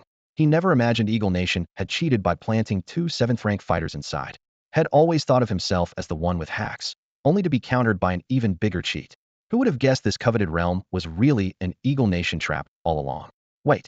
He faltered for a split second as a key question struck him. Why did I have to fight for this realm in the first place? The answer hit, and his face went ashen. The system quest. Damn it, system has set me up. Qin Yu sprinted on, his mind racing. The situation was dangerous, but it was far from desperate. He was still holding on to a chance to turn everything around. Two 7th-rank fighters trailed him like shadows. At the start, they'd assumed a 19-year-old would be easy prey, but within a heartbeat they realized he was every bit as fast as they were. They'd been told to dog the target and wear him down, yet they couldn't even keep a grip on him, let alone grind him down. Is he really 19? Leidun and Jier shared a look of disbelief. To save face, both men pulled out a pill, tilted back their heads, and swallowed. The medicine hit like fire, true energy flooding their bodies. Thunderous footfalls rumbled across the ground. Kid, you're not getting away. The gap shrank in a flash. Jier lunged, his fist splitting the air with a deafening crack. Qin Yu spun, his blade flaring. 7-star tempered blade slash. A dark gold arc ripped through the sky and collided with the punch. A visible shockwave rippled outward. Jier staggered back several steps, a gash opening on his right arm, warm blood tapping the ground. In their first clash, the 6th rank had wounded the 7th rank. That blade's vicious, Jier hissed, eyes narrowing. Qin Yu didn't linger. He sheathed the weapon and bolted. He knew that Slash had been everything he had, while Jierer clearly still had strength to spare. A heat-and fight would be suicide. Jierer chased doggedly, while Lei Dun slipped out of sight, clearly circling ahead. As the distance began to close again, Qin Yu produced 2 spirit fruits and swallowed them whole. Boom! The medicine turned to molten fire. Blood roared, and his speed surged by half, opening the gap instantly. Who's the 7th rank again? Jierer froze, then crushed another pill between his teeth, forcing himself to keep up. Even if I can't catch him, I can't let him shake me. The drain of full-tilt sprinting was worse than a brawl. Soon Jierer's chest heaved like bellows. His foundation can't be better than mine, he told himself. If I'm almost spent, he has to be close to collapse. Time crawled by, yet the figure ahead never slowed, cutting through the wind like a knife. Even with pills, Jierer was flagging. In a blink, Qin Yu was nearly out of sight. A 7th rank getting dusted by a 6th, who am I supposed to complain to? He growled. Lei Dun was cursing too. Had taken a shortcut to set an ambush, only to find the shortcut still couldn't catch Qin Yu. When he finally picked a prime spot and looked up, the road was empty. I sprinted all this way just to ambush thin air? What should have been a 2-man hunt had become a one-sided marathon. Lei Dun had chased Qin Yu the entire way without managing a single attack, and it was starting to make him feel downright invisible. Watching Qin Yu grow smaller in the distance, Lei Dun and Jierer finally stopped. Forget it. The portal's sealed running won't help him, Jierer said, rolling his neck. Lei Dun leaned in and whispered, let's ask the boss to teleport the kid back. Sure, Jierer agreed, then grinned. Why don't you make the call? Lei Dun waved both hands and backed away. A chance to shine in front of the boss. All yours. Shine. My foot, Jierer spat. 2 7th rank fighters can't handle one Qin Yu. The boss will explode when he hears. Before they finished, an elderly projection formed beside them. Idiots. I've known everything from the start, the old man said coolly. Boss. They blurted, shivering. Since you came yourself, will you take him down? Jierer asked. This is only a projection, the elder replied calmly. Lei Dun, stunned that a projection could appear inside the realm, muttered. So it can do that too? Indeed. The elder pointed toward Qin Yu's escape route. We'll pull him here. Be ready. Yes, sir. The projection faded. Moments later it reappeared, the elder frowning. I was careless. The realm's laws don't bind Qin Yu, so I can't drag him in. They'll send you 2 instead. Mind your limits. Understood. Lei Dun and Jierer vanished as though erased. Elsewhere, Qin Yu sprinted through the jungle, leaves flying beneath his feet. His divine breathing art swallowed ambient spirit energy like a black hole, converting it into surging blood ki. In this rich environment, he could run forever without tiring. The air ahead rippled. Trouble, Qin Yu thought, rolling hard to the right. Lei Dun burst from a spatial rift, iron fist slamming down, barely missing Qin Yu's chest. Before he could inhale, Jierer struck from behind, his fist shrieking through the air and connecting. Boom. Qin Yu crashed into a cliff, shattering rock. A divine healing spell flared, knitting bone and flesh in an instant. Damn, I forgot they can teleport, he muttered, prying himself free. He drew his Xian gold blade, its black edge gleaming, and glared at them. Thought you liked running, kid. Why stop now? Jierer taunted. Qin Yu sneered. This spot's perfect for your graves. Still mouthing off. Lei Dun stepped in, ghost-like. Qin Yu flicked his fingers, producing 2 scrolls from his system space. 7th rank array scroll veiling mist formation. 7th rank array scroll sword petal nitrane formation. Of his 5 7th rank scrolls, he drew 2 at once. You want to play? Let's play to the end, he said, eyes blazing. The scrolls shattered. The instant the formation scroll shattered, 2 7th tier arrays surged out from Qin Yu's position. The sea blanketing fog array fused seamlessly with the sword bloom nitrane array, swallowing both Lei Dun and Jierer. Milky mist billowed up, devouring everything in the blink of an eye, shutting down sight and spiritual sense alike. Overhead, countless sword shadows hung like a silver rain, cold light flashing while a faint, chilling hum echoed beside the ear. Standing at the array's core, Qin Yu stayed calm, fingertips moving lightly as glowing runes flowed beneath his feet, like a slumbering beast leashed to his palm. Inside the maze, Jierer and Lei Dun were already panicking. Damn it, why are there 2 7th tier arrays here? Lei Dun cursed under his breath. They both knew a 7th tier array personally controlled by a formation master was far more terrifying than a martial artist of the same rank, especially in a place so rich in spiritual energy, which only strengthened the trap. They crept forward, calling out for each other, but the fog was so dense they couldn't see their own hands, let alone a companion. Breaking out of an illusion array by gut feeling was nothing but wishful thinking. Qin Yu delayed triggering the Sword Bloom Nitrane array's killing force because he intended to capture the 2 7th tier fighters alive. They were bait to draw out the mastermind, not disposable pawns. Holding his breath, Lei Dun measured each step. Suddenly a dark rope shot out like a viper, coiling around his ankle. He stomped instinctively, but the rope whipped up, spiraled around his calf, and moved with a life of its own. Suppressing rope? Lai Dun gasped, his voice hollow in the fog. He had seen these ropes before, but never one that attacked proactively, much less acted as though alive under someone's control. In less than a heartbeat, his blood and chi were locked down, as though a 1,000-pound shackle had slammed onto his dantian. Weapon manipulation arts and arcane skill held only by Xie Xian's tiny sect, and fewer than 5 people on the planet could use it. Almost no one in the far-off Eagle Nation had witnessed it firsthand, so Lai Dun had no idea how to counter. The world thought weapon manipulation arts was all about tossing flying knives. Who could have imagined the effect when paired with a suppressing rope? With a single casual move, Qin Yu subdued Lai Dun. Lai Dun writhed, but the rope bound him tight, leaving him to inch along the ground like a cocooned caterpillar. He spat furious curses. Qin Yu, if you've got any guts, fight me heathen. Quit hiding in the shadows with your dirty tricks. Let me go? His roar was swallowed by the fog, fading into a hollow echo. By then, Qin Yu had already turned his attention to Jier. With both hands on his sword, Gil scanned the rustling grass with wary eyes. The white mist smothered every sense, leaving only the narrowest strips of sight and sound.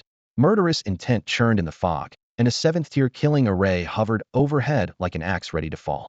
Gil's heart sank, was now certain the elder had abandoned him. At first he had hoped the old man would notice the threat and rescue him. Yet the elder's focus never left Qin Yu. He had surely seen this commotion. With his authority, shattering the array would have been effortless. His silence said it all, just as when he discarded Luo Fu earlier. A darker thought crept in. What if both formations had been laid by the elder himself? That would explain how a 7th-tier array had appeared out of nowhere. Gil gave a bitter smirk. So, I might actually die at my own Ali's hand. Even as the idea formed, a snake-like binding rope slipped across the ground and lashed at his ankle. Gil sensed the disturbance instantly and sprang back, slashing through the fog. A burst of 7th-tier speed cut the cord clean in two, its runes shattering. Before the sword's gleam faded, a nail-sized black pellet burst before his face. He instinctively raised his blade, felt almost no impact, and froze poison. Holding his breath, he fished an antidote from his spatial ring, but his vitality was already draining as if through an invisible funnel blood-running powder. A second rope shrieked through the mist and cinched him tight. With his strength nearly gone, Gil could not break free. He glared into the haze, teeth grinding. Old bastard, you pushed me too far. Only the realm's master could cloak objects in spiritual power and control them from afar. The technique matched the elder perfectly. Elsewhere, deep in a cavern, the elder sneezed, unaware he had just been blamed. The moment Qin Yu triggered the formation, the elder's grip on that sector vanished. Even as lord of the domain, he could no longer see inside. Qin Yu was a rule-breaking bug, immune to every authority the elder held. Tearing the array apart would have been child's play, yet the old man chose to watch, waiting for Qin Yu to exhaust every card. Only when a man has fought to the last, and still sees no hope, does true despair set in, and despair was precisely what the elder wanted. Qin Yu, let's see what else you've got, he murmured, a faint smile on his lips. I rule this pocket world here, I am God. After subduing Jill and Leighton, Qin Yu set about remodeling the 2 levels even arrays. The level 8 formation scroll was still unfinished, and both the binding ropes and the blood-scattering venom affected only warriors of level 7 or below. On paper he had plenty of trump cards, yet none could threaten a level 8 opponent. Formations were his only viable ace. He spread the black jade drafting tablet, tapped it with his spirit brush, and threads of runic light slithered like tiny snakes into the cores of the 2 arrays. In seconds their intersecting glow pulsed and locked together like meshing gears, merging into one. On that foundation Qin Yu embedded dozens of attack sigils, tripling the formation's lethality, then overlaid a chain of coercive control runes anchored by a star pattern. Next he inscribed more than a dozen palm-sized spirit-gathering subarrays around the main core. Each one acted like a wick, siphoning ambient chi to feed the formation. When the final stroke sealed, a peak level 8 grand array roared to life, combining offense, defense, control, and illusion. The air so thick with energy it was nearly visible. Qin Yu was certain that even if a level 9 warrior barged in, he would hold his own. In theory his current mastery allowed him to lay a level 9 array, but it would take a full day and nighttime the unseen enemy would never grant. If the array were only half finished when the attack came, defeat was certain. After weighing every option, he chose to gamble, pushing the 2 levels even arrays to the very limits of level 8. This was both strategy and wager. There was no path of retreat. When everything was ready, Qin Yu dragged Leighton to the array's edge and called into the empty forest, I've taken your 2 subordinates. If you want them alive, show yourself now. Leighton played along, screaming, Boss, help me. Before the echo faded, the air before Qin Yu rippled like water. A graybeard elder emerged from the void, holding a 5-point star spirit Stonia level 8 warrior. The gamble had paid off. Qin Yu's eyes lit up, then locked on the star-shaped stone. The secret realm key had to have it. The old man scanned the scene, snorted at Leighton, and spat. Useless trash. His gaze fell on Qin Yu like a knife. You're Qin Yu? At your service, Qin Yu replied coolly. Towering above him, the elder said with haughty assurance, I'll give you one chance to live. Hand over every divine grade technique you possess, and I'll spare your life. Qin Yu's heart tightened. The man even knew the categories of his divine arts. Feigning ignorance, he asked, what divine techniques? Drop the act, the old man sneered. Divine grade breathing art, divine grade forging art, divine grade cultivation art, must I list them all? Ice flared in Qin Yu's eyes.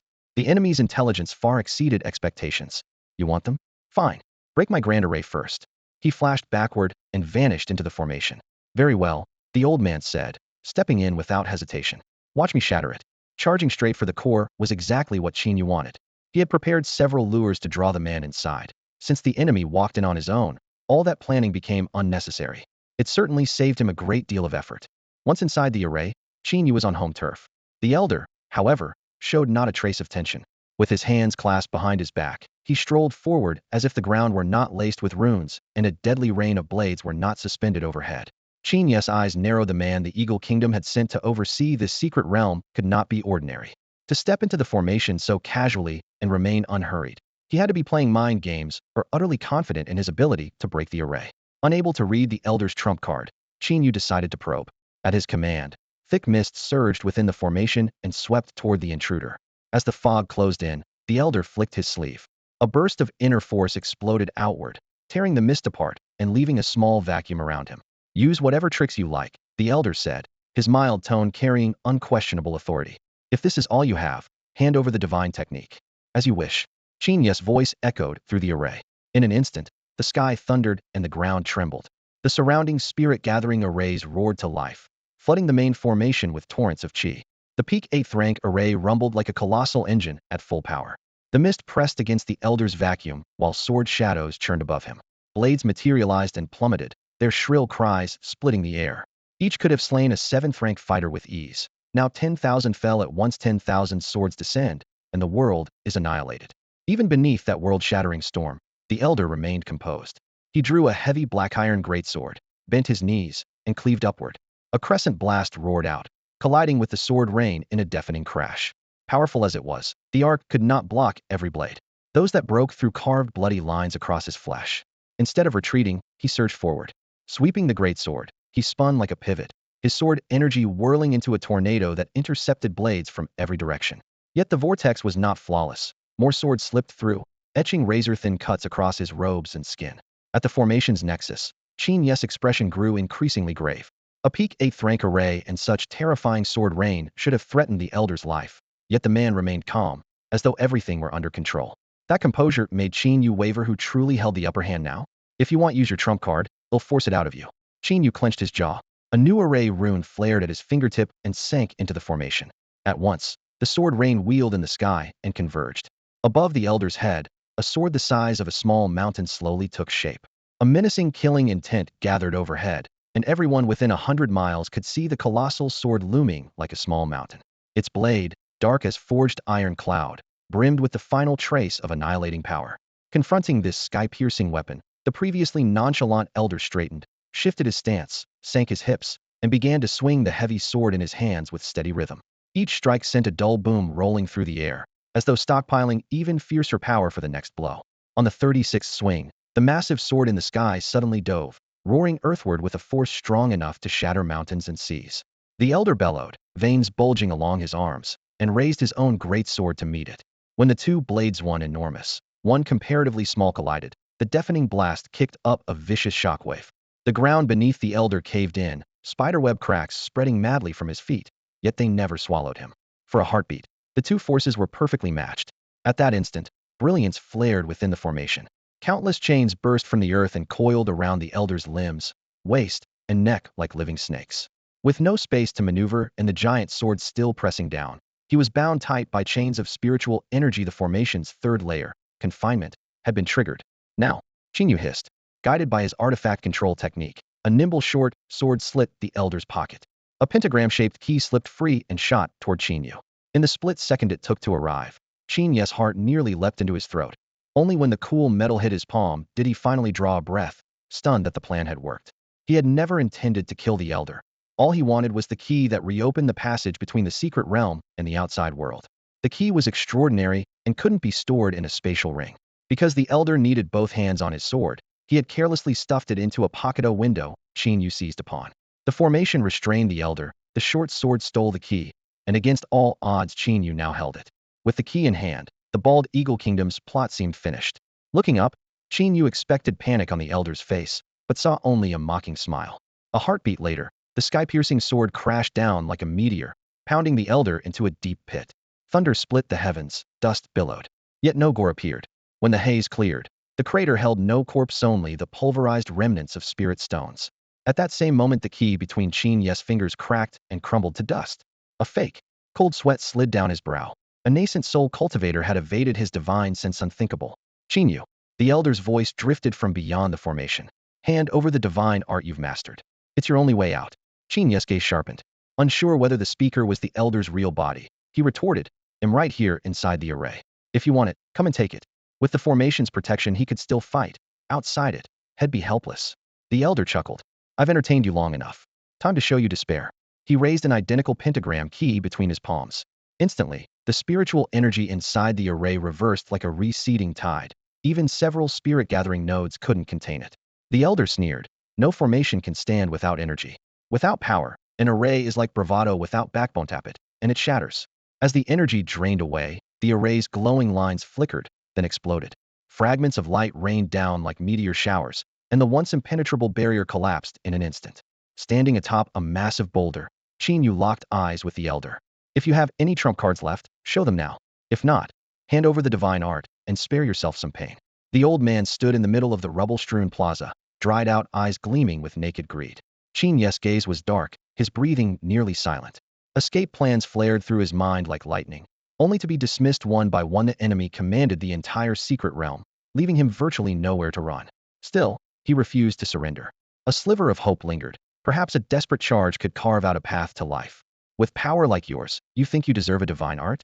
He sneered, threw his weight backward, and shot off like an arrow loosed from the bowstring. Trying to flee?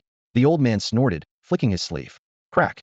Runic patterns lit the ground, rows of spirit stones exploded, and countless ashen chains burst from the earth like vipers, all whipping toward Qin Yu. He gave a bitter smile. Moments ago, he had bound the old man with chains. Now the roles had reversed. Drawing the Xinjin blade, he hacked through one link, but a tide of chains instantly filled the gap. 7-star tempered blade slash. A torrent of sword light cut a passage 30 feet long, shattering the floor and hurling debris. Qin Yu rode the blast forward, but in the next heartbeat chains reformed in midair, closing off his retreat like a wave. He twisted his wrist, blade arcs flashing, blocking strike after strike, yet the chains drove him steadily back. One suddenly coiled around his waist, and more slipped through the opening, binding his limbs in an instant. The Xinjin blade hummed. Guiding it with telekinesis, he sliced the chains at his side. Simultaneously, 36 silver spikes shot from his pouch, weaving into a tight web that surrounded him layer upon layer. The chains fell like rain. Cold sweat beaded on Qin Yu's cheeks as his room to maneuver shrank. More and more spikes were snared. The defense teetered on collapse. Snap! A chain punched through the web and wrapped his calf. He severed it at once, but 3 more lashed from behind, targeting both arms and his right leg. He whirled and cut down 2, yet the last clasped his calf. In a breath, the barrier crumbled. Every limb was ensnared. Over 20 chains pinned the Xinjin blade to the floor. It howled and quivered but could not budge. Each time sword aura severed a ring. Fresh links closed the gap with perfect precision. Cackling softly, the old man strolled over, his voice hoarse. Took some effort to catch you. Now, will you yield the divine art? In your dreams. Qin Yu snarled, straining with all his strength to no avail. A cold glint flashed in the old man's eyes. His tone dropped to a chilling whisper. Qin Yu, don't be foolish. Must I break you before you talk? Wait. Qin Yu gave a cold snort. Oh, have you finally come around? A flash of surprise crossed the old man's eyes. He had thought Qin Yu would be tougher to crack. Unhurried, Qin Yu said, I can tell you the divine technique, but you'll have to answer my question first. You're in no position to set terms, the old man replied, his voice icy. Then he'll take the secret to my grave. Qin Yu shot back. Even if I die, you won't get it. Their gazes collided like sharpened blades, and the air itself seemed to stretch into steel edges. After a brief standoff, the old man flicked his sleeve. Ask. One question only. How did you bypass the realm's barrier and get in here? Qin Yu asked at once. The old man stroked his chin for a moment, then sneered. No harm in telling you, he said, while thinking, you'll be dead soon anyway. Before this secret realm even took shape, Our Eagle Kingdom detected faint spatial fluctuations here. We laid preparations in advance, and the instant the realm was born when its rules were still unformed and the seal at its weak we blasted a hole straight through with enough firepower. Understand? He paced back and forth in front of Qin Yu, sounding pleased with himself. At first we only wanted to use the realm to harvest young prodigies from other nations and cripple their future strength. Imagine our surprise when we hooked a big fish like you. Great Xia must really be desperate, letting you roam free. Qin Yu gave a wry smile. So the realm was a trap from the very start. The old man snorted. Your question is answered. Now hand over the divine technique. Start with the divine breathing technique. Sure, Qin Yu said, nodding obediently. To master it, you have to castrate yourself first, so go ahead and chop off your little buddy. The old man froze for a heartbeat. Then his face twisted with rage. You're toying with me. Seems you need a lesson in obedience. He lifted his hand and triggered the bindings. With a metallic roar, the chains wrapped around Qin Yu snapped tight, like steel pythons grinding down their prey. In less than a second, blood poured from every inch of his body, dripping along the dark gold links until they gleamed crimson. Shattered bones splintered into jagged spikes that drove back into torn flesh, causing secondary lacerations. The system detected severe trauma, and the divine healing technique surged to life. Sundered muscles and vessels knit together, and dislocated bones fused without proper alignment. Before the new tissue could settle, the chains constricted again, shredding the fresh flesh into pulp. Agonizing waves crashed through Qin Yu's nerves, and a memory flashed an old film in which a man who could revive endlessly was locked in an iron cage and sunk into the sea, dying and reviving in an endless loop of darkness, freezing water, and crushing pressure. Qin Yu's plight was no different. Heal, break, live, beyond endless cycle. Every tissue, every nerve, every single cell in his body trembled under the inhuman torment.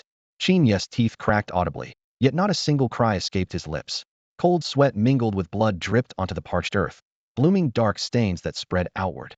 Chains creaked and tightened ring by ring. Some links had already bitten deep into his flesh, iron fused with torn muscle, poised to rip away the next layer when they drew tighter. Agony pounded him like a branding iron, and waves of darkness rolled through his mind, but he refused to make a sound. Across from him, the gray-robed elder loomed overhead, chest heaving with excitement, breath rasping like a leaky bellows. Divine healing art, HM? So you've actually mastered a divine healing art. He let out a manic cackle, greed sparking in his eyes. Heaven itself is handing me the chance to rule the world. Once I learn it, there'll be a mortal who could stand against me then? Spare me. Qin Yu spat a mouthful of blood, the droplets splattering across the elder's cheek. His voice was hoarse but resolute. I'd rather die than give you that art. Wiping the blood from his face, the elder's gaze turned ice cold. Still not hurting enough? Let's turn up the heat. He raised a hand and conjured a black whip bristling with barbs, cold light skating along every point. Won't talk. He'll take your 10 fingers and 10 toes first, then your eyes, your tongue, your ears. After that, this little meat whip will flay you inch by inch. The divine healing art will keep you alive, which means we can play for a very long time. The whip twitched, its iron spikes humming with blood-soaked menace.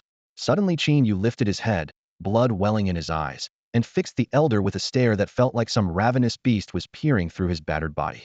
A jolt of unease shot through the elder's heart, and he forced himself to sneer. A helpless little wretch, nothing more. Qin Yu's voice dropped, every word sounding like a weighty decision. You're sure no one's coming for me? Don't forget, I still have a master. Master? The elder laughed, the sound echoing through the empty secret realm. Qin Yu, fool someone else if you like, but don't fool yourself. We've checked, no one in this world even knows who your master is. You're wrong. I have a master. His surname is Shi.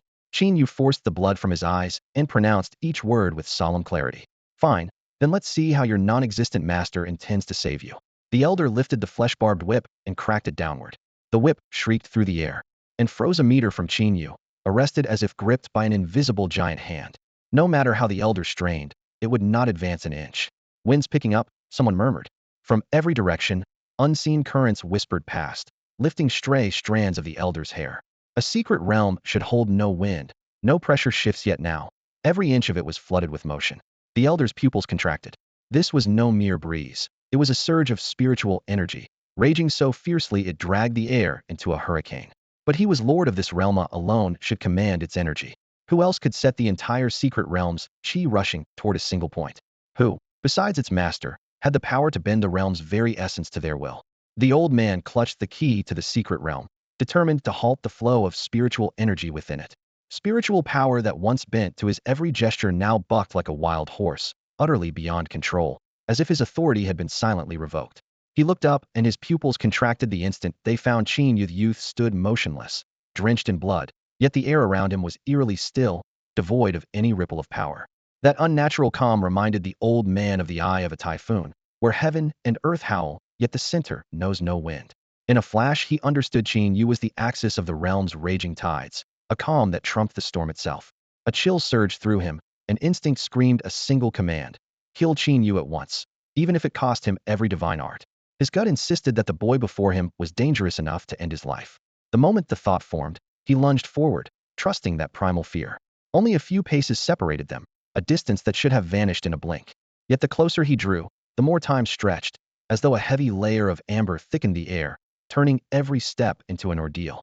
Qin Yu filled his vision, near enough to touch, yet impossibly distant. Even by burning the last of his cultivation, he could not bridge the gap.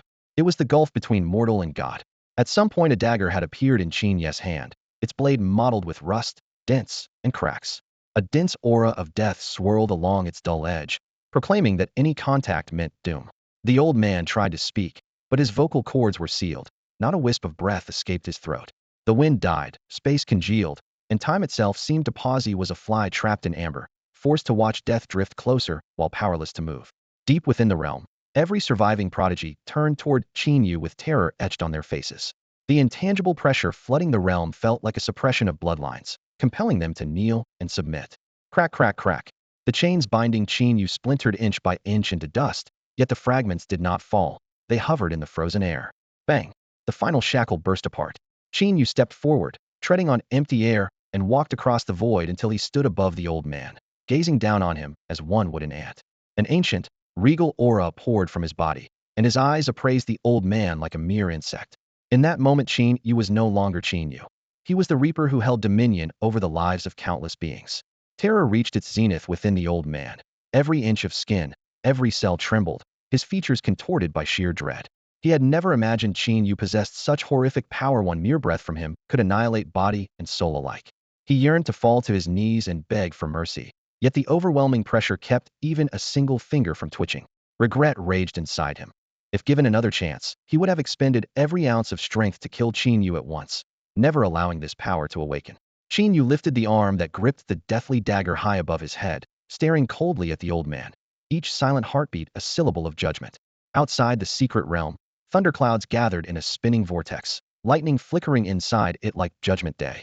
The surrounding powerhouses exchanged uneasy looks. For all their experience, none could fathom the source of this phenomenon. Staring at the eye of the storm, Shangwan Peng murmured, "Something extraordinary must have happened in there. I just hope Qin Yu can hold on."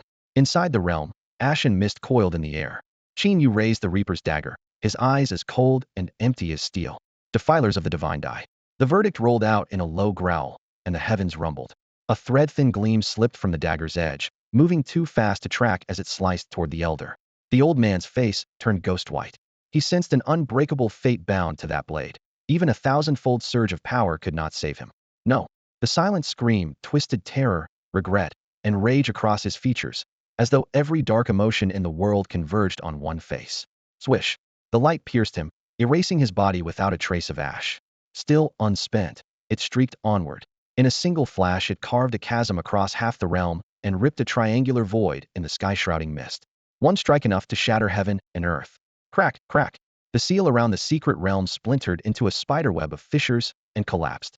Qin Yu raised a hand and drew the exposed realm key into his palm.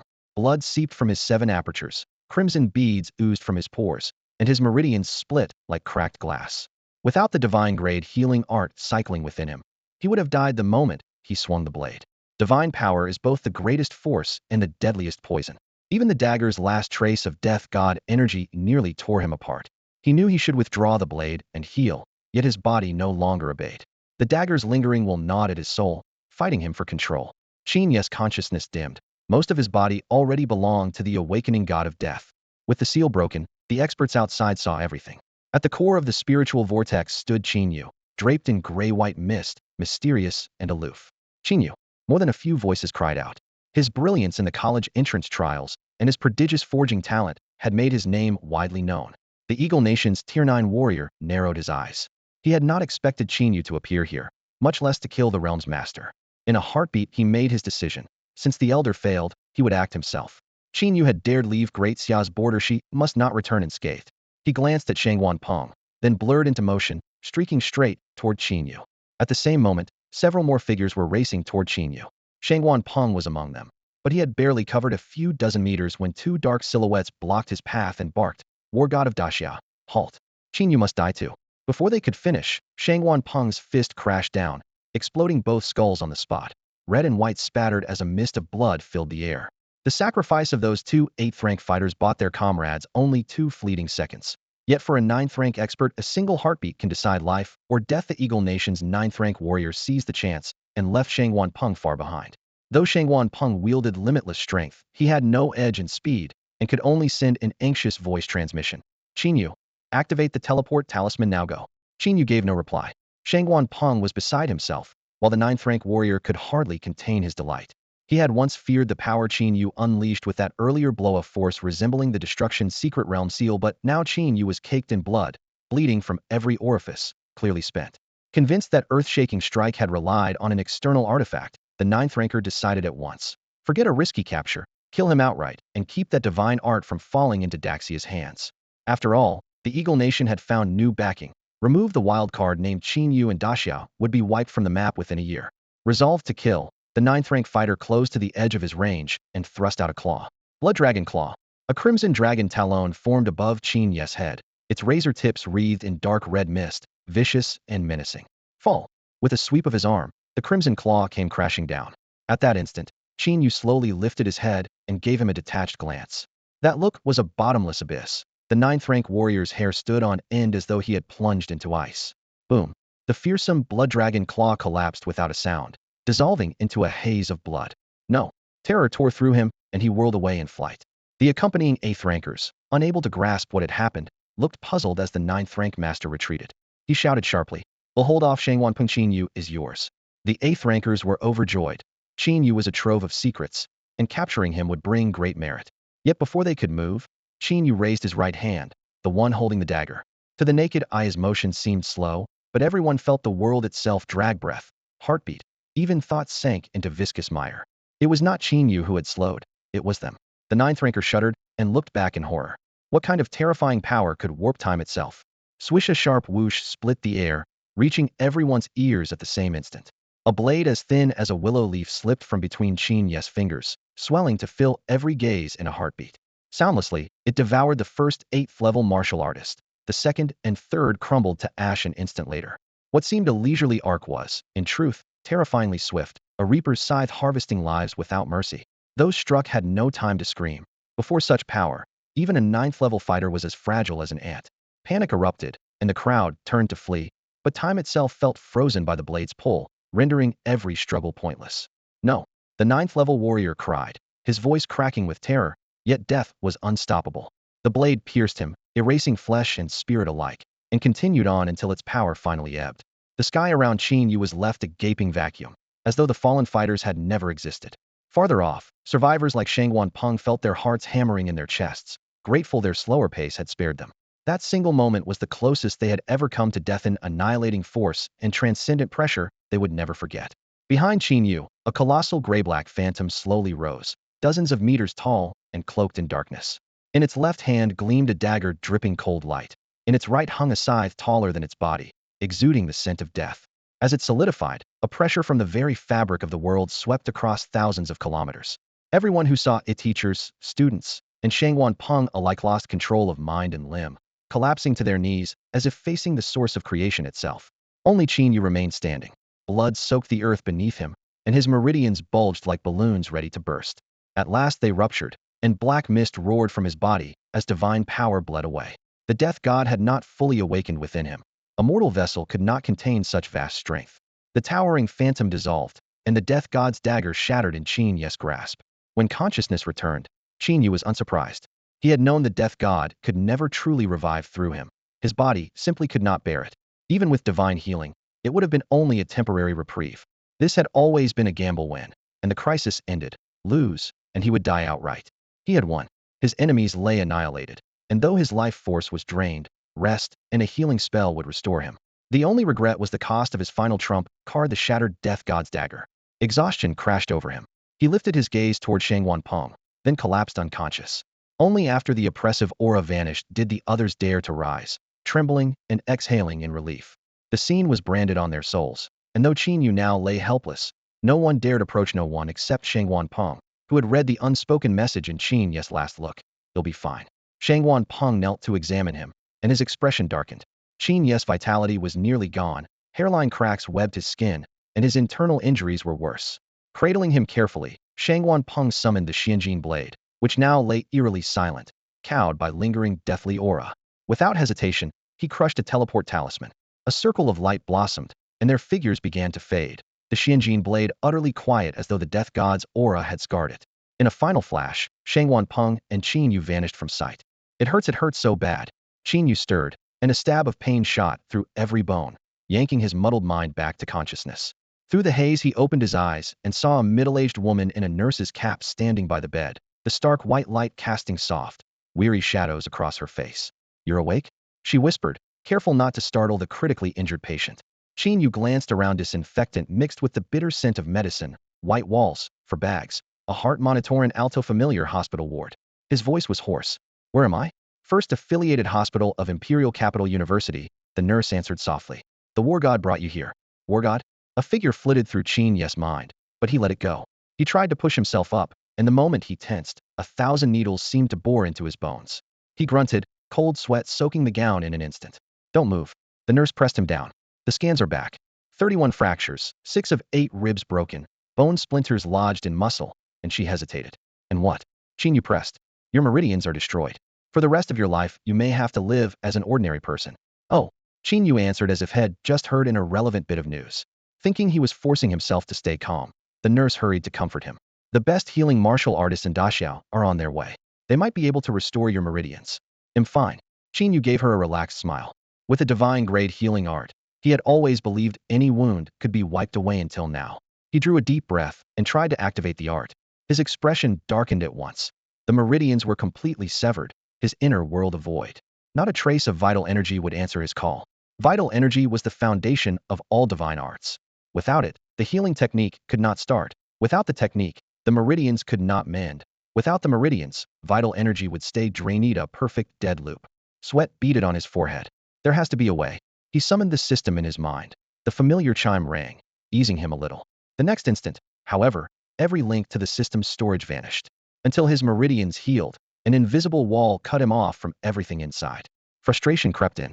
The greatest healing methods in human history could barely patch damaged meridians, and his were shattered, not merely injured. In his experience, only the divine healing art guaranteed a full recovery. Monster drops might still work, he calculated. As long as the system remained, the loot rules held.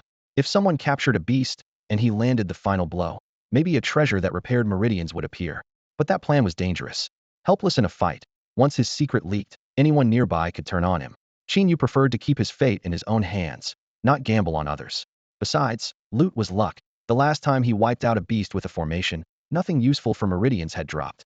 While his thoughts churned, the door swung open. Shangwan Peng strode in, followed by a man and a woman, Tong Tong's parents, both 8th-rank healing-type martial artists. Seeing Qin Yu awake, Shangwan Peng introduced them. "This is Li Ming, and this is Zhu Yan. They're among the very best in the healing arts." Seeing the pair, Qin Yu managed a wry smile. Even a divine-grade healing technique was useless against severed meridians. With every bone in his body shattered, he could forget about hunting beasts. Sitting up was already a challenge, so he could only hope for outside help. Although ordinary treatments could not mend meridians, they could at least deal with damaged muscles and bones. "Thank you both so much." He spoke sincerely. "Please, don't call us seniors." Li Ming waved his hands repeatedly. "You saved our daughter's life. We're the ones who should be thanking you." "Saved your daughter?" Qin Yu was taken aback. Standing nearby, Shangwan Peng explained with a smile, "These are Tong Tong's parents." Only then did Qin Yu recall the chubby little girl with the extraordinary bloodline. Li Ming offered an apologetic smile. "We should have visited you right away, but circumstances delayed us, and for that we're truly sorry. We never expected our first thank you to be in a hospital ward." Zhu Yan nodded softly, her eyes full of remorse. The couple had wanted to call immediately, but Shangwan Feng declined on the grounds that Qin Yu disliked being disturbed. Later they planned to thank him in person when he arrived at Imperial Capital University. Yet on his first day, he killed several classmates and caused an uproar. A few days after that, the authorities announced he had been detained. They could tell it was only a ploy to calm public opinion, but they had no idea where he really was. All they could do was keep waiting until Shangwan Peng contacted them today. It's fine. Qin Yu waved a hand jokingly. If you really want to show your gratitude, help me heal first. It hurts quite a bit. Sorry. The couple leaned over the bed at once, each pressing a hand to one of Qin Yu's arms. Gentle vital energy poured from their palms like two clear springs, enveloping each half of his body. One was yin, the other yang. Though fundamentally different, they probed cautiously where they met and gradually merged into a five-colored mist. The healing effect skyrocketed, faintly reaching the level of a ninth-tier healing warrior. This fusion technique could be mastered only by partners who had fought side by side for years and shared one heart. In Great Xia, only Li Ming and Zhu Yin had grasped it. Once successful, its power exceeded the original healing art tenfold, even 100-fold, allowing healers to challenge an entire tier above their own. Until a new ninth-tier healer appeared, the couple remained the pinnacle of medical skill in Great Xia, and it was no wonder Shangwan Peng had summoned them immediately. The moment their energy touched Qin Yu's skin, the searing pain subsided sharply. Yet what intrigued him even more was the blood energy flowing inside his body. Healing energy couldn't remain on the surface. It had to penetrate deep to repair the damage. Without meridians to contain it, it would soon dissipate. Yet during treatment, a steady stream was being poured in. I should have thought of this long ago. If he could move, he would have smacked his forehead in frustration. He just didn't know whether this energy could be made his own. Qin Yu drew a deep breath, guiding his blood and energy as he tried to activate the divine-grade healing art. Almost instantly, he spotted a fatal flaw. The technique could only run on divine blood refined by the divine breathing art, while ordinary blood was as useless as a dried-up riverbed. Realizing this, he switched to the divine breathing art without hesitation. With every heartbeat, his blood seemed to ignite, surging through his meridians before being refined into a golden crimson glow. While that essence still burned hot, he slammed it into the healing art once more. Boom! A fountain of warmth erupted inside him, flooding every organ and shattered bone. In the blink of an eye, his wounds closed. Muscles pierced by splintered bone contracted and pushed the shards out. Cracked bones knit together with sharp clicks, forging themselves whole again. But the moment he tried to mend his ruined meridians, disaster struck. The healing energy had barely entered the channels when a dusky chill scattered it, life colliding with death in a teeth-grinding screech. Qin Yu's heart sank, knew this aura all too well. Death was still lurking in his meridians. Is that stench still inside me? He cursed under his breath. Back when he killed the Eagle Nation elder, he had deliberately drawn the Reaper dagger's deathly aura into his body. It had invaded his meridians first, wildly altering his blood until the channels finally burst. He had assumed the terrifying force had dispersed with the world's spiritual energy, yet here it was, clinging like maggots to bone. In hindsight, it made sense. The stronger the power, the harder it is to erase. A nuclear blast leaves radiation for a century, and a Reaper's aura eclipses nuclear fire by orders of magnitude. His own meridians had become a second Reaper dagger, a vessel that stored this shred of death. If I heal the meridians, that aura will roar back to life, maybe even regain its own will. Then I'll be fighting for control of my body again, and my meridians could rupture all over. I'd be right back where I started. The thought tightened his chest and stole his breath. Even a dying wisp of death was far beyond his current strength. Forced into a corner, he poured every ounce of focus into the divine healing art. The system had once described the Reaper dagger. Its remnant aura could warp the wielder's mind. But the divine healing art was a direct counter. Only power of the same tier can fight power of that tier. Life against death, perfect opposites. To purge the Reaper's aura, the healing art had to ascend. Right now, though, his healing art was too weak. The system interface was clear. The next upgrade cost 300 billion. He looked at his balance, 105 billion, and 100 billion of that came from selling teleport talismans. He was 200 billion short. Thinking of the long, arduous road to earn that sum, Qin Yu let out a helpless sigh and gave a bitter smile. Looks like him back to the grind of making money again. Li Ming and Zhu Yin stopped their healing technique once they saw Qin Yu's wounds had closed. When the gentle flow of life force receded, the remaining energy inside him dried up like a riverbed in drought. In a heartbeat, he fell back to the level of an ordinary man, the drop from the clouds to the dirt leaving his whole body aching. Still, a year of brutal tempering had not been in vain. His bones were thick, his muscles corded like steel cables. In raw physical strength, he could rival a bull. Yet without the boost of vital energy, that brute force would barely let him fight a first-rank martial artist. Anyone stronger would thrash him. Retracting his hand, Li Ming smiled in admiration. Champion Qin, your body is truly formidable. You heal far faster than most. Qin Yu knew his rapid recovery was thanks to their divine-grade technique, but he still cupped his hands politely. It's all due to your remarkable skills, seniors. They had given their all even after learning his meridians were ruined, and remained this courteous besides. It showed how deeply grateful Li Ming and Zhu Yan were. Qin Yu tipped his head back toward the ward's white ceiling and sighed. With his meridians destroyed, Plenty of people were about to reveal their true colors. Back at Imperial Capital University, after he killed Wen Yongchang, every big shot had rushed in to plead for him. Their show of loyalty was profit-driven. The head of the Formation Masters Association coveted his spirit stones, while the Forgers Guild chief wanted his minimalist array designs. The world bustles for gain. People come and go for profit. Now this setback would help him sift out true friends. Losing his meridians might not be entirely bad, he thought with wry humor. Not far away, Shang Wanpeng sent the couple a questioning look. Li Ming understood, shook his head sadly, and whispered, "I'm sorry, there's no hope of a cure." Shang Wanpeng exhaled. He had examined Qin Yu's injuries himself and knew the meridians were shattered, yet he had still prayed for a miracle.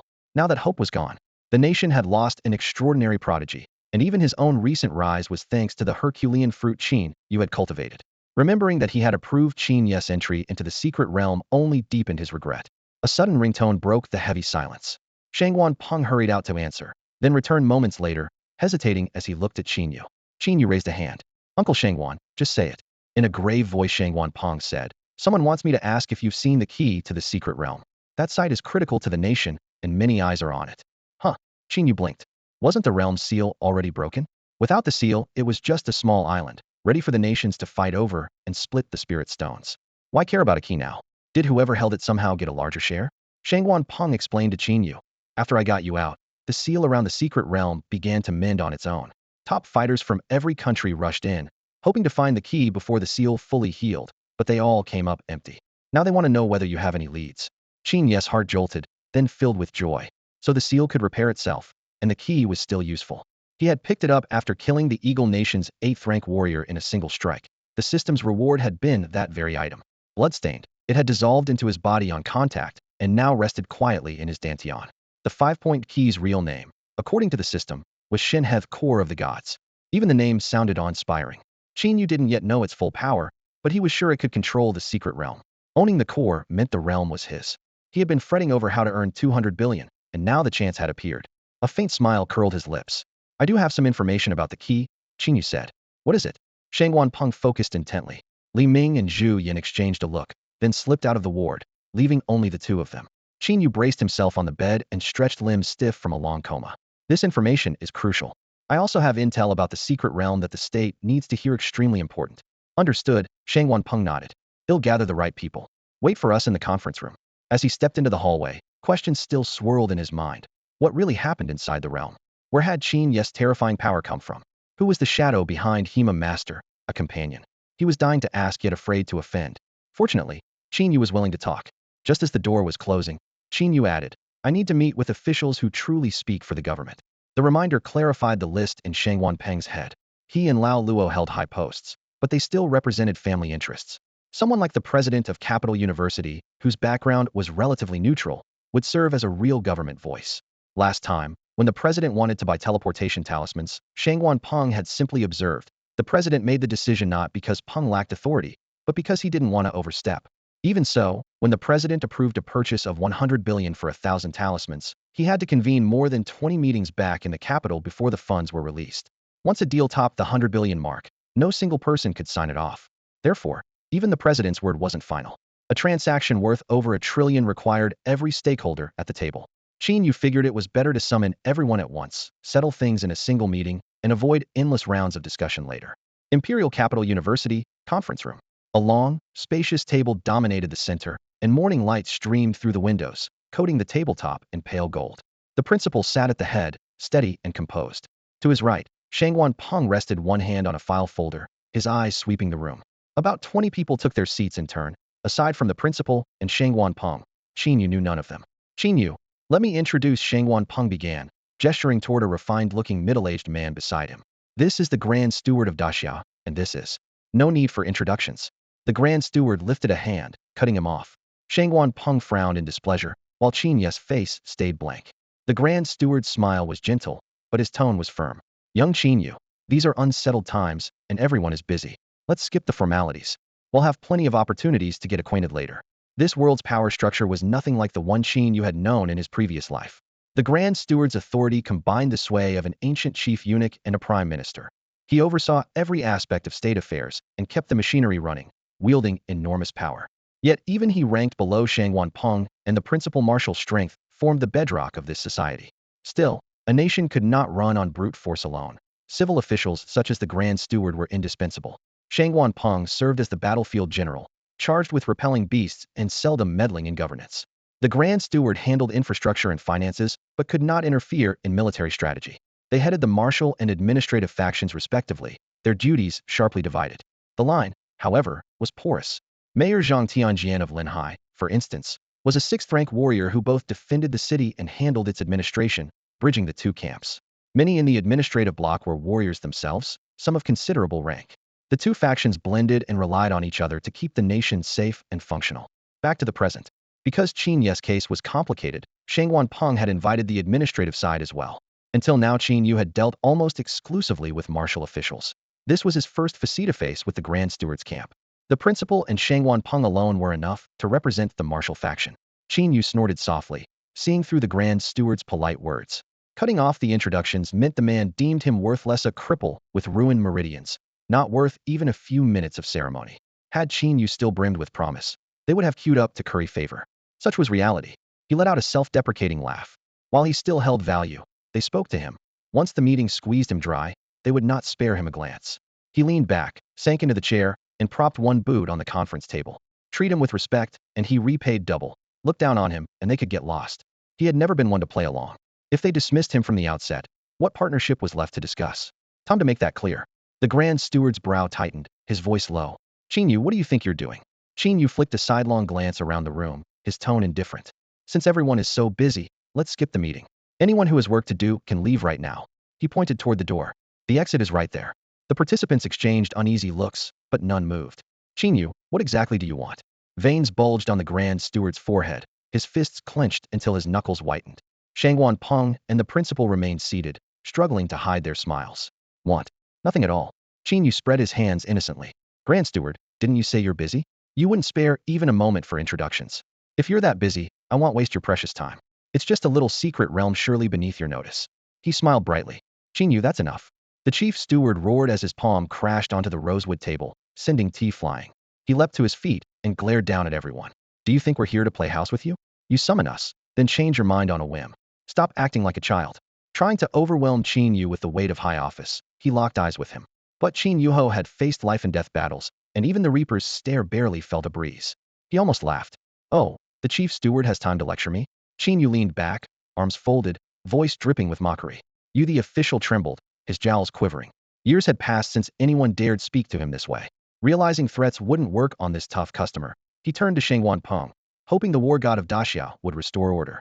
Shangguan Peng didn't even lift an eyelid. The chief steward had rudely cut him off earlier. Now he wanted help? Dream on. The war god of Daxiao wasn't anyone's errand boy. Rebuffed, the official swung toward the principal at the head of the table. The principal whistled and stared into space as though nothing were happening. An act so phony it hurt. An awkward silence settled. Regret finally tugged at the chief steward's heart. Had assumed Qin Yu was just a normal teenager who guarded a key treasury account. Even 8th-rank martial artists usually bowed to him, so arrogance came naturally. After hearing Qin Yu's meridians had been destroyed, he looked down on him even more, brusquely cutting off Shangguan Peng's introduction and assuming compliance.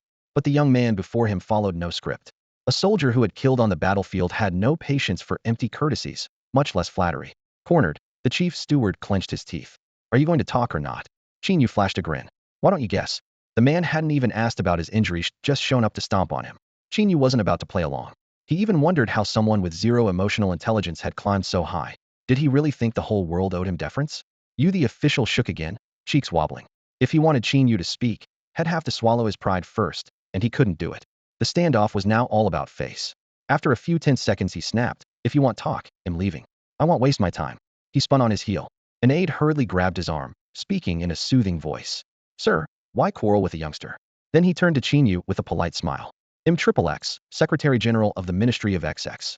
Someone had finally smoothed the waters, and the tension eased. Following the Secretary General's lead, others introduced themselves, nodding to one another. Satisfied Head made his point. Qin Yu stopped pressing. Head only wanted to show he wasn't a pushover. He never meant to burn the bridge. After all, he still had a lucrative deal to discuss. The chief steward had no wish to leave, so he accepted his subordinate's excuse and sat back down at the conference table. The air in the room grew tense once more. Every pair of eyes shifted from him to Qin Yu. Qin Yu wasted no time on pleasantries. Ladies and gentlemen, he began, that secret realm had an owner from the start. We were lured inside because the Eagle Nation set a trap to cull the world's top talents. What? The silence shattered. Faces paled, and even Shangwan Peng looked incredulous. Although he had been on site, Shangwan Peng had only seen the realm through a video feed after Qin Yu slew the Eagle Nation's 8th-level elder. He had never met that warrior in person, so he couldn't deduce what had happened inside. Moreover, Qin Yu wasn't the only one Xia had sent. Of the 3 prodigies, 2 others returned alive, but they knew nothing about the realm's true nature. The elder had merely teleported the leading young elites from every nation into one area, hoping they would hinder Qin Yu. Those prodigies, however, weren't fools. After a brief standoff, they exchanged information instead of fighting. A 7th-level fighter from the Eagle Nation then appeared, overconfident in his strength, and revealed the entire secret. Thus, only the very strongest learned the truth. The other 2 from Xia never reached the core intel. Their testimonies were vague and of no real value to Shangwan Peng's team. After absorbing this bombshell, Shangwan Peng gave a slight nod. He had long wondered, with the combined strength of the contestants, they shouldn't have threatened Qin Yu at all, so why had he unleashed such terrifying power? Shangwan Peng had suspected an uncontrolled eruption, like the one before, making Qin Yu a walking supernuke ready to explode at any moment. When he heard Qin Yu's meridians were beyond repair, he felt both pity and relief. Power is a blessing only when it's controllable, otherwise, it's a disaster. If Qin Yu became an ordinary man, perhaps that wasn't such a bad outcome. Now, learning the truth, he realized his fears were misplaced. Qin Yu hadn't lost control. He had been forced to detonate his trump card by an enemy even he couldn't withstand. The thought left Shangwan Peng with fresh regret. If that controllable, super-level power could be turned on the beast hordes, what a triumph it would be. After a moment's silence, the headmaster spoke. How did the Eagle Nation seize control of the realm before it even opened? Qin Yu held nothing back. That 8th-level fighter said they calculated where the realm would appear. The instant it surfaced, the seal was weakest, and with enough power, they could tear it open by force. The headmaster nodded, a worried look clouding his face. If Eagle Nation can truly predict where new pocket realms will appear, they could claim every one of them with ease. There would be no more scrambling for entry. They could simply plant their flag and call it theirs. The principal let out a long, weighted sigh, like distant thunder rolling out of his chest. It seems Eagle Nation is once again one step ahead of us. Shangwan Peng responded at once, his voice deliberate but firm. We need to set up a pocket realm task force immediately and crack the technology that predicts their birth as soon as possible. Seconded. Voices rose around the table in unanimous approval. Everyone understood how vital these realms were to a warrior's development. If Eagle Nation monopolized them, Xia might never catch up. At that moment, the steward raised his hand and asked gravely, I have a question. Their gazes locked on him. He paused a beat before continuing. Why is Eagle Nation targeting the prodigies of every country? Yes, nations clash and compete, but under the threat of the alien beasts, the overarching theme has always been cooperation. Survival must come before profit. So why have they gone to such lengths to eliminate the world's young elites? What are they after? The lights washed over their faces, revealing the same confusion. He zeroed in on the crux of the issue. Barring accidents, most of these prodigies will become 8th-tier warriors, pillars in the fight against the beasts. Losses during competition are acceptable. Blood and hardship forge true strength. Leave them a 1% chance to rise above the rest, and the world gains its apex fighters. This kind of Darwinian contest is tacitly accepted. Some nations even encourage it. But Eagle Nation has crossed the line. This isn't competition. It's slaughter, a deliberate attempt to weaken humanity's future combat power. His tone grew heavier, each word pronounced with force. What do they gain by wiping out every prodigy? If the other nations fall and are devoured by the beasts, Eagle Nation won't escape unscathed. When the nest is overturned, no egg remains intact. How can they not see something so obvious? Silence fell for a moment, and every head turned to Qin Yu. Clearly, they were just as eager to hear his answer. Qin Yu laid both hands flat on the table, knuckles whitening from the pressure. His expression hardened. The answer is simple. Eagle Nation has already betrayed humanity. What did you say? Nearly half the room shot to their feet, chairs scraping across the floor in a clatter. Qin Yu, is this for real? This isn't something we can joke about. The group sat around the conference table while harsh white strip lights washed over them, every gaze fixing on Qin Yu like a nail. The air was so taut that even breathing sounded intrusive. Qin Yu mused that if a cigar could appear, he would take a silent drag and leisurely exhale, stringing their curiosity along. But he didn't smoke, and pulling that stunt would probably earn him a beating. The notion flared and vanished in an instant. He hesitated for barely a heartbeat before the headmaster, and Shangwan Peng's razor-sharp eyes all but screamed, talk, now, or else. Qin Yu dared not stall and blurted, it's a long story. Then make it short. Shangwan Peng cut in. Fine. Qin Yu cleared his throat. It starts right after we entered the secret realm. He laid out everything that had happened, emphasizing the conversation between 2 7th-rank fighters from Eagle Nation and an 8th-rank elder. They possessed classified knowledge of god-tier breathing and healing arts, and the breathing technique practiced by Love clearly wasn't of this world. Holding so many taboos meant Eagle Nation had crossed the sky rift long ago and forged deep ties with the realm beyond. Coupled with their plan to massacre the world's prodigies, the conclusion was clear. Eagle Nation had betrayed humanity and joined the other side.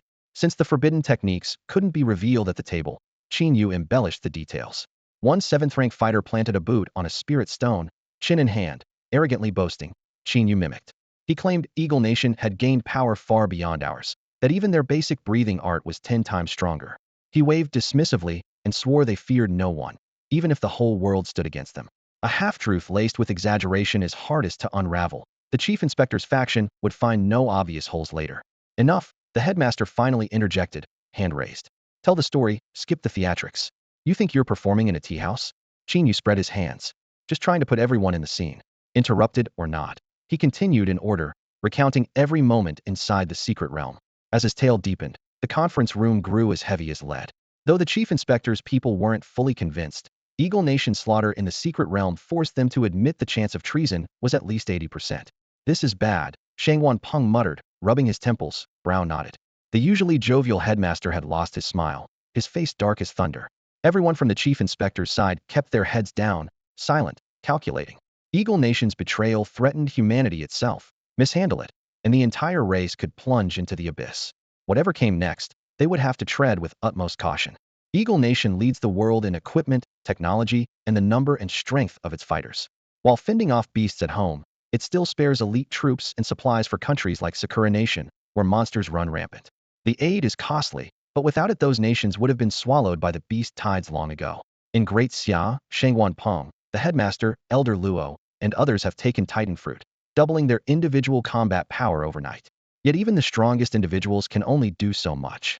Great Xia may surpass Eagle Nation at the very top, but the overall gap remains. Fortunately, with Qin Yu overseeing matters, Great Xia has mastered ultra-simplified formations and the use of spirit stones. Overtaking Eagle Nation is only a matter of time. They need at least 10 years for that leap, and time is precisely what they lack. If Eagle Nation simply stood by out of ethnic solidarity, Great Xia might still maneuver. But if it allies with the beasts, everything will collapse. Remember, a single beast heart sect kept Great Xia on edge for a millennium and nearly destroyed Modu, the second largest city. Should Eagle Nation openly oppose humanity, extinction would be all but certain. Worse still, their recent moves make that outcome alarmingly likely. Traitors, the lot of them. Someone cursed, seething. Chief, should we cut off all trade with Eagle Nation immediately? I say we inform every country at once that Eagle Nation has betrayed us. My recommendation is to seize every Eagle national currently inside our borders. The conference room erupted. Emotions teetered on the brink of chaos. The chief raised a hand, restoring order. Everyone, hold on. We're not at the worst-case scenario yet. He scanned the room and fixed his gaze on the headmaster. What's your view? Let's hear it, the headmaster said. I do have a few thoughts, the chief replied, clearing his throat before launching into his analysis. First of all, everyone can relax. The director planted both palms on the conference table, swept the room with a steady gaze, and asked, what worries you most is that the Eagle Nation might command the beasts to attack us, right? The delegates exchanged glances, then nodded in unison. The odds of that happening anytime soon are extremely low. He raised a hand to keep the room calm. Why? Someone blurted out. The director explained at an unhurried pace. Everything the Eagle Nation has done lately is aimed at crippling humanity's future fighting strength. During the college entrance exam, they tried to eliminate Shangwan Lei. Now they're slaughtering prodigies in every country. Clearly, they're planning for the future, not the present. If that's the case, they aren't confident enough to fight the entire world right now. Heads bobbed as the logic set in. Someone shot a sidelong glance at Qin Yu. Both failed operations were tied directly to this teenager. The Eagle Nation undoubtedly hates him to the bone. Qin Yu silently agreed with the director's assessment. If the Eagle Nation really intended to strike now, murdering a handful of gifted youngsters would be meaningless. Prodigies represent a nation's future power. At the moment they're, at best, 5th-rank warriors hardly decisive on any battlefield, and certainly not worth the cost of large-scale assassination. That alone proves the enemy is thinking long-term. The director continued, besides, if they could truly control the beasts, they wouldn't need all these detours. They could launch a frontal assault. With their current strength, even Great Xia alone would struggle to hold them back, let alone the other nations. So I'm convinced they can't command the beasts, at least not yet. But that doesn't mean we can relax. We still have to monitor them and shore up our defenses in advance. He then turned to the headmaster and Shangwan Peng. Dealing with the beasts and the Eagle Nation will fall on you too. Share whatever plans you have. We'll give you full support. Both men nodded. The headmaster spoke first, idly tapping the table with a knuckle. Our strategy against the Eagle Nation has two phases. Step 1 is to gauge their true combat strength. Know the enemy and know yourself, and you'll never be defeated. Fighting blind is suicide. Fortunately, we don't have to do the legwork ourselves. He glanced at Qin Yu. You're not the only one who knows about this, are you? Plenty of prodigies are aware, Qin Yu confirmed. Then let's watch how other nations react. We won't be the early bird. If the Eagle Nation does clash with someone, we must evaluate their strength the moment it starts. The director asked, what do you need from me? Funding, the headmaster replied with a grin. Activating our covert lines won't be cheap. Done, the director agreed without hesitation. Qin Yu raised a hand. The Eagle Nation's breathing technique is unusual. It can boost a fighter's power by roughly 50% for a short stretch, though we don't yet know how long the effect lasts. Any visible signs while it's active? Sheng Wanpeng asked. Qin Yu thought back to Luo Fu's performance in the secret realm and answered firmly, his eyes turned gray. Take note of this crucial point, the headmaster went on. Our second, and most important, move against Eagle Nation is to raise Great Xia's overall strength in the shortest possible time. We need enough power to face both Eagle Nation and the Beast Tide simultaneously, should the need arise. The chief steward frowned. Headmaster, that's unbelievably difficult. If we could boost our strength quickly, would have done it long ago instead of waiting for a crisis like this. National power only grows one step at a time. It can't be achieved overnight. The headmaster merely smiled. I say this because we now have a chance for Great Xia to soar overnight. If we seize it, we'll at least have the confidence to fight Eagle Nation here on our own soil. Seriously? Everyone in the chief steward's group lit up with surprise and hope. None of them had expected such a trump card. The headmaster turned to Qin Yu, his expression solemn. Don't celebrate yet. Whether this plan works depends on you. Qin Yu. All eyes focused on Qin Yu again. Why was something so vital linked to him? In many minds, he was still an unseasoned prodigy. How could the nation's fate rest on his shoulders? Qin Yu had already guessed the headmaster's intent. The only way to raise Great Xia's strength quickly was to channel spirit stones into the arrays. Upgrading weapons was another option, but Great Xia's research on streamlined weapons remained stuck at the Tier 3 array stage. The boost they offered was limited, production cycles were long, and costs were high. Hardly a solution for immediate deployment. Half a year had passed since Tier 1 streamlined arrays were introduced, yet they were still absent from the market. Every major armaments firm was sitting on mountains of conventional weapons. Once streamlined weapons hit the shelves, ordinary arms would instantly become little more than scrap. The manufacturers tried pricing the new gear at 2 or 3 times the cost of standard weapons, but the results were disastrous. The poor couldn't afford them, and the wealthy found them unworthy. Why pay extra for a Tier 1 weapon when you could save up for Tier 2, or simply buy pills and spirit fruit to raise your cultivation? Sales tanked, ad budgets were wasted, and the rollout was shelved. Only when existing stock is cleared can streamlined weapons truly launch. Back to the point, the headmaster's sights were now set on that secret realm made of pure spirit stone. Compared with streamlined arrays, embedding spirit stones directly into existing arrays was far simpler. The Array Masters Association already had a complete method for using spirit stones in Tier 9 arrays, and the retrofit required only minor reinforcement instead of a full redraw. Costs were low, feasibility high. Everything was ready, save for one thing: enough spirit stones. The headmaster asked in a low voice, did you send anyone else to find the key to that secret realm? Without the key, where will the stones come from? Qin Yu answered without hesitation, no need to send anyone. They'll never find it. The headmaster's heart sank. Without the secret realm, what hope remained for the nation? Just as everyone held their breath, Qin Yu flashed a cheeky grin. Because the key is in my hand. The headmaster's beard quivered with fury. He'll give that performance a perfect 10. Next time, start with the second sentence, will you?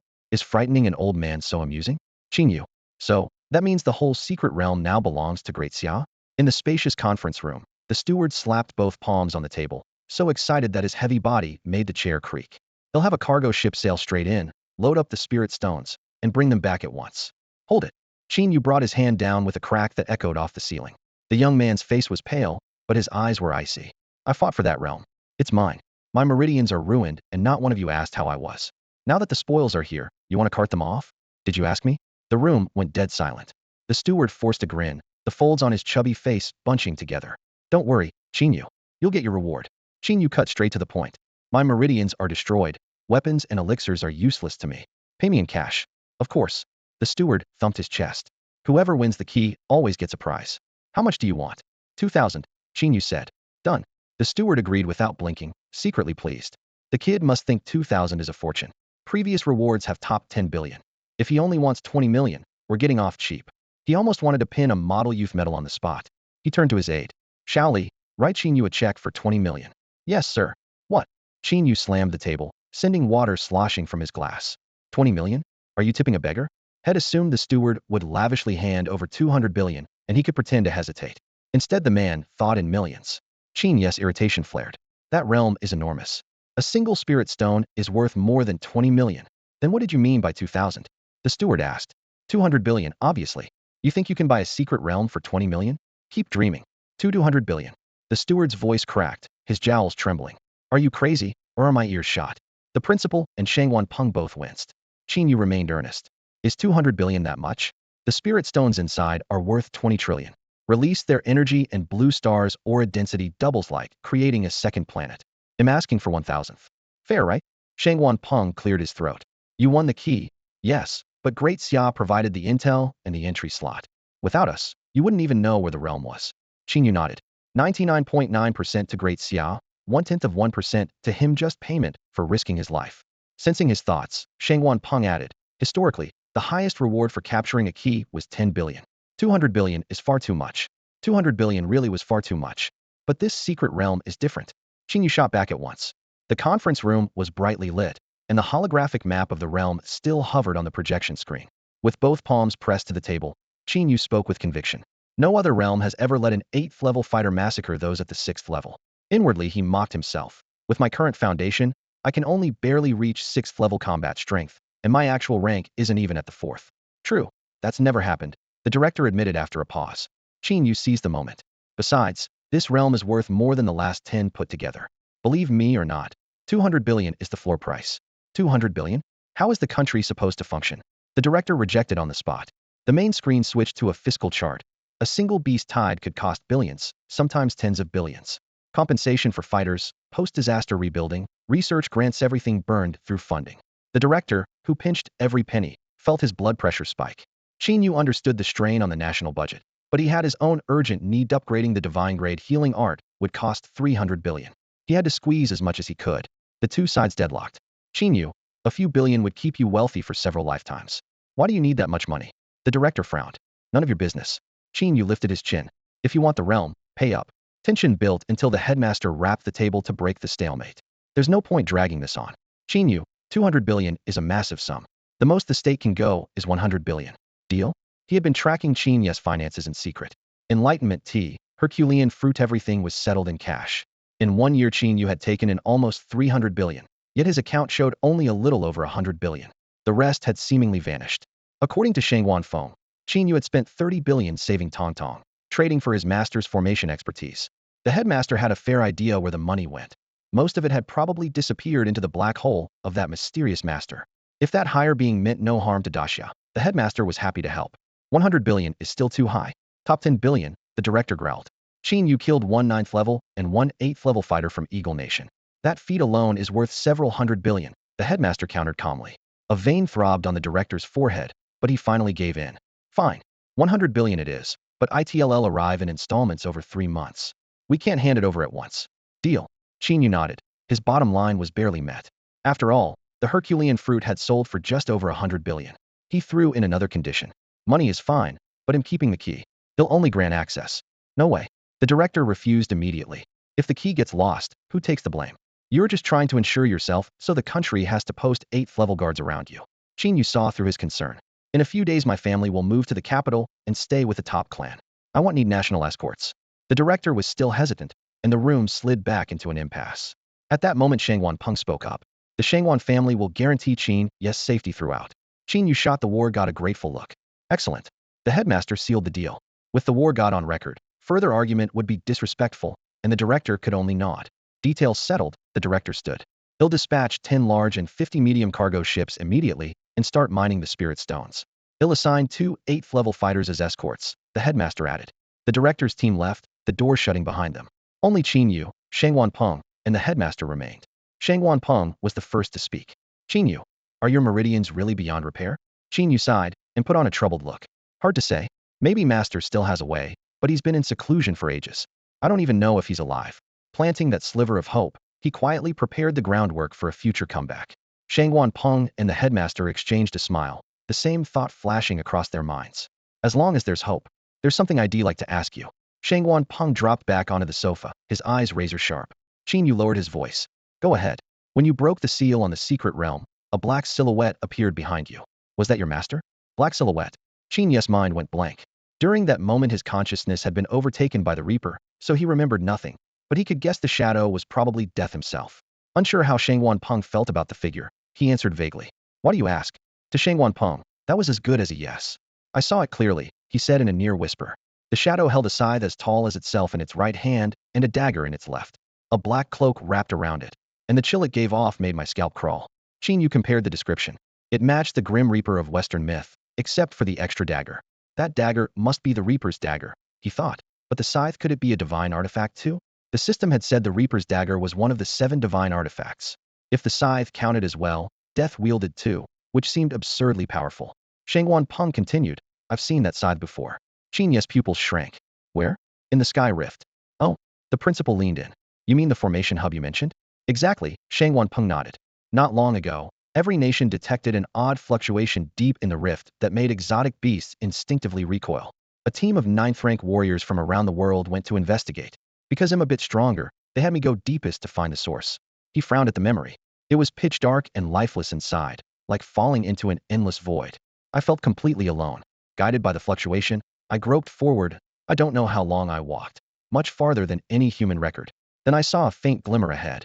Excited, I rushed toward it. He glanced at Qin Yu. Guess what I found? The scythe? Qin Yu ventured. An egg, the principal answered first, picking at his nails, clearly having heard the story before. Stay out of this, Shangwan Peng snapped. An egg? Qin Yu raised a brow. Right, Shangwan Peng said. The fluctuation frightening the beasts came from that egg. All the nations scrambled for it, and that's what triggered the chaos during your entrance exams. Did anything hatch? Qin Yu asked. Nothing, the principal said with a shrug. The moment it left the rift, it went dormant, like it was dead. The egg isn't the point. Shangwan Peng's voice rose. After I secured it, I noticed the real light source was even deeper. I should have withdrawn, but the blood energy shield the others gave me was still intact, so I pressed on. Finally, I reached the origin of the light. Qin Yu held his breath, as if he were there himself. It was a circular formation core the size of a soccer field, at least 10 or 100 times more complex than a 9th-grade array. One glance made my head spin. The core turned slowly clockwise, every rune and sigil glowing cold white. Threads of energy radiated out, binding the entire formation in the sky rift into one. And at the very center lay a scythe. It powered the whole array. The Reaper's scythe is actually the core of the formation? Qin Yu was stunned. Using a divine weapon as the power source meant the creator was operating on an entirely different level.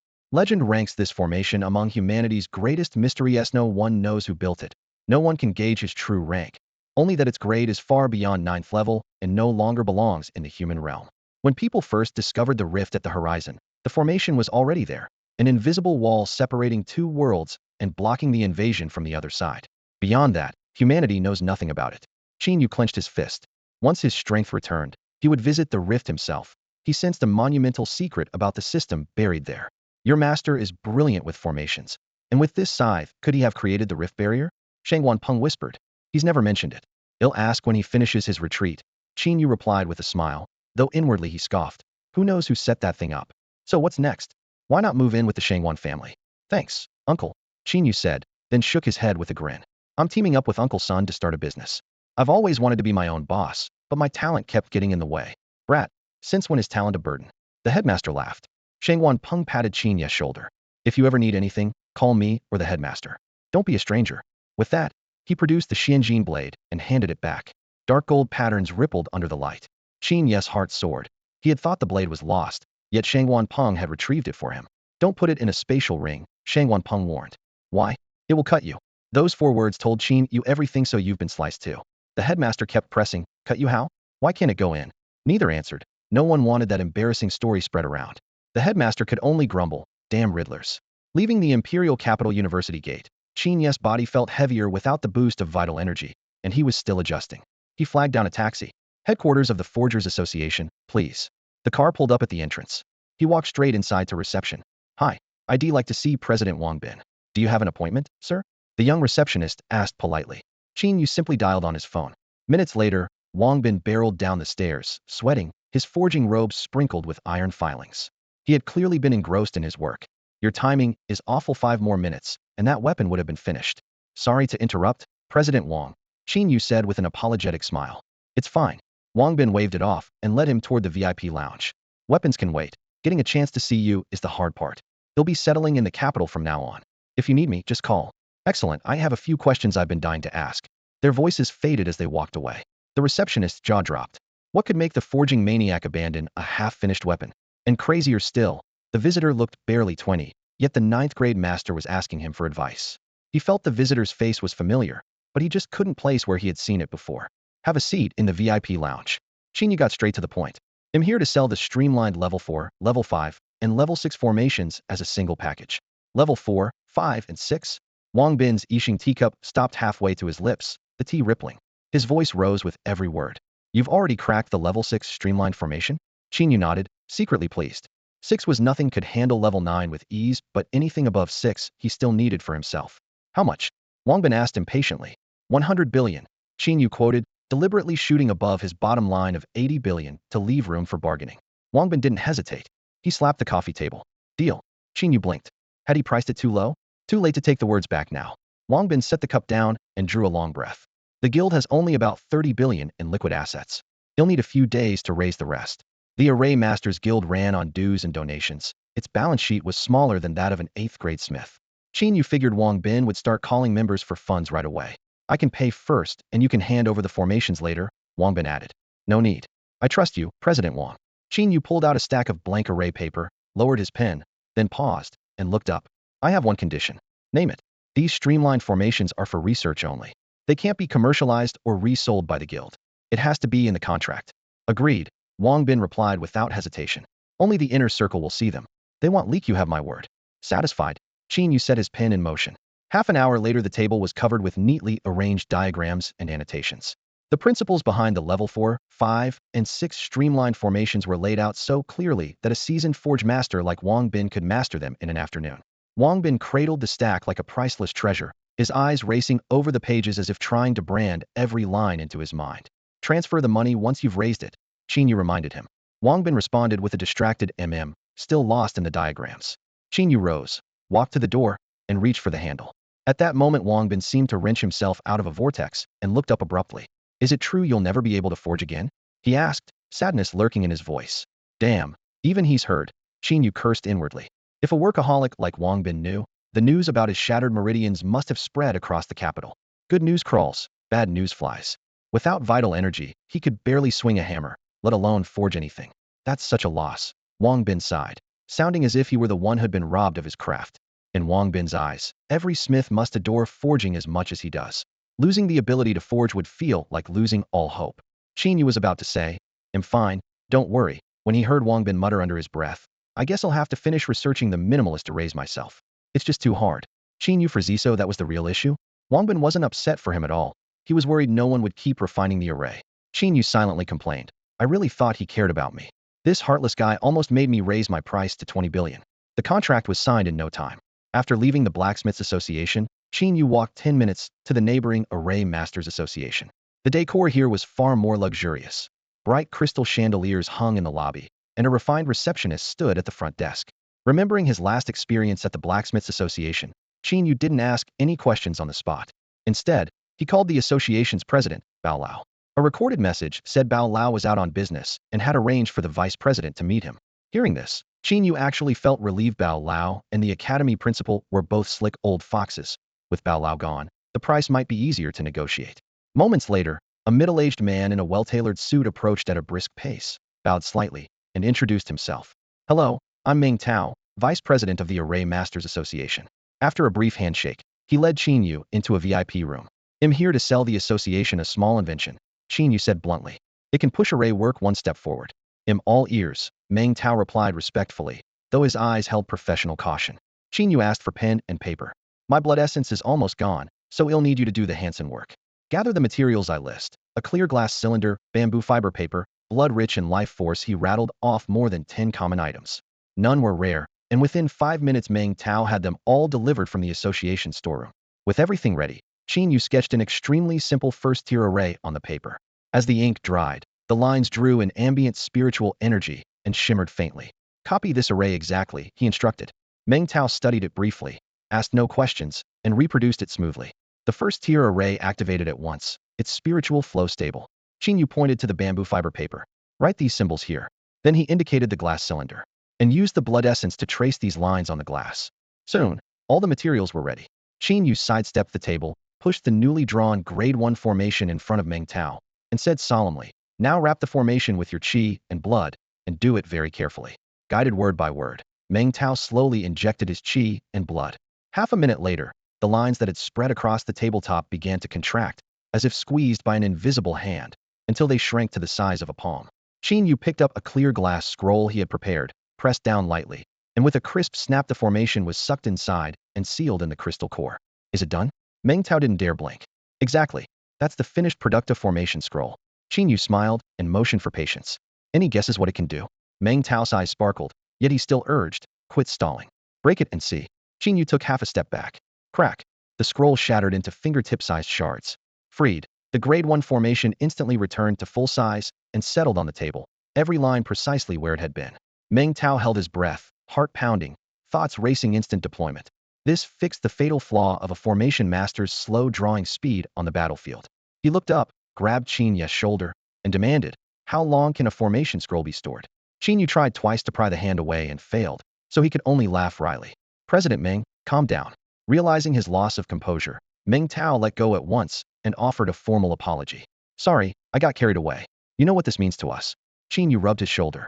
"In theory, as long as it isn't triggered, it lasts indefinitely." "Perfect." Meng Tao's breathing quickened, his eyes almost spitting fire. With formation scrolls, formation masters would no longer sketch under fire, stock up in advance, and anyone could cast a formation instantly, turning into a trigger-happy mage. They could also be mass-produced and sold single as consumables. Who dared say formation masters earned too little now? The more he thought about it, the broader his grin became, and he even pictured a grand plan where formation masters ruled the world. Smiths, healers, frontline fighters, all step aside. Qin Yu tapped the tabletop, pulling him back to earth. "Well, with tech this good, are you buying or not?" Buy. Meng Tao blurted without hesitation. Qin Yu raised 7 fingers. "I've developed scrolls up to Grade 7. Grade 8 is still in progress.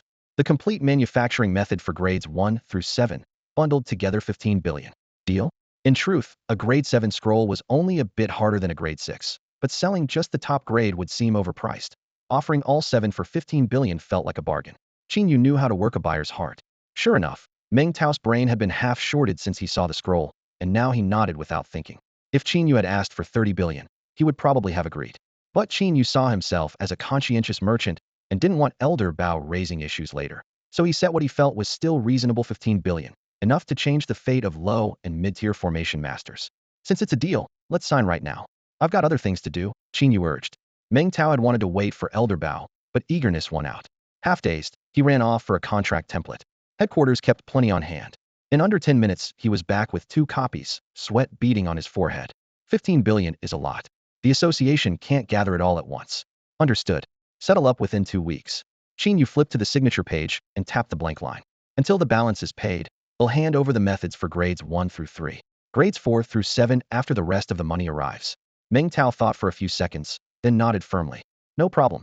After Qin Yu left, Meng Tao cradled the method Qin Yu had given him and went back to crafting formation scrolls. In the refining room, spirit paper, spirit ink, and spirit stones lay spread across the table. Stroke by stroke, he etched the runes. As spiritual power flowed, a sheen of sweat gathered on his forehead.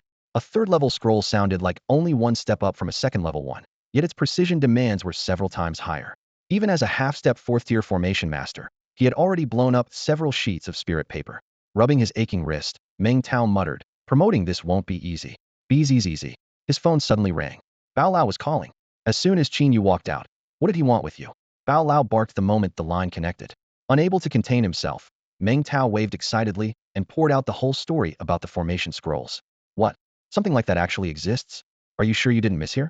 Bao Lao fired off 3 questions in a row, his shaky breathing audible even through the phone. "I'm absolutely certain. I've already made one myself. Let's video chat see it with your own eyes." "Do it." Once the video connected, Meng Tao laid out spirit paper before the camera and, with full concentration, carved a second-level formation. When the spiritual power was sealed, the scroll was complete. A light squeeze, and the formation reactivated, brilliant patterns bursting in midair. Bao Lao's eyes lit up. He threw back his head and laughed like a teenager who'd just won a championship. "I never thought I'd live to see such a marvel. The golden age of formation masters is coming, ha." The laughter cut off abruptly when Bao Lao leaned forward, conspiratorial. "Tao, slap yourself. Right now. It's super, Super, super important. Meng Tao blinked. Why would I hit myself? Just do it first, explanations later. Hearing 3 supers, Meng Tao decided it had to be serious. With a crisp smack, he slapped his own cheek. Bao Lao's eyes went wide. Did it hurt? Of course it hurt. Meng Tao rubbed his face, still clueless about the old man's game. Excellent. Bao Lao slapped his thigh. If it hurts, this isn't a dream. I can relax. Meng Tao froze. You could have slapped yourself, you know. He lifted a hand to end the call. Wait. Bao Lao waved frantically. Just kidding. I've got real business. What's the highest level these formation scrolls can reach? Qin Yu's already got 7th level ones down. Once we pool the money, he'll sell us the full set. How much? Bao Lao instinctively clutched his chest. 15 billion. That high? Color drained from Bao Lao's face. My poor money. Didn't you bargain? No. Meng Tao straightened his back. They're worth every cent. You. Bao Lao's finger trembled. A fox like Qin Yu always pads the price by 20%. You just cost us 3 billion. Meng Tao smirked. Got you. I did bargain. How much did you knock off? Bao Lao instantly perked up. He started at 12 billion. I told him that insulted the scrolls. After my tireless efforts, I talked him up to 15 billion. Only that figure matches their value. Bao Lao's pupils shrank. With a thud, he clutched his chest and fainted on camera. The video cut off. Closing his phone, Meng Tao pumped a fist. Stingy old miser serves you right. Leaving the Formation Masters Association, Qin Yu stretched as sunlight washed over his shoulders. Everything that needed selling is sold. He tallied up quickly. Cash on hand, 105 billion. Secret Realm Keys, 100 billion. Simplified Formations, 10 billion. Formation Scrolls, 15 billion. Total, 230 billion. He was still 70 billion short of his 300 billion target. 70 billion was neither much nor little now. He was no longer the hot-headed kid who once brawled with a superior for 150 yuan. Qin Yu narrowed his eyes. Time to make a big play. His future needs would only soar. 3 trillion, 30 trillion. Selling simplified formations and spiritual produce would never be enough. If he wanted real money, he had to be his own boss. He flagged down a taxi and gave the driver an address. Xinxin Pharmaceuticals. Qin Yu planned to partner with Sun Qian and formally enter the weapons market. That sector was worth hundreds of trillions. The entire country and the world was pouring money into it. The pie was enormous and the future bright. With the most advanced weapons manufacturing know-how in hand, he was ready to carve out his share of that bloody sea. Back then, Qin Yu meant to choose between developing array scrolls and crafting weapons, but not both. He first favored array scrolls. Once they hit the market, their impact would match, perhaps surpass, that of minimalist weapons. Because scrolls are single-use consumables, demand could far outstrip that for weapons.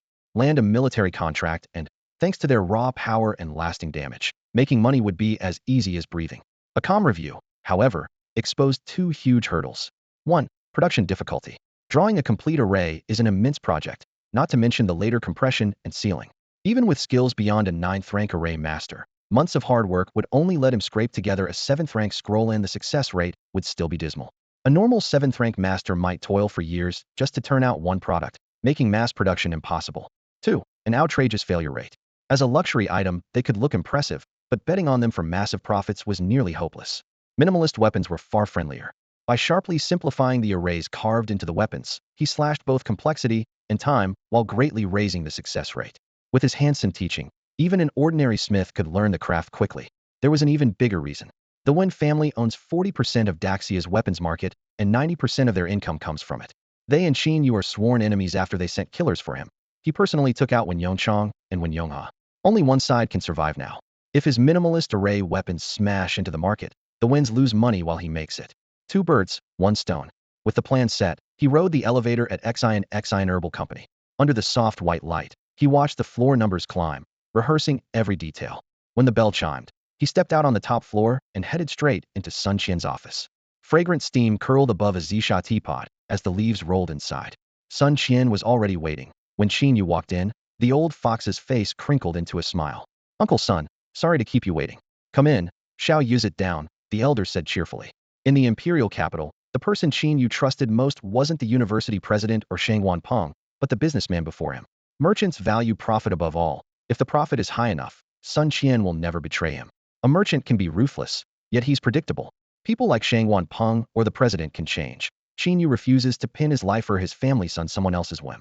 After a few pleasantries, Qin Yu cut to the chase. Uncle Sun, interested in storming the weapons market with me? To his surprise, Sun Qian looked troubled rather than thrilled. After a pause, he lifted his teacup and spoke softly. That pie's already sliced. The Wens have 40%, the Zheng's 30%, and the remaining 30% is chewed up by countless shops. If you step in, your first enemies are the One and Zheng clan, two giants with plenty of muscle. Zheng family. Qin Yu's eyes narrowed. Same line as Vice President Zheng from Imperial Capital University? Exactly. Damn, talk about running into old foes. Qin Yu recalled how that vice president once tried to kill him. The Zhengs had been quiet since, and had been too busy to chase them down, but now was the perfect time to settle the score. Sun Qian sighed. They say rivals are natural enemies, yet the Wens and Zhengs teamed up. They've sealed the market so tight anyone who tries to grab a slice gets shoved out. Seeing Sun Qian's expression, Qin Yu chuckled. Uncle Sun, don't tell me you were one of the people they shoved. The old man's wrinkled face flushed as he cleared his throat. When I was younger, I did try to stick a foot in and paid dearly. No harm telling you I bought a small weapons plant back then, but it was too small to grow. The place still runs, but every weapon it makes has to go out through our overseas herbal channels. The entire batch sells abroad. The domestic markets, too packed, we can't squeeze in. Qin Yu felt a thrill of surprise. He hadn't expected a weapons foundry to be part of the deal. To him, a foundry meant molds, furnaces, testing instruments, and seasoned smiths, small in scale, perhaps, but fully equipped, so he wouldn't have to start from nothing. With those smiths at the core, recruiting more hands and expanding outward would be easy. Sun Qian's eyes gleamed as he added, the Wen and Zheng clans have ruled the forging market for years. From raw material sourcing to manufacturing and distribution, they operate a mature supply chain tangled in powerful interests. Dislodging them is incredibly hard. He paused, raised two fingers, and continued in a low but steady voice. Their weapons are high quality, their prices reasonable, and their brands already trusted. Many fighters buy from them exclusively, so how will you break the deadlock? Cradling his teacup, Qin Yu weighed the hint of probing in Sun Qian's words. Since the man had brought up your own weapons foundry, interest was clear. Everything now depended on the edge Qin Yu could offer. Sun Qian leaned back, tapped the table, and slowed his speech. What gives you the confidence to topple a market the Wen and Zheng clans have cultivated for decades? Qin Yu took a sip, set the cup down, and smiled. They have distribution. So do we. Xin herb shops. He extended a finger, as if unveiling a string of storefronts in midair. Xin branches cover the entire country. No middlemen, so our prices are lower. And most customers who buy medicine are fighters already. Our target markets overlap perfectly. Sun Qian lifted an eyebrow. Buying weapons in an herb shop doesn't inspire confidence, he warned. A good weapon is pricey, and fighters are picky. Would you choose a store with a decades-long reputation for weapons, or a pharmacy that dabbles in them? Even at a discount, people may walk away, convinced that cheap means low quality. Qin Yu knew he had a point. In his past life he, too, avoided sketchy sites for big-ticket items. If the quality's the same, I'd pick the specialty shop as well, Qin Yu admitted, then shifted gears. But what if our weapons are better? Consumers aren't fools, pay less for better gear. How do you guarantee superior weapons at lower prices? Sun Qian pressed. Qin Yu looked up and spoke 4 words, minimalist array forging. His voice rang like stone striking bronze. That's our trump card, he explained. The Wen and Zheng clans won't sell minimalist array weapons because their warehouses are full of conventional stock they don't want turned to scrap. We have no such baggage. Minimalist weapons cost less, work better, and can undercut their standard models. To enter the market, we lead with a price war. Sun Qian persisted. What if the Wen and Zheng clans bite the bullet and sell minimalist weapons too? Qin Yu shrugged with a grin. At best they can cover levels 1 through 3. We can supply levels 1 through 6. First and second level fighters are many, but their weapons are cheap and margins thin. 7th and 8th levels bring high prices, but too few buyers. Last year's data show that levels 3 through 6 combine large numbers with healthy profits. That's the sweet spot. Really? Which report said that? I never saw it. Sun Qian frowned.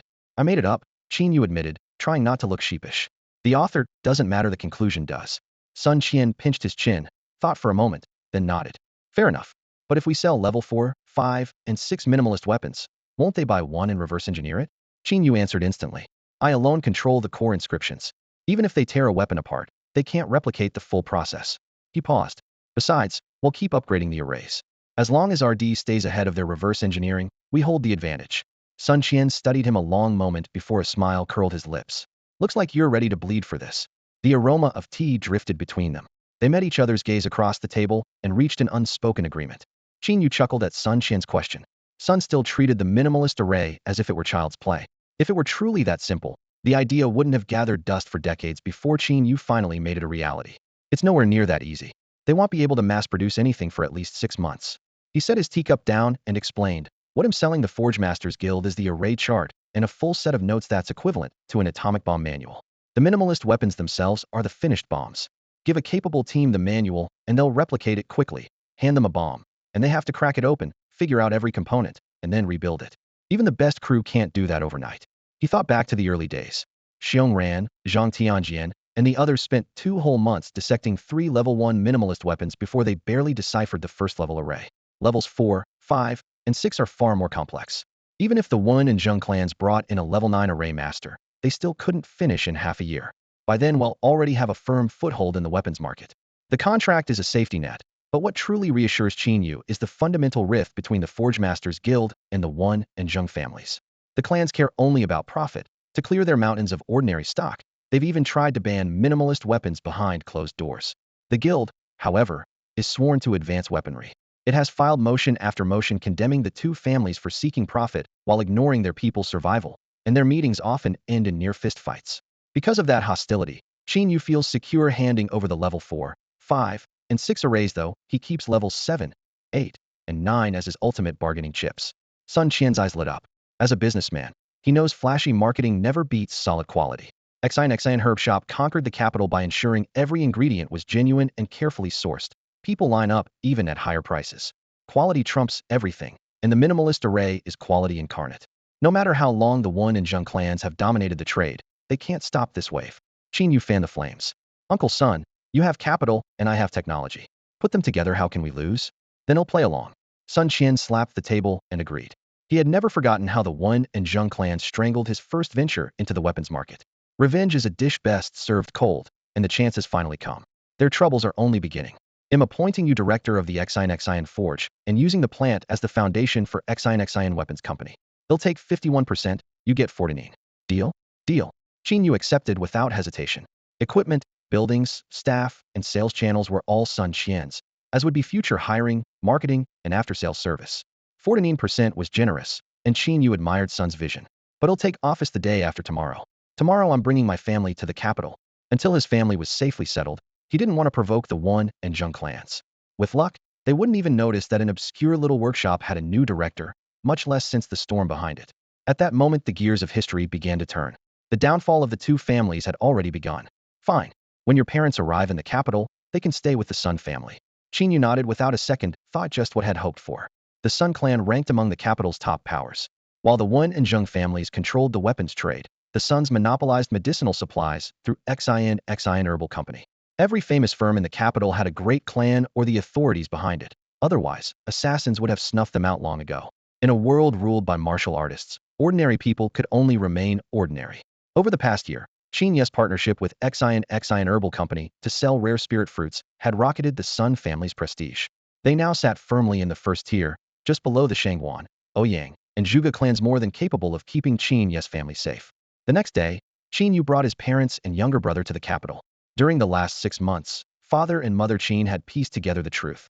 Their son hadn't been jailed, but had carried out a covert mission that shattered his meridians. They'd worried themselves sick, but relaxed a little when they saw Qin Yu planning to launch a company.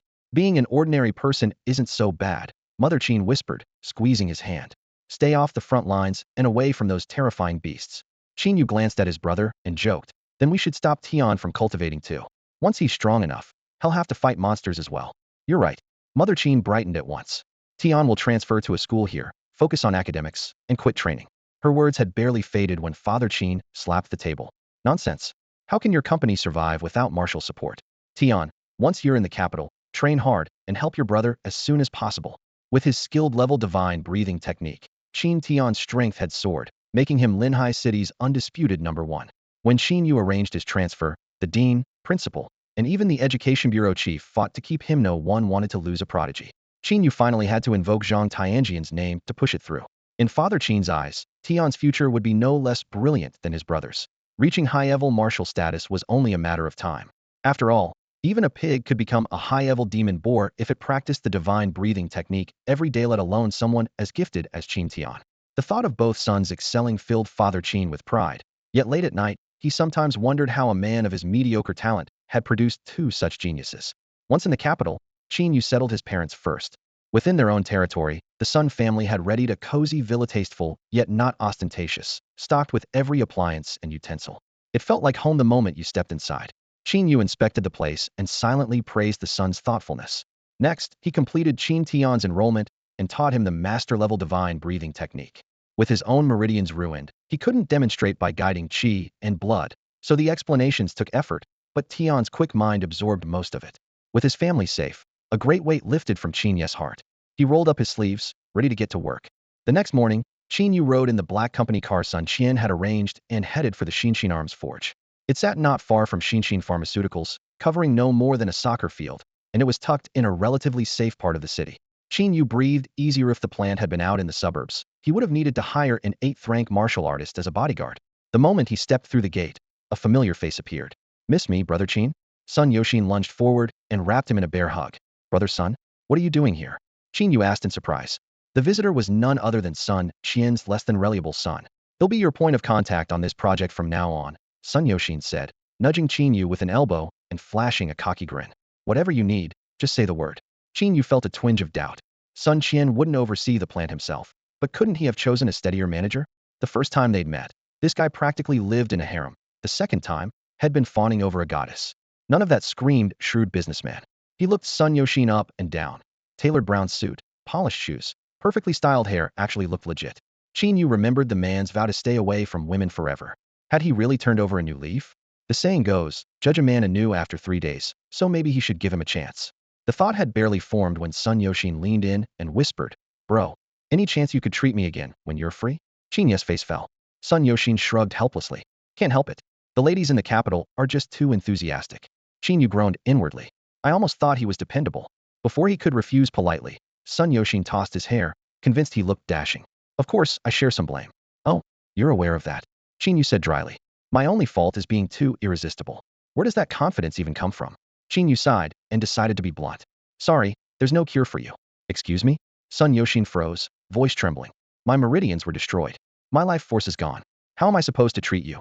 Qin Yu spread his hands. He was surprised Sun Qian hadn't told his son about the injuries. "Few scared me for a second." Sun Yoshin patted his chest, then stiffened. "Wait, your meridians were destroyed?" Qin Yu nodded.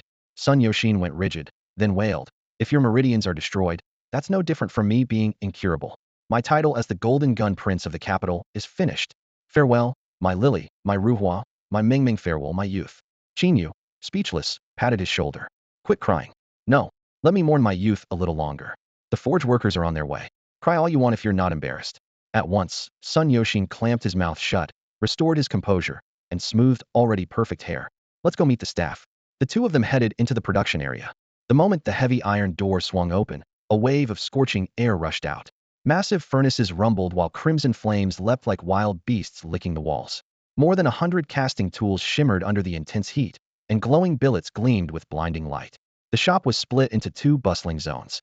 In the first, burly workers wielded hammers, slamming red-hot metal onto anvils. Sparks flew with every deafening clang. Finished blades and axes were stacked on handcarts and squeaked away to the other side. There, a second crew took over. Using engraving needles and precision pens, they traced arrays across the weapon surfaces. Inch by inch, runes lit up, as though cold steel were coming alive. This assembly line approach completely separated forging experts from array specialists. Efficiency hammering and etching advanced in parallel. Complementary, each weapon reached its peak performance. Every smith knew that, ideally, the one who forged the weapon would also inscribe the array, because no one understood the piece better than its creator. Reality, however, rarely cooperated. Some masters of the hammer could barely draw a straight line, while gifted rune artists couldn't forge a balanced blade. Pairing the two skill sets actually raised overall quality. Versatile prodigies like Qin Yu, equally adept at forging and arrays, were scarce, so most weapons on the market came from these two-person teams. Worth noting, the engravers were smiths themselves. Pure array mages couldn't replace them. Only someone who knew metal grain and weapon structure could feel the subtle machining lines and make micron-level tweaks, often the decisive factor in a weapon's final grade. Qin Yu slipped behind a sweating smith, arms folded, watching in silence. The man, lost in the rhythm of hammer and flame, never sensed the eyes on his back. After a moment, Qin Yu spoke quietly. "Tungsten steel billet?" His voice was calm but precise. "Raw tungsten steel is brittle and highly refractory. You need repeated high-temperature forging to improve its ductility. That piece isn't hot enough." Startled, the smith spun around and barked, "Who's the amateur? I've worked with tungsten 3 years, this heat is." He stopped mid-sentence as he recognized the face. His annoyance melted into shock, then delight. "Qin Yu? You're Qin Yu." The shout echoed off girders and furnace walls. Hammers froze, every head turned. It really is Qin Yu. Like fans spotting their idol, the workers surged forward. Caught off guard, Qin Yu stepped back, thinking, "Am I that famous?" "Of course you are." They clamored. "Youth Division Forging Champion, creator of the Level 3 Minimalist Array." We watched that live streamia blew our minds. top scorer in the national exams, a smith who can fight our industry's rising star. Faced with such enthusiasm, Qin Yu nodded and shook hands all around. Glad you liked it. Easy on the grippo, that hurts. He had worried his age might keep these veterans from taking him seriously, but clearly that fear was unfounded. In this workshop, no one would oppose him. Across the floor, Sun Yoshin stood with hands in pockets, watching Qin Yu bask in adoration. Envy and resentment bubbled inside him. Two people are standing here. Does no one see me? I'm the young master of Shinshin Pharmaceuticals, your future boss. Could someone at least shake my hand? Stop treating me like air. After muttering to himself, he finally felt a tap on the shoulder. Spinning around, Sun Yoshin beamed and extended his hand. Want a handshake? Sure. He'll even sign an autograph. No need, the burly worker said, waving him aside. Just step over a bitty orb blocking our view of Qin Yu. Sun Yoshin froze. Do you know who I am? Sure, the man replied cheerfully. A spark of hope lit in Sun Yuxin's eyes. Someone recognizes me. The worker went on. You're Qin Yu's secretary or assistant, right? Buddy, could you score me his autograph? I want to engrave it on my hammer. Bro? Hey, bro, can you help or not? If not, move aside, will you? Quit standing there like a statue. There's no need to get so excited. We'll be working together from now on. Qin Yu lifted both hands, palms down, trying to calm the crowd. Really? The excitement only grew louder. Bright lights filled the warehouse. Roughly 200 workers and smiths surrounded Qin Yu, their faces shining with anticipation. The directors incredibly even managed to poach Scholar Qin. Mom, I'm colleagues with Qin Yu now. I've made it. Scholar Qin, could you take a look at my forging technique? I'm stuck at a bottleneck. Idol, can I get a photo with you? My sister worships you. Have you finished the level 4 minimal array? Will you teach us? How do we craft a level 2 minimal weapon? Voices echoed off the metal walls. Qin Yu sighed and lowered his hands again, and the room finally quieted down. Since most of you already know me, I'll keep this brief. He swept his gaze around. From today on, I'm the new director of this forge. Stunned silence followed. Everyone had assumed he was just an expert hired at great expense, not the one taking over the entire plant. The boss really went all out this time. Wait, what about the old director? The question was drowned by another wave of exclamations. During the brief lull, a neatly dressed young man strode forward. Hello, everyone. I'm Sun Yoshin. What? Qin Yu is our director? The chatter exploded again. Maintaining his smile, Sun Yoshin spoke faster. In the liaison between headquarters and the forge. Wow. I can brag that I'm working under the champion who invented the level 3 minimal array Qin Yu. Sun Yoshin, brimming with confidence, added, I'm also the young master and future heir of Shinshin Pharmaceuticals, eldest grandson of the Sun family, and an officially certified model youth of the imperial capital. Whispers rippled through the crowd. Didn't the news say Qin Yu was in prison? You believe the news? He probably got out early for good behavior. No, that was just a smokescreen. A genius like him was definitely on a secret mission. Sun Yoshin tried several times to speak, but the gossip swallowed his voice. Everyone, let me say a few words. Amid the noise, someone asked again, where did the old director go? Probably transferred. Anyway, Qin Yu's in charge now. Ignored completely, Sun Yuxin's face turned bright red. You're being ridiculous. Laughter answered him snickers, giggles, full-blown guffaws.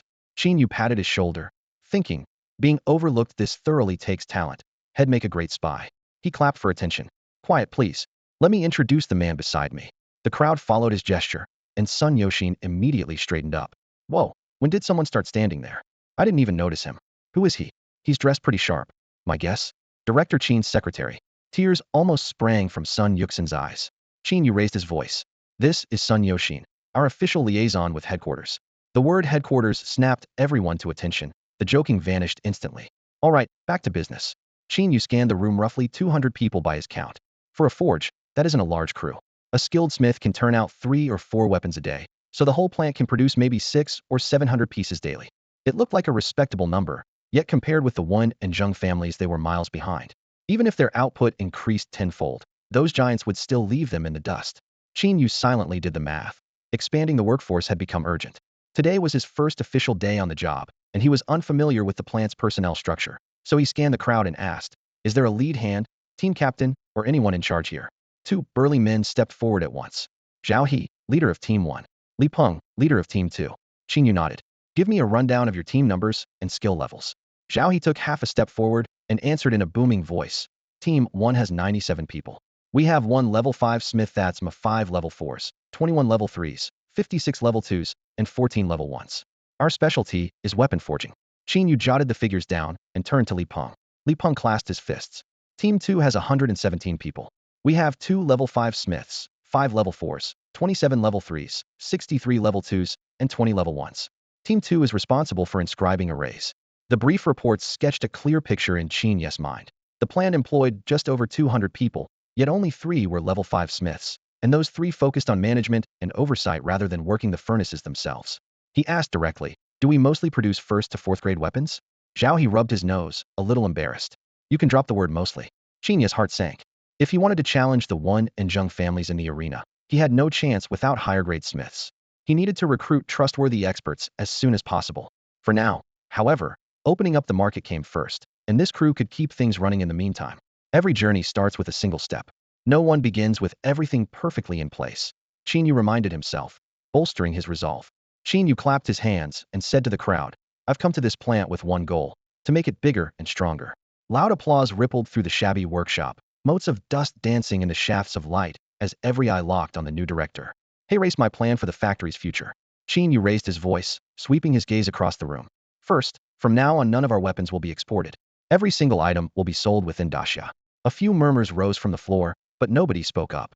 Where the products went mattered less than whether their jobs were safe. Second, he held up 2 fingers, voice ringing out, effective immediately. "Everyone gets a 50% raise.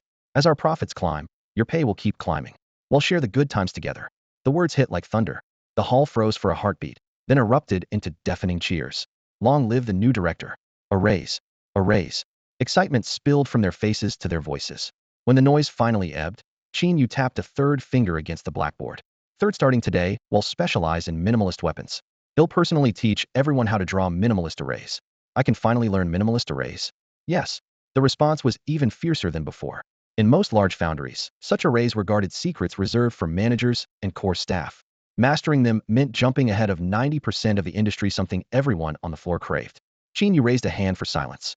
"Of course, minimalist arrays are our technical lifeblood. Before we begin, everyone must sign a confidentiality agreement. If you want to stay, sign it. If not, the door is to your right hand in your resignation, and we'll compensate you to Plisson." Not a sound came from below. Not a single smith chose to leave. Qin Yu nodded at Sun Yoshin, who immediately had the agreements passed out. Paper rustled, and soon every copy bore a handwritten signature. Qin Yu hugged the stack to his chest, calm but unmistakably firm. "From this moment on, we're family. If anyone betrays us, this sheet of paper is enough to keep you in prison for the rest of your life. Understood?" "Understood, Director." "Don't worry." The response was perfectly in sync, morale soaring. "Good. Now I'll teach you the process for Grade 1 minimalist weapons." He dragged a blackboard from the warehouse wall, the chalk clicking as he sketched key nodes, energy flows, and material ratios. Qin Yu spoke clearly and briskly, while Sun Yoshin slipped out to recruit more smiths. The line was short-handed. Hiring, equipment purchases, and plant expansion were all urgent. Grade 1 minimalist arrays weren't especially difficult. By noon, more than half the smiths had completed their first array pattern without a single failure. At lunch, Sun Yoshin hurried back, a hint of excitement on his face. "I went to the Smiths Guild this morning. The postings are up. Senior smiths will be hard to lure, but plenty of mid and junior level workers shouldn't be a problem. Also, I heard there's a small foundry near the capital that's about to fold. We might buy it outright." Qin Yu's eyes lit up. "So this is what having money feels like short on manpower. Just buy an entire factory." Sun Yoshin cautioned, "I don't know their exact situation, so I can't vouch for their tech or the quality of their people." "No problem." Qin Yu laughed. "They handle forging, we handle arrays. We'll complement each other. He'll negotiate right away. If the price is right, I can wrap it up in 2 days." "Great. Thanks for the hard work." Qin Yu watched Sun Yoshin shovel down a few hurried bites and sighed inwardly. "Looks like I misjudged him's actually solid at business." A car door slammed, and Sun Yoshin flopped onto the back seat. "Young master, are we heading straight to that foundry?" The driver asked. "Head there? It's noon. They're eating, too." Sun Yoshin rolled his eyes. "Find a 5-star hotel. Let's have a proper lunch first." He tugged at his collar and grumbled, "The food in the plant is awful. A few scraps of Grade 1 beast meat aren't enough. We're upgrading to Grade 4 or 5 beast meat. Our brothers deserve it. And that cook can't even get rid of the gamey smell. They'll just poach a head chef from a 5-star hotel." After Sun Yoshin left, Qin Yu began to plot. How could he rope in a few senior forgers as unpaid grunt labor ideally, without paying them a cent? It wasn't stinginess. The startup was strapped for cash, and every yuan had to matter. Shinshin Pharmaceuticals' first round of funding was a mere 10 billion, and almost all of it had vanished buying a foundry, expanding the plant, and outfitting it with new gear. Senior forgers, meanwhile, were loaded. Without a salary in the billions, they would not even consider the job, yet the plant could not function without them. The thought made Qin Yu's brow furrow. After mulling it over, he decided to bleed his own private stash for a short-term fix, maybe toss in a few billion. But the money could not be spent for nothing. His silent plan: put up 1 billion now and Once the plant was thriving, pull out 3 billion later investment, plain and simple. In the cafeteria, just as he swallowed his last bite, a conversation between two employees drifted over. Oldly, they'll teach you my secret forging art. Only 599, and you'll breeze to level 2 forger. No way, the other snorted. You've sold that secret to half the crew, and it hasn't helped anyone. Now that the new plant manager's here, one tip from him, and he'll hit level 2. Their voices faded, but Qin Yu stood rooted. Of course. How obvious. He slapped his thigh and broke into a sly grin. Problem solved. Free labor incoming. Back in his office, he hadn't even warmed the chair before calling Xiong Ran. President Xiong, how's life? A hearty laugh came through. Great. Losing my blood key actually makes me feel lighter. Really? Then I've got news. Qin Yu lowered his voice, words tumbling out. After my meridians were damaged, I poured all my training time into minimalist formations. Guess what? I cracked level 4, 5, and 6. Xiong Ran sucked in a breath. Serious? How much do you want? Not a cent. I've opened a plant in the capital to teach minimalist arrays. Sadly, there's not a single senior forger here. I spend half a day explaining a level 6 array, and nobody gets it. Drives me crazy. Qin Yu let out a theatrical sigh. President Xiong, you know the agony of a teacher with knowledge, but no students. Why not come yourself? Or would that hurt the Donghai Province Forgers Association? Hurt it? If my members are interested, we'll bring them all. Perfect. Room and board on me, completely free. Didn't you start a minimalist research institute? Bring the whole team. You know how tight things are for humanity. Right now, the more people who master good tech, the better. We have to stick together. Deal. Send me the address. Hanging up, Qin Yu grinned. Half the free labor secured. But not enough. He scrolled his contacts again. Hello, Teacher Fong Ka? It's Qin Yu from the training camp. A calm voice, tinged with surprise, answered. Xiao Qin. What's up? Fantastic news. Qin Yu nearly burst. I've cracked level 4, 5, and 6 minimalist formations. Pure inspiration. I've opened a plant just to teach them. You know my love of mentoring. If you'd honor us with a visit, I'd be thrilled. He paused, then jabbed lightly.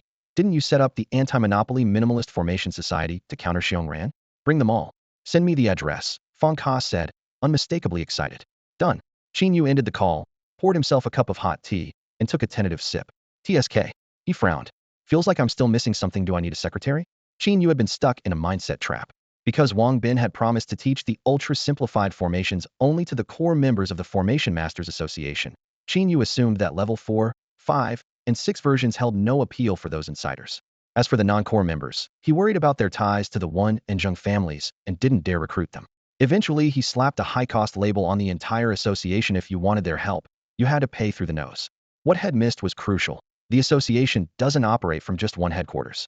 Each provincial branch has its own roster of well-known forgers, and most of them have zero dealings with the Wan or Zheng clans. Wang Bin also had no plans to hand level 4, 5, or 6 formations to those branches anytime soon. So for those forgers, the 3 mid-level formations were still immensely tempting, exactly the talent the factory needed most. During lunch break, a casual conversation between 2 employees lit a bulb in Qin Yu's head. Ultra-simplified formations could be sold twice. He immediately thought of his friends in Donghai Province. With the right contracts, he could lure them aboard. The next problem became how to keep them around once they got here. That afternoon, the forgers who already knew the level 1 formation began mass-producing level 1 weapons. Those who hadn't learned it yet shadowed a level 3 or level 4 forger as apprentices. Every finished weapon went through Qin Yu's hands for inspection. The factory's first batch had to be flawless. The earliest pieces were full of defects. He pointed them out one by one, demonstrated fixes, and the rework pace picked up quickly. Once the rhythm settled, the factory finally got on track. Qin Yu planned to launch level 1 weapons first to crack the market and build a reputation. After the reviews stabilized, head roll out level 2 and level 3 gear. Step by step, no shortcuts. Around 4 o'clock, Qin Yu was on the shop floor coaching the team when the gatekeeper, Old Zhang, burst in, winded. Boss, we've got trouble. A bunch of guys outside are demanding red envelopes. Red envelopes? Qin Yu blinked. Who are they? Local thugs, Old Zhang said, wiping sweat. They charge protection money up and down the street. Refuse, and they'll start swinging. Thugs. Qin Yu found it absurd. Has our factory ever paid them? Every month, 100 grand. Never missed a payment. Old Zhang gave a rueful grin. Qin Yu could hardly believe Edo plant under Xin Herbal, backed by the Sun family, paying protection money? Who had a death wish?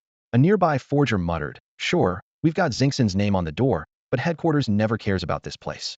Most new hires don't even know we're related. They rake in billions daily. Why bother with a forge that can't clear 10 million a year? If Sun Qian didn't keep it running as a reminder of past failures, it'd have shut down ages ago. Qin Yu frowned. Even if HQ usually ignores you, the Sun family wouldn't just watch while you're bullied. The factory's practically next door. Letting thugs cause trouble would smack them right in the face. Just then, Team leader Zhao He rushed over. The previous manager never reported it to HQ. Why? Qin Yu asked. Too embarrassing, Zhao He said. Running to HQ over something this small would look incompetent. Besides, 100 grand a month was still manageable. Qin Yu pressed on. Didn't anyone think of fighting back? We have over 200 martial artists here, 3 of them level 5. What's a gang of punks to us? Zhao He spread his hands. Their leader's uncle is the local precinct's deputy chief. We can fight, but they have connections. Qin Yu nodded. The real shackle wasn't lack of musclite, was the former manager's cowardice. When the boss has no spine, employees won't risk tangling with a second-generation official. Factories are everywhere. If this one folds, they'll just find another job. And so a bizarre scene emerged. A factory with 200 workers was being bullied by a handful of petty thugs. How much do these punks want? Old Zhang, the gate guard, hurried over. They heard we've got a new plant manager and came to congratulate you. Just wrap up 100,000 EU in red envelope and they'll go away. Qin Yu laughed.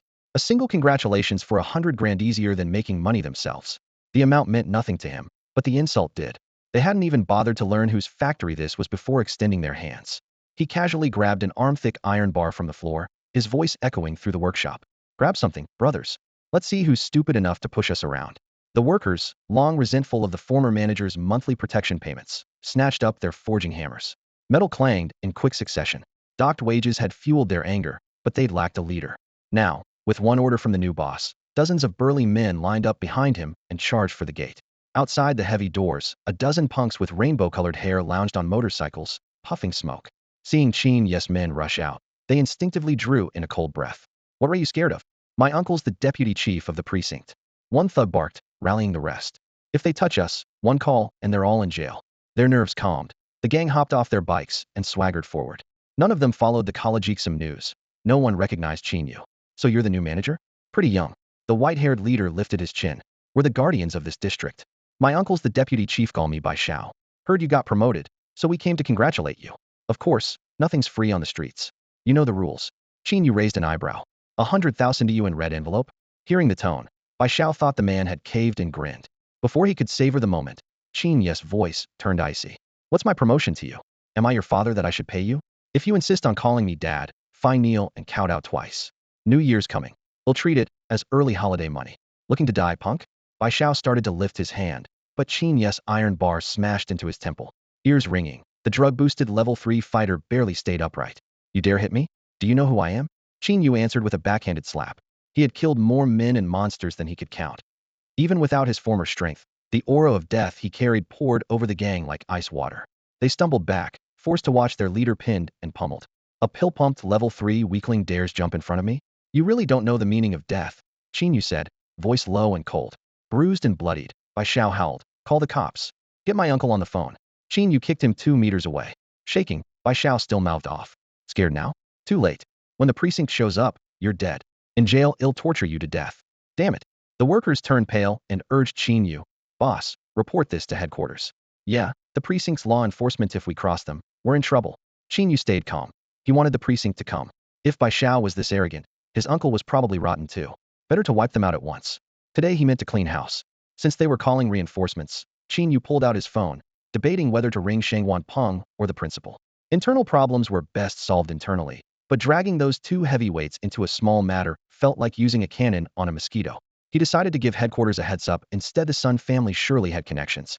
Before he could dial, an unknown number popped up. He answered, said, "You're almost here?" That was fast, and hung up. Then he gave Sun Qian's secretary a brief report. Moments later, the distant wail of sirens drifted over. They're here.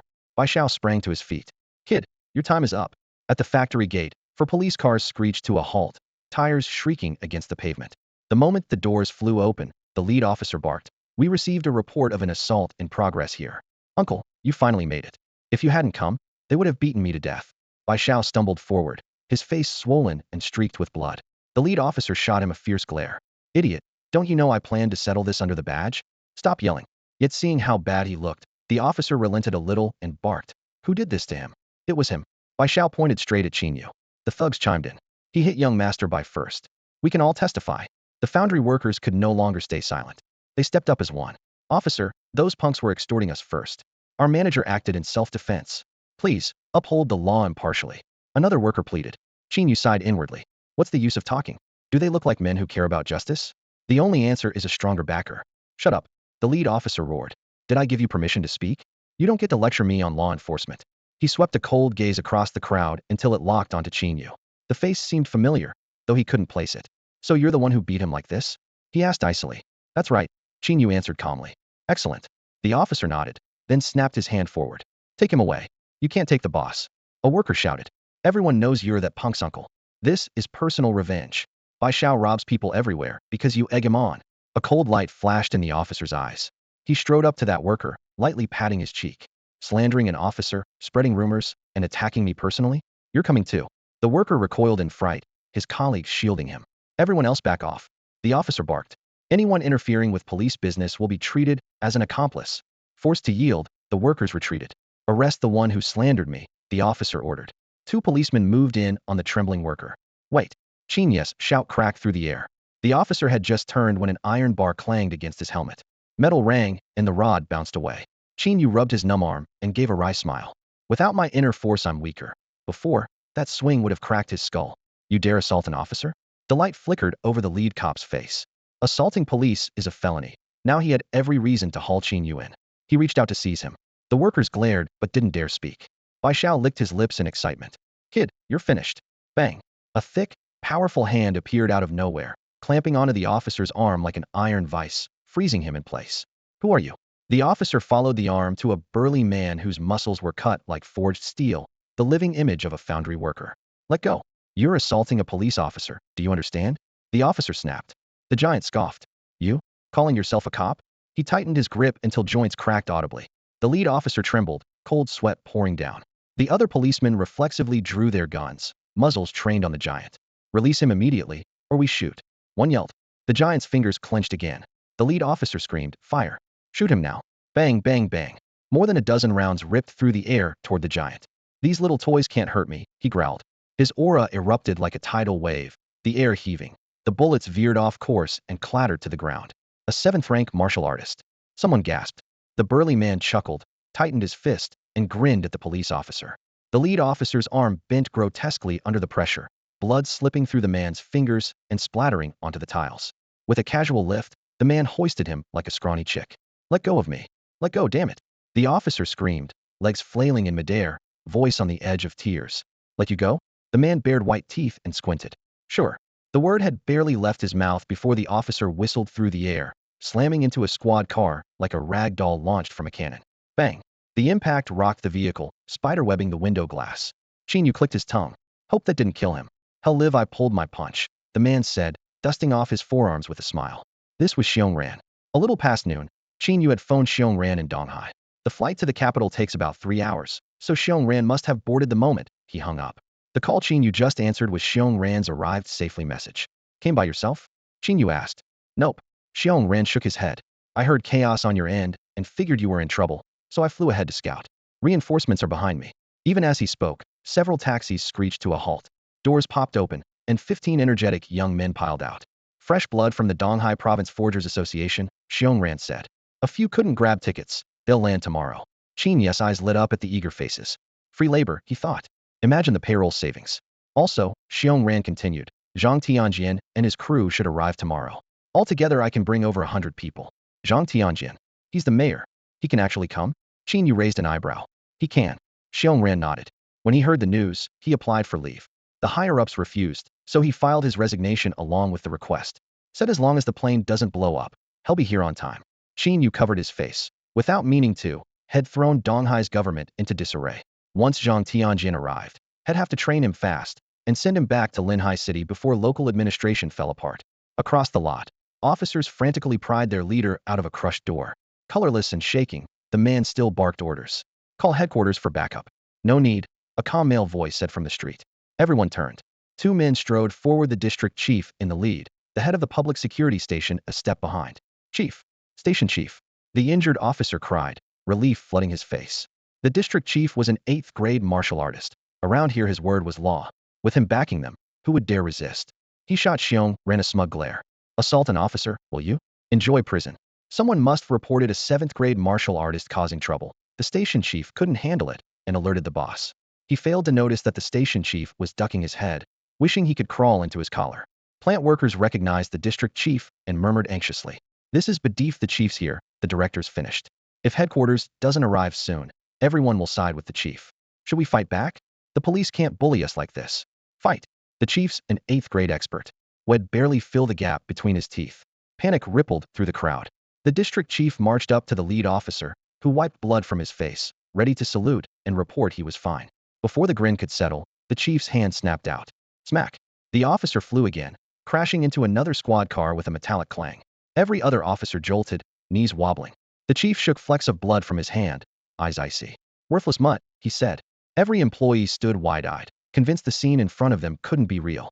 Wasn't the district chief here to make trouble for them? Why had he just flipped the policeman out of his way? The officers were just as confused, but none dared utter a word. Without even turning his head, the district chief shot the station chief a frosty glance. Well, go apologize. A chill ran down Lu Xx's spine. He jerked upright, trotted to Qin Yu, and bowed so deeply he nearly folded in half. Greetings, Scholar Qin. I'm Lu Xx, head of the local security station. My deputy abused his post for personal gain, shielded criminals, and oppressed the public. I've ordered him jailed to await trial. As for these punks who've been extorting people and trashing the streets, arrest every last one of them. At his command, the officers surged forward, slammed the hoodlums to the ground, and snapped reneged cuffs on their wrists. The crisp click of metal echoed across the yard, sending the gangsters' souls flying from their bodies. Chief Liu, it's me Bai XX. Why are you arresting me? Bai Xiao shrieked. Liu's brow twitched. Gag them. I won't have them spreading lies. And Bai Xiao's protest died in his throat. Once the scene was secured, Liu bent again toward Qin Yu. Scholar Qin, is there anything else you need? Suddenly remembering something, he slapped his forehead. Look at me, every officer involved today will report to me for disciplinary action. Outrageous behavior. The lead officer, still seeing stars, finally connected the Scholar Qin in front of him with the face splashed across this year's Intranseism headlines. So that's the brick wall head kicked. No wonder the loss felt so deserved. Try that again. Head sooner die. Qin Yu's smile never reached his eyes as he patted Liu's shoulder. Brother Liu, I'm just a businessman. I don't look for trouble, but I'm not afraid of it either. This is the first time, and I hope it's the last. If it happens again, the next visitors will be 9th rank warriors at minimum. Liu's knees almost buckled. It won't happen again ever. Good. Qin Yu nodded. Once you're back, fire whoever needs firing, jail whoever needs jailing, punish whoever needs punishing. When it's settled, give me a report so I can answer to my staff. Understood. You have my word. Liu bobbed his head repeatedly. And one more thing, Qin Yu added. Make sure you recover all the money these thugs have stolen over the years from every shop in the area. Liu's face twitched hard. Most of that money had ended up in his own pocket, and Qin Yu was clearly demanding its return. He didn't dare utter even half a refusal, already calculating how to cough it back up to save his post. Turning to the district chief, Qin Yu flashed a warm smile. Chief, I'm sorry such a small matter made you come in person. The district chief's expression was complicated. No trouble at all. If not for today, I wouldn't have realized how rotten my subordinates had become. I'll handle the Sun family myself. Qin Yu cupped his hands. Would you like to come in for a cup of tea? I have a meeting soon. The district chief declined politely and left with his entourage. No sooner had he gone than the employees swarmed around Qin Yu, eyes shining with admiration. Liu's groveling. The chief's courtesy stories they could brag about for years. A powerful surge of collective pride swelled in every chest. Qin Yu clapped his hands for attention. When Chief Liu brings back the stolen money, ITLL, all be distributed to you as a bonus. Fantastic. Long live the boss. Thunderous cheers erupted. He was repaying them for the moment they'd grabbed their forging hammers and charged out with him, some even standing up to the police. If his brothers were willing to fight for him, he would never let them down. Pulling several guests forward, he introduced them to the staff. Everyone, this is the expert I invited, Master Xiong Ran, Vice President of the Donghai Province Foundry Association and an 8th rank forging master. These young talents are from the association as well. They'll be your colleagues someday, so please look after them. Xiong Ran waved with a smile, though he was inwardly puzzled. Wasn't he here to study minimalist arrays? How had he somehow become the factory's resident expert? The longer Xiong Ran thought about it, the less sense it made. With Zhang Tianjian, Fang Ka, and the apprentice members of the city smiths guilds arriving en masse, more than 200 people had poured in, outnumbering the plant's original staff. Qin Yu had expected at most 30 or 40 visitors and figured he could squeeze them into a spare workshop, but the headcount doubled overnight, and the old production bay was suddenly bursting at the seams. With no better option, he bought a patch of wasteland beside the mill, threw up a corrugated iron shed to keep out the wind and rain, and turned it into a provisional shop floor. Then he ordered 200 complete sets of standard forging equipment in one go. Veteran masters like Xiong Ran and Zhang Tianjian had brought their own tools, but everyone else still needed a full kit. On top of that, fresh supplies of raw materials and a fleet of transport trucks had to be arranged, a shopping list Qin Yu handed over to Sun Yoxin. After 3 or 4 days of frantic work, Xin Foundry finally hit its stride. Inside the conference room, a long table ran from end to end. Qin Yu, Sun Yoxin, Xiong Ran, Feng Ka, Zhang Tianjian, and a dozen others took their seats in turn. Qin Yu glanced around and got straight to the point. I asked everyone here today to make good on the promise I mentioned over the phone. The others exchanged smiles at last, the real issue. A few days earlier, they had watched Qin Yu expand the plant and buy equipment in bulk, worrying that he meant to keep them tied to the factory for good. After all, they had come for the minimalist arrays. They had no idea why he was so fixated on presses and raw ore. They had already cornered Xiong Ran and Feng Ka more than once, but the two presidents were equally in the dark and had agreed to question Qin Yu at the first opportunity. Before they could even ask, the answer had delivered itself. Qin Yu held up a thick notebook, its cover worn smooth. Inside are the complete diagrams and notes for 4th, 5th, and 6th grade minimalist arrays. As he spoke, he slapped the notebook heavily onto the table. But before anyone studies it, you must sign a confidentiality agreement. Nothing leaves this room. No problem. They answered almost in unison. They had assumed Qin Yu would make extortionate demands, yet all he wanted was a non-disclosure form. That was as good as a gift. Who would refuse? You may be wondering why I insist on this clause. Qin Yu continued. In truth, Xiong Ran and the rest were not especially curious, but they sat quietly and listened. Meeting Qin Yu's glance, Sun Yoxin produced a dozen first-tier weapons from his spatial ring and passed them around. Everyone examined the ordinary first-tier minimalist blades, nothing fancy. These were forged in our plant, Qin Yu reminded them. They already knew that. Several had supervised the production line themselves and could not see why he was stressing the point. Seeing their confusion, Qin Yu's expression grew suddenly grave. Why do we forge weapons in the first place? President Xiong, you answer. Xiong Ran hesitated briefly. To strengthen humanity's warriors and fight the beasts. Exactly. Qin Yu nodded. But what is a weapon's greatest value today? Not giving anyone time to respond, he went on, for some of the top clans, it has become nothing more than a way to rake in money. For profit, they use their influence to lock down the more powerful minimalist weapons. And what's the result? The minimalist array has been around for half a year. The production line is mature, yet not a single weapon has reached the open market. He struck the table for emphasis, his voice booming. Worse, the vast majority of Desia's smiths still can't draw a minimalist array at all. That cripples our collective combat strength and drags civilization's progress to a crawl. When his voice fell, the room went dead silent. Qin Yu knew his words had hit home, because in Xiong Ran's eyes and in everyone else she could see a rage they could no longer suppress. Xiong Ran sprang to his feet and slammed his fist through the conference table, leaving a hole. This whole situation makes my blood boil. He roared, his voice thundering around the room. I opened a free crash course on minimalist arrays at the Founders Association headquarters in Donghai Province. Everyone was welcome, yet hardly anyone showed up, and the few who did were mostly college kids. Are we supposed to believe every factory worker and every smith in the weapon shops has already mastered a level 1 minimalist array? Veins bulged on his forehead, and Qin Yu instinctively edged half a step away, afraid the next punch might land on his head. I asked a few smiths I know about it. Care to guess what they told me? Did they sign some stupid no-selling minimalist weapons ahead of time pact and forbid their employees from learning the arrays? Someone blurted. How did you know? Xiong Ran blinked in surprise. The room exploded. Same thing at my place. Same in my city. Mine too. I plastered posters everywhere and still got fewer than 10 attendees. 10 sounds great, I only got 3. I even went door to door at the factories, but the workers avoided minimalist arrays like the plague get caught, and they're fired on the spot. I can't exactly promise them new jobs, can I? Grievances rose one after another, and the boardroom turned into a session of collective venting. Xiong Ran grew even angrier. A perfectly good minimalist array, and those selfish merchants have turned it into a public enemy. I hate it.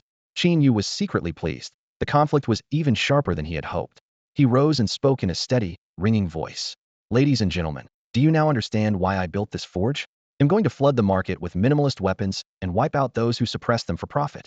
Yes. Cheers swept the room. Qin Yu, we're with you. Let's spread minimalist weapons across all of Daxia. The atmosphere was electric when Qin Yu suddenly let out a long sigh, changing the mood in an instant. Sun Yoxin played along at once. Why the sigh, Qin Yu? Are we hitting a snag? Qin Yu tilted his head back at a 45-degree angle and stared at the ceiling. The road ahead is harder than climbing to the heavens. What's so hard about it? Xiong Ran protested. Minimalist weapons are stronger. Customers will naturally dump ordinary weapons and buy ours. It's nowhere near that simple, Qin Yu said, shaking his head. If it were, I wouldn't need to step in. Minimalist weapons would already own the market. You've seen the place, only about 200 workers and not a single grade 6 smith. We can turn out a few hundred weapons a day at best, barely a ripple once they hit the shelves. In manpower and scale, we can't touch the top clans or their luxury factories. Who says we're short on people? Zhang Tianjian leapt to his feet. He'll go rally the troops right now. Xiong Ran nodded vigorously. Plenty of folks in the association are furious about the blockade. Once they hear how big we're going, they'll rush over to help. I've got contacts too. They'll start making calls.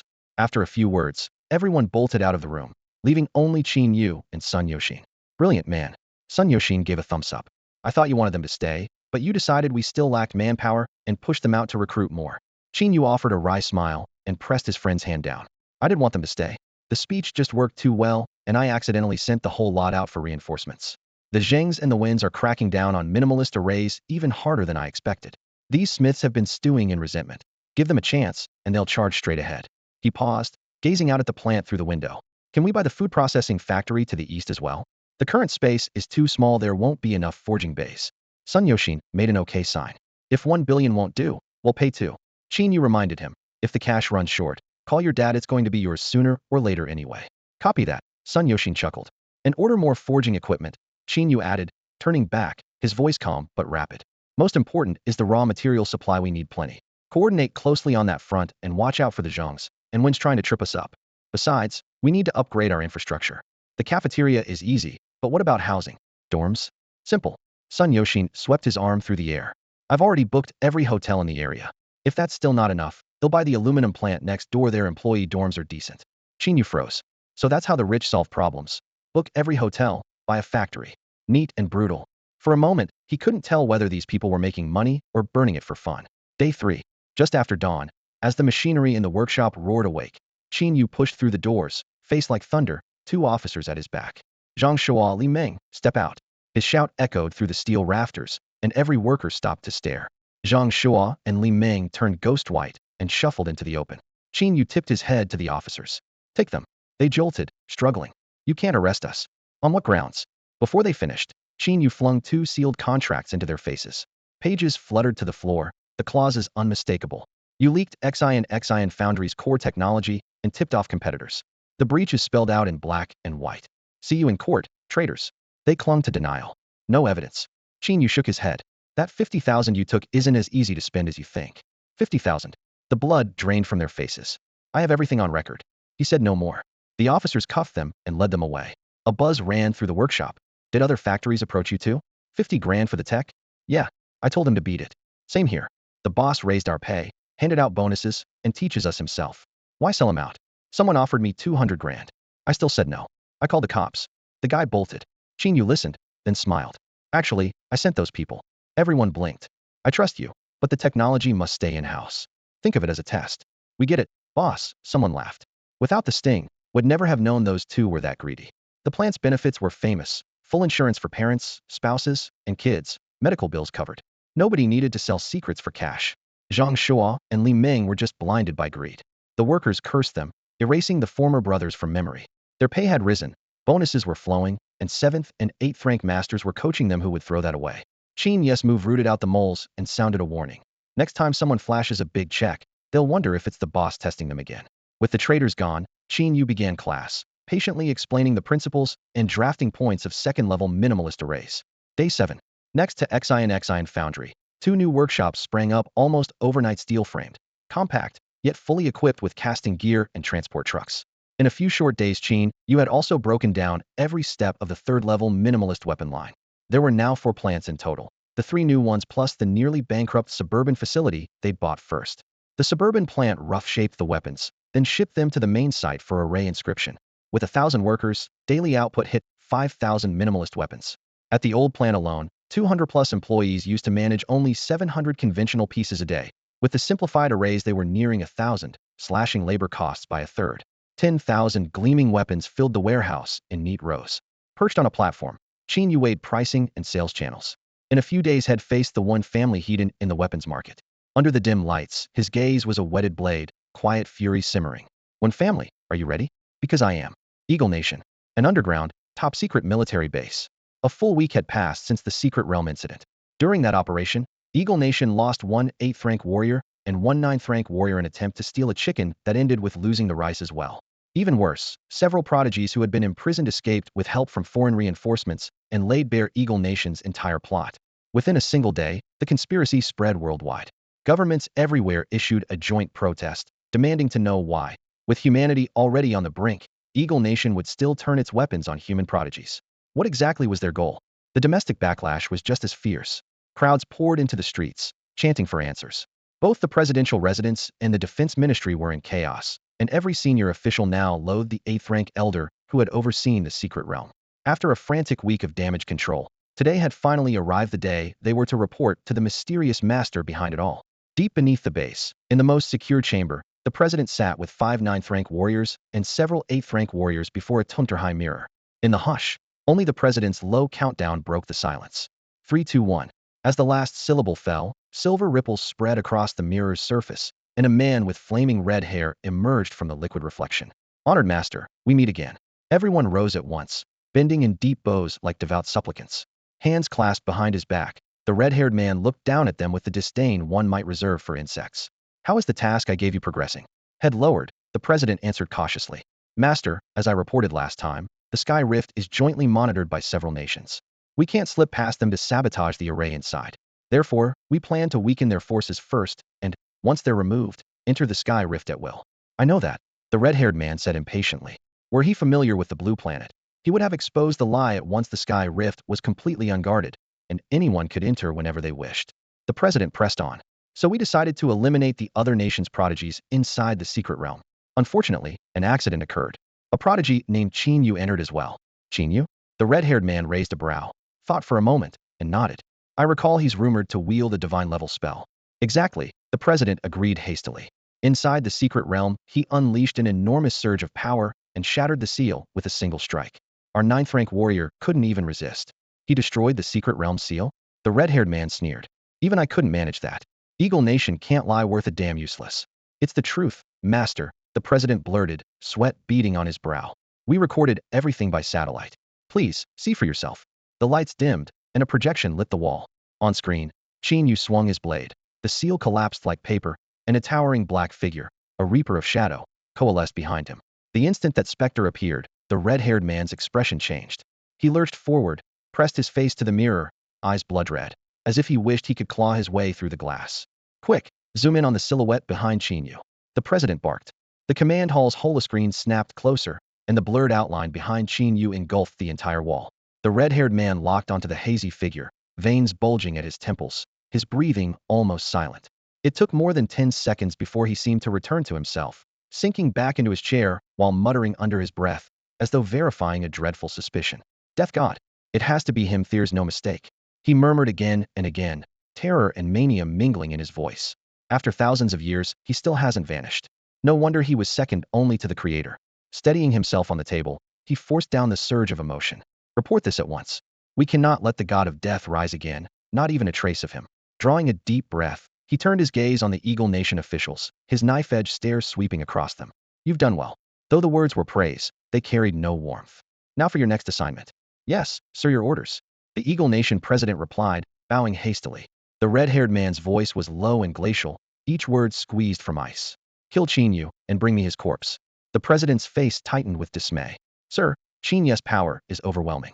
Even if we mobilize every 9th-level warrior in Eagle Nation, we still can't match him. That is not your concern.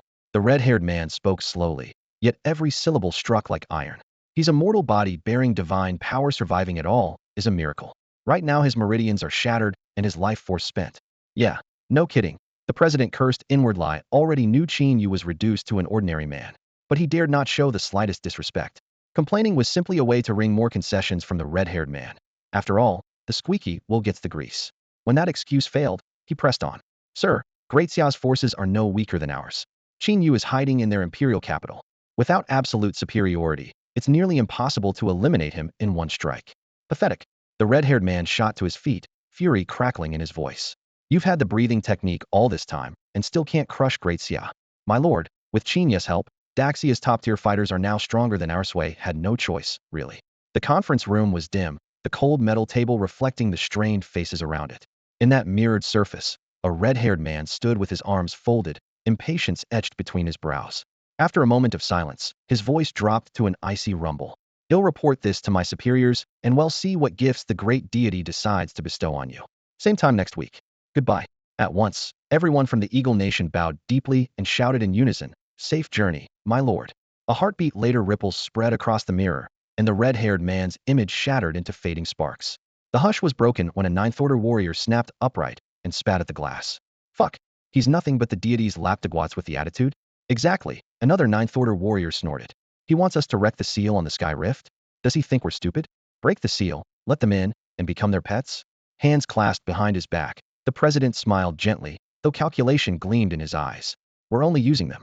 Let's see what other manuals we can squeeze out of them.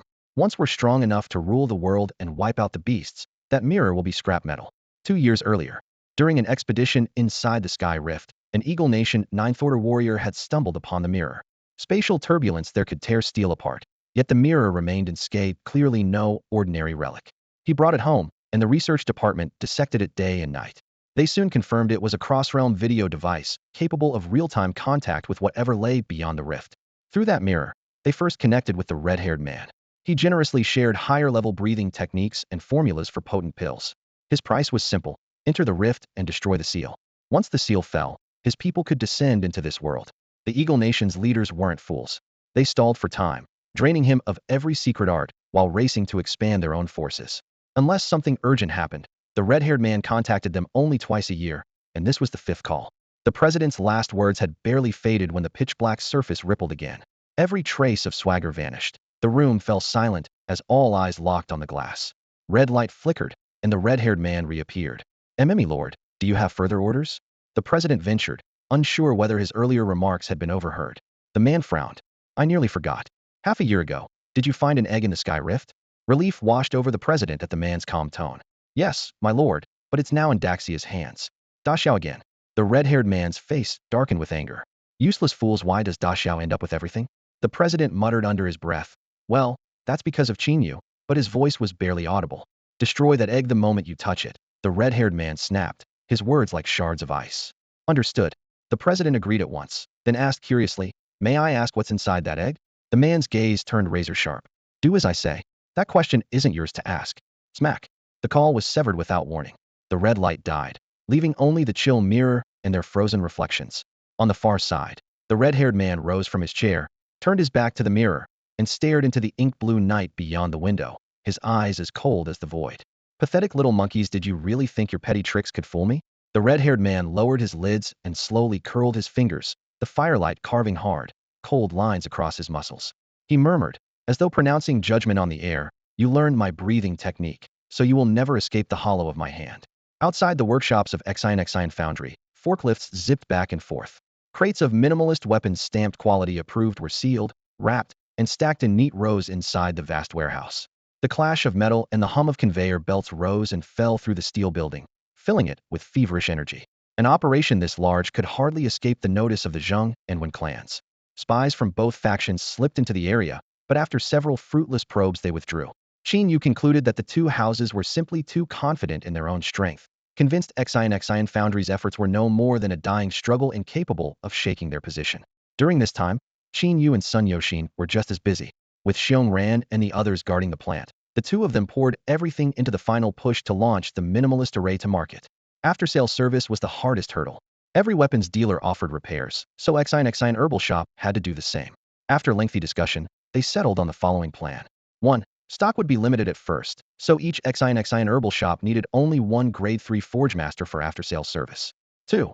If a weapon suffered only minor damage and the array was intact, the Forge Master would repair it on the spot. 3. If the minimalist array itself was compromised, the customer would receive a brand new weapon, and the damaged piece would be shipped back to the plant for refurbishment.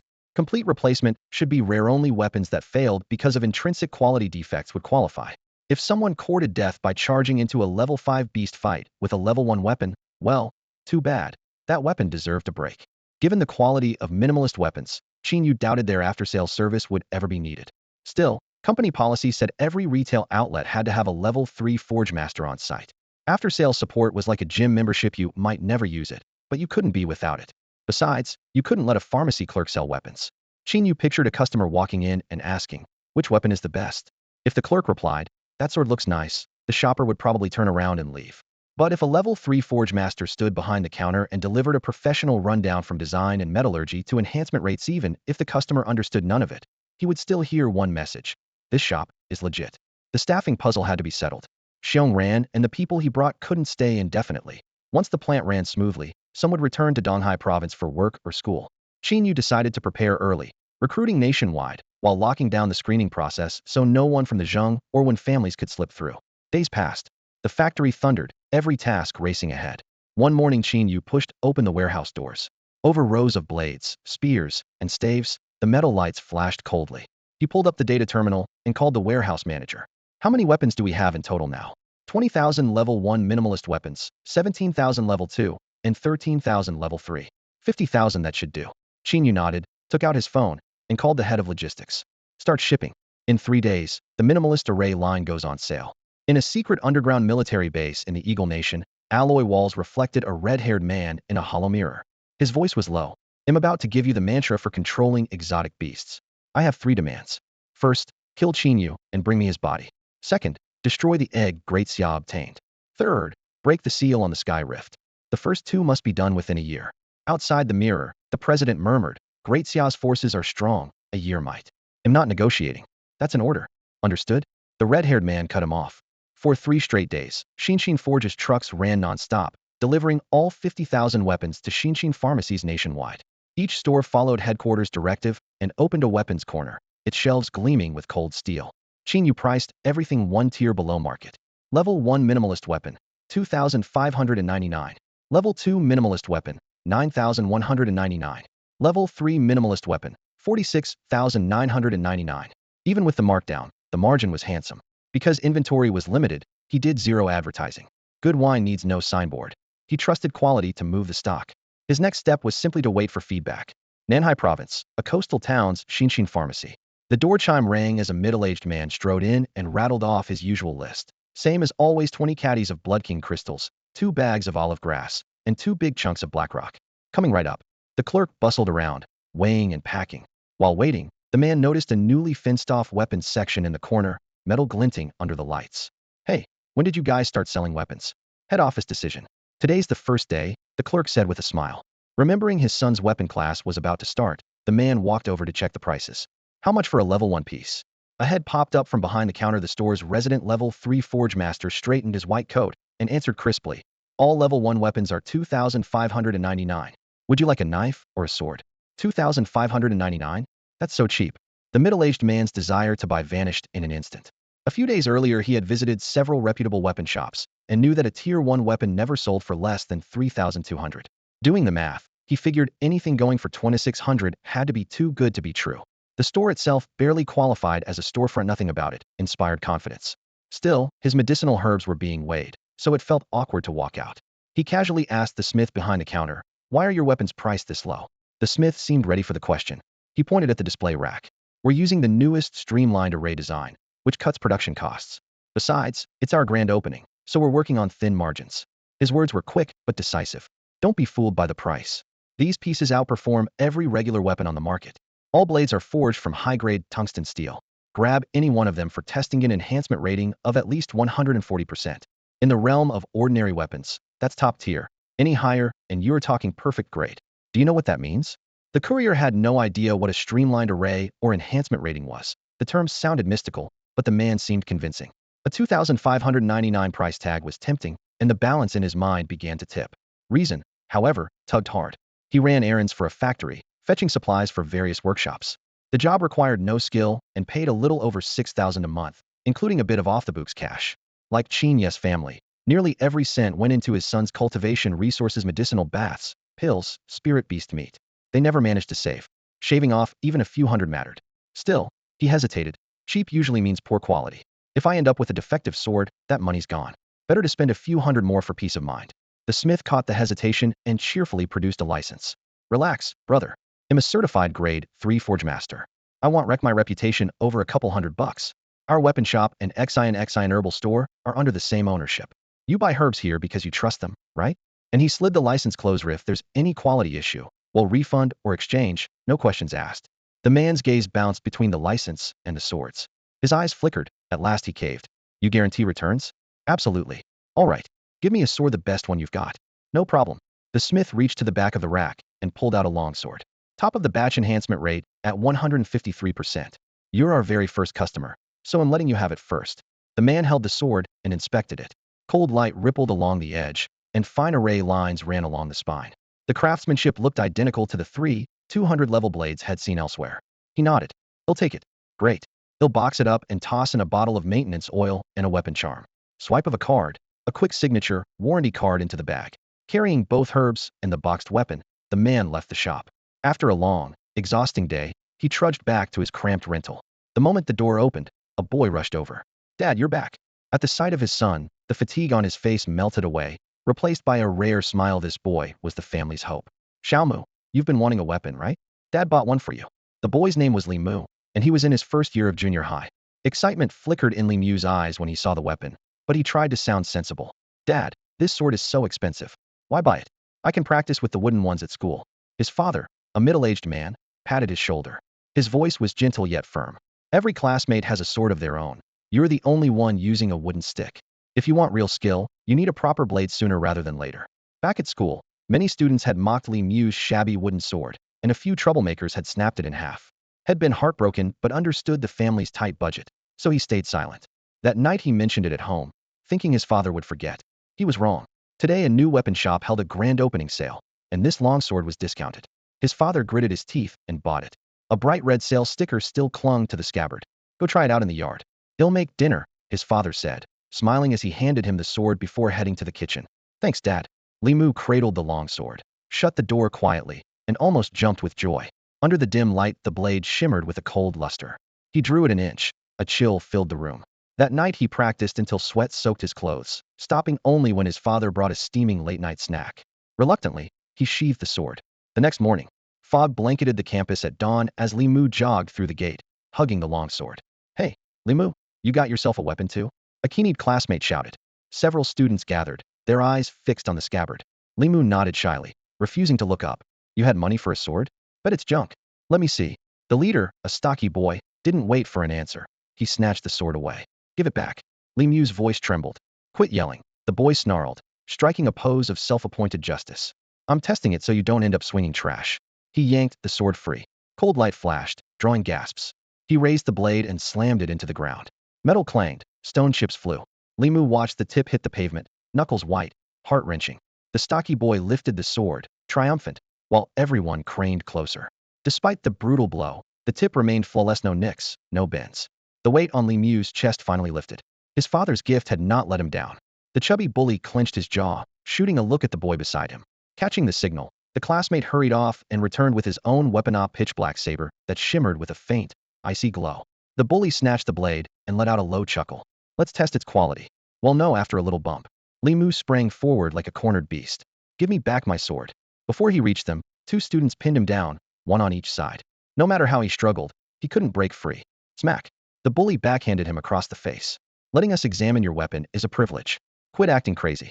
You'll destroy it. Li Mu stammered, tears welling in his eyes. The black saber cost over 8,000 credits, the most expensive weapon in class, forged from black diamond ore, famed for its hardness. No one dared meet it heat. The bully's face twisted with contempt.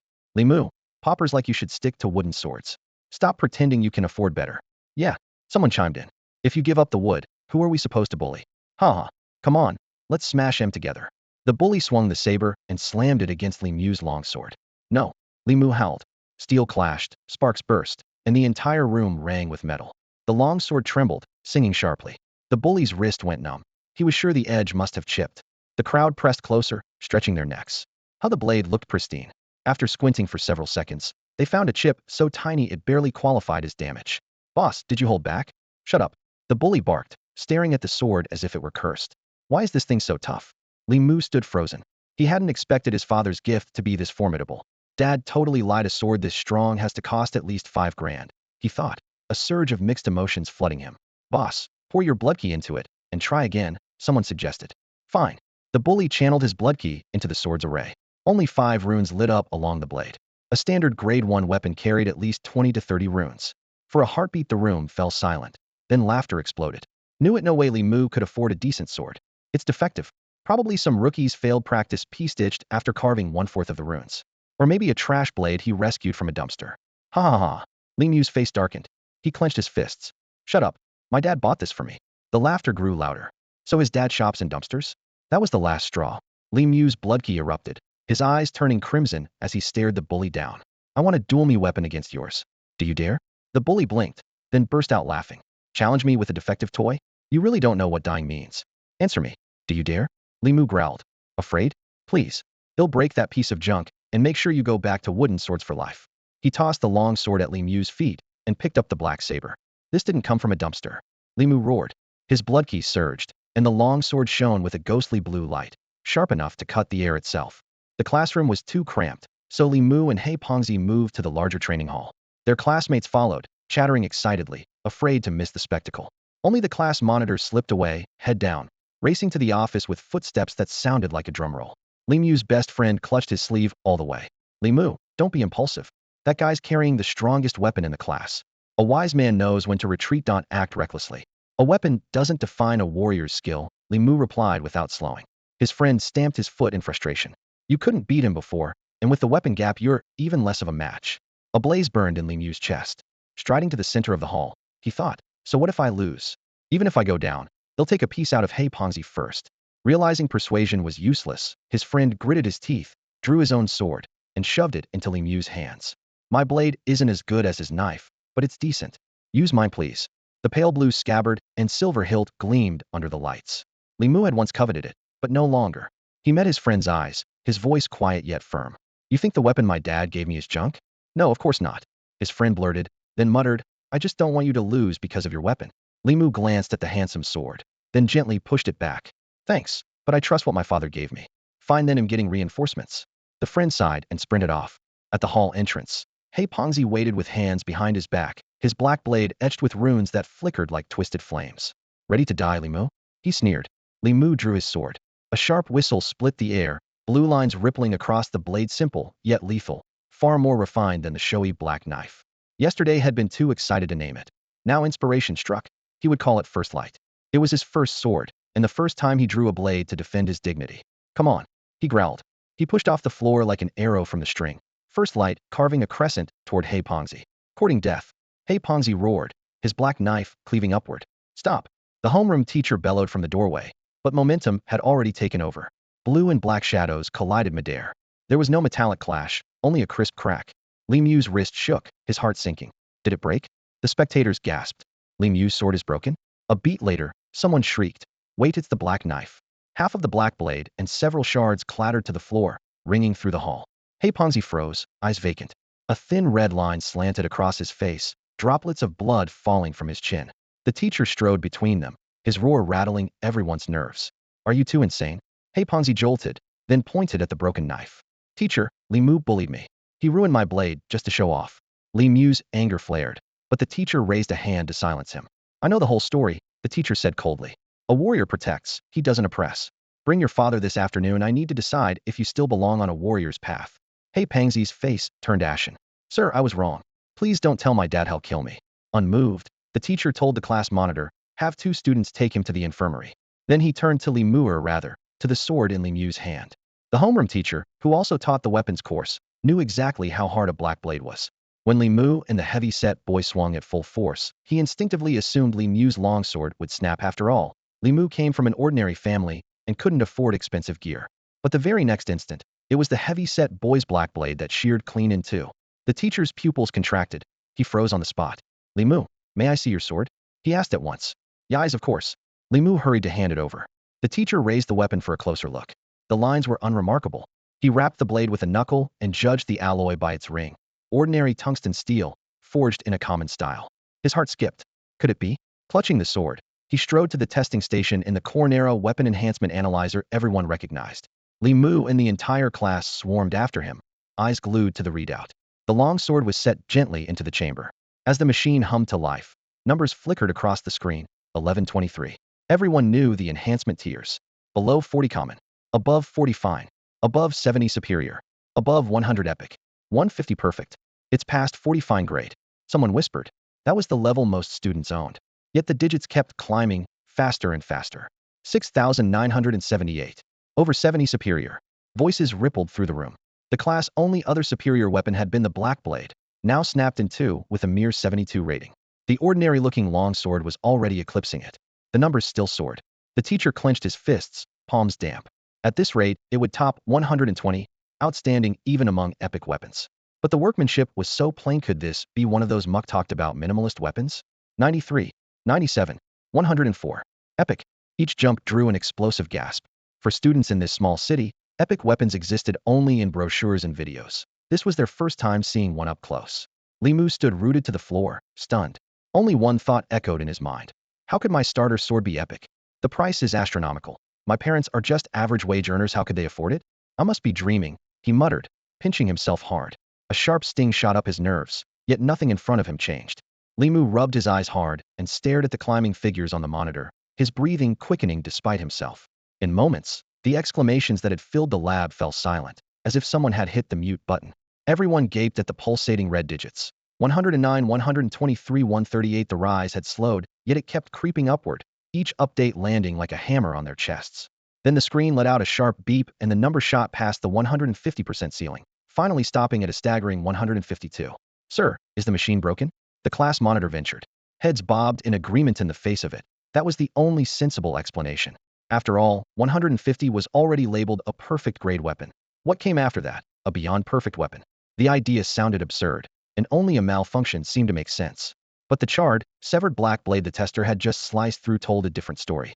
The homeroom teacher shook his head, opened the apparatus with deliberate care, and lifted out a longsword that was still warm to the touch. Cradling it in both hands, he spoke gravely. The machines find the issue lies with the weapon. Not a sound came from the classroom. Your textbooks don't mention it. But do you remember the minimalist arrays I once talked about?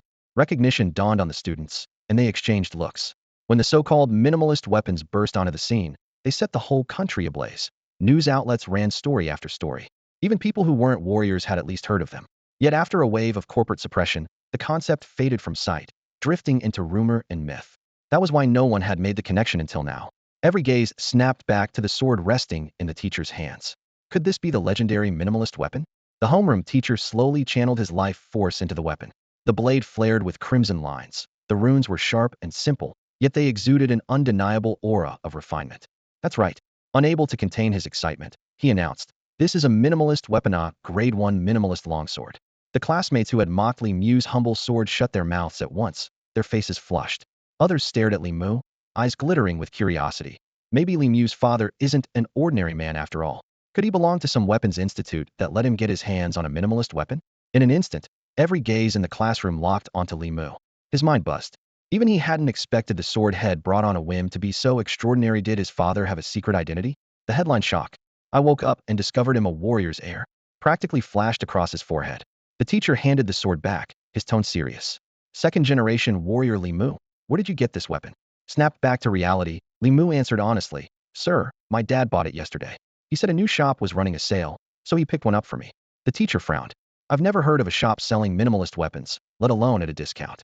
The Wen and Zheng families tried a small rollout, only a few thousand pieces, all in megacities. Our little town has no access."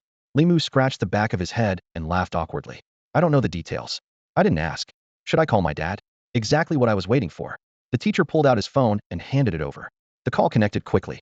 "Hi, Dad. Where did you buy that weapon yesterday?" On the other end, Li's father raised his voice. "What's wrong with it? I knew cheap stuff couldn't be any good. Don't panic, son. They promised full refunds. They'll take you back after school, and if they refuse, I won't let it slide." Li Mu hurried to interrupt. "No, Dad, it's not bad, it's too good. The teacher wants the address. He's hoping to buy one too." "What? Your teacher wants one? You scared me." Li's father sighed in relief, then rattled off the details. "It's inside the Xin herbal shop. Cost me 2,500. The stall's tiny. Stock probably isn't huge." Li Mu kept the phone on speaker, and every student strained to listen. His father's booming voice carried clearly, right down to the final warning. Stock probably isn't huge. Chaos erupted at once. "Teacher, my back's killing, may need the hospital." "Sir, my great-grandma turns 120 today. Gotta go." "Teacher, my dog died. I need to hurry home for the memorial feast." "Sir, I'm suddenly allergic to school." "Teacher, the war god appeared in my dreams and told me to take the day off. Please, I need leave too." "Teacher, enough, all of you." The teacher shouted, half amused, half exasperated. "Look at you. Now that we know a shop sells minimalist weapons, what's the rush? The whole class is coming with Mule Scout out Xin herbal shop together." A crowd piled into taxis and streamed into the Xin herb shop. By mid-afternoon, the store's weapons section had been stripped bare. Only empty hooks swayed on the racks while the sweating cashier kept shaking his head. "Sorry, we're completely sold out." At that very moment, the exact same scene was playing out in cities across the nation. Breaking news from Great Xia Weapons Journal. Yesterday, Xian Herb Company officially entered the weapons market with a line of simplified weapons that promise lower prices and superior quality. Within hours, shelves in Xian Herb shops nationwide were emptied, creating a rare one-weapon short frenzy. Industry insiders agree Xian has fired the first shot in the simplified weapon revolution, ushering in a wave of innovation that will sweep through the sector. From the Forgers Guild headquarters, while many corporations have hidden simplified weapons for private gain, Xian Herb Company has bucked the trend, shouldering the responsibility of a first-class Great Xia enterprise by offering higher quality weapons at lower prices to every fighter. Lab data show the move can raise the combat strength of low-level fighters in Great Xia by 20-25%, vastly expanding humanity's survival space. Kudos to Xian Herb Company. Soon after, the Fighter Association, Youth Fighter News, Great Xia Daily, and other official outlets chimed in, pushing simplified weapons to the peak of public interest. Without spending a cent on ads, the topic dominated the top 10 trending searches in a single day. 1. Xian Herb Shop launches simplified weapons. 2. Simplified weapons are unbelievably cheap. 3. Shocking. Boost rate hits 171%. 4. Wen and Zheng families once conspired to block simplified weapons. 5. Simplified weapons greatly increase human combat power. 6. Simplified weapons lead the world. 7. Person in charge of simplified weapons Qin Yu. 8. Sold out everywhere. 9. When will the second batch arrive? 10. Hope for humanity's victory. The buzz kept climbing. The Eagle Nation's envoy publicly asked Great Xia to share the production patent, and movie star Lily announced her support on social media. News flooded in, leaving traditional weapon stores stunned. Customers poured through the doors, asked, "Do you have simplified weapons?" and walked straight out when the answer was no. Foot traffic soared tenfold, yet not a single conventional weapon sold. Who would pay more for outdated, underperforming gear? A few shop owners tried to pass off ordinary weapons as simplified ones, were reported by consumers, shut down, and hauled off to jail. While fighters celebrated, Qin Yu, Sun Yoshin, and other executives gathered in the conference room. Qin Yu delivered the news gravely. All Xian Herb shops nationwide are completely out of weapons. Smiles spread across the room. Everyone's hard work had paid off. Yet Qin Yu immediately raised two thorny issues. First, the old headache, production. Current capacity can't begin to satisfy demand. Suggestions? Sun Yoshin spoke up. Let every employee who knows the simplified array focus solely on drawing arrays. He'll buy several new factories at high speed and price to handle weapon forging exclusively. Qin Yu nodded. Excellent. Xiongran added. We have plenty of forger friends in other provinces. We can bring them in along with a large batch of apprentices. Qin Yu reminded him, run thorough background checks and weed out any spies from the Zheng or Wen families. If a senior forger can bring 30 apprentices, he'll pay with a Tier 4 simplified array. Qin Yu said, after what just happened, the Zheng and Wen families will come at us with everything they've got. Stay sharp. Whoever wins or loses depends on what we do next. At his words, everyone stiffened. Qin Yu turned to Sun Yoshin. Is the task I gave you done? Sun Yoshin raised an okay gesture, completely confident. Relax. Xiao Haizi is already set up, and the paid commenters are in position. Just give the word, and the topic will blow up on the trending list. Good. Qin Yu nodded, his expression icy. They'll move soon, so let's beat them to it. Got it. Sun Yoshin posted in the group chat. Xiao Haizi, move out. Water Army units push the heat now. Roger. Confirmation messages flooded in. Meanwhile, senior members of the Zheng and Wen families crowded into a conference room. Is Xinshin Herbal Company trying to sever ties with both our clans? Roared the Zheng family's grand elder, slamming the table hard enough to ruffle his white hair. They had snuffed out every attempt to sell minimalist formations, yet a mere herb dealer had upended the one-scom weapons market. Curse the Sun family. If they want war, we'll give it to them. Several elders shouted. Anyone who touches the weapons market threatens our lifeline. We must crush Xinshin Herbal right now. The Zheng patriarch raised a hand for silence. There's something I don't get. Top-tier clans have always minded their own business. The Sun family sells herbs. We make weapons, worlds apart. Why would they suddenly storm into our market and break a century-old balance? Aren't they afraid we'll retaliate by invading theirs? If this drags on, both sides suffer while outsiders profit.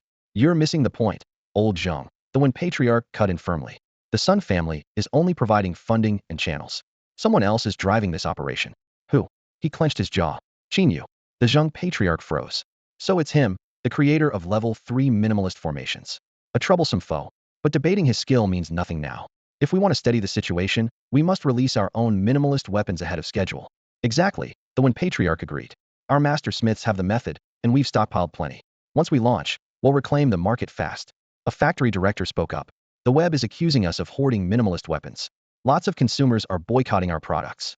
That's easy, the Wen patriarch scoffed. Pay a few media outlets to claim Qin Herbal's weapons have quality issues. Hire trolls to lead the narrative. Once our line hits the shelves, buyers will know whom to trust. After years dominating the weapons market, the Wen and Zheng clans were certain retaking it would be effortless. But just then, the conference room doors burst open. A steward rushed in, panic written all over his face. Patriarch, bad news, the internet is flooding with smear campaigns against us. What? Everyone scrambled for their phones and immediately saw the top trending headline. The banner read, "When family weapon shop cuts corners, young man nearly loses his life." They tapped the link, and an edited video began to play. On screen, the young man introduced himself as a Tier 2 warrior. The narrator explained that after minimalist weapons hit the market, prices for standard gear nosedived, so he bought a Tier 3 standard weapon on the cheap. The camera switched to the countryside. Under the scorching sun, dry grass swayed in the wind. Grinning, the young man drew a gleaming Tier 3 blade and charged a common Tier 2 variant beast. As the beast's steel claws met the sword crack, the weapon shattered into several pieces. Metal shards sprayed everywhere, and the rebound ripped a gash in the young man's arm. Fortunately, he still had a Tier 1 minimalist blade in his backpack.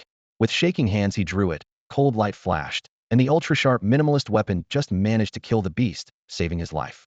At the end of the clip, the young man screamed at the camera, "The One family weapon shop is cutting corners.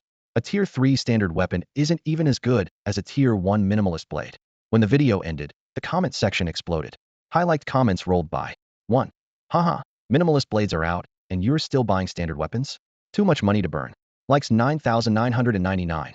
2. The One family weapon shop is really a conscience business, at least they don't fleece the poor, haha. Likes 9,999. 3. Honestly, weapon quality's tanked these past few years. Hope minimalist blades shake things up. Likes 9,999. 4.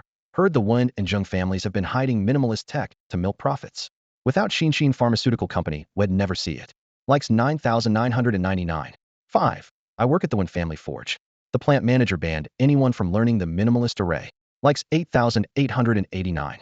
6. Damn. Why don't the Zheng and Wen families just drop dead? Their gear sucks, and they still block the good stuff. Likes 9,999. 7. Daxia Warrior Association. Even if they release minimalist blades now, I want buy guaranteed junk. Likes 99,999. 8. Anyone relate? The knife I bought last week feels worse every time I use it. Check the label. When family forge number 8. Speechless. Likes 9,999. 9. Always check where it's made. If it says Wen or Zheng, don't buy. Likes 9,999. 10. Love your life. Stay away from Zheng and Wen. Choose Qin Pharmacy. Likes 9,999. The Wen patriarch glared at the screen, veins bulging on his forehead. He jumped up and hammered out a reply. Are you blind or stupid? Anyone can see this video's staged, and you still buy it? The moment he posted, replies poured in. Damage control bot spotted? How much are they paying per comment? Zheng's lapdog or Wen's lapdog? Then a system notice popped up. Inappropriate language detected. Your post has been hidden. Please edit and resend. His face went ashen. Where are our paid posters? He roared. Bury this trending topic now. A subordinate grimaced. Patriarch, they came prepared. The whole feed swamped with the same story. We can't push it down yet. The screen kept refreshing. Pro weapon reviewer. Shocking. Tier 1 minimalist blade trounces Tier 2 standard sword? How bad is Wen quality? Let's test. Hot topic. Rude staff at Zheng weapon store? Breaking news. Victim who lost an arm to a Wen blade last year speaks out. In-depth report. What have the Zheng and Wen families done to suppress human strength? Within minutes, a tidal wave of bad press engulfed both top clans, the Wen and the Zheng. Across town, the Zheng patriarch calmly sipped his tea. Just a little trick, he said. Dig up a few issues with Qin Pharmacy's herbs and invent some defects in minimalist blades. Hire trolls and muddy the water. He tapped the table, unhurried. Spread the word that minimalist weapons can blow up. Find a few people nationwide to film explosion videos and claim that's why we kept them off the market. The patriarch of the Wen family realized he had gone too far, cleared his throat softly, and endorsed the Zheng family's strategy. He had intended to sling a little more mud at the Zhengs, but Qin Yu's preemptive move had forced everyone's timetable forward. Even if they stuck to the original plan, the situation would now be anything but straightforward. In the minimalist weapon market, Qin Yu still held a slim edge, at best a single step ahead. Should the Wen and Zheng families unleash their full strength, that gap would vanish in an instant. Their weapons were just as good, and once large numbers of martial artists tried them for themselves, no amount of smear campaigns or paid trolls could shift public opinion. The patriarch understood that once both families began large-scale sales, some customers would inevitably be tempted to give the new gear a shot. A generous marketing push would then be enough to reclaim any lost ground. As for accusations, online claims that they were blocking minimalist weapons for profit, and the like, he would simply issue a high-profile warning that such weapons carried a risk of self-detonation, back it up with a few clips of Xine herbal shop weapons exploding, and announce that his own clan held the core technology to eliminate the danger. With one stroke, he could crush a rival and elevate his brand. Having done the math, he barked his orders. Stick to the plan. Ship every minimalist weapon in the warehouse to our distributors tonight. Halt production of conventional weapons. Factory chiefs, assemble your workers and teach them the minimalist array. Recall every standard weapon on the market, melt them down, and forge them anew. He issued each command through clenched teeth. If Qin Yu hadn't barged in, they could have cleared out their old inventory at leisure, pocketed a tidy profit, and phased into minimalist weapons gradually. Now they were forced to switch overnight, and the losses would be colossal. Worse, the new line should have let the Wen and Zheng families raise prices. 3,000 for a standard blade, 5,000 for a superior minimalist model was hardly outrageous. Qin Yu's early entry had anchored the price at 2,500 and shattered that dream. Damn you, Qin Yu. One day you'll see you dead, the patriarch seethed inwardly. Winter had arrived, the year's end was near, yet the air crackled with a joy long forgotten. For centuries humankind had stumbled in its struggle against exotic beasts, but this year 4 pieces of thrilling news had landed in rapid succession.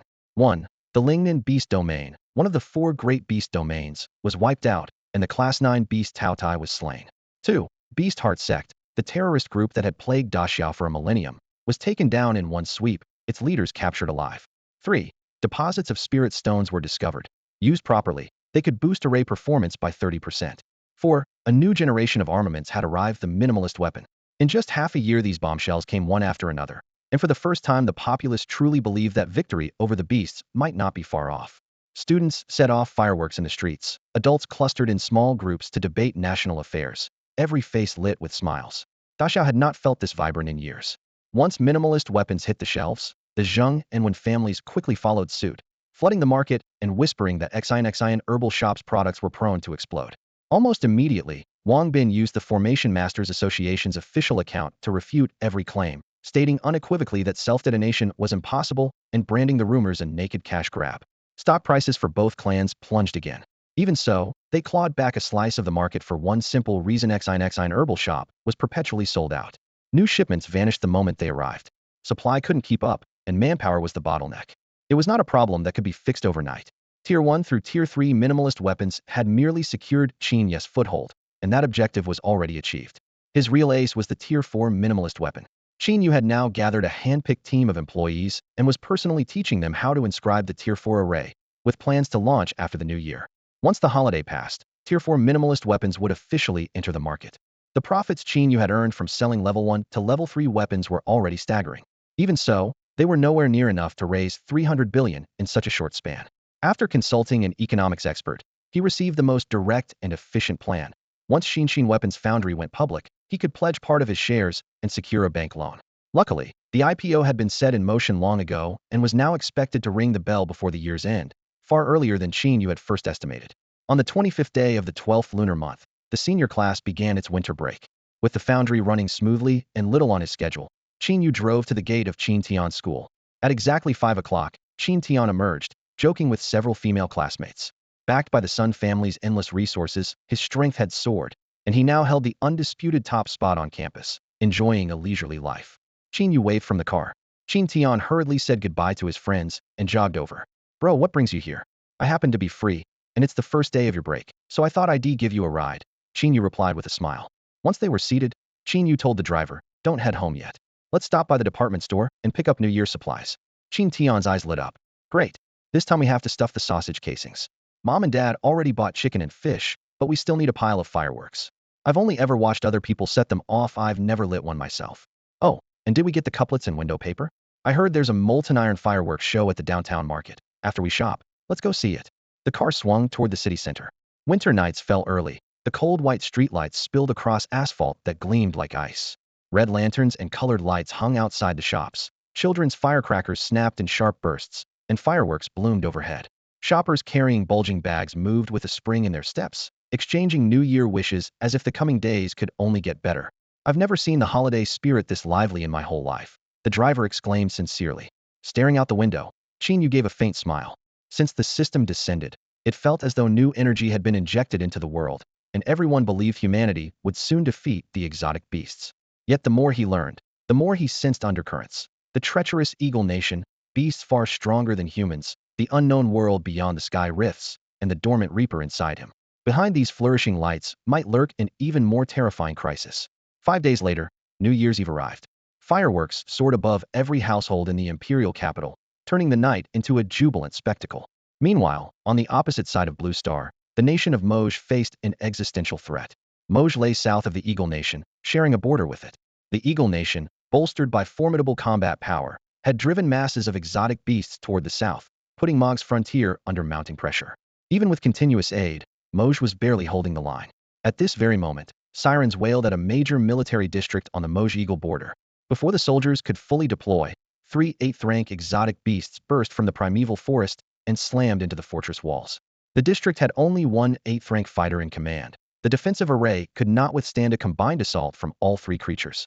With a deafening roar, the walls split open, and hordes of beasts poured through, wreaking havoc. Artillery thundered, blood and chi boiled, severed limbs littered the ground, and the vast camp turned into a living hell in an instant. Clap, clap. Suddenly, a crisp applause rang in every ear. The chaotic battlefield fell silent in a heartbeat. The rampaging beasts froze where they stood, some still clutching half a human in their jaws, blood dripping from their fangs, suspended in midair. "Who's there?" bellowed the district commander, the lone 8th-rank fighter. He dared not attack. A rash move could invite consequences no one could bear. The soldiers below felt exactly the same. After half a minute of tense silence, a man in a loose robe stepped out of the dense forest. Dry branches snapped under the brush of his sleeves, the sharp cracks echoing through the trees. Wherever he passed, fantastical beasts of every shape and size prostrated themselves, tails pressed to the earth as if welcoming their true sovereign.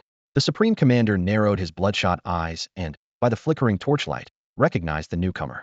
His voice rasped as he uttered a name that struck fear across battlefields. General Arthur, 5-star general of the Eagle Nation, 9th-rank martial master.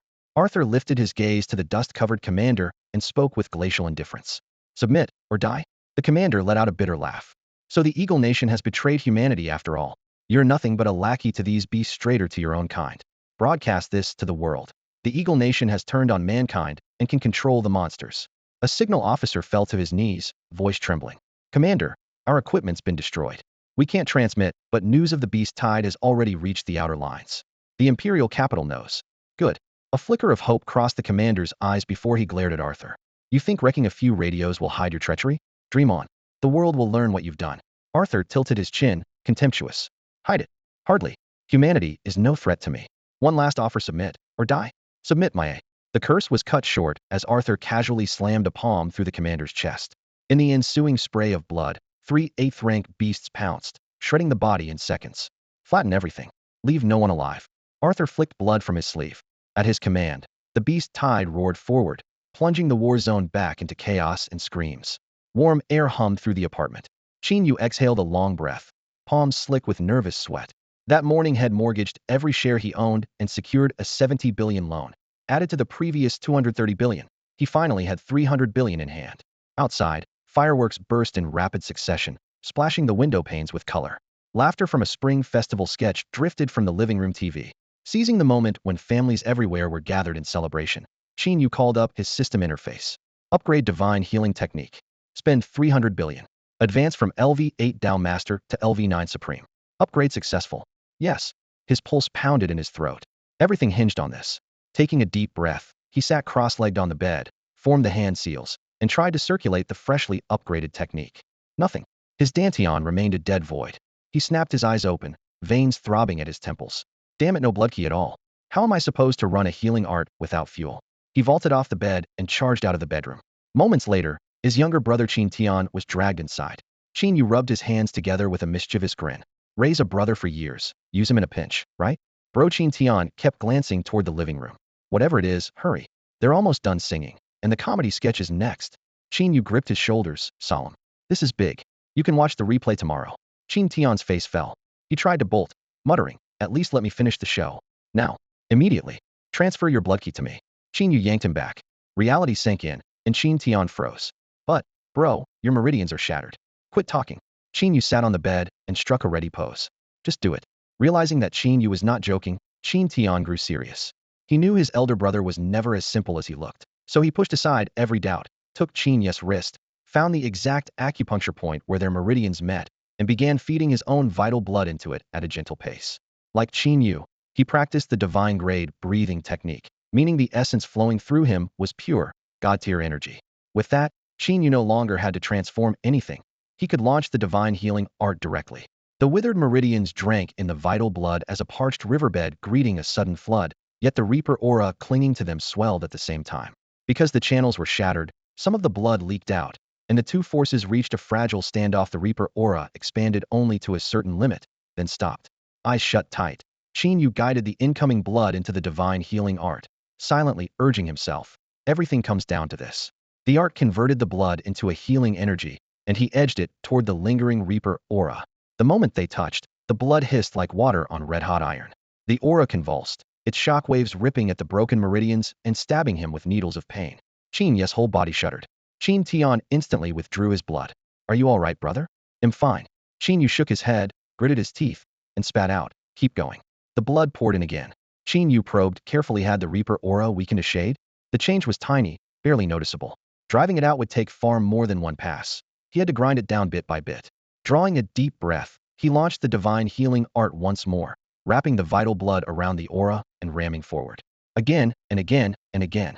Every few seconds pain made Qin Yu tremble, sweat beading on his forehead and soaking the sheets. After the 10th assault, he finally sensed the aura shrinking, just a fraction at a time, yet the discovery thrilled him. The divine healing art did counter the Reaper aura. If he could keep this up, the aura would eventually be wiped out, and his strength would return in full. The pain even seemed to ease. Seizing the moment, Qin Yu poured more power into the art, hurling wave after wave of healing blood at the aura, ignoring the meridians that tore further under the strain. This was a battlefield now. Reaper aura versus healing blood, a fight to the death. Let the channels shatter. Once the aura was gone, he could rebuild them with the same art. At last, the total mass of Reaper aura fell by 1%. Just as Qin Yu readied another strike, the blood inside him vanished as if a well had run dry. His eyes flew open, and he turned to Qin Tian. Scratching his head in embarrassment, Qin Tian said, I'm out of blood. There's not a drop left. You can run out? Qin Yu frowned. Why not breathe and supply me at the same time? I can't do that, Qin Tian stammered. Qin Yu shot him a withering glance. I'm in the middle of a life and death fight, and you cut the support line. Seriously, skinny dog, what good are you? Qin Tian, what? Qin Yu stood up and stretched his limbs. Hours of treatment had pushed both his mind and body to their limits. And although Qin Tian still had some vital energy left, Qin Yu himself could not keep going much longer. After half an hour of effort, he had managed to purge barely 1% of the deathly aura. At this rate, 10 hours of cultivation a day would drive it out completely in 5 days. He did the math, then looked up and asked, anything on the family agenda these next few days? Tomorrow's New Year's Day, Qin Tian replied.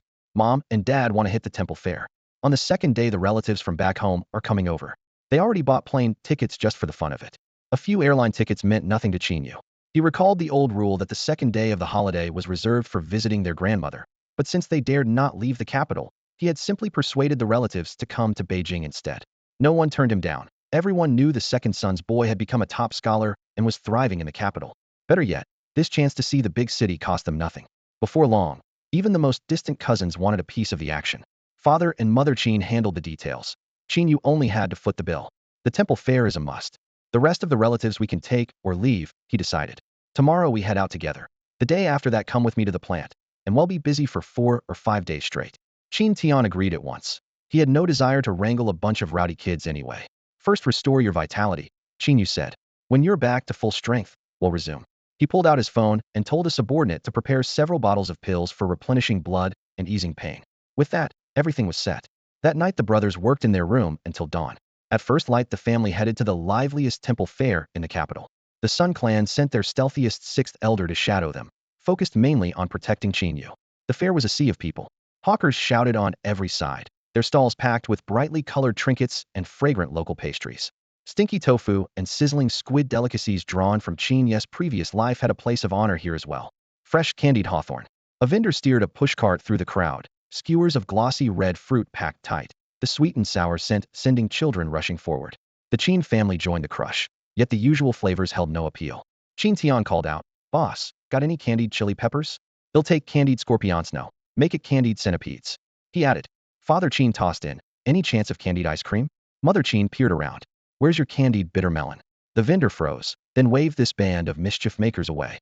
Qin Yu sighed. The capital's food scene still lacks tolerance and variety. Farther on, he spotted a ring toss booth. Pay for a few rings, win whatever you catch. Common in his former world, but rare in a land of martial artists. With their precise control, the prizes were practically free. Qin Yu spared a moment of sympathy for the owner. The man was about to lose his shirt. Bro, let's give it a go. Qin Tian squeezed to the front. Qin Yu followed, noting that the ring size and prize distance matched what he remembered from his past life. Someone was already playing. One colorful ring after another flew out, 8 times in 10 landing squarely on a prize, only occasionally bouncing off something springier. Qin Yu chuckled to himself. These little games could still make money off ordinary people, but trying to fleece martial artists was pure fantasy. Qin Yu turned toward the stall owner. Instead of looking pale or rattled, the vendor appeared calm and efficient. Within minutes, more than half the prizes had been claimed, and he briskly handed each one to its winner. Then he pulled out a fresh batch of plush toys, induction cookers, pillows, and other gifts from a small truck and restocked the stand. Who else wants to try? He shouted. In the crowd, a teenager named Qin Tian raised his hand, but his voice was drowned out by a louder one. He'll play. 20 rings for me. That harsh, gravelly voice was unmistakable. Qin Yu turned and spotted an old acquaintance, Shangwan Lei, son of Daxia's war god, Shangwan Peng. Qin Yu started to greet him, but noticed a tall man behind Shangwan Lei, hat pulled low and face masked. Others might not recognize him, but Qin Yu had no doubt. It was Shangwan Peng himself. The Eagle Nation just rebelled, and he still has time for a temple fair? Qin Yu muttered privately, then elbowed through the crowd and waved. Brother Shangwan. Brother Qin? You're here too. Shangwan Lei paused mid-throw, delighted. Qin Yu smiled. Been buried in work. Decided to bring the family out for the new year. He had barely finished when a broad hand slapped his back, nearly knocking him forward. He turned to meet Shangwan Peng's sharp gaze. You're something else. I thought you'd lie low after those meridian injuries, but you're stirring up trouble again. Shangwan Peng laughed. Uncle, didn't expect to see you here. Qin Yu said in surprise. Quit acting innocent. I felt you staring a while ago, Shangwan Peng replied. Qin Yu scratched his head, marveling at how a 9th-level warrior could spot a few extra glances. Shangwan Peng let it drop and instead praised him. Selling simplified weapons is a gift to low-level fighters. Talent shines even outside the ranks of cultivators. If Shangwan Lei had half your skill, I'd be thrilled. Shangwan Lei froze. What are you gawking at? Shangwan Peng barked. Look at Qin Yu. Then look at yourself. You're a college freshman still holed up on campus. Throw the rings. If you miss, you'll train extra at home. Stung, Shangwan Lei almost cried. Was diligent training a crime? Qin Yu's wandering was far stranger. He didn't dare argue and cast Qin Yu a wounded glance. Qin Yu offered an apologetic smile. Sorry, man, I'm basically cheating. Shangwan Lei began. All 20 rings landed flawlessly, earning cheers from the crowd.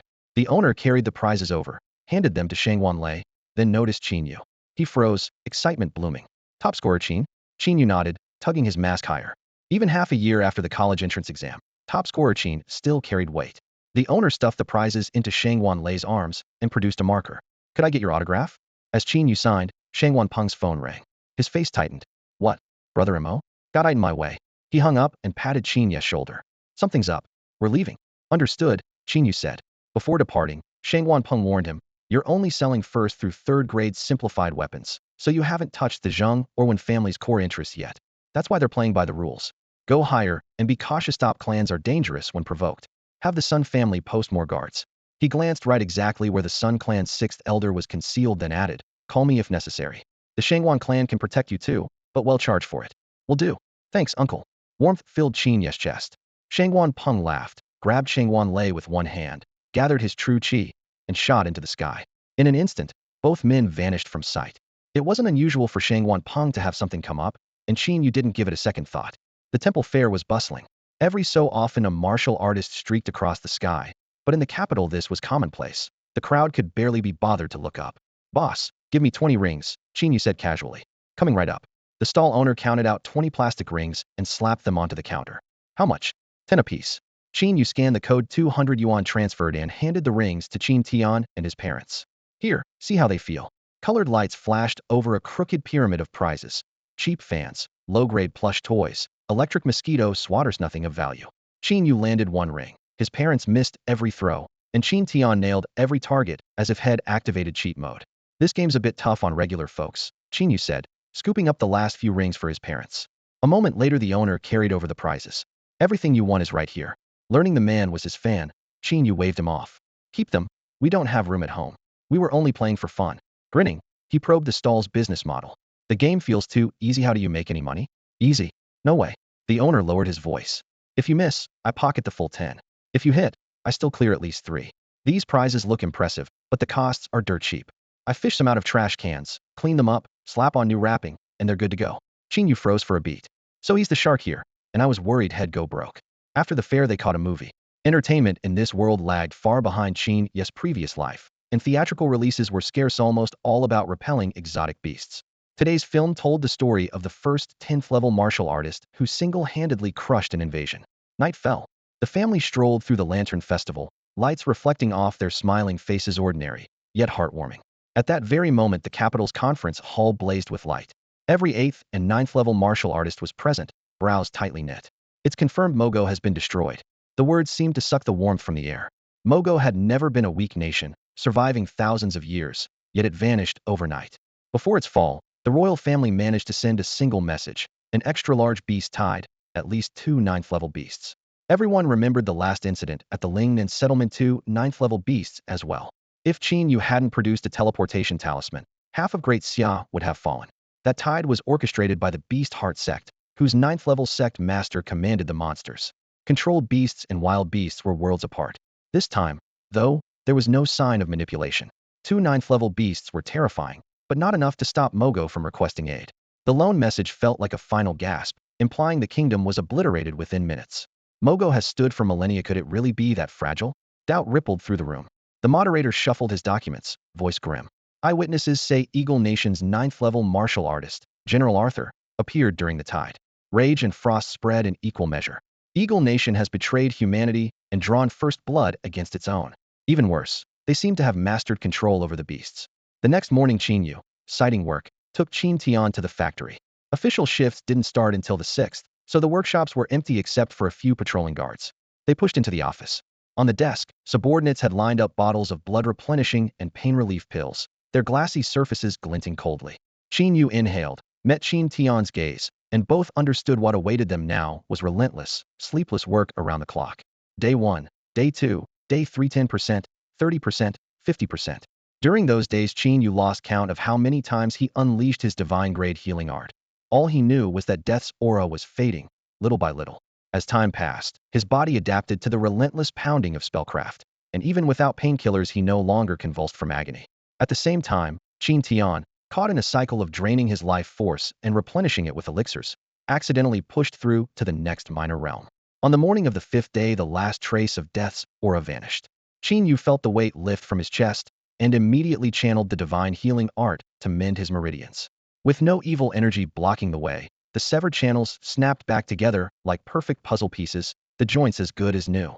The instant his meridians cleared, it was as if the air had been sucked away, boundless spiritual energy roared toward him. Under Qin Tian's anxious gaze, a miniature whirlwind of aura rose around Qin Yu.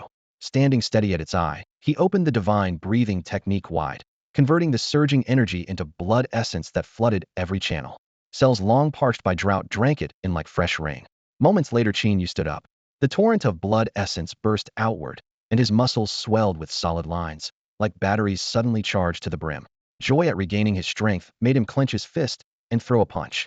A sharp sonic boom split the air, the thick floor shattered, and even the tiles beneath disintegrated into powder. He blinked in surprise. Great, that repair bill's going to hurt. Qin Tian flung himself forward and hugged him, eyes shining. Bro, you're back to full strength. The last few days had been crushing.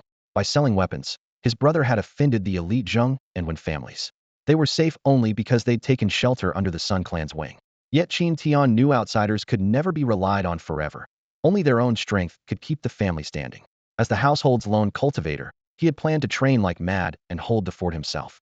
Now, seeing the true pillar restored, his first reaction wasn't a cheer but a flood of relief. At last he could loaf behind his big brother again. Don't breathe a word about my recovery, not even to mom and dad, Qin Yu warned. Qin Tian nodded. Got it. You're lying low to build momentum. No. Qin Yu shook his head, perfectly serious. I'm lying low so I can play the fool and then shock everyone later. Qin Tian. With his confidence back, Qin Yu could finally forge those tier 4 minimalistic weapons at ease. But he knew priorities, training first, money second. If he could scrape together another 300 billion and level up the divine breathing technique, that would be true bliss. He figured that once the tier 4 weapons hit the market, his stock would skyrocket. Then he could borrow even more from the bank. 1 or 200 billion should be easy. After all, borrowing is always faster than earning. The only mystery nagging at him was where the upgrade funds actually went. He had fed the system astronomical sums, yet the currency market never so much as trembled. It was baffling, almost supernatural. After the new year, as a mild spring breeze swept across the land and flowers began to bloom, the Daxia military suddenly radiated a chilling resolve, as if someone had slammed the accelerator on a giant war machine. Orders flew with breathless urgency, hinting at a looming crisis. The first major initiative was a complete overhaul of the formation array system. The Army had far too few array masters, so the state signed an emergency pact with the Array Masters Association, flying certified specialists to the front by military planes and trains. Overnight, tents filled entire valleys at the temporary camps. At the same time, spirit stones were elevated to the highest strategic tier. Every Tinthasand freighter was repainted with military numbers and sailed from every port at once. Mines blazed with floodlights around the clock as robotic arms boxed raw or on the spot, and armored trucks relayed the crates almost without pause to depots in every war zone. Yet the vast mobilization felt like lightning behind glass to the average citizen. Office workers still kept their Ninetinin schedules, factories still ran 6 days a week, and people continued to swipe their cards, order takeout, and scroll through short videos on the subway ride home. During this period, Qin Yu refused to slow down. First, he gathered every fourth rank and above smith from Xinshin Armaments Foundry and brought them into a sealed training room, where he personally taught fourth-rank minimalist arrays as the final prep for a forthcoming line of level 4 minimalist weapons. Meanwhile, the foundry kept hiring at breakneck speed. Machine tools clattered day and night. The workforce topped 20,000, and its reputation as a true mega-factory was cemented. Now that operations had reached a steady growth phase, Sun Yoshin and the management team could keep things running, and Qin Yu only appeared for key decisions to keep everything on his roadmap. He spent less than half an hour a day on company business. The rest of his time was locked away in his office, devoted entirely to cultivation. The military's sudden, large-scale redeployment was no good omen. No one told Qin Yu the reason, but he could guess. The Eagle Nation must have made a move, and the consequences were dire enough for Daxia to feel a visceral threat. That sense of danger hung over him like an invisible blade, forcing Qin Yu to accelerate his own growth. At the same time, he pondered ways to raise Daxia's warriors en masse. He had several plans in hand, the simplest being to release the introductory edition of the Divine Grade breathing technique.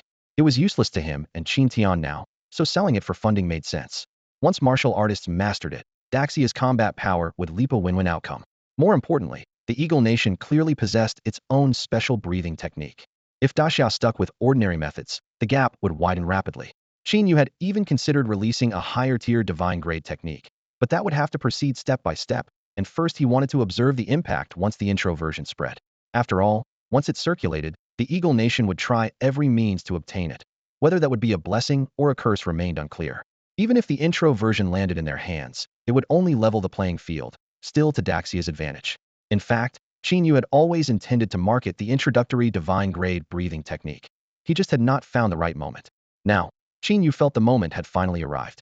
If he waited any longer, and the Eagle Nation truly came knocking, the window to sell might vanish entirely. The god-level breathing technique in his possession was only the most basic introductory version, yet it underpinned every martial artist's foundation and was worth at least several hundred billion. Qin Yu was not driven by simple greed. He refused to give it away for free because he understood that his top priority was to grow stronger as quickly as possible. In his eyes, only by reaching the pinnacle of personal power could he hope to become the lone savior. During this stretch, except for essential work and 3 daily meals, Qin Yu practically bolted himself inside his office. With the doors and windows sealed, a spirit-gathering array pulsed at the center of his desk, an unseen vortex devouring the thin spiritual energy in the air. Bag after bag of spirit stones, their seals erased, melted like crushed ice and poured their energy into the array's core. Spiritual power surged through his meridians, and he felt his true chi climb and condense at nearly twice its usual speed. He suspected this extraordinary boost came from the divine core within him, the one fused with the divine core's secret realm key. He still had no clue what the core's ultimate purpose was, but the sheer acceleration of his cultivation was enough to leave him elated. In a few days, he would personally negotiate a huge deal. The military planned to replace all its standard weapons with Tier 1, Tier 2, and Tier 3 simplified weapons. The order was massive, large enough to reshape the entire arms industry, and the Wen family, the Zheng family, and Qin Yu himself were all eyeing the spoils. Qin Yu intended to use the talks to bring up the sale of the god-level breathing technique with the top brass. There was no denying the state's deep pockets. Simply switching out low-tier simplified weapons came with a budget of more than 100 billion, yet the central authorities approved it almost without hesitation. To Qin Yu, that response alone revealed how dire the situation had become. They would seize any chance to increase their power, no matter the cost, even if the added strength could barely move the needle. A few days slipped by unnoticed. On this particular day, Qin Yu stepped into the negotiation room in a perfectly tailored charcoal suit, his tie immaculately knotted. He led the company's marketing director through the door. Bright overhead lights illuminated the long, dark conference table where representatives of the Zheng and Wen families were already seated. The Zhengs had sent their second elder, who had run their foundry for years, while the Wens were represented by their third elder, head of their marketing division. The presence of such heavyweights showed just how seriously both clans took this military contract. Qin Yu casually pulled out a chair near the door and sat down. The moment the rivals locked eyes, the temperature in the room seemed to plummet. The two elders shot him a frosty glance, then turned away with a disdainful snort. A greenhorn like you dares join these talks? The Sun family must be scraping the bottom of the barrel, the second elder sneered. Qin Yu fired back, without hesitation. Look at you two walking corpses, shouldn't you be lying quietly in your coffins instead of wandering around scaring children? Can't you smell the rot on yourselves? What's wrong? Did your clans run out of the living and have to send the dead to fill the seats? He smacked his forehead as if a thought had just struck him. Oh, right, every promising youngster in the Wen family was wiped out by me. All that's left are a few rotten fish and shrimp. You little wretch. The third elder's hand trembled with rage as he pointed at Qin Yu. The man Qin Yu had killed, Wen Yonghe, had been the Wen's brightest star, groomed as their future patriarch. When news of his death reached home, the Wen patriarch had smashed the roof in fury. From that moment on, Qin Yu and the Wen family were sworn enemies. Now the two elders were sputtering and red-faced, hurling the same tired insult swelp. Brat. Upstart, while Qin Yu's casual jabs sent their blood pressure soaring. If they weren't cultivators, an ambulance would already be waiting downstairs. Amid the standoff, the door opened again. Two lieutenant generals strode in, neither Shangwan Peng nor the academy's president, but unfamiliar faces. Looks like everyone's here, one of them said with a cordial smile. Qin Yu and the elders quickly composed themselves and nodded in greeting. The officers took their seats and got straight to business. Since all parties are present, please introduce your products and unique advantages so we can choose the best offer. Very well, the Wen family's third elder began at once. For this bid, the Wen and Zheng families are acting as a single unit. Should we win, we will draw on the finest personnel from both foundries to craft your weapons. Their plan was to secure the contract together, then deal with Qin Yu's outside threat later. The two generals nodded. As long as the weapons met spec, they didn't care who made them. In fact, if logistics allowed, they would have preferred to split the order 3 ways. The marketing director beside Qin Yu nudged him anxiously. Xinqian Foundry lagged far behind either competitor in size, history, and credentials, and with the two clans joining forces, their odds looked bleak. Qin Yu merely smiled, signaling him to relax. Just then the Wen clan's secretary activated the projector, and a slide deck lit up the screen. As of today, our group operates 28 plants nationwide. Our logistics teams are precise and professional, capable of getting weapons to the front line in the shortest possible time, she began. She advanced to the next slide. We employ 180,000 workers, including 51 level 8 forge masters, ensuring we can deliver weapons of the highest quality. The Wen family's secretary held the floor for a full 30 minutes. He laid out the combined strengths of the Wen and Zheng clans from production and transport to after-sales service again and again, his words driving the pressure in the conference room steadily higher. While listening, Qin Yu doodled on his notepad and eventually distilled 5 key points. First, the Zheng and Wen families run foundries scattered across the country, even near the front lines. Once a weapon rolls off the line, it can almost go straight onto a truck bound for the battlefield, slashing distance, cost, risk, and lead time. By contrast, every production line of the newborn Xinqian foundry is crammed into the capital. Sun Yoxin is planning an expansion, but matching the scale of Zheng or Wen will take time. Second, the two old houses employ legions of workers, and their master metallurgists stand in organized ranks, a double guarantee of quality and speed. During the presentation, the Wen secretary even threw in a jab. If you can't handle civilian demand, how dare you bid for a military contract? Qin Yu had no comeback. His plant really was understaffed. Even if they hammered day and night, they still could not match the other side's capacity. Still, the factory was expanding fast, and its daily output kept climbing, a fact he quietly penciled into the margin. Third, the Zheng family boasts mature production lines and its own logistics fleet, and it even promises to cover any loss during transport. At that, Qin Yu raised an eyebrow. Had professional lines too, just on a smaller scale. And as for compensation, although he had burned through 300 billion and had only a few dozen left, the deep-pocketed backer Sun Qian stood behind him. In a straight fight over money, he was not afraid. Fourth, the Zheng and Wen clans have worked with the military for more than a century without a single mishap, earning absolute trust. Faced with this crushing seniority, Qin Yu stayed silent, drawing a long scar across the blank page. Fifth, price. They had driven the quote for a level 1 basic weapon down to 2,000 per unit. With a cost of 1,500 in transport and maintenance included, 2,000 is the absolute floor. Anything lower means bleeding money.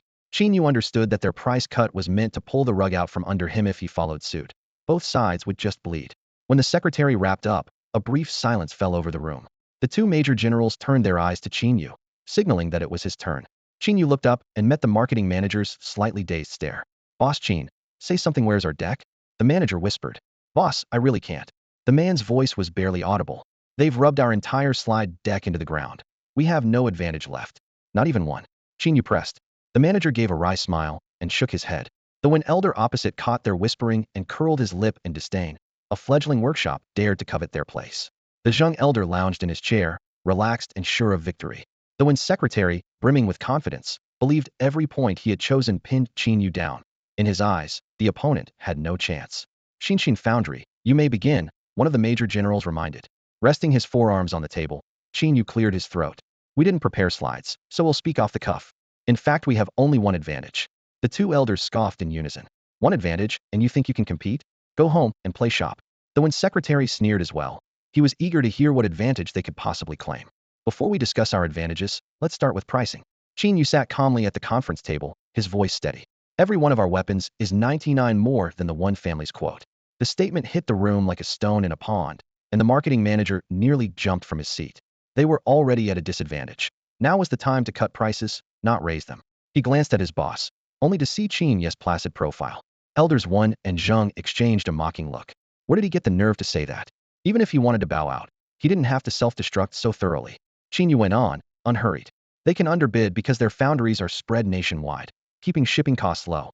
Ours are much higher, and that extra 99 goes straight to freight. The marketing manager groaned inwardly. Great, this deal is dead. But Qin Yu's voice rose again, tinged with amusement. Of course, our company can also provide level 4 minimalist weapons. The room fell silent. A second later, metal chairs screeched as elders Wen and Zheng shot to their feet. You've mastered the level 4 minimalist array? Qin Yu scanned the room, confirming that his hand-picked staff had kept quiet and the Forgers Guild was honoring its NDA, then nodded. That's right. We cracked it with a few friends at the guild. The two elders turned ashen. They had dismissed level 1 through 3 minimalist weapons as low margin and never planned to invest heavily in higher tiers, intending to buy once the guild perfected them. They hadn't expected Qin Yu to appear and smash their monopoly. Two major generals traded an eager glance. Mr. Qin, can we purchase level 4 minimalist weapons separately? The subtext was clear. Levels 1 to 3 from the Wen family, level 4 from Qin Yu. Nice try, Qin Yu said, his smile widening. All 4 levels are sold as a bundle. Frankly, our level 4 output is still limited, and demand already outstrips supply. With that single line, he seized control of the negotiation. Elder Wen gritted his teeth. The Wen and Zheng families are researching level 4 minimalist weapons too. We'll have results soon. How soon? The major general pressed. If they could catch up, he preferred sticking with old partners. Elder Zheng forced out 2 fingers. 2 weeks. Will that work? Qin Yu snorted, openly contemptuous. You expect to crack a level 4 array in 2 weeks? The guild's top 8th and 9th rank forgers have spent half a year with no breakthrough. In 2 weeks you won't even have a fart to show for it. He gestured politely. Fine. I'll give you 2 weeks, but I want a written military pledge. Fail, and you bear the consequences. At the words military pledge, the two elders fell silent, no longer daring to speak. The major general decided on the spot. Mr. Qin, please join us over here to finalize the contract. We'll discuss the details there. Qin Yu smiled at his rivals' livid faces, signaled for the marketing manager to follow, and walked out. Once they were gone, Elder Wen slammed the table. How did Xian Forge develop level 4 minimalist weapons without us hearing a peep? Are our spies worthless? The secretary broke into a sweat. Xian's hierarchy is strict. Our agents are still interns. They're kept in a different facility from full-time staff and have no access to core data. Useless. The elder snapped, cutting him off. He signed a check with a flourish. Hey race, 10 million. Bribe some core employees and get me the level 4 weapon blueprint. Qin Yu had assumed the meeting would be overseen by the Chancellor or Shangwan Peng, but only 2 lieutenant generals came to greet him. Maybe the country was on the brink of chaos and the Chancellor and Shangwan Peng were tangled up with tougher emergencies. Or perhaps the weapons order simply wasn't important enough to warrant the presence of those 2 top-level powerhouses. Qin Yu had planned to use the occasion to discuss selling an introductory version of his divine-grade breathing technique to the higher-ups, but there was no way to broach a topic of that caliber with 2 lieutenant generals. Since that was the case, he didn't waste time. After signing the contract, he headed straight for Imperial Capital University. The main building of Imperial Capital University was silent. Outside the corridor windows, plane tree leaves rustled in the early summer breeze. The Chancellor had been waiting in his office, while Shang Wanpeng was absent tied up with military duties. Behind an old wooden desk, the chancellor lounged with one leg crossed, wearing his usual roguish grin, yet the worry in his eyes betrayed a forced optimism. Little Qin Yu, what brings you here so urgently? He teased with a smirk. Qin Yu caught the exhaustion behind the man's smile and thought, the nation's crisis must be far worse than I imagined. What exactly is the Eagle Nation up to that has everyone on edge? Before Qin Yu could speak, the chancellor started guessing on his own. Did the Wen or Zheng families steal your order from the military? Coming to me won't help. You need Shang Wanpeng runs the whole show over there. Slip him a decent gift, and he'll flip the order with a single word. I already secured the order, Qin Yu replied calmly. A flicker of surprise crossed the chancellor's eyes. He leaned forward and lowered his voice, speaking conspiratorially. Not bad, kid. A brand new factory landing a contract that big? What did you give Shang Wanpeng? Tell me, and I'll report him. Once I take his seat at the top of the military, you'll be my #1 hero, and the Wen and Zheng families can shove off. Principal, could we be serious for a second? I didn't bribe anyone. I just brought out the 4th-tier minimalist weapons. That's it. The chancellor looked genuinely disappointed. Qin Yu groaned inwardly. What's with that long face? Still, he could tell the chancellor already knew about the 4th-tier minimalist arrays. Sure enough, the next words proved it. Don't hide the 5th and 6th-tier versions, either. Get them out here as soon as possible. We're training the staff now. They'll hit the market soon, Qin Yu answered, then outlined his plans.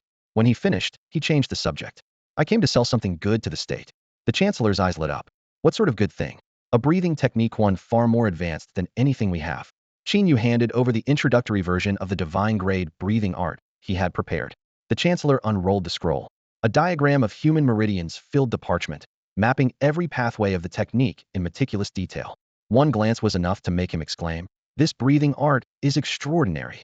With his level of cultivation, he could instantly tell how exceptional it was, leagues beyond the special breathing art he practiced himself. When Great Xia's intelligence agents clashed with the Eagle Nation, fighters of the same rank had been overwhelmed, and the leadership understood all too well how frightening the gap was. They had even activated long-term moles in an attempt to steal the enemy's breathing technique. The plan had gone nowhere, yet here was Qin Yu delivering an even higher-level version on a silver platter. Qin Yu chuckled. That trash the Eagle Nation uses can't hold a candle to mine. At best, their technique is 1% as refined. I even suspect it has side effects. Push it to the limit, and the fighter turns into a brain-dead puppet. When he heard 1%, the principal immediately assumed Qin Yu was inflating the price with wild boasting. He had used the same tricks in his youth, so he didn't believe a word of it. With a cold snort, he asked, are you telling me your breathing technique is 100 times stronger than the one from the Eagle Nation? Qin Yu shook his head, speaking evenly. Not 100 times. Finesse and power aren't perfectly proportional. But if we go head-to-head, I can definitely overwhelm them. That 1% gap came from Qin Yu's calculations on divine-grade blood energy.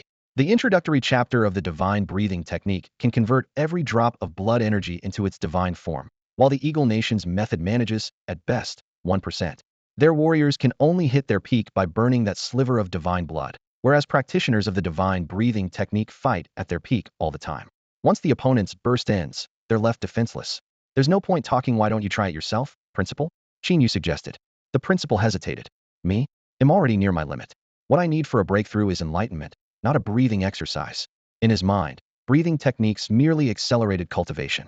Qin Yu patiently explained, a true breathing technique does more than quicken training. It changes the very nature of your blood energy. Change my blood? Curiosity flashed in the principal's eyes. All right, I'll try. The introductory chapter was simple.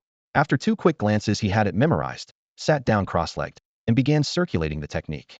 Within a single breath, he noticed the difference. The spiritual energy in the air seemed to awaken and rush toward him, flowing in as naturally as breathing. No wonder that kid's realm keeps soaring, he muttered. With a technique like this, even a pig could fly. Suddenly, he felt a transformation inside. The newborn blood energy was completely different from the old, lively and vigorous, like a healthy child next to a dying elder. The old energy recoiled on contact, too feeble to remain. Incredible. Throwing caution aside, the principal forced every trace of the old blood out through his pores and reformed it with the new technique. Moments later, he opened his eyes, lightning flashing within them. Divine-grade blood surged through his meridians, nourishing every muscle and bone. His once stooped frame straightened, and he looked 20 years younger. What a remarkable sensation. A vast aura exploded outward, as though he stood atop a peak surveying all below. Qin Yu, facing that raging blood energy, felt like a lone leaf on a stormy sea and instinctively leaned back. So this is the power of a 9th-rank warrior fueled by divine blood? Qin Yu marveled. The higher the realm, the greater the boost from full conversion. Back when he was only 0.3 rank, the increase was negligible, but the principal, already at the apex of the ninth, now had strength several times greater, half a step into the 10th rank. The principal clenched his fists, power surging through him. He couldn't pinpoint his exact level, only that it far surpassed his former self. Battle lust blazing, he glanced at Qin Yu. Qin Yu's heart skipped. He hurriedly retreated. Principal, calm down. Calm. The principal threw back his head and laughed. I've just become this strong, how am I supposed to calm down? Before the words were fully out, he vaulted through the window and vanished into the sky in the blink of an eye. Ha ha. Shangwan Peng, get out here and trade a couple of moves with your elder. At dawn, the headmaster's voice cracked open the sky above the camp, loud, confident, and long suppressed. Ever since Shangwan Peng rose to prominence, the old man had kept a low profile, but today he meant to snatch the title War God of Great Xia right off Shangwan Peng's head. Without another word, a streak of light vaulted over the main gate and dropped in front of the command post in open, unapologetic challenge. Inside the conference room, Shangwan Peng was conferring with his officers when the shout reached him. He frowned and shot upward. Headmaster, I'm busy. If this isn't urgent, please head back. It's very urgent. The headmaster's tone sharpened as he quietly suppressed part of his aura, a bright grin on his face. Peng, you've worn the War God of Great Xia crown long enough. Time to let someone else try it on. Dozens of officers burst through the roof, still holding melon rinds and even half a watermelon. The title itself meant strongest alive, so the headmaster's words were a formal challenge to the man at the top. Nice free show. They hugged their watermelons and squatted in midair, eyes wide. Shangwan Peng's expression darkened. Headmaster, times are tense. I can't fool around right now. Who's fooling around? The headmaster's voice rose. Do you dare accept or not? Why wouldn't I? Shangwan Peng's robes swelled without a breeze, his blood and chi surging. The headmaster chuckled inwardly. Hook, line, and sinker. Both 9th rank warriors shot skyward. Any lower, and the camp would be rubble. Within seconds they hovered at the cloud line. High enough. Ready? The headmaster asked. Ready. Shangwan Peng rolled his wrists and smiled faintly. You're older. They'll give you the first move. Don't regret it. The headmaster's grin turned wicked. Clang. Before Shangwan Peng could finish exhaling, the headmaster flashed into lightning, appeared at point-blank range, and slammed an ascending dragon punchada into his chin.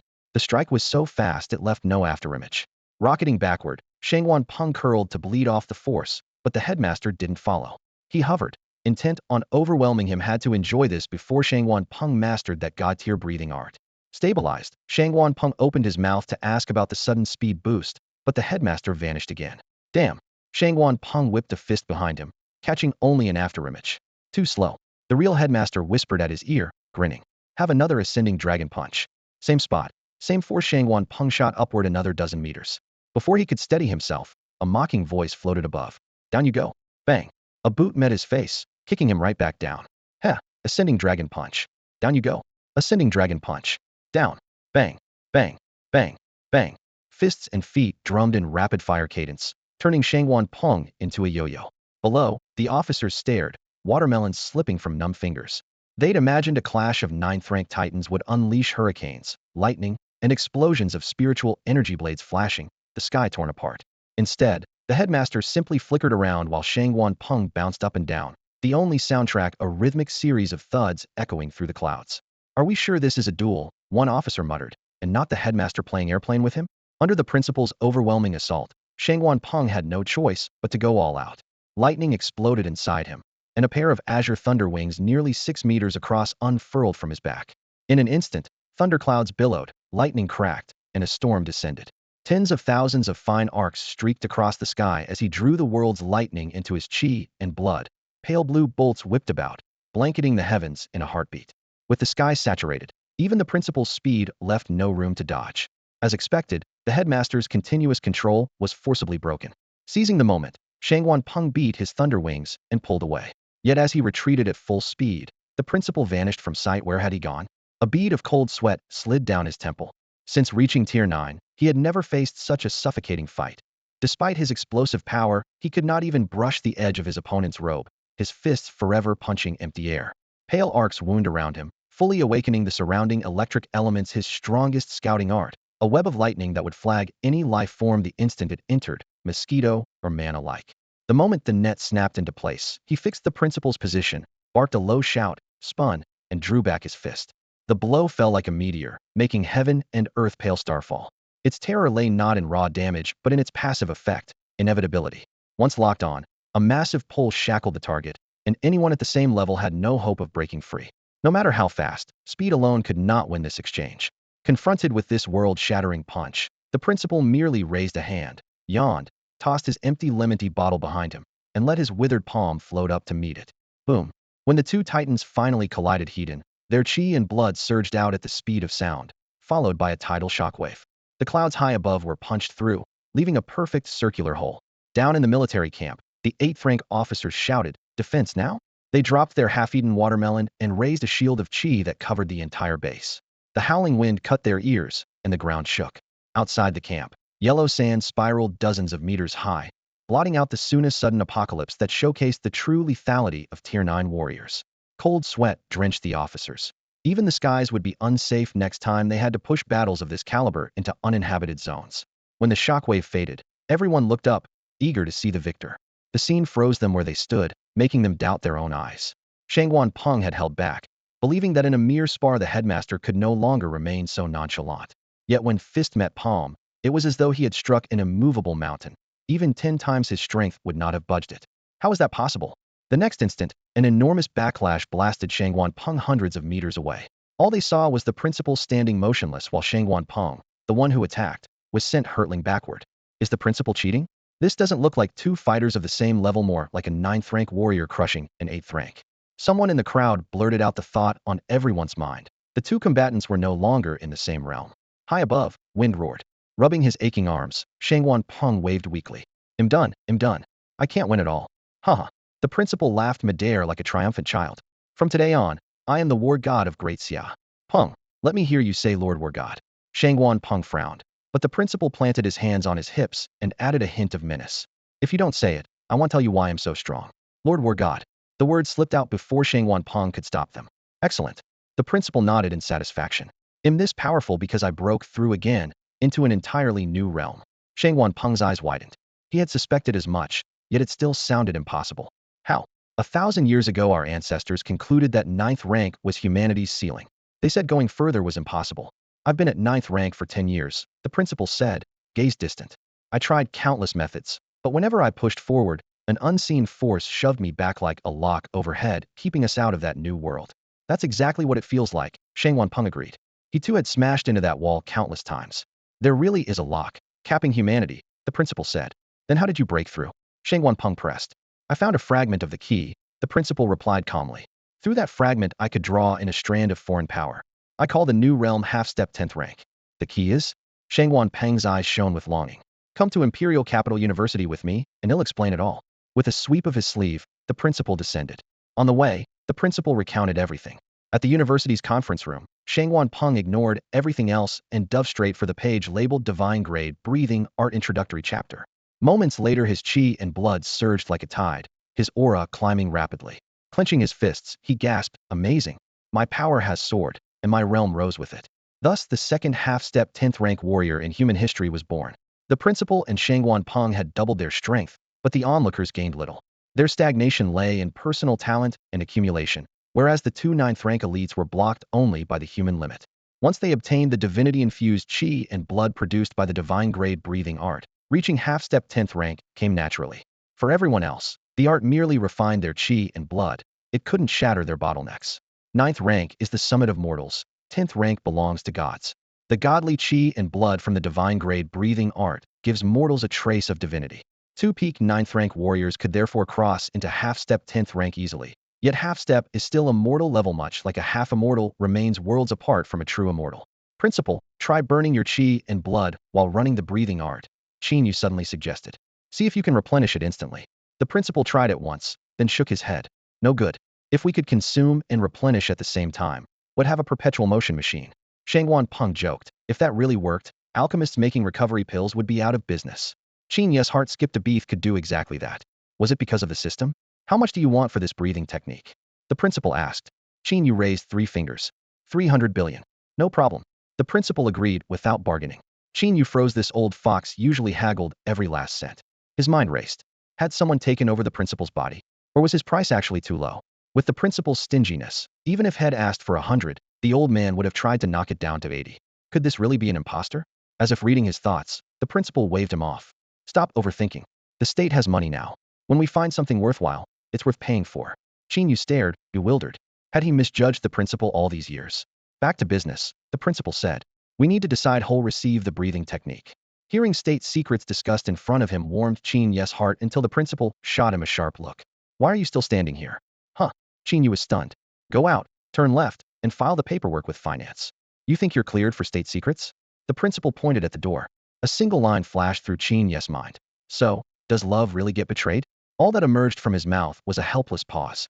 Seeing the principal's face darken, he hurriedly nodded. I'm going. But one suggestion, whatever you do, don't give the technique to the Wen family. I suspect their patriarch is a traitor working for the Eagle Nation. He wasn't speaking from personal grudge. Last time, during a covert mission, the Wen family's death squad ambushed him with uncanny accuracy. Later, agents from the Eagle Nation recognized him inside a secret realm. Taken together, he was almost certain the Wen family had a hidden link to the enemy. The principal frowned. We'll discuss it later. Clearly, he thought Qin Yu was being childish. Qin Yu flopped onto the sofa. If you hand it to the Wen family, we're done. Don't expect any more good stuff from me. The principal glared at him, then looked helplessly at Shang Wanpeng. Shang Wanpeng shrugged. I think the Wen family's suspicious too. Let's do as Qin Yu says for now. The principal sighed. Fine. With his goal achieved, Qin Yu headed for the door. Hand on the knob, he heard the principal behind him. Qin Yu, have your meridians healed? He stiffened, then turned calmly. No. Do you have a new method? The principal only smiled, tapping the desk. Just checking on you. Go on. Call me if you need anything. Sure. Qin Yu left. After he was gone, Shang Wanpeng asked, why bring up his meridians? Leaning back, the principal looked pleased with himself. A few days ago, 300 billion vanished from his account. I'd bet he summoned his master again. Oh Hanather, 300 billion. Shang Wanpeng's eyes lit up. The state's short on cash. Nice to see another windfall. He paused, then sighed. Too bad the kid earned it right back. Doesn't matter, the principal said, smiling knowingly. With how fast he spends money and how many schemes he runs, it'll be gone again soon. Not long ago, while reviewing Qin Yu's financial records, the principal had an epiphany. Everyone knew Qin Yu regularly burned huge sums to let his mysterious master possess him, and that money simply disappeared from the system. If a hole that size kept opening, Dxia's economy would eventually suffer. But there was another way to look at it. Since the cash vanished, the government could quietly recreate the same amount, patching the gap with a few keystrokes in the digital currency backend. So, whenever money left Qin Yu's account, the state minted an equal sum. The more Qin Yu earned, the more disappeared. The more disappeared, the more the state gained. In short, Qin Yu's profits equaled government income. Now, the self-styled entrepreneur had become the nation's greatest philanthropist, fleecing the world for treasures and funds on Dxia's behalf. The principal wished he could give him a Dxia Good Samaritan award and broadcast it for a week straight. If I weren't afraid he'd stop working so hard once he knew, I'd have delivered the trophy to his office already, the principal mused. Shang Wanpeng laughed. Don't worry, he'll spend again soon enough. As long as Qin Yu was around, Dxia's coffers would never run dry. After Qin Yu left, the headmaster crossed his legs and leaned back on the leather sofa. He went straight to the point with Shang Wanpeng. This divine-grade breathing technique is one of Great Xia's top strategic assets. Our first priority is to keep it from falling into foreign hands, especially the Eagle Nation. I favor a conservative rollout. What do you think? Shang Wanpeng stood at attention, his tone solemn. I agree. Operationally, I suggest we teach it first to Elder Luo and Ancestor Zhuge. The headmaster nodded. Both are ninth-tier fighters who have risked their lives for the country for decades. If we can't trust them, we can't trust anyone. Besides them, Shang Wanpeng added, Great Xia has one more ninth-tier warrior, a master of Xie. But he's been in seclusion for years and rarely takes part in state affairs, so it's safer to leave him out. The headmaster tapped the table, slowing his speech. Elder Luo and Elder Zhuge are still below our level. Even with the breathing technique, reaching half-step tier 10 anytime soon will be difficult. It will still raise their power significantly, Shang Wanpeng replied. With hard work, they might cross that threshold. The problem is he lowered his gaze. Given the situation, half-step tier 10 may be our limit. The headmaster's fingers paused, and he sighed. Ahead lies what feels like divine judgment.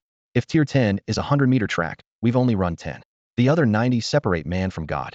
After a moment of silence, the headmaster looked up. Who else should receive the technique?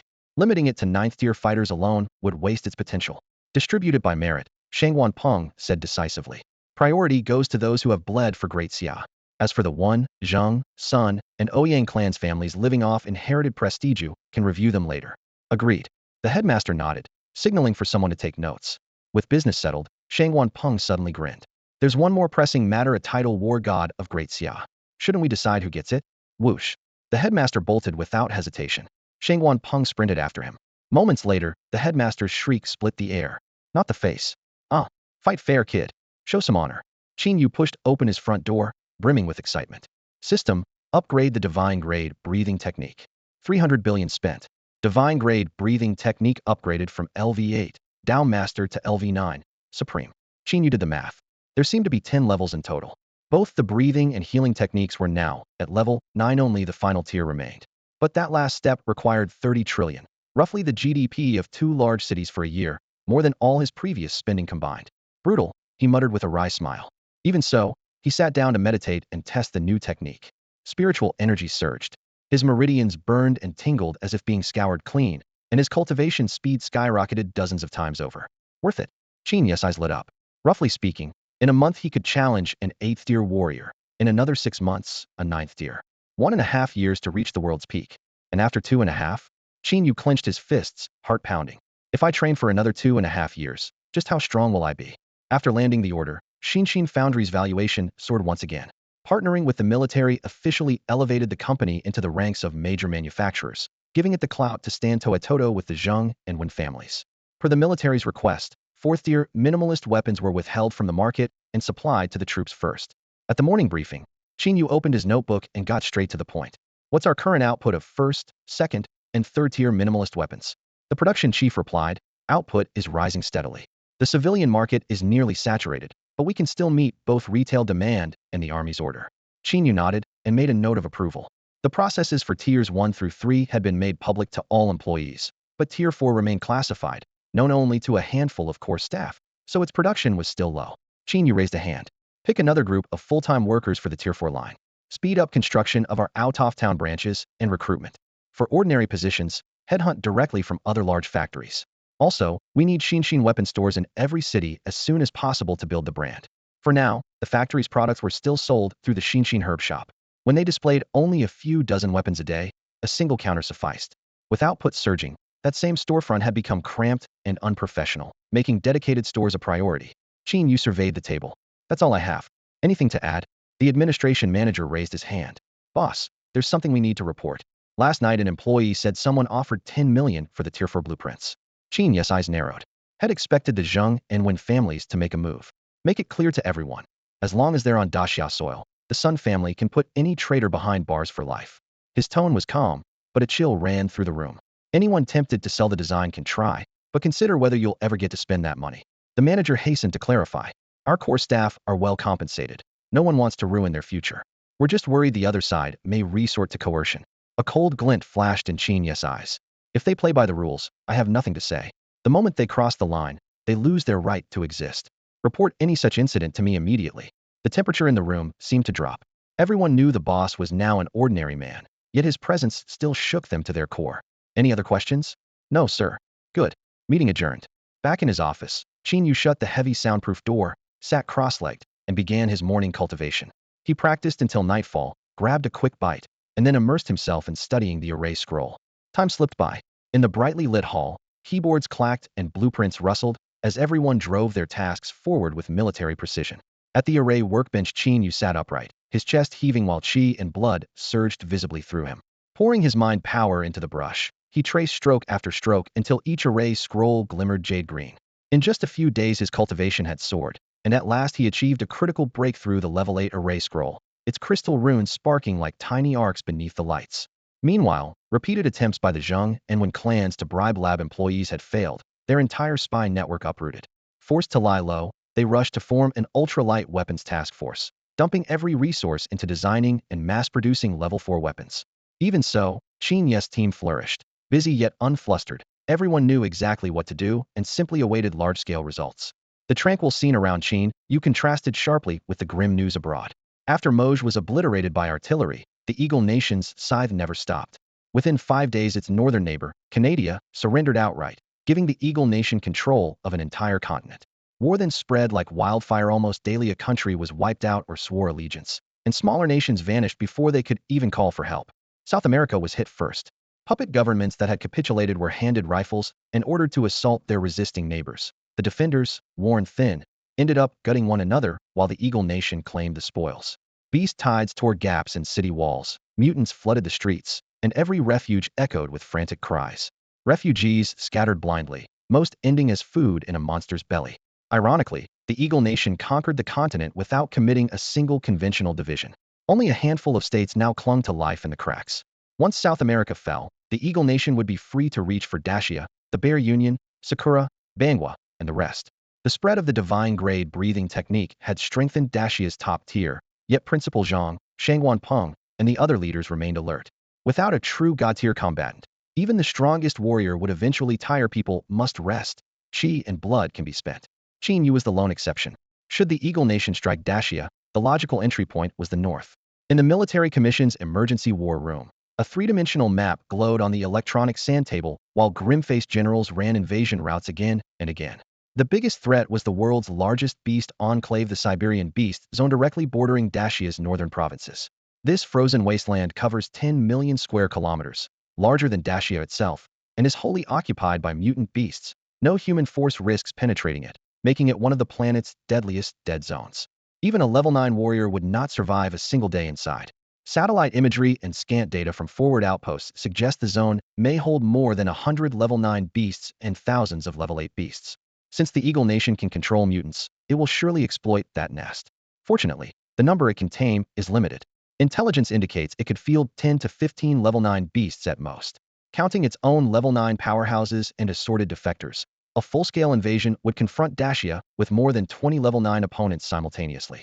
When that figure was spoken, the conference room seemed to freeze. Dacia's 4 beast zones combined hold only 5 level 9 beasts, and the nation likewise has just 5 level 9 warriors. In top-tier strength, the Eagle Nation could deploy 4 times Dacia's number. Worse, those giants would be backed by an even larger horde of level 8, level 7, and level 6 beasts.